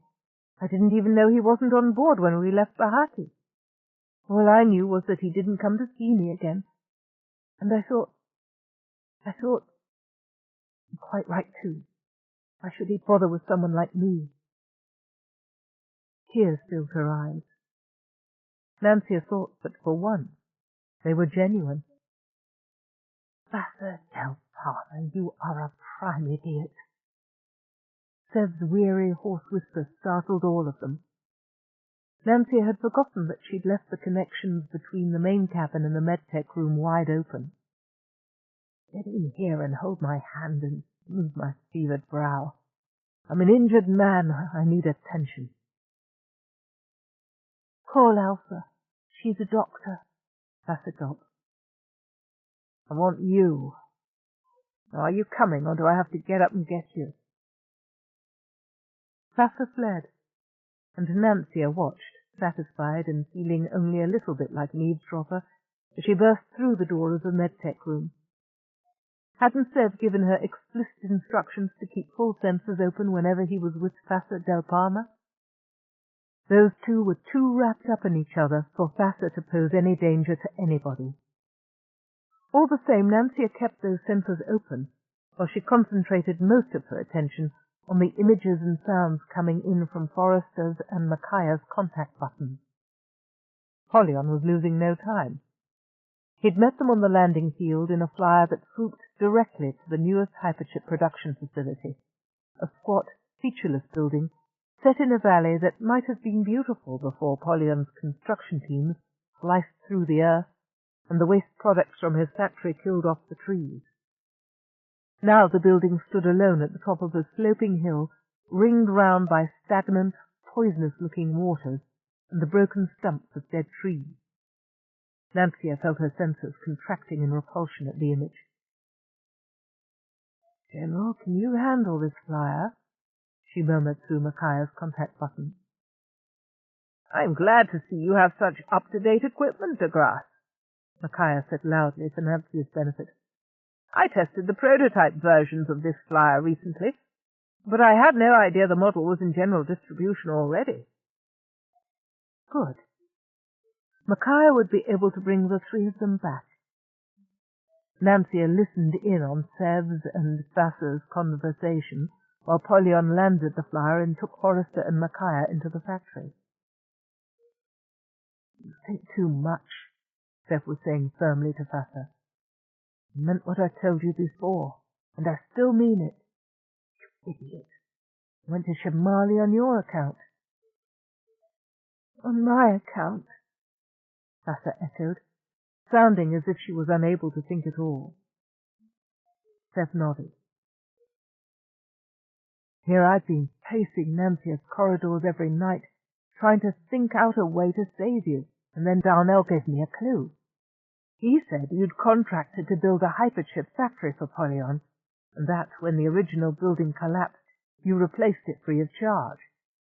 I thought if I could prove that, your lawyer might argue that you never intended to do substandard work, that any problems with your buildings were the result of incompetence, of sending a young girl to manage a business she was unfamiliar with, and that he could prove it by demonstrating how willingly you'd made restitution when a problem was brought to your attention. Vassar smiled through her tears.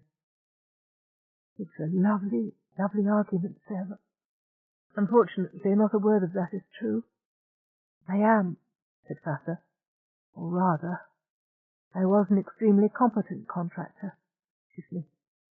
Damn Daddy. He accidentally sent me into a business I had a real talent for. That being the case, said Sev softly, why the hell couldn't you just be a contractor, instead of slinking around in those dresses that kept falling off your shoulders and driving middle-aged men crazy. Sassa's face hardened. Ask Daddy. She tried to turn away, but Sev had hold of both her hands. I guess some time ago, she said, and I've been checking old gossip bites. Was that why your mother killed herself? Sassa nodded. Tears were streaming down her face, unchecked. Well then, you won't want to have anything more to do with me. I understand. I'm not. It's not just Daddy, you know. There's been all those other men. She gulped down a sob. For a man who'd been on the verge of collapse a few hours earlier, Sev demonstrated remarkable powers of recovery. Nancia was impressed by the strength with which he drew Sassa into his arms against her resistance. You, he said deliberately, are the woman I love, and nothing that happened before today matters in the slightest to me. He paused for a moment, and Nancia blacked out her visual senses. She didn't really think that the requirements of surveillance on Sassa included watching Sev Briley Sorensen kiss her as desperately as a man in a vacuum gasping for oxygen. On Shimali, Makara Questa-Ben had finally persuaded Polyon to drop the sanitized VIP tour of his factory. She didn't believe he could produce enough hyperchips to satisfy her requirements, she told him. And what was more, she didn't believe he would be able to extend the factory's production fast enough for her. The safety requirements mandated by the Trade Commission simply took too long to set up and maintain. Polyon suggested that the Trade Commission could collectively do something anatomically impossible for the individual members.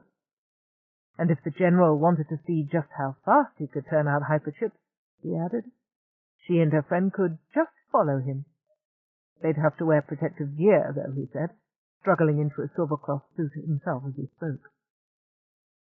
While Makara and Forrester put on the suits provided for guests, Makara commented innocently that the cost of suiting up an entire production line of prisoners must be prohibitive, and that she didn't see how they maintained the dexterity necessary for the assembly process while working from inside the bulky silver-cloth gloves. Polyon chuckled and agreed that the difficulties posed were enormous. On board, Sev and Sassa were talking again. Nancia discreetly tuned into their conversation, but there wasn't much in it to require her attention. Sassa was gloomy about the prospect of years in prison. Sev wasn't any too cheerful about it himself, but he assured Sassa that he'd wait for her. I don't think they let murderers out, Sassa said, unless they decide to mind-wipe me. Sassa, you are not a murderer. Caleb isn't dead. Sassa's slender body became quite still. He isn't? You were right, Sev said. Nobody tells you anything. He isn't dead. He isn't even seriously ill. He was in therapy for nerve damage when I left Bahati. Latest bulletins from Summerland say that he should recover full function quite soon, and will probably be restored to active Brawn status within the next few weeks, Nancia confirmed. Sev and Sassa broke apart and looked up at the overhead speaker. Nancia, Sev exclaimed, I didn't know you were listening. You gave me the orders yourself, Nancia reminded him. Oh, well, Sev thought. Can I cancel the orders? Will you obey me if I do? I really shouldn't. Lock the door on us both, Sev suggested. I don't mind. But please, could we have some privacy now? This voyage back to Central is likely to be my last chance to be alone with my girl for a long, long time.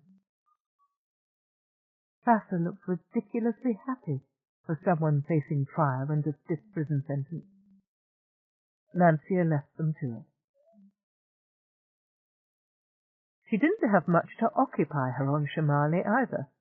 Micaiah and Forrester hadn't waited to take the full tour of the hyperchip assembly line. A few images of prisoners working unshielded with skin-destroying acids in rooms that leaked poisonous gas were all the evidence they needed to bolster Seb's detailed eyewitness testimony.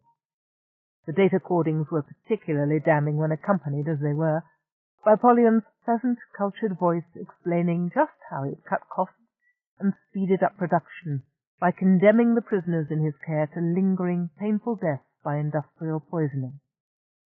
By the time Nancia had scanned those images, Micaiah had already slapped tangle wires around Pollion's wrists, ankles, and even his neck. With the ankle field activated, she read him the formal statement of arrest. "You can't do this," Pollion protested. "Do you know who I am? I'm de Grasse Waldheim, and I have Governor Lyautti's approval for everything I've done here." "My brainship has already transmitted a request for drug testing on Lyautti and all other civilian personnel," Forrester told him. "I suspected blister when I heard your spaceport controller talking. What did you do? Make addicts of anybody who could blow the whistle on you?" "You can't arrest me," Pollion repeated, as though he hadn't understood a word.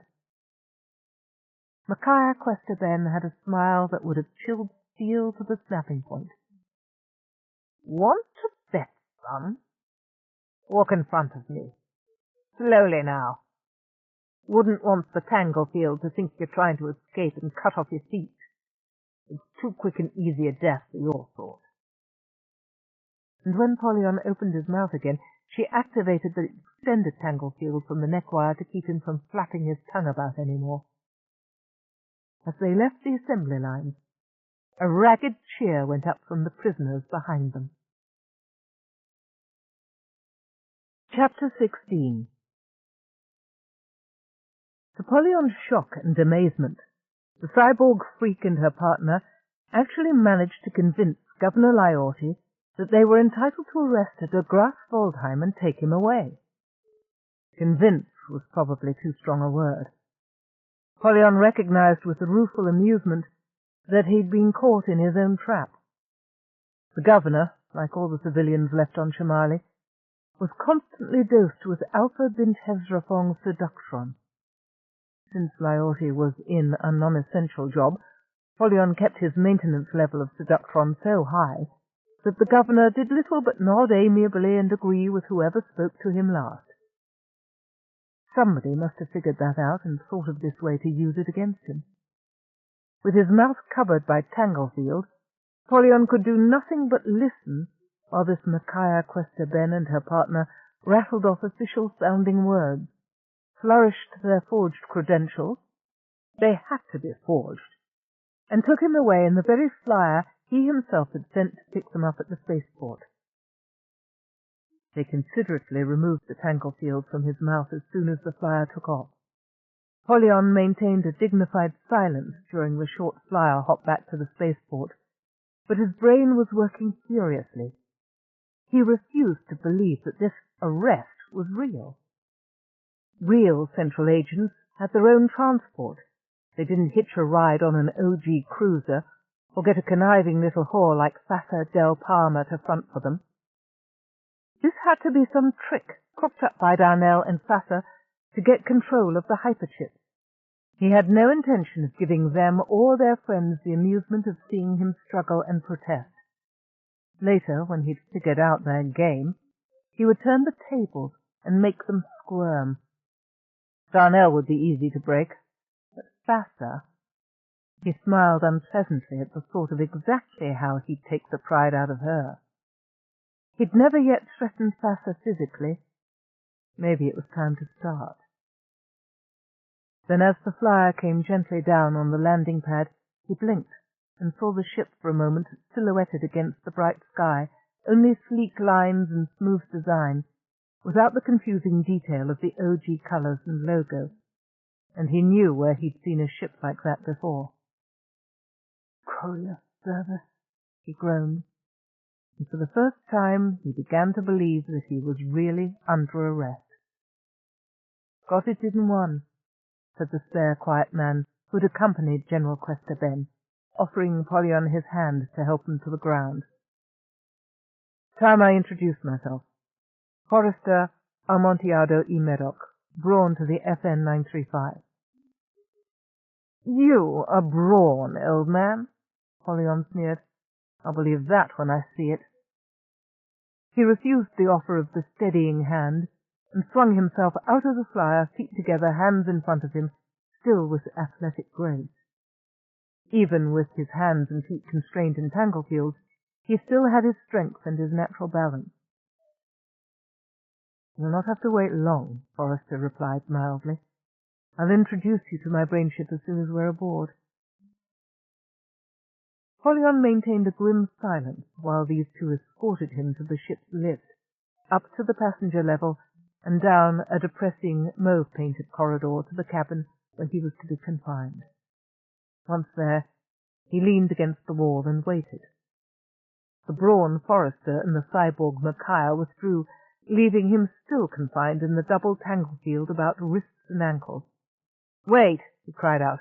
"Aren't you going to—" The door irised shut behind them with a series of clicks along the concentric rings, and a moment later a sweet female voice spoke from the overhead speaker.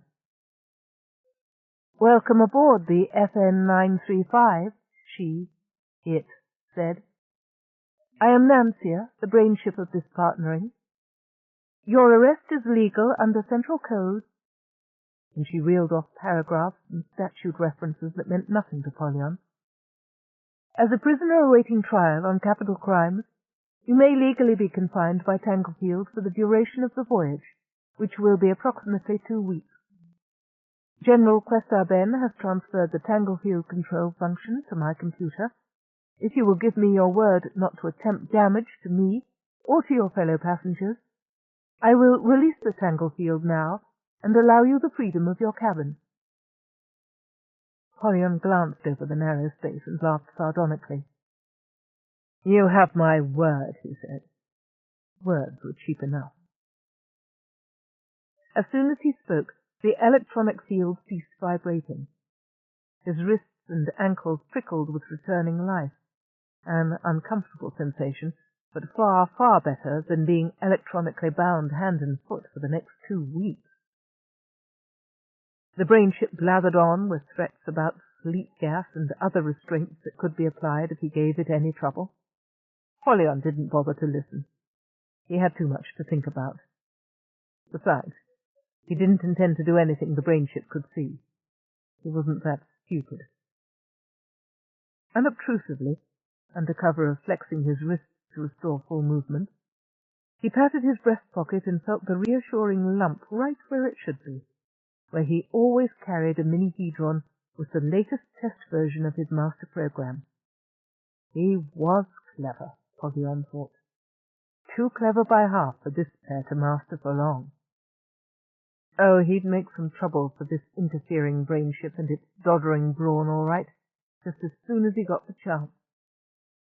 But it wasn't trouble that they would be able to see or hear coming, and there wouldn't be a damn thing they could do about it once he'd started. Damn them! He wasn't ready for this. He was still 2 to 3 years short of having everything in place. How much would it cost him to make his plans move ahead of schedule? Impossible to calculate. He'd just have to go ahead and find out later.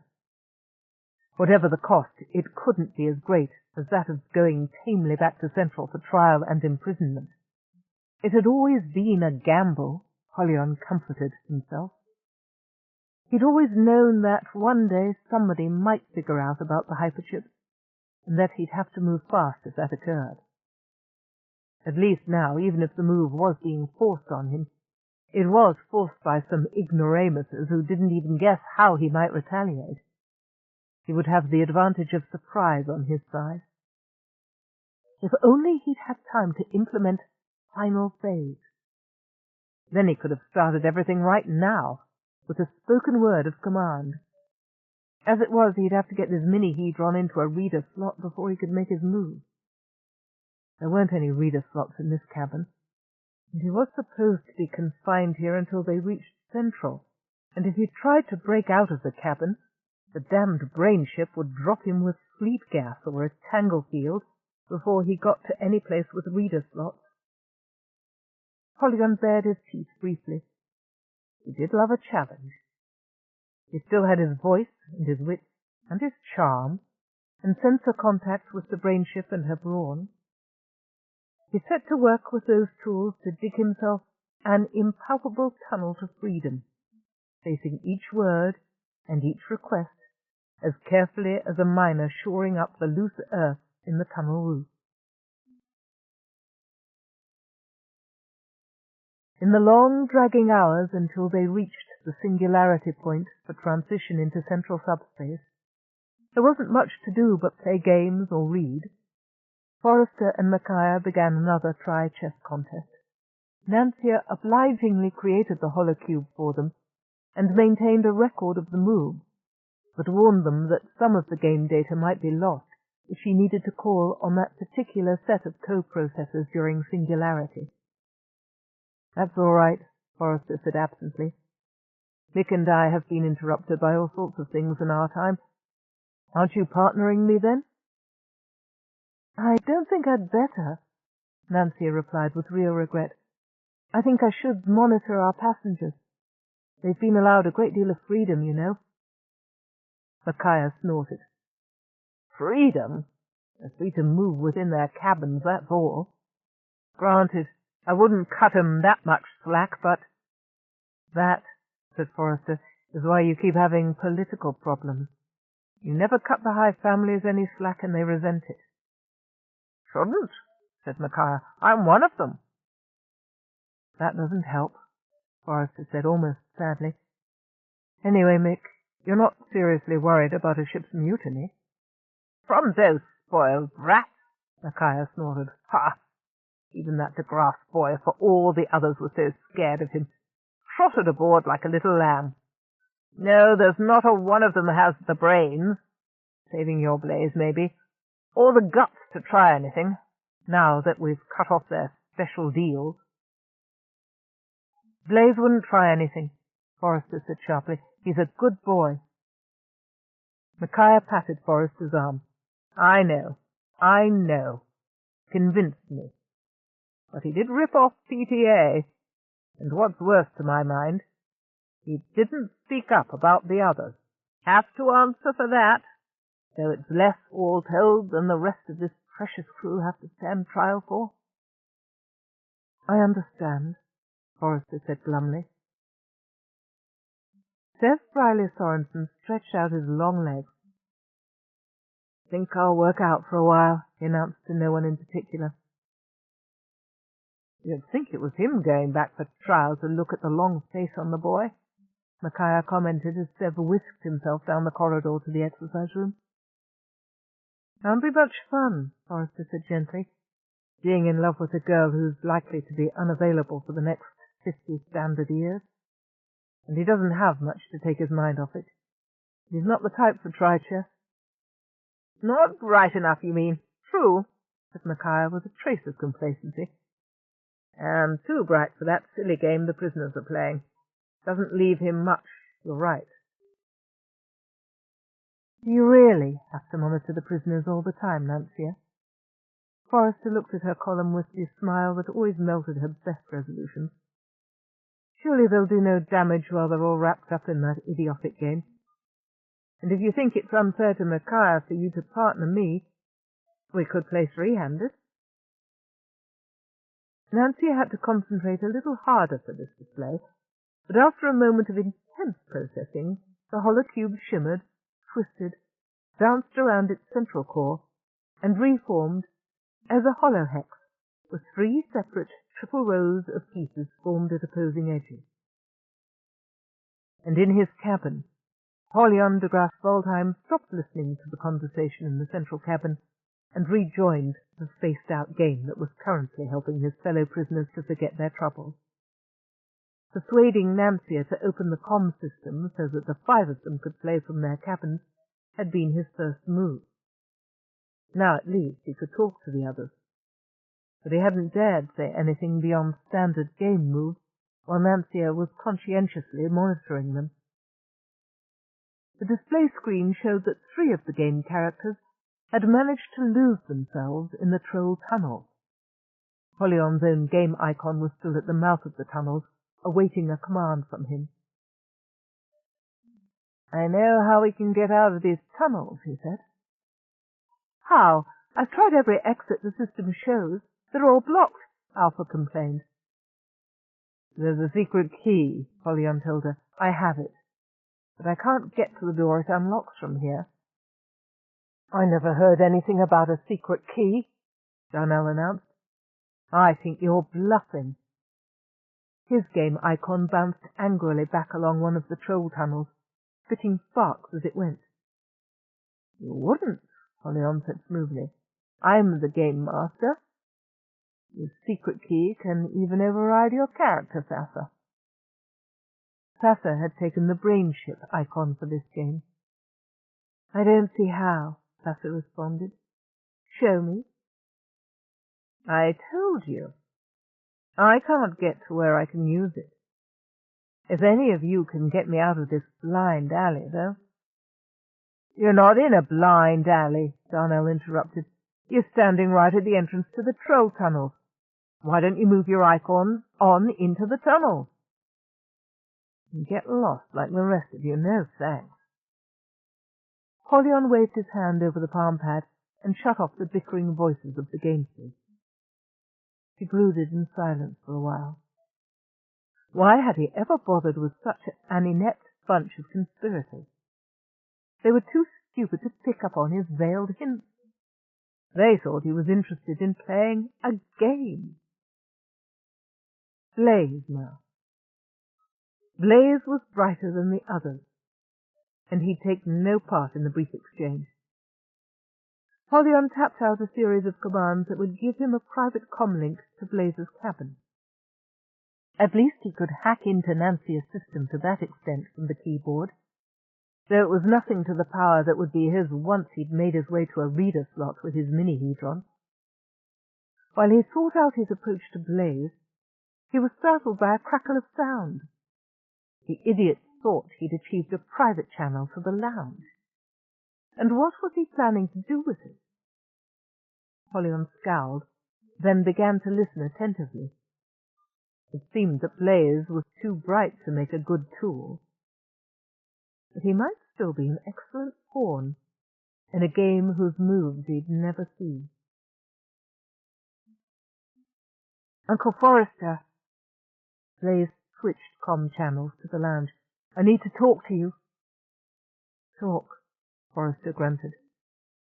He was just putting the final touches to a truly beautiful strategy, designed to pit Micaiah's and Nancia's BrainShip pieces against one another, while he moved, unopposed, to control all vertices of the holohex. Privately. "Oh, all right." Forrester got up and stretched. "Nancia, can you store the holohex until I get back? I wouldn't want to tire you by asking you to maintain the display while we're not actually playing." Nancia chuckled. "You mean you don't want to leave the holohex set up where we can study the positions and figure out what nasty trap you're getting ready to sprig on us this time? Well—" The holohex folded in upon itself and became a sheet, a line, a point of dazzling blue light that then winked out of existence. "All right. We're approaching the singularity point anyway. I really shouldn't be playing games now. Need to check my math," Nancia said cheerfully. "Be sure and get back in time to strap yourself in.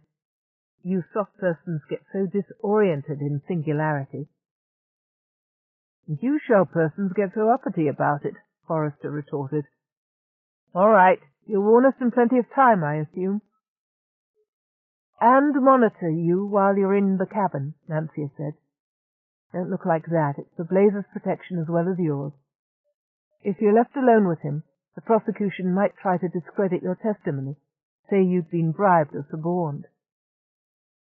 They won't have much respect for his uncle's good word anyway," said Forrester gloomily, going on down the passageway to find out what Blaze had in mind. Nancia triggered the release mechanism on the door just long enough for him to slide through. I think Pollion's planning something, Blaise said as soon as Forrester entered the cabin. He sat at the cabin console, one hand quivering over the palm pad, without actually starting a program. All red-headed intensity like a fox at a rabbit hole. What? I don't know. He wants to get out of his cabin. He keeps telling us that he can fix everything if only he could get out for a few minutes. Listen.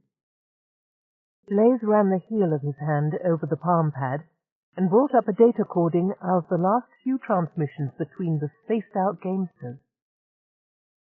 From the cabin console, he couldn't access enough memory to store images as well as voices. The players' words crackled out through the speaker, disembodied and robbed of half their meaning. Forrester listened to the recorded exchange and shook his head. Just sounds like a few more moves in that dumb game of yours to me, Blaise. It's a move in a game, all right, Blaise said grimly. He's not playing the same game as the rest of us. Damn, I wish I'd been able to capture the images and the icon moves too. Then you'd see. See what? That what Polyon was saying made absolutely no sense in the context of the actual game move. Blaise dropped his hands in his lap and looked up at Forrester. Can Nancia keep Polyon under sleep gas until we reach Central? She can, Forrester replied, but I've yet to see any reason why she should. This case is going to have all the high families buzzing like uprooted sting herbs as it is. It'll only be worse if we give them some excuse to allege mistreatment of prisoners. But you heard him. Didn't make any sense to me, Forrester allowed. But nothing about that silly game makes sense in my humble opinion. Come on, Blaise. Can you seriously see me explaining to some high court judge that I kept a prisoner stunned and unconscious for 2 solid weeks because something he said in the course of a children's game made me nervous? I suppose not, Blaise agreed. But you'll be careful. I'm always careful, Forrester told him. And I don't think you should talk to him. The man's dangerous. I know you four are scared of him, Forrester agreed. But I think that's because you've been away from Central too long. He's nothing but an arrogant brat who was given more power than was good for him, like some other people I could name. Now, if you'll excuse me, it's nearly time to strap down for Singularity. He nodded at the wall sensors, and Nancia silently slid the door open for him. Once he was in the passageway again, she spoke in a low voice. Polyon de Grasse-Waldheim requests the favour of a private interview. He does he? And I suppose you think I ought to take Blaise's warning seriously and insist on having Micaiah as a bodyguard before I talk to him. I think you're reasonably able to look after yourself, Nancia said, especially with me listening in. It's not as if you were piloting a dumb ship, but there's not much time. I'll be entering the first decomposition sequence in a few minutes. All the better, said Forrester. I won't have to spend too long with him. I'll talk with him until you sound the Singularity warning bell, if that's all right. Can't do much less. Visited Blaise, have to visit any of the others who requested.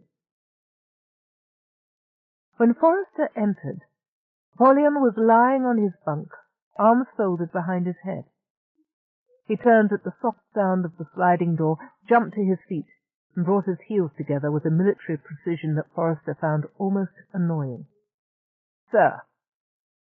I'm not, Forrester said mildly. You're superior officer. You needn't click your heels and salute. You wanted to tell me something? Yes. No. I think not, Polyon said. His blue eyes looked haunted. He pushed a wayward strand of golden hair back from his forehead. I thought, but he was my friend. I can't do it. Even to shorten my own sentence. No, it's impossible. I'm sorry to have disturbed you for nothing, sir.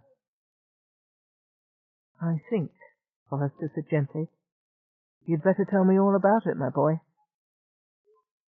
It was hard to reconcile the haunted creature before him with the monster who'd made Shimali prison into a living hell. Perhaps Polyon had some explanation he wished to proffer, some story about others who conceived the vicious factory system. It took him a good 5 minutes of gentling Polyon's overactive sense of honor, all the time listening anxiously to the singularity warning bell, before he coaxed the boy into letting out a name. "It's Blaze," Polyon said miserably at last. "Your nephew. I'm so sorry, sir, but, well, while we were playing Spaced Out, he was boasting to me of how he'd pulled the wool over your eyes, convinced you he was innocent of any wrongdoing." "Not quite," said Forrester. He spoke very evenly to control the twist of pain that squeezed his chest. "He did sell PTA shipments on the black market. That's wrongdoing in my book, and he'll be tried for it on Central." Polyon nodded. His look of suffering had not abated. "Yes, he said that was the story he'd given you. Then I thought, if you didn't know, perhaps I could trade the information for a reduction in my own sentence." "What information?" Forrester asked sharply. Polyon shook his head. "Never mind, it doesn't matter. I've enough on my conscience already," he said, raising his head and staring at the wall with a look of noble resignation that Forrester found intensely irritating. "I won't compound my crimes by informing on a friend. It's all on this mini-hedron. Well, never mind." "What?"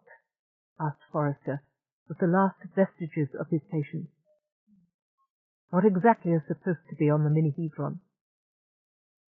He stared at the faceted black shape Polyon held in his hand, dark and baleful like the eye of an alien god. "The true records of how Blaze made his fortune," Polyon said. "It's all there. He thought he'd concealed his tracks, but there were enough net links for me to find the records. I'm very good with computers, you know," he said with a boy's naive pride. "But when I begged him to tell you the truth, he laughed at me. Said he had you convinced of his innocence, and he saw no reason to change the situation. That was when I thought... But no," Polyon said, averting his face as he thrust out the mini-hedron towards Forrester. "I don't want any favors." Forrester felt as queasy as though they had already entered singularity. Was this why Blaze had tried so hard to keep him from talking to Polyon? He'd wanted to keep Polyon drugged and unconscious until they reached Central. He'd had that silly story about Polyon using the spaced-out game as a cover for some kind of plot. But what good would it do to keep Polyon from talking for 2 weeks? And his evidence, whatever it might be, would come out anyway at the trial. "Just you take this. Read it once. Then keep it safe. Or wipe it if you want to," Polyon said. "I don't care. I just wanted to hand it over to somebody honorable." His voice broke slightly on the last word, and Forrester thought there was a gleam of moisture in the corners of his eyes. "God knows. I can scarcely claim that for myself. You take it. You'll know what to do with the information." "What is it?" Polyon shook his head again. I can't tell you. Go and read it in privacy. Just drop it into any of the ship's reader slots and have a look at the information. Then I'll leave it up to you to decide what should be done." "And I don't," he said almost savagely, "I don't want to profit from it. Do you understand? Say you got it from somebody else. Or don't say where you got it, or destroy it. Do what you want. It's off my conscience now, at any rate." He dropped back onto the bunk and buried his head in his arms. Overhead, the silvery chime of the first warning bell sounded. 5 minutes to singularity," Nancia announced. "All passengers, please lie down or seat yourselves and secure free-fall straps. Tablets for singularity sickness are available in all cabins. If you think you may be adversely affected by the transition, please medicate yourself now. 5 minutes to singularity." Polyon fumbled without looking up, caught his free-fall strap and buckled it around himself. Singularity, he said bitterly, doesn't make me sick. But what's on that mini-hedron does. Forrester left the cabin with a sparkling black mini-hedron clutched in his hand, the facets cutting into his palms, his head awhirl with doubt. What a magnificent acting job, Nancia commented with a low laugh. You think Polyon was lying? I'm certain of it, she told him. You know Polyon. You know Blaze. Is it credible for an instant that Blaze could have committed crimes that would turn Polyon's stomach? I don't know, Forrester groaned. He dropped into the pilot's chair and stared unseeing at the console before him.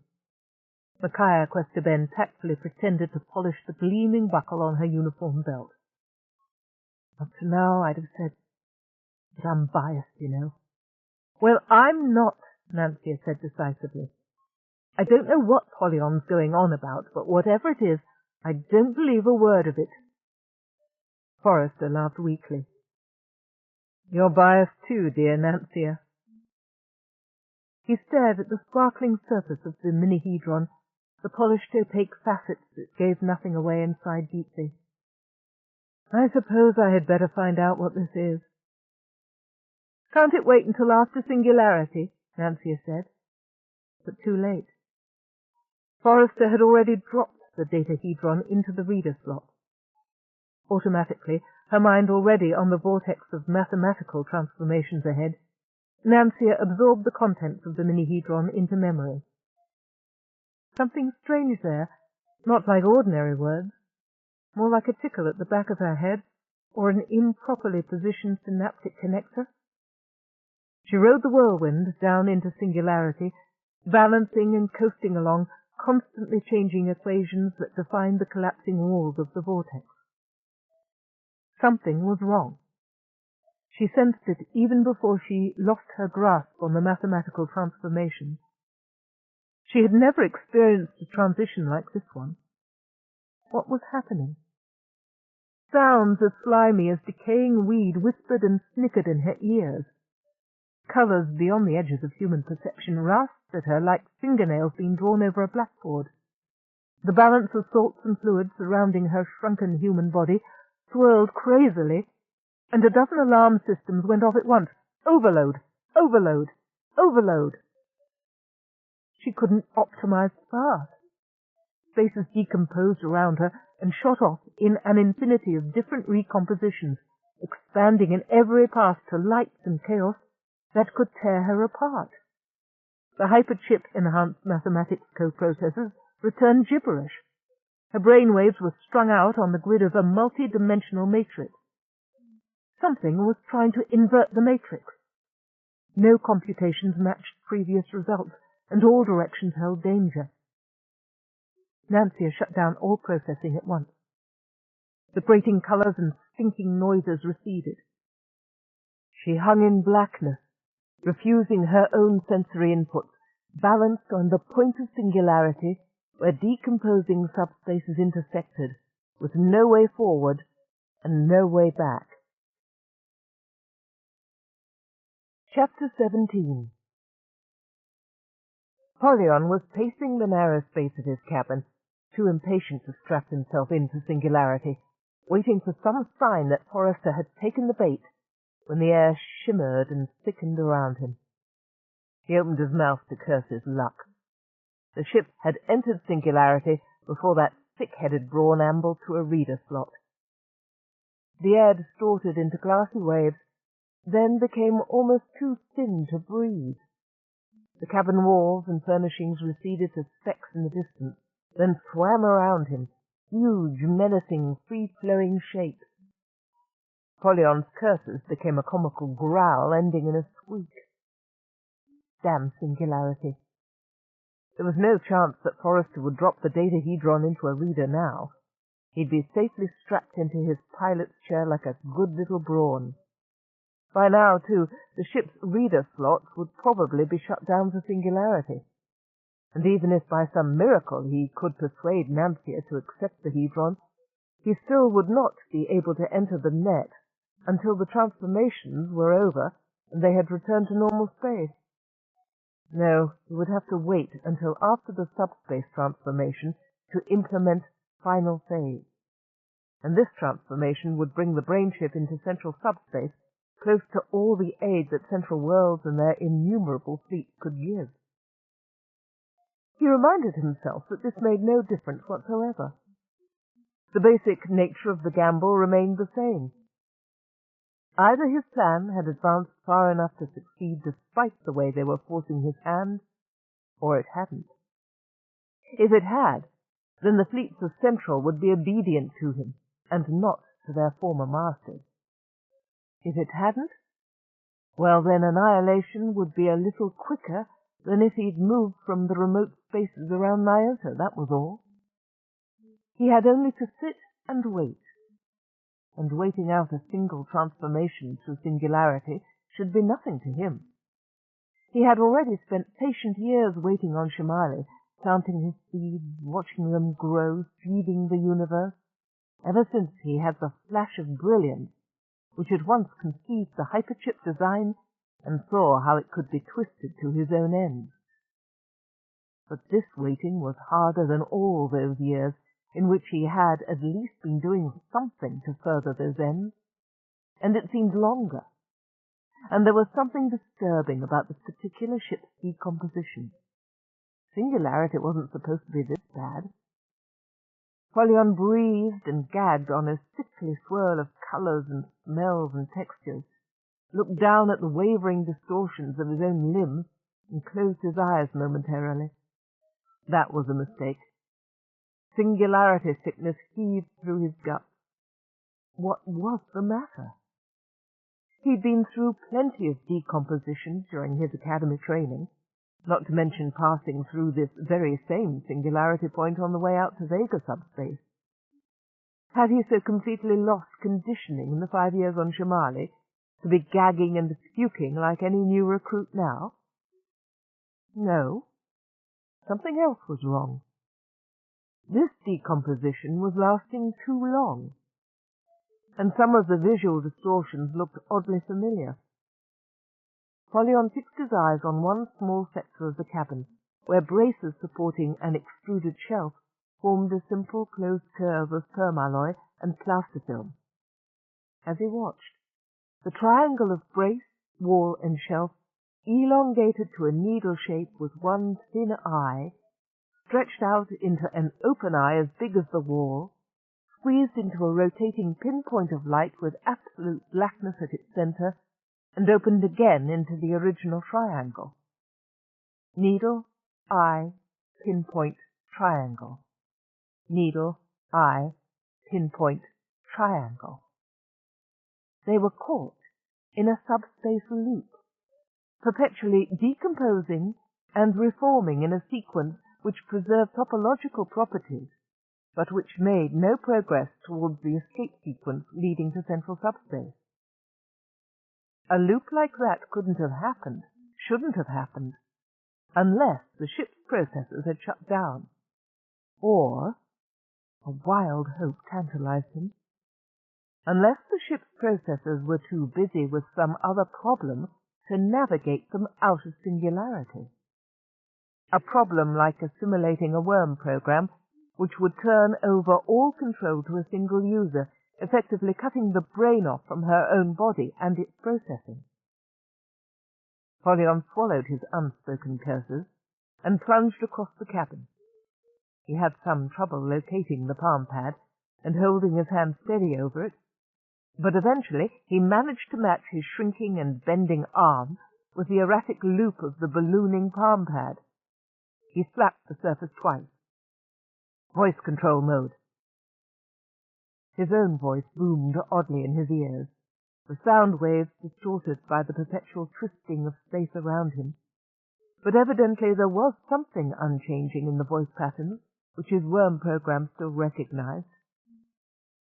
Voice control acknowledged, an undulant voice boomed and twittered from the speakers. Unlock this cabin door. The first time the words came out as an unrecognizable squeak. The next, something close to his normal speaking voice emerged, and the computer acknowledged the command. But nothing happened. A moment later, the quavering vocal signal of the program responded with a shrill squeak that gradually became a groaning boom. Unable to identify designated entity. Polyon was beginning to catch on to the rhythm of the subspace loop.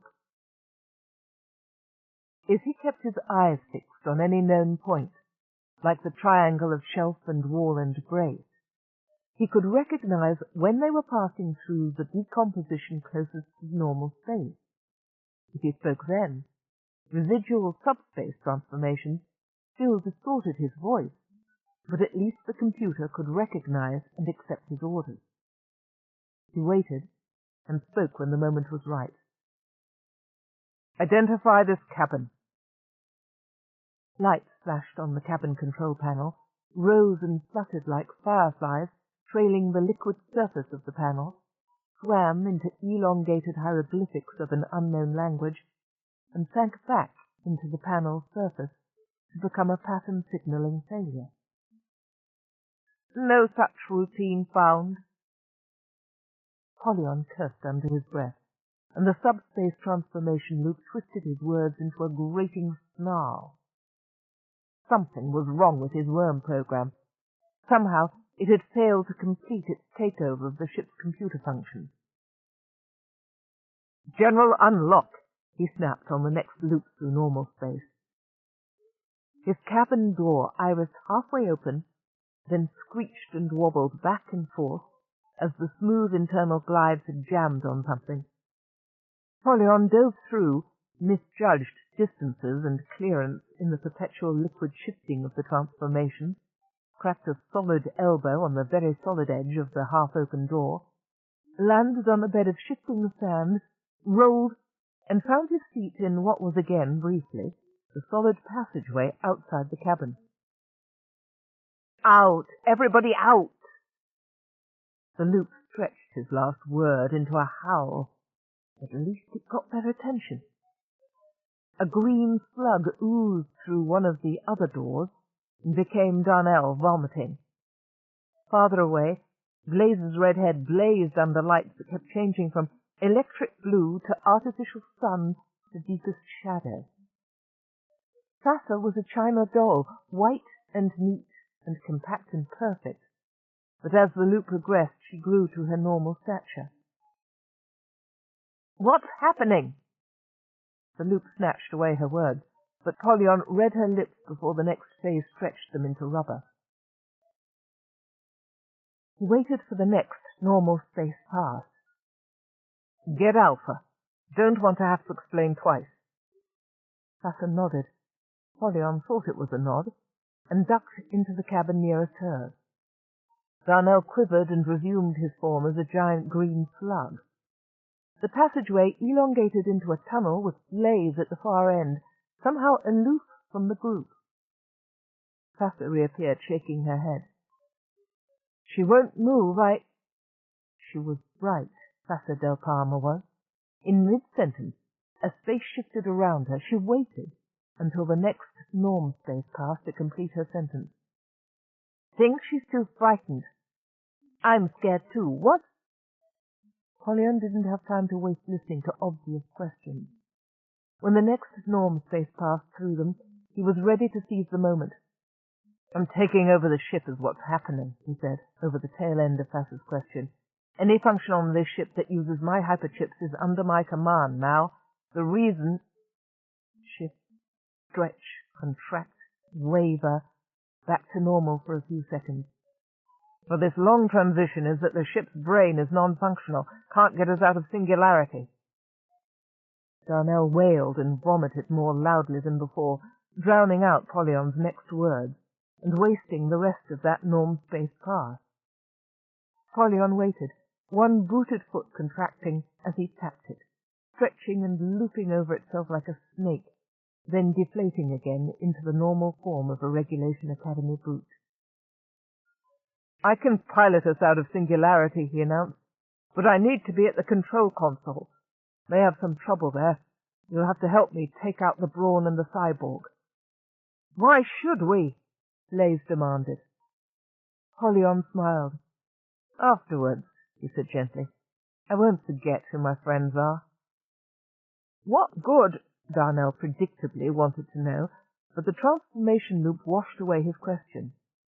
And when Normspace came round again, Blaze was closer to the rest of them, close enough to answer for Polyon. What good will his favour do? Quite a lot, I should imagine. It's not just the hyperchips on this ship, is it, Polyon? All the hyperchips Shimali has been turning out so fast have the same basic flaw, don't they? I wouldn't, said Polyon, necessarily define it as a flaw. But you're right. Once we're out of singularity and ready to access the net again, this ship's computer will broadcast final phase to every hyperchip ever installed. I'll have... They'd all caught on to the rhythm of the transformation loop by now. The wait through 3 distorted subspaces was becoming part of normal conversational style. Control of the universe, he finished on the next pass through Normspace. Blaze had come closer yet.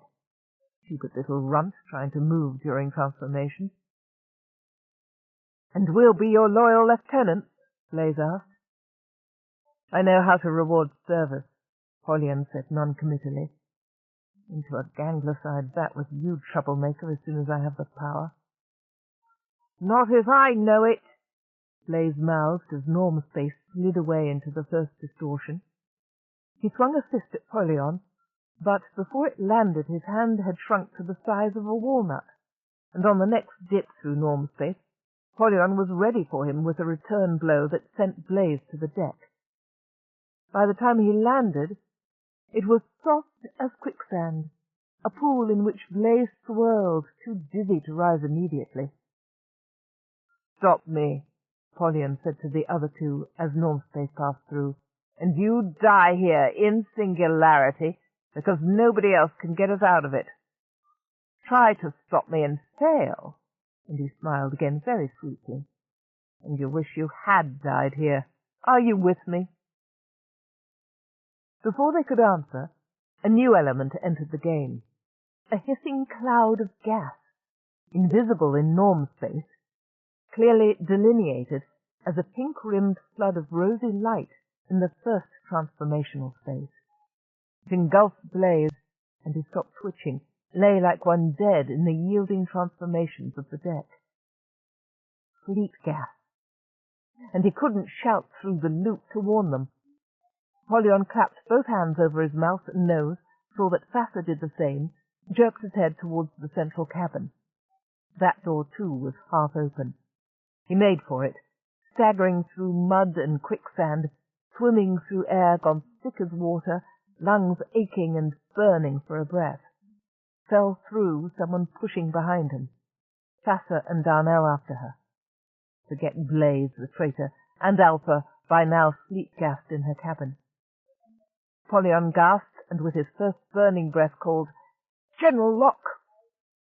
The control cabin door irised shut with a strange jerky motion, as if it were fighting its own mechanism, and Polyon found his feet and surveyed his new territory. Not bad. The only passenger he'd been seriously worried about was Sev Briley Sorensen. But Briley wasn't here. Good. He was locked out then, with Alpha and Blaze, probably sleep-gassed like them. The other two were bent over their consoles, probably still trying to figure out why doors were opening and closing without their command, trying to flood the passenger areas with sleep gas. Well, they'd succeeded there, but much good it would do them now. Through the transition, he saw them turning in their seats, open mouths stretching like taffy in the second subspace, then shrinking to round dots in the third. Normspace showed the cyborg freak making a move that wasn't part of the transformation illusion, right arm darting towards her belt. Polyon snapped out a command, and the freak's prosthetic arm and leg danced in their sockets, twisting away from the joining point. Her flesh-and-blood torso followed the agonizing pull of the synthetic limbs, and she rotated half out of her seat. Another command, and the prostheses dropped lifeless and heavy to the floor, dragging the body down with them. Her head cracked against the support pillar under the seat. Polyon stepped forward to take the needler before she recovered. Space stretched away from him, but his arm stretched with it, and the solid, heavy feel of the needler reassured him that his fingers, even if they momentarily resembled tentacles, had firm hold of the weapon. With the next norm space pass, he was erect again, holding the needler on Forrester. "Over there."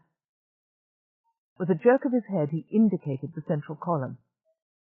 Somewhere behind there, the brain of the ship floated within a titanium shell, a shrunken, malformed body, kept alive by tubes and wires and nutrient systems. Polyon shuddered at the thought. He'd never understood why Central insisted on keeping these monsters alive, even giving them responsible positions that could have been filled by real people like himself. Or the brain would be mad by now, between sense deprivation and the stimuli he'd ordered its own hyperchips to throw at it. Killing it would be a merciful release, and it would be appropriate to kill the Brawn at the foot of the column. But not yet. Polyon was all too aware that he didn't know everything there was to know about navigating a brain ship. He would need full support from both computers and Brawn if he was to get them out of this transition loop alive. He studied the needler controls, spun the wheel with his thumb, glanced at Darnell and Sasser. Which of them dared he trust? Neither, for choice. Well then, which was more afraid of him? Sasser had been showing an uppity streak, asking him questions when she should have been listening. Darnell was still green-faced, but appeared to be through vomiting. Polyon tossed him the needler. It floated through norm space, and Darnell caught it reflexively just before the transition shrunk it to a gleaming line of permalloy. "If either of them makes a move," Polyon said pleasantly, "needle them. I've set it to kill, slowly." In fact, he'd left the needler as Micaiah had it, set to deliver a paralyzing but not lethal dose of paravenin. But there was no need to reassure his captives overmuch. "Now." He removed his uniform jacket, draped it neatly over the swivel seat where Micaiah had been sitting, and sat down in Forrester's chair before the command console. Transitions exaggerated the slight flourish of his wrists into a great ballooning gesture, spun out his sleeves into white clouds of fabric that floated over and dwarfed the other occupants of the cabin. "What do you think you're doing?" Forrester cried. His voice squeaked through the force transition space and fell with a thud on the last word. Polyon smiled. He could see his own teeth and hair gleaming white and gold in the mirror-bright panel. "I," he said gently, "am going to get us out of singularity. Don't you think it's time somebody did it?" His reflection narrowed, gave him a squashed face like a bug, dulled the bright gold of his hair, and turned his teeth to green rotting stumps. The control panel shrank under his hand, then swelled and heaved like a storm-tossed sea. As norm space approached, Polyon darted in, tapping out one set of staccato commands with his right hand, passing the left over the palm pad to call up Nancia's mathematics coprocessors, rattling out the verbal commands that would bring the whole ship around, responsive to his commands, and ready to sail the subspaces out of this singularity. She was sluggish as any water-going vessel, lacking a rudder and taking in water. Half the engines obeying his commands, the other half cancelling them. The mathematics coprocessors came online and then disappeared before he'd entered the necessary calculations, shrieking gibberish and sliding away in a jumble of meaningless symbols. The moment of norm space passed, and Polyon ground his teeth in frustration. In the second transformation, the teeth felt like squishy, rotting vegetables inside his mouth. Then in the third, they became needles that drew blood, and by the time norm space returned, He had learned not to give way to emotion. He made 2 more attempts at controlling the ship, waited out 3 complete transition loops before he pushed the pilot's chair back from the control panel. "The brain ship is fighting me," he told Forrester on the next pass through norm space. "Good for her!" Forrester raised his voice slightly. "Nancia, girl, can you hear me? Keep it up!" "Don't be a fool, Forrester," Polyon said tiredly. "If your brain ship were conscious and coherent, she'd have brought us out of singularity herself." He used the remaining seconds in norm space to tap out 1 more command. The singing tones of Nancia's access code rang through the room. Forrester's face went grey. Then the transition spaces whirled about them, monstrously transforming the cabin and everything in it, and Polyon could not tell which of the distorted images before him showed the opening of Nancia's titanium column. On the next pass through normal space, he saw that the column was still closed. Transition must have garbled the last sounds in the access sequence. He typed in the command again.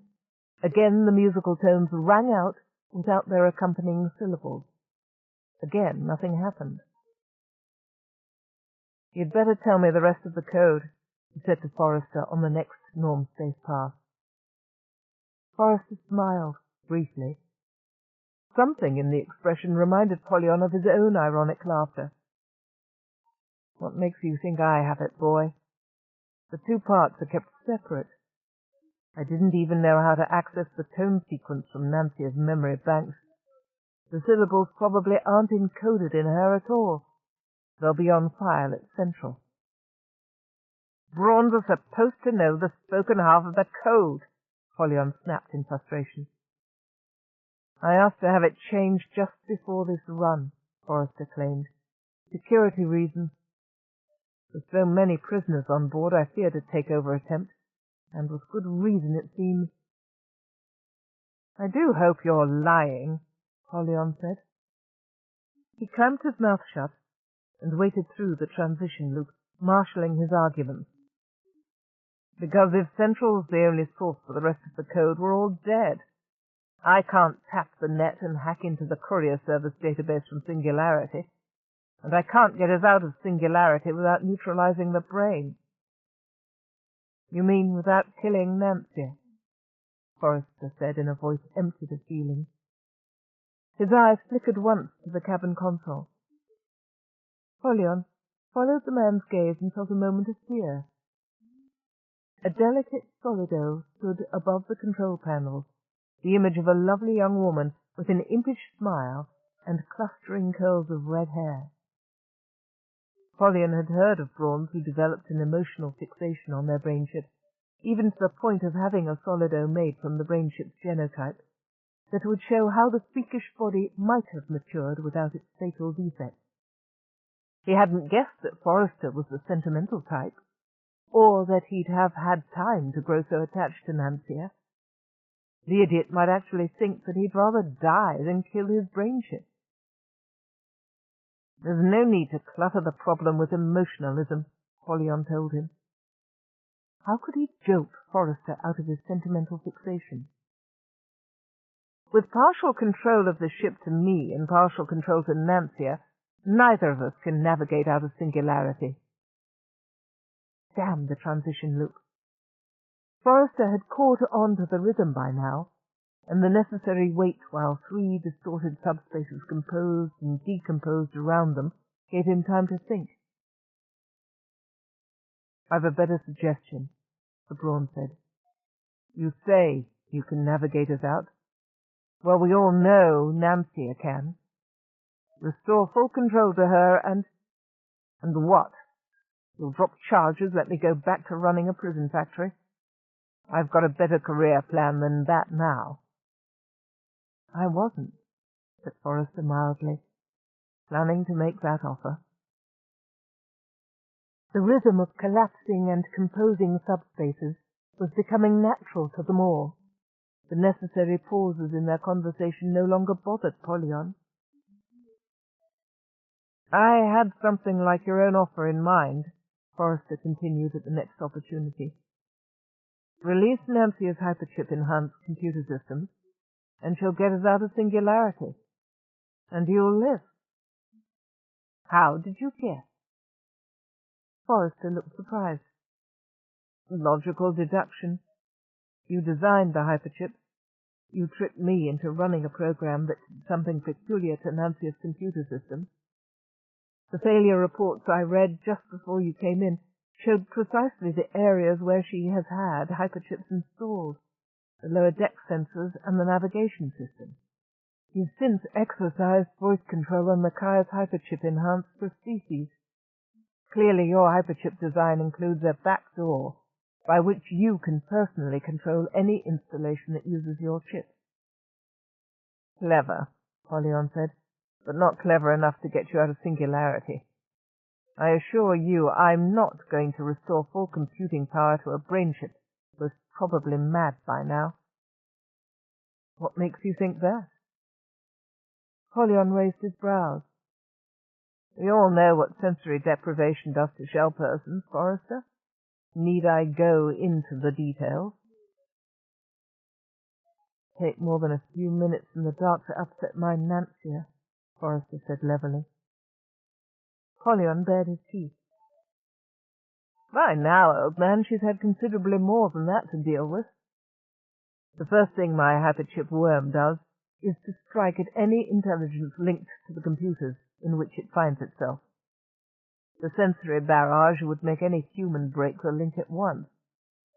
I'm afraid that your Nancia, not being able to escape the link that way, will have gone quite mad by now. So, I think, if you want to live, you'll tell me now the rest of the access code. I think not, Forrester said calmly. You've made a fatal error in your calculations. The transition loop stifled all talk for the endless, winding, looping moments of passage through shrinking and distorting spaces.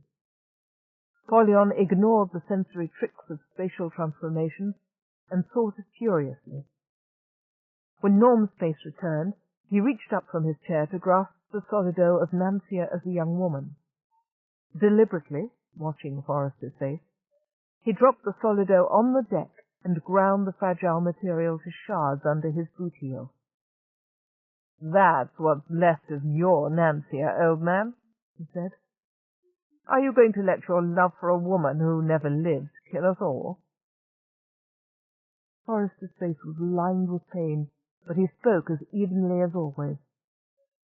My feelings for Nancia have nothing to do with the matter. Your error is much more basic. You think I'd rather set you free with the universe in your control than die here in singularity. This is incorrect. He spoke so calmly that it took Polyon a moment to understand the words, and in that moment the transition loop warped the room and disguised the movements in it. When they passed through Normspace again, Pastor Del Palma was standing between Forrester and Darnell, as if she thought she could shield the Brawn from a direct, needless spray. He's right, she said. I didn't have time to think before. You're a monster. Polyon laughed without humour. Pastor dear, to righteous souls like Forrester and General Crestar Ben, we're all monsters. I should have remembered how you sucked up to them before, helping them trick me. Did you think that would save you? They'll use you and throw you away like your father did. Pastor went white and still as stone. We don't all take such a simple-minded view of the universe, Forrester said. But Pastor, you can't. Darnell's fingers were twitching. Polyon nodded. Slowly, too slowly, Darnell raised the needler. He gave Forrester ample time to grasp Pastor by the shoulders and spin her out of danger. As Forrester moved, the cabin seemed to lurch and the lights dimmed. Gravity fell to half normal, then to nothing, and as Pastor spun into mid-air, the reaction of Forrester's thrust pushed him in the opposite direction. The spray of needles went wide, but one bright line on the far edge of the arc stung through Forrester's sleeve and bloodied his wrist. The blood danced out across the cabin in bright droplets that the transition loop pulled out into bloody seas. Polyon watched a bubble the size of a small pond float inexorably toward him, settle around him with a clammy grip, then shrink to a bright button-sized stain on his shirt front. Sasser floated back to grasp Forrester's flaccid body and cry, "Why did you do that? I wanted to save you." "Wanted him to kill me," Forrester breathed. The paravenin was fighting the contractions of his chest. "About me. No way to get Nancia's code. Trapped here, all of us. Better than letting him go. Forgive me?" "Death before dishonor." Polyon put a sneering spin on the words, letting the Maudlin pair hear what he thought of such brave slogans. "And it will be death, too. See how the ship's systems are failing? What do you think will go next? Oxygen? Cabin pressure?" In the absence of direct command, gravity and lighting should have been controlled by Nancia's autonomic nervous function. Forrester groaned as the meaning of this latest failure came through to him. "She's dying anyway, with or without your help." Polyon drove the point home. "And you're not dead yet. I lied to you. The needler was only set to paralyze. Now let's have the access code before Nancia stops breathing and kills us all." Forrester shook his head with slow, painful twitches. "Come here, Faster, dear," Polyon ordered. "No, I stay with him." "You don't really mean that," Polyon said pleasantly. "You know you're far too afraid of me. Remember those shoddy buildings you put up on Shimali? You replaced them free of charge, remember? And I didn't even have to do any of the interesting things we discussed. But if I'd threaten you with flaying alive for cheating me over a factory, Faster, just think for a moment what I'll do to you for interfering with me now." The transition loop was almost a help. The pauses it forced gave Faster time to consider her brave stand. "Go on, Faster," Forrester urged when normal speech was possible again. "You can't help me now, and I've no wish to see you hurt for my sake." "Thank you for the information," Polyon said with a courteous bow. "Perhaps I'll try that next. But I think we'll begin with an older and dearer friend for quick results. Darnell, bring the freak. No, I'll do it. You keep the needler on Faster, just in case she gets any silly ideas." Holding onto the pilot's chair to keep himself in place, Polyon turned and aimed a loose kick at Micaiah Questa-Ben. The cessation of ship's gravity had freed her of the artificially weighted prostheses that held her down, but the arm and leg were still flopping loose, free of her control. She was as good as a cripple. She was a cripple. Disgusting sight. "I want Forrester to get a good view of this," he told her politely. "Lock prostheses." This to the computer. A signal to the hyperchips clamped Micaiah's artificial arm and leg together. "Lay a finger on Mick," Forrester threatened, struggling vainly against the effects of the paravenin. "I won't need to," Polyon said with a brilliant smile. "I can do it all from here." A series of brisk verbal commands and typed-in codes caused the portion of the ship's computer that Polyon controlled to transmit new, overriding instructions to the hyperchips controlling Micaiah's internal organ replacement. The changes had the full duration of a transition loop to take effect. When they returned to norm space, Micaiah's face was colorless, and beads of sweat dotted her forehead. "It's amazing how painful a few simple organic changes can be," Polyon commented gaily. "Little things like fiddling with the circulation, for instance. How's that hand, Mick, baby, bothering you a bit?" "Come a little closer," Micaiah invited him. and find out. But now Polyon had drawn attention to her one remaining hand. They could all see how it changed colour. The fingernails were almost black, the skin was purplish and swollen. "Keep it like that for a week," Polyon said, "and she'll have a glorious case of gangrene. Of course, we don't have a week. I could trap even more blood in the hand and burst the veins, but that might kill her too fast. So I'll just leave it like that while you think it over, Forrester, and maybe we'll start working on the foot as well. Fortunately, the heart's one of her cyborg replacements, so we don't have to worry about it failing under the increased demands. We'll go on working as long as I want it to. Want to hear how well it works now?" A word of command amplified the sound of Micaiah's artificial heart beating vehemently, the pulse rate going up to support the demands Polyon was making on the rest of her system. The desperate, ragged double beat echoed through the cabin, droned and drummed and shrilled through a complete transition loop, and no one spoke or moved. End of side 7. To continue, turn the cassette over. Side 8. Partnership by Anne McCaffrey and Margaret Ball.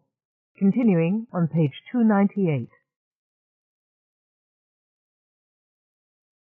For a heartbeat, no more, Nancia found silence and darkness a welcome relief from the stabbing pain of the input from her rogue senses. Is this what singularity is like for soft persons? But no, it was worse than that. In the confused moments before she shut down all conscious functions and disabled her own sensor connection, she had been aware of something much worse than the colour shifts and spatial distortions of singularity. The malevolence of another mind, intimately entwined with her own, striking at her with deliberate malice. He means to drive me mad. If I enable my senses again, he'll do it. And if I stay floating in this darkness, that will do it too. The bleak desperation of the thought came from somewhere far back in her memories. When? How?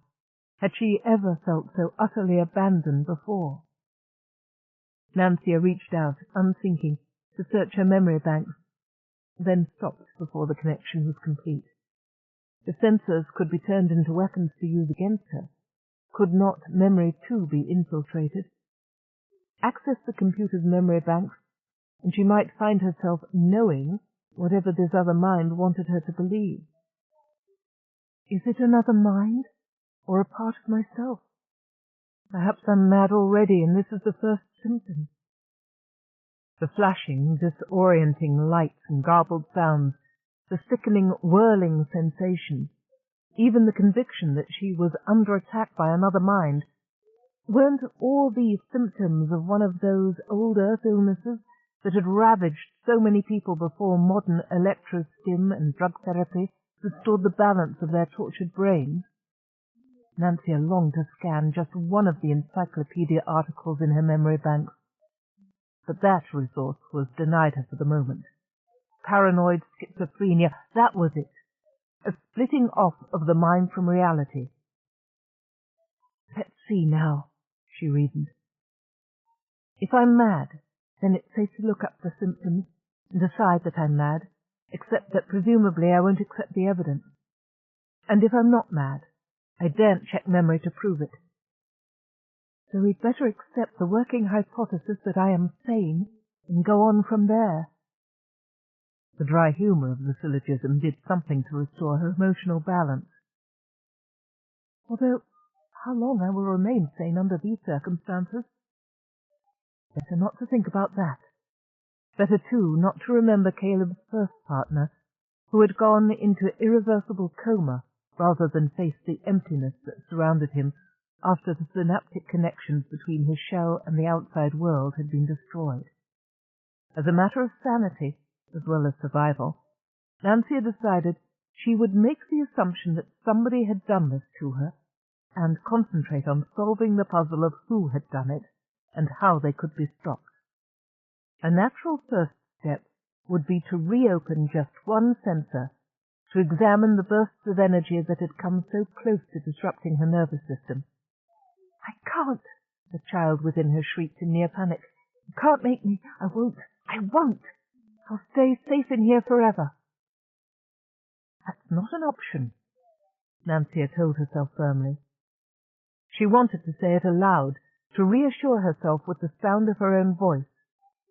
But she was mute, as well as deaf and blind, and without sensation, floating in an absolute blackness. Somehow, she had to conquer that panic within herself. Poetry sometimes helped. That old earth dramatist Servan Passer was so fond of quoting. She had plenty of his speeches stored in her memory banks. On such a night as this, Nancia reached unthinking for memory, stopped the impulse just in time. She didn't know that speech. She had stored it in memory. Quite a different thing. Try something else, then. "I could be bounded in a nutshell and count myself king of infinite space, were it not that I have bad dreams." Was a good choice, under the circumstances. Maybe, did she know anything else? What was she without her memory banks, her sensors, her powerful thrusting engines? Did she even exist at all?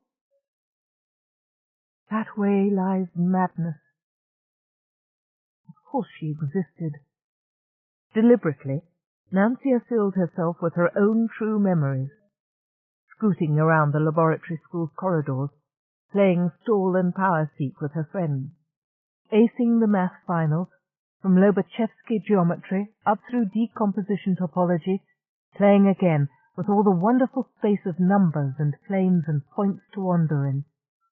Voice training with Sir Vospatrian, the lab school's drama teacher, who taught them to modulate their speaker-produced vocalizations through the full range of human speech with all its emotional overtones. That first day they'd all been shy and nervous, hating the recorded playbacks of their own tinny artificial voices. Vospatrian had made them recite limericks and nonsense poems until they broke down in giggles and forgot to be self-conscious. Goodness, she could still remember those silly poems with which he'd started off every session.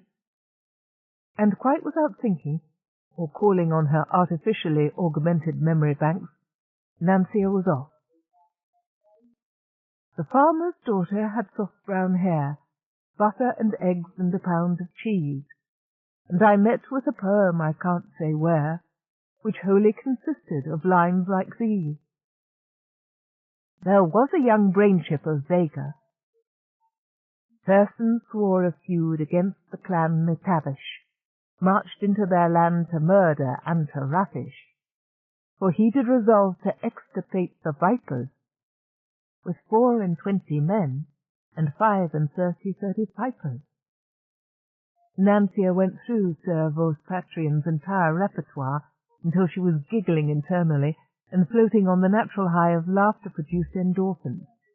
Then, floating quite calmly in her blackness, she set about testing her sensor connections one by one. She got the mental equivalent of burned fingers and light-blinded eyes more than once during the testing process, but it wasn't as bad as she had feared. The lower deck sensors were completely useless, as were her navigation computer and the new mathematics and graphics co-processors she'd just invested in. Everything, in fact, that contains hyperchips from Shamali.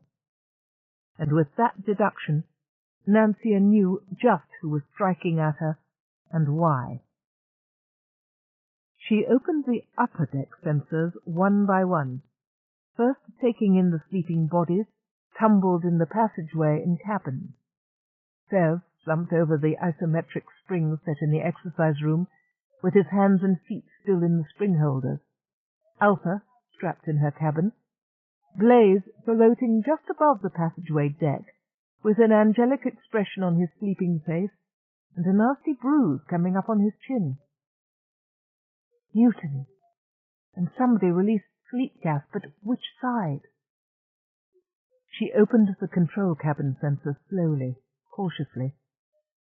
The portside sensors wavered and gave an erratic display. Somehow Polyon's hyperchips must be working to contaminate the entire computer system. I don't have much time. Even less time than she'd thought, Nancia realized, as she took in the standoff in the control room. General Questa Ben disabled. Of course, the hyperchips in her prostheses. And Darnell holding her needler on a defiant Forrester while Polyon sat in the pilot's chair and played his commands on the computer console. That at least she could do something about. Nancia struck back, sending her own commands to the computer, disabling the console section by section, garbling Polyon's commands as they came in. He tapped out a sequence she did not know. She traced it to its source, and with shock recognized her own access code. The musical tones were already sounding in the cabin. But the accompanying syllables weren't stored in the same location. They have to be somewhere, though. In some part of memory not accessible to my conscious probe. Otherwise my shell wouldn't recognize and open to them. Nancia felt proud of herself for figuring that out, and cold and sick as she wondered how long it would take Polyon to make the same deduction. And if the syllables aren't where I can consciously retrieve them, how can I block Polyon against doing so? She felt queasy from the repeated looping through 4 decomposition spaces, but there was no safe way to leave the loop until she regained full computing and navigational facility. First, let's repair the damage. Nancia worked furiously, permanently disabling the sections of her computer system that had been contaminated by the Shomali hyperchips, finding alternative routings to access the processors that remained untouched. At the same time, the worm program unleashed by Polyon squirmed deeper into her system, changing and mutating code as it went, erasing its own tracks so that she could only tell where it had been by the sudden flares of disorienting sense input or the garbled mathematics where it had been. She had to find and stop that code before she could do anything else. Deep in the intricacies of her own system, Nancia agonized as Darnell struck down Forrester. Don't listen. Don't think about that. She would need all her concentration to disable Polyon's rogue code, more concentration than she'd ever brought to bear on the comparatively trivial problems of subspace navigation. Nancia remembered Sev Briley's training and relaxation, and deliberately, slowly calmed herself, drawing energy away from her extremities and centering her consciousness on the internal core of light where she existed independent of computer and shell and ship.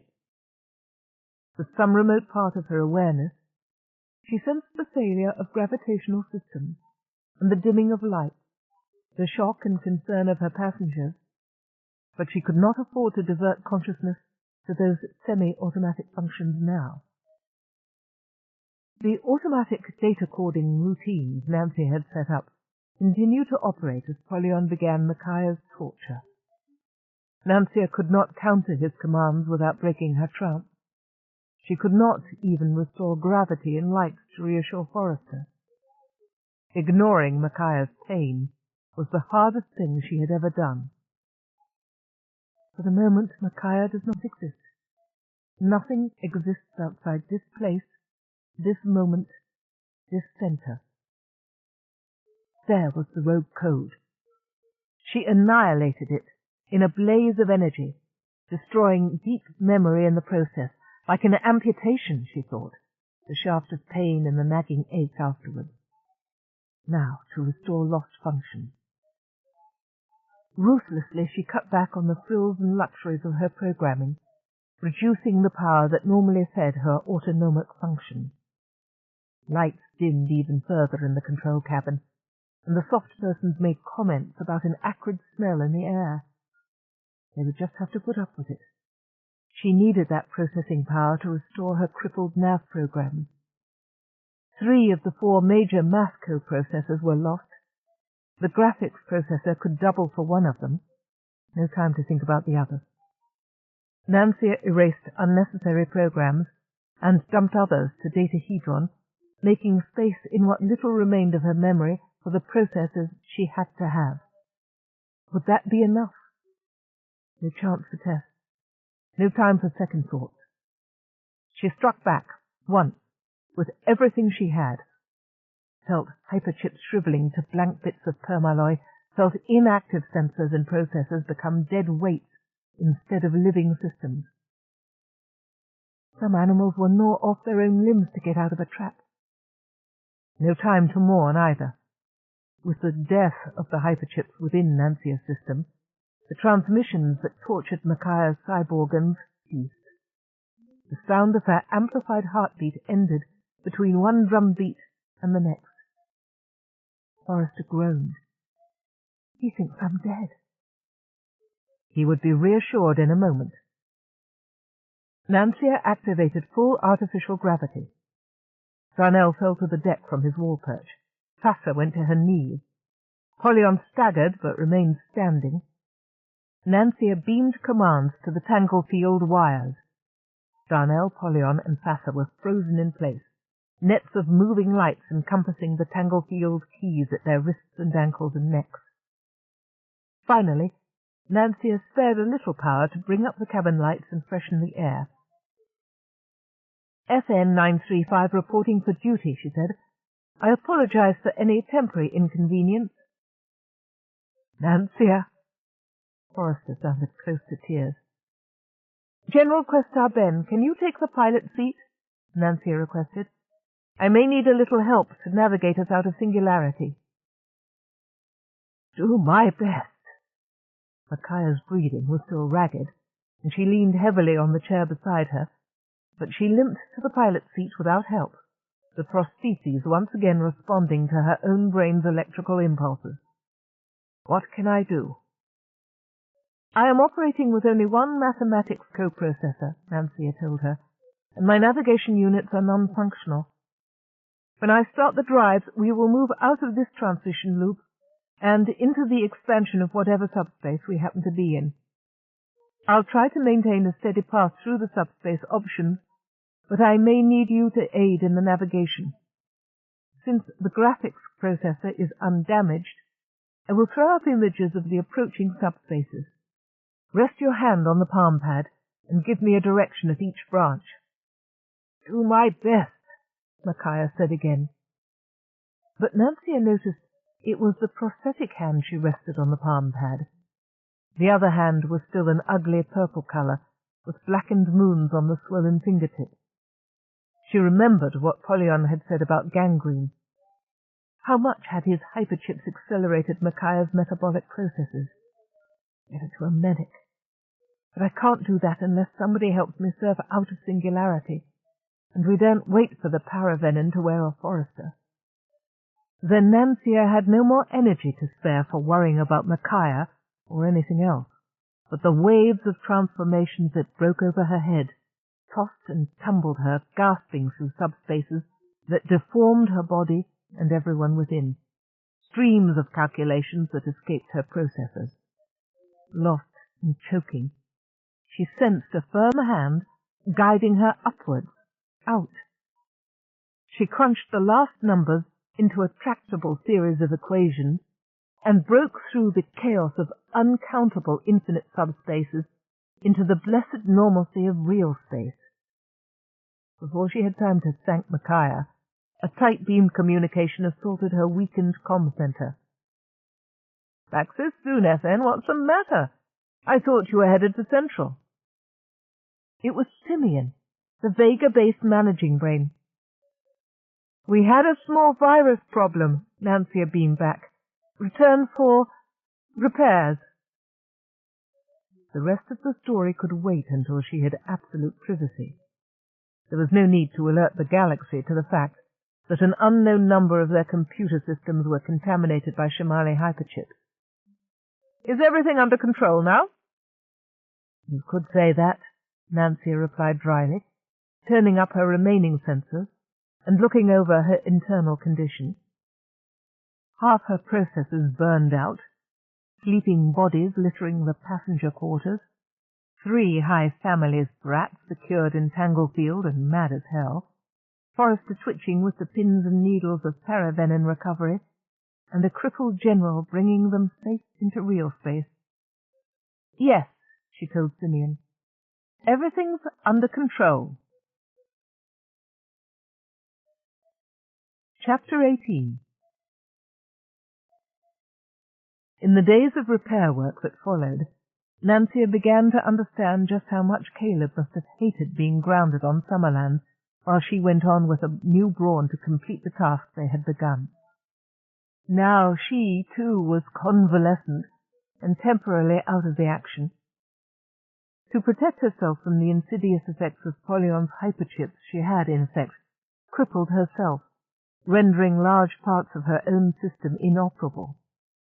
To keep the worm program he had implanted from contacting other hyperchips once they got out of singularity and could make net contact again, she had flashed through her own memory, ruthlessly excising whole sections of memory banks and operating code. "It's a miracle you made it back here in one piece," Simeon of Vega Base told her, "and you're not leaving base until you've had a very thorough overhaul and repair. Those aren't my orders. They're a beam from CS, so no argument." "I wasn't planning to argue," said Nancia with, for her, unaccustomed meekness. Indeed, after the stresses of that prolonged stay in singularity, followed by the limping return voyage on 1/3 power, she had very little desire to do anything but park herself in orbit around Vega Base and watch the stars wheel by. Or so she told herself. She was tired and injured. She wasn't up to the stressful task of transporting the prisoners and witnesses back to Central for trial. It was far more sensible to prepare a datahedron of her own testimony, something that could be sent back on the bright new courier service ship that came to collect the others. "I'll miss you," Forrester said, "but you'll be back in action soon, Nancia. Why, at the speed Central works, you'll probably be returning before the trial's over. And if you don't—" He hefted the gleaming weight of the megahedron in one hand. "This is as good, for all legal purposes, as having you there. You've transferred data cordings of everything that happened on board or that you perceived through your contact buttons, right? It should be the most complete and most damning record we could ask for." "It may not be as complete as you expect," Nancia said. "I have some memory gaps, you know." "Yes, I know. But having you there in person, well, via contact button, I suppose, wouldn't make any difference to that, would it? If something's been lost from your memory banks, it won't come back under cross-examination." That was true enough, Nancia supposed.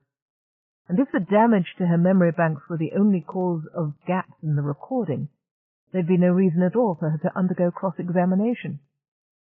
The subject was not one she wished to discuss in any detail. She said goodbye to Forrester, tried to control the twinge of loneliness she felt when the new CS ship took off, and went back to her observations of the stars of Vega subspace. Stars were restful, bright and calm, in unchanging patterns as familiar to her as... Nancia discovered that she could no longer remember the names of the constellations as they appeared in Vega subspace. She had never spent long enough in this subspace to establish the look of the sky in her own human memory, and the navigational maps that she relied on had been erased. So had her tables of singularity points and decomposition algorithms, her Capellan music recordings. "Do you know, I'm sorry I used to laugh at soft persons," she said thoughtfully to Simeon, while the text buzzed about her, removing the melted blobs that had been hyperchips, restoring connections and sensors, building in new blank memory banks to be loaded with whatever information she requested. "I never realized how crippled they are, having to rely on no more skills and information than they can store in an organic brain." "It's not nice to laugh at the handicapped," Simeon agreed gravely. "I trust this has been a learning experience for you, young FN. Would you like me to help you prepare a list of data requests for your new memories?" "Yes, please," Nancia said. "And This she did remember, the frustration of listening to the medical jargon of the techs at Summerlands working on Caleb. "Do you think I can afford a classical education? Latin and Greek vocabularies and syntax?" "I'll indent for the Loeb Classical Hedron," Simeon said. "That has 26 old Earth languages plus all the major literature. And," she didn't want to go too far into debt, "a medical set? Pharmacology, internals and surgical?" "Should be standard equipment on any ship gets into as much trouble as you do," Simeon agreed. "Yes, but can I afford it? I've lost some accounting data. I don't know how my credit stands with courier service." Simeon came as near to a laugh as Nancia had ever heard from him. "FN, trust me, the bonus for this last job, plus the hazardous service pay, will cover any frills you want to request, and go a long way towards paying off your debt to lab schools. Pull off a couple more like this, and you'll be a paid-off shell, your own woman. In fact," he added thoughtfully, "there's no reason why you should pay for the classical and medical hedra. I'll just slip those in as part of the replacement list, which is charged to Central." "No," Nancia said firmly. "That's how it starts." "How what starts?" "You know, Darnell, Polion, everything." "Oh. Well, I see what you mean, but it is a grey area, you know." "Not," Nancia said, "for House Perez y de Gras. I'll buy the extra skills hedra myself out of my bonus. From the figures you just beamed up, I'll have more than enough to pay honestly for those frills and any other expenses I may incur during this stay." But that was before she discovered the item that would strain her budget to its limit. Nancia's repairs were nearly finished when Caleb, now walking without a stick and looking even more muscular than before, landed at Vega Base and requested permission to come aboard. Nancia exclaimed in delight at the bronzed, fit young man she saw stepping out of the airlock. "My goodness, Caleb, you look as if you'd never been ill a day in your life." "There wasn't much to do at Summerlands," Caleb said dismissively. "It's a sin to waste time. I worked out in the physical therapy rooms most of the time while they were fussing over final tests and declaring me fit for duty again. What's our next assignment?" "Our?" "You didn't think I'd desert you? You made some errors of judgment while I was away, Nancia, but nothing that can't be repaired. In fact," Caleb added, looking around the gleaming interior, from which all traces of OG Shipping's mauve and puce had finally been removed, "it looks as if the repairs are just about finished." "They are, but Caleb, I'm partnered with Forrester now," Nancia said.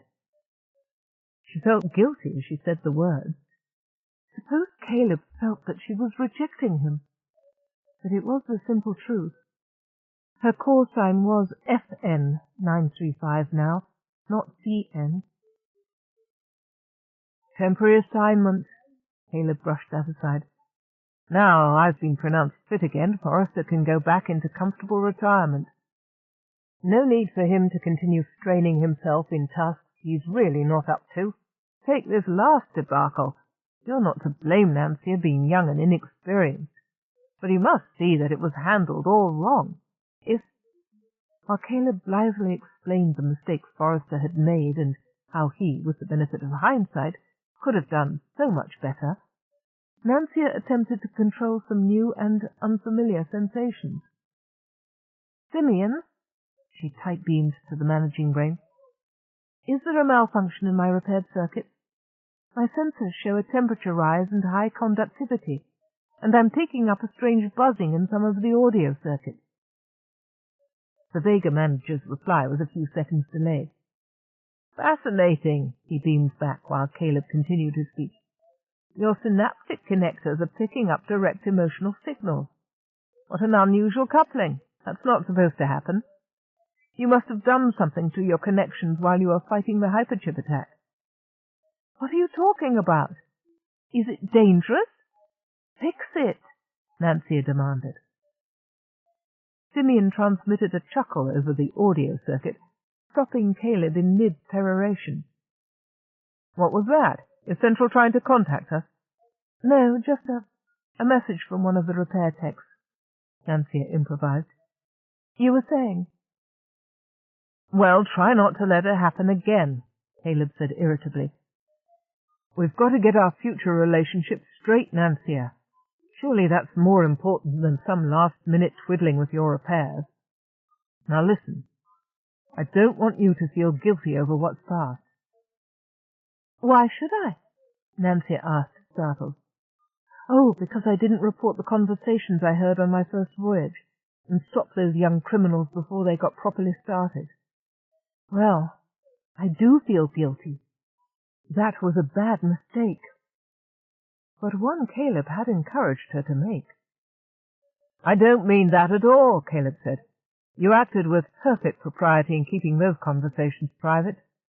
I mean the way you've been rocketing around the Nyota system, bearing false witness, pretending to be something you're not, encouraging breaches of PTA regulations on Angalia, getting involved in all sorts of violence, and mixing with very questionable people indeed.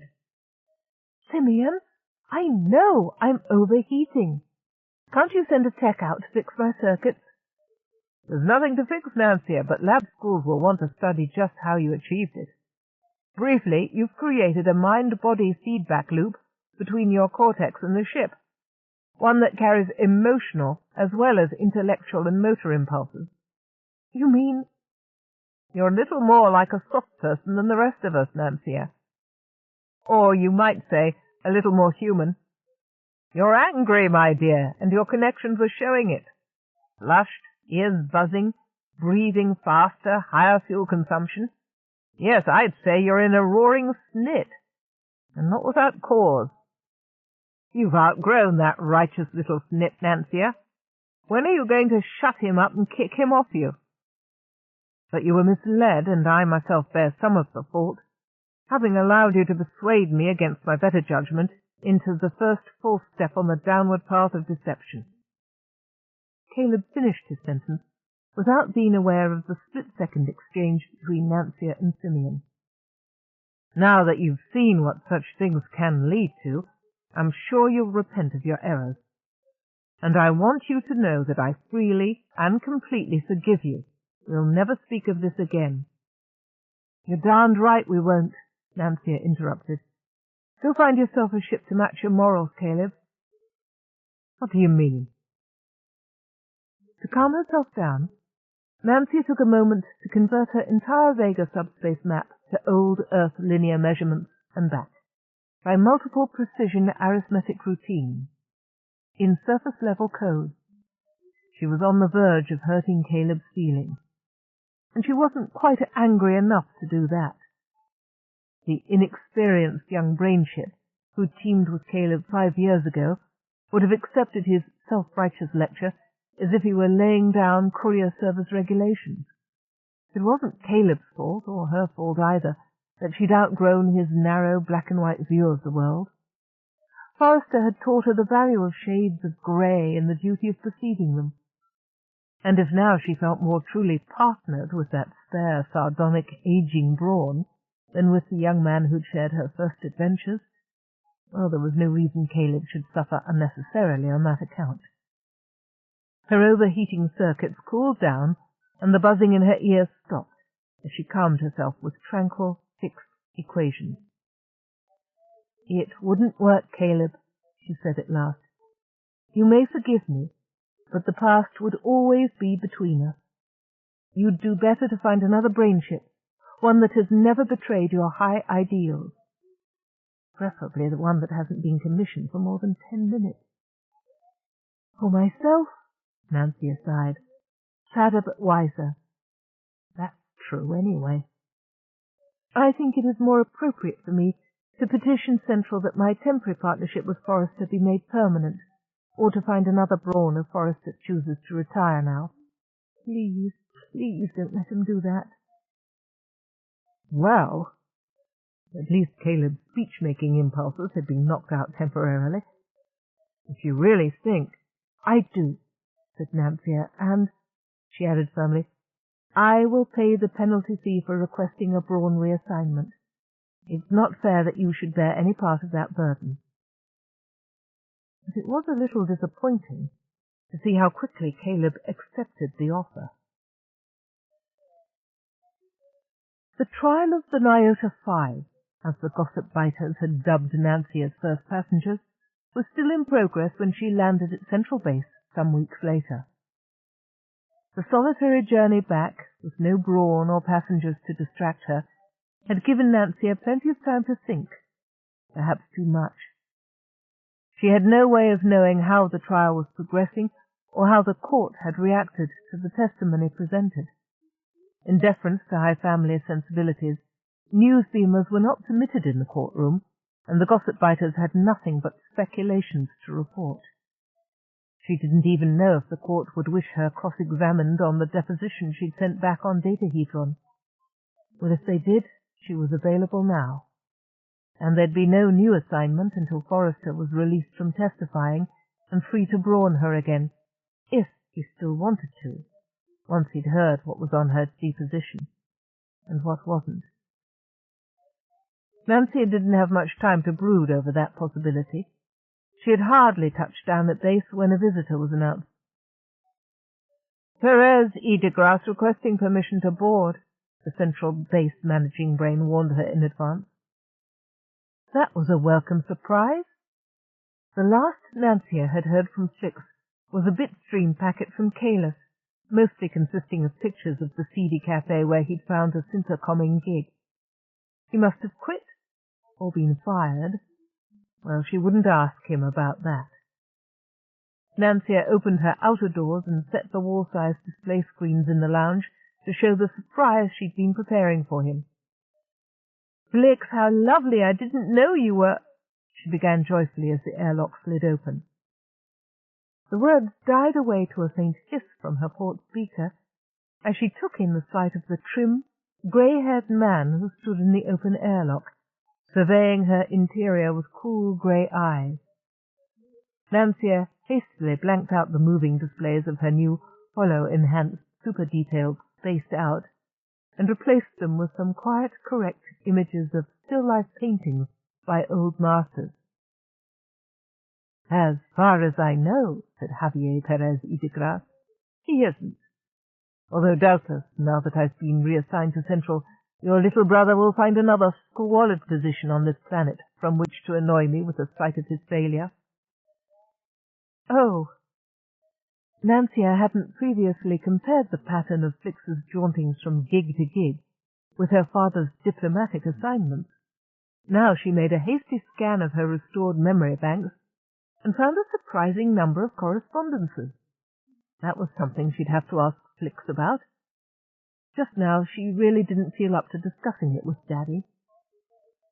"I don't suppose," he said carefully, "that was what you came to see me about. Flix's career, I mean." Her father sniffed. "I don't consider that a career. You have a career, Nancia, my dear, and by all accounts you've done quite well to date.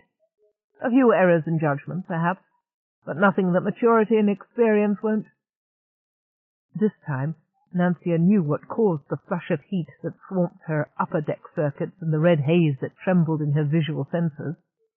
For a moment she didn't speak, fearing that she would be unable to control her voice. She could not look at Daddy without seeing Caleb, and, shadowy in her imagination, Paul del Palma y Polo. Just another man, seeing in her nothing but a tool to serve his plans, coming to give her a rating on how well or how ill she'd done for him. Were all men like that? "Exactly what errors of judgment were you thinking of?" she inquired, when she had her vocal circuits under control again. Not that she hadn't made plenty of mistakes for Daddy to pick at.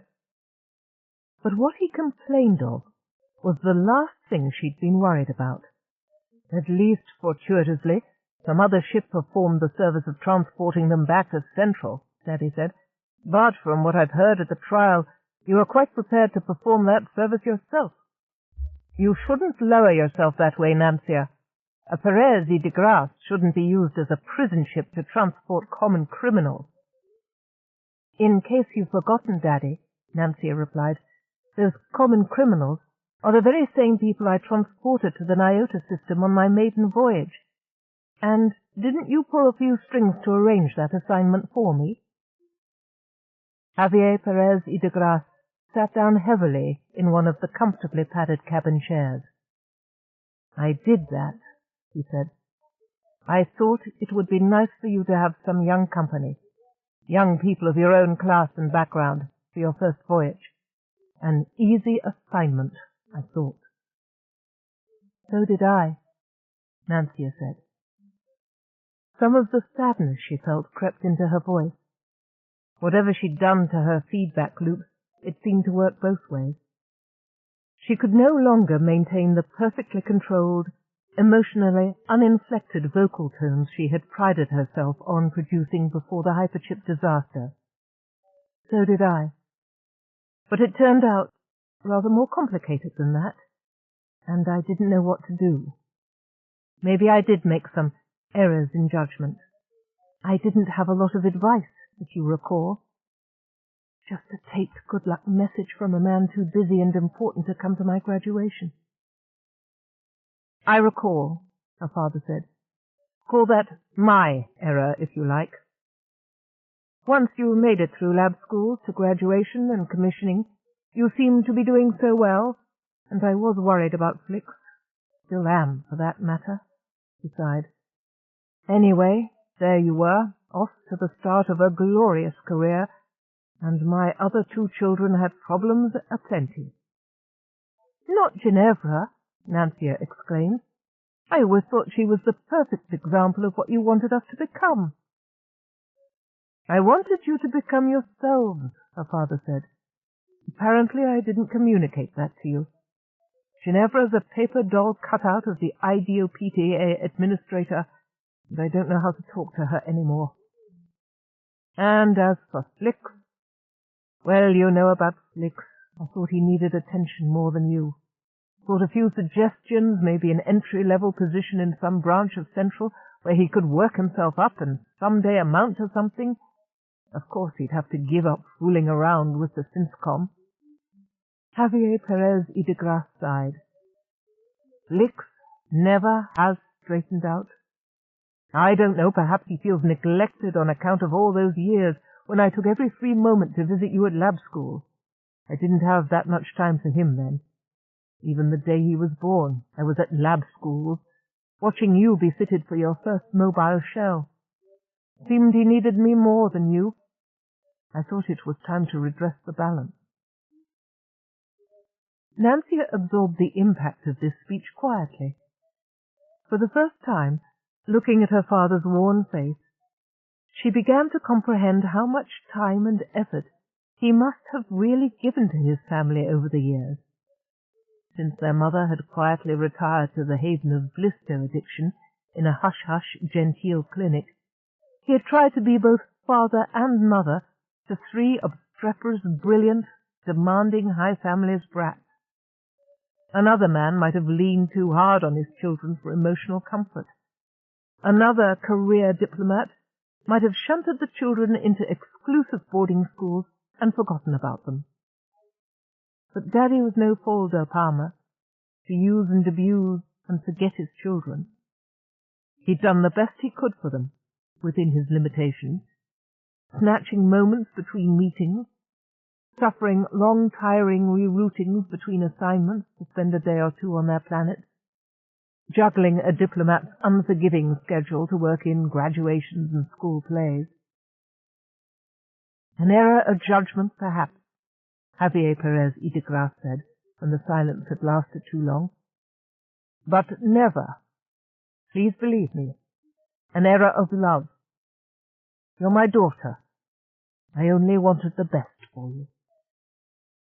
And rising from his padded chair, he laid one hand briefly on the titanium column that enclosed and protected Nancia's shell. "Requesting permission to come aboard." There was no identification this time, but Nancia recognized Forrester's voice, even though there was something unfamiliar about the way he drew the words out. She activated her external senses and saw not only Forrester, for General Questa Ben standing on the landing pad. "Request permission to come aboard," Forrester repeated. He was pronouncing his words very carefully, and Micaiah Questa Ben was standing very properly, stiff as if she were on a parade ground. A suspicion began to grow in Nancia's mind. She slid open the lower doors and waited. A moment later the airlock door opened, and Micaiah Questa Ben stepped into the lounge, very slowly and carefully.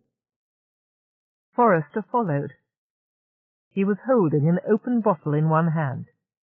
"You are drunk," Nancia said severely. Forrester looked wounded. "Not yet. Wouldn't get drunk before I came back to share the news with you. Just happy." "Very happy," he expatiated. "Very, very, very—" Where was I? "Looking at the bottom of a bottle of sparkling heel-rot, I suspect," Nancia told him. Forrester's wounded expression intensified. "Please, do you think I'd toast the best brainship on Central in that cheap stuff? It's only fit for starving musicians," Nancia suggested. Some day she would have to have a serious talk with Daddy about Flick's. Suggest that he stop finding Flick's promising career openings and just let the boy be a Synsacommer. But this latest visit of Daddy's hadn't seemed the right time to bring the subject up. And she couldn't beam him now. Forrester had other things on his mind. What there was left of his mind, she corrected with a shade of envy. "I'll have you know," Forrester announced with a flourish, "this is genuine old earth wine. Votacioni Technialu, no less." Nancia's new language module included not only Latin and Greek, but a sprinkling of less well-known Old Earth tongues. She skimmed the Hungarian dictionary. "Blue Tongue Lake Badacioni? Are you sure?" "Believe him," Micaiah Questa Ben chimed in. Like Forrester, she was taking great care with her consonants. "It's as good as the red stuff. It's worth every credit he paid for it. What was the red stuff called, Forrester?" "Agri Bicava." "Bull's blood from Ager," Nancia translated. "Oh, well. You know, sometimes I don't really mind not being able to share soft-shell pleasures. What are we celebrating?" "End of the trial. Don't you follow the news bites?" "Not lately. They never have much to say," Nancia equivocated. "And if there were any questions about my deposition, I don't want to hear them." "Well, they do now." Forrester pulled himself erect and stood in the center of the lounge, swaying slightly. "Sentencing was this morning.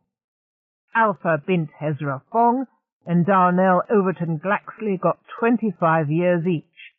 They'll do community service on a newly colonized planet under strict guard." "Alpha may be some use to the colonists," Nancia commented, "but I don't know what a bunch of poor innocent colonists have done that they should be saddled with Darnell." "Farming world," Forrester said cheerfully. "They need a lot of stoop labor. As for the rest—" He sobered briefly. "Polyon's back to Shamali." "What?" "Working the hyperchip burn-off lines," Forrester said. "The new managers worked out a fail-safe way to disable the virus Polyon built into his hyperchip design. So the factories are to continue production, under somewhat more responsible management. I'm afraid the supply of hyperchips is going to dip for a while. You probably won't be able to replace the ones you burned out for some time, Nancia." "I can deal with that," Nancia said dryly. It would be a long time indeed before she let any chip designed by Polyon de Grasse-Waldheim within connecting distance of her motherboards. Forrester still hadn't mentioned the two people whose fate concerned her most. And Blaze? It couldn't be too bad, or Forrester wouldn't be celebrating like that. 5 years community service, Forrester told her. Could be worse. They've dug up a planet in Deneb subspace, sort of like Angalia, only worse. And the only sentient life form resembles giant spiders, and nobody's ever been able to communicate with them. Blaze was moaning and groaning, but I suspect he can't wait to start teaching the spiders ASL. We'll have to drop by after the next assignment and see how he's doing. Next assignment? Here's the data coding. Forrester dropped her hedron into Nancia's reader slot. She scanned the instructions, while he and Micaiah broke open the bottle of Badacioni Keknielu. The three of them had been assigned as a team to Theta Zentmari, a very, very long way from Central, through 3 separate singularity points. One singularity transition brought them briefly into Deneb subspace. "And what," she inquired, "do we do when we get there?" "Assuming they still want me as a brainship. I suppose they do. But why hasn't anybody said a word about Fassa?" "Sealed orders." Forrester tossed a second hedron into the reader. Nancia found to her chagrin that she could not decrypt the information on this one. "Supposed to be self-decrypting when we pass through the 3rd singularity," Forrester explained. "Apparently whatever's going on there is too hot to explain on Central. They're that worried about leaks." "They've been discussing the possibility of making the 3 of us a permanent investigative team for hot little scandals like whatever is wrong on Theta Zentmari." "And what," Nancia asked carefully, "do the 2 of you think about that, now that the trial's over? And you never did tell me about Fassa." "Ah, yes, Fassa." Forrester's merry twinkle diminished slightly. "Sev's going out to Regal 4 with her. Did you know that? He says he'll try to pick up PI or security work there, wait out her term." 25 years? 10.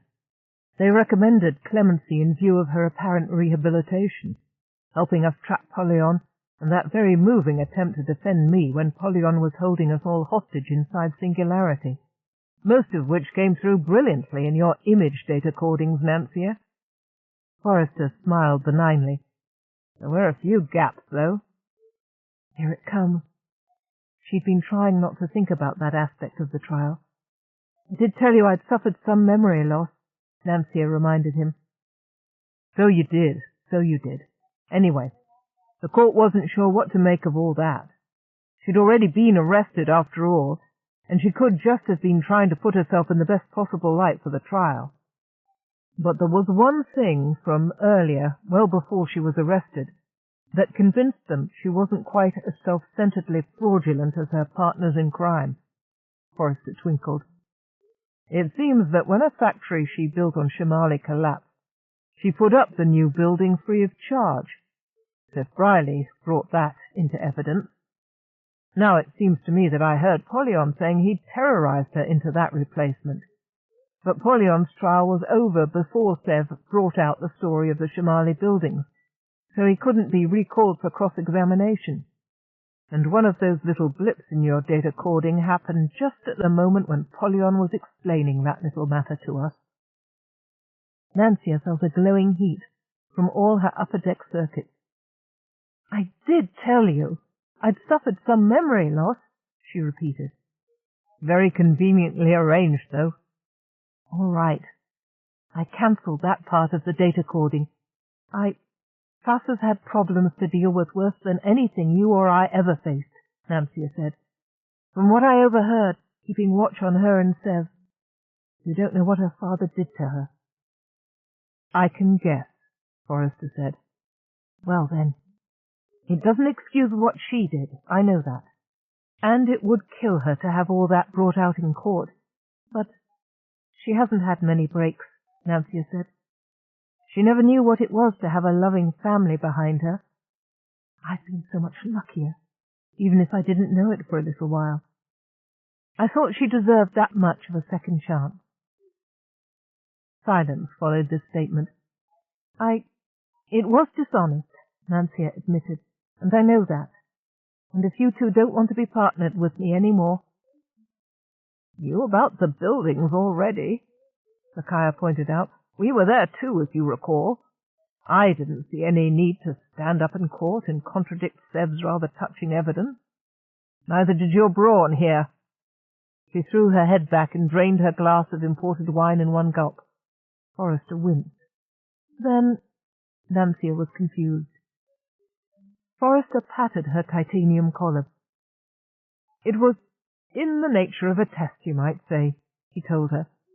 "Mick here thought you'd been with Caleb too long, absorbed too much of his black-and-white attitude to be as flexible as a good investigative team needs to be. We may be facing some delicate assignments. Need to make some judgment calls. Can't rely on CS regulations to answer every question.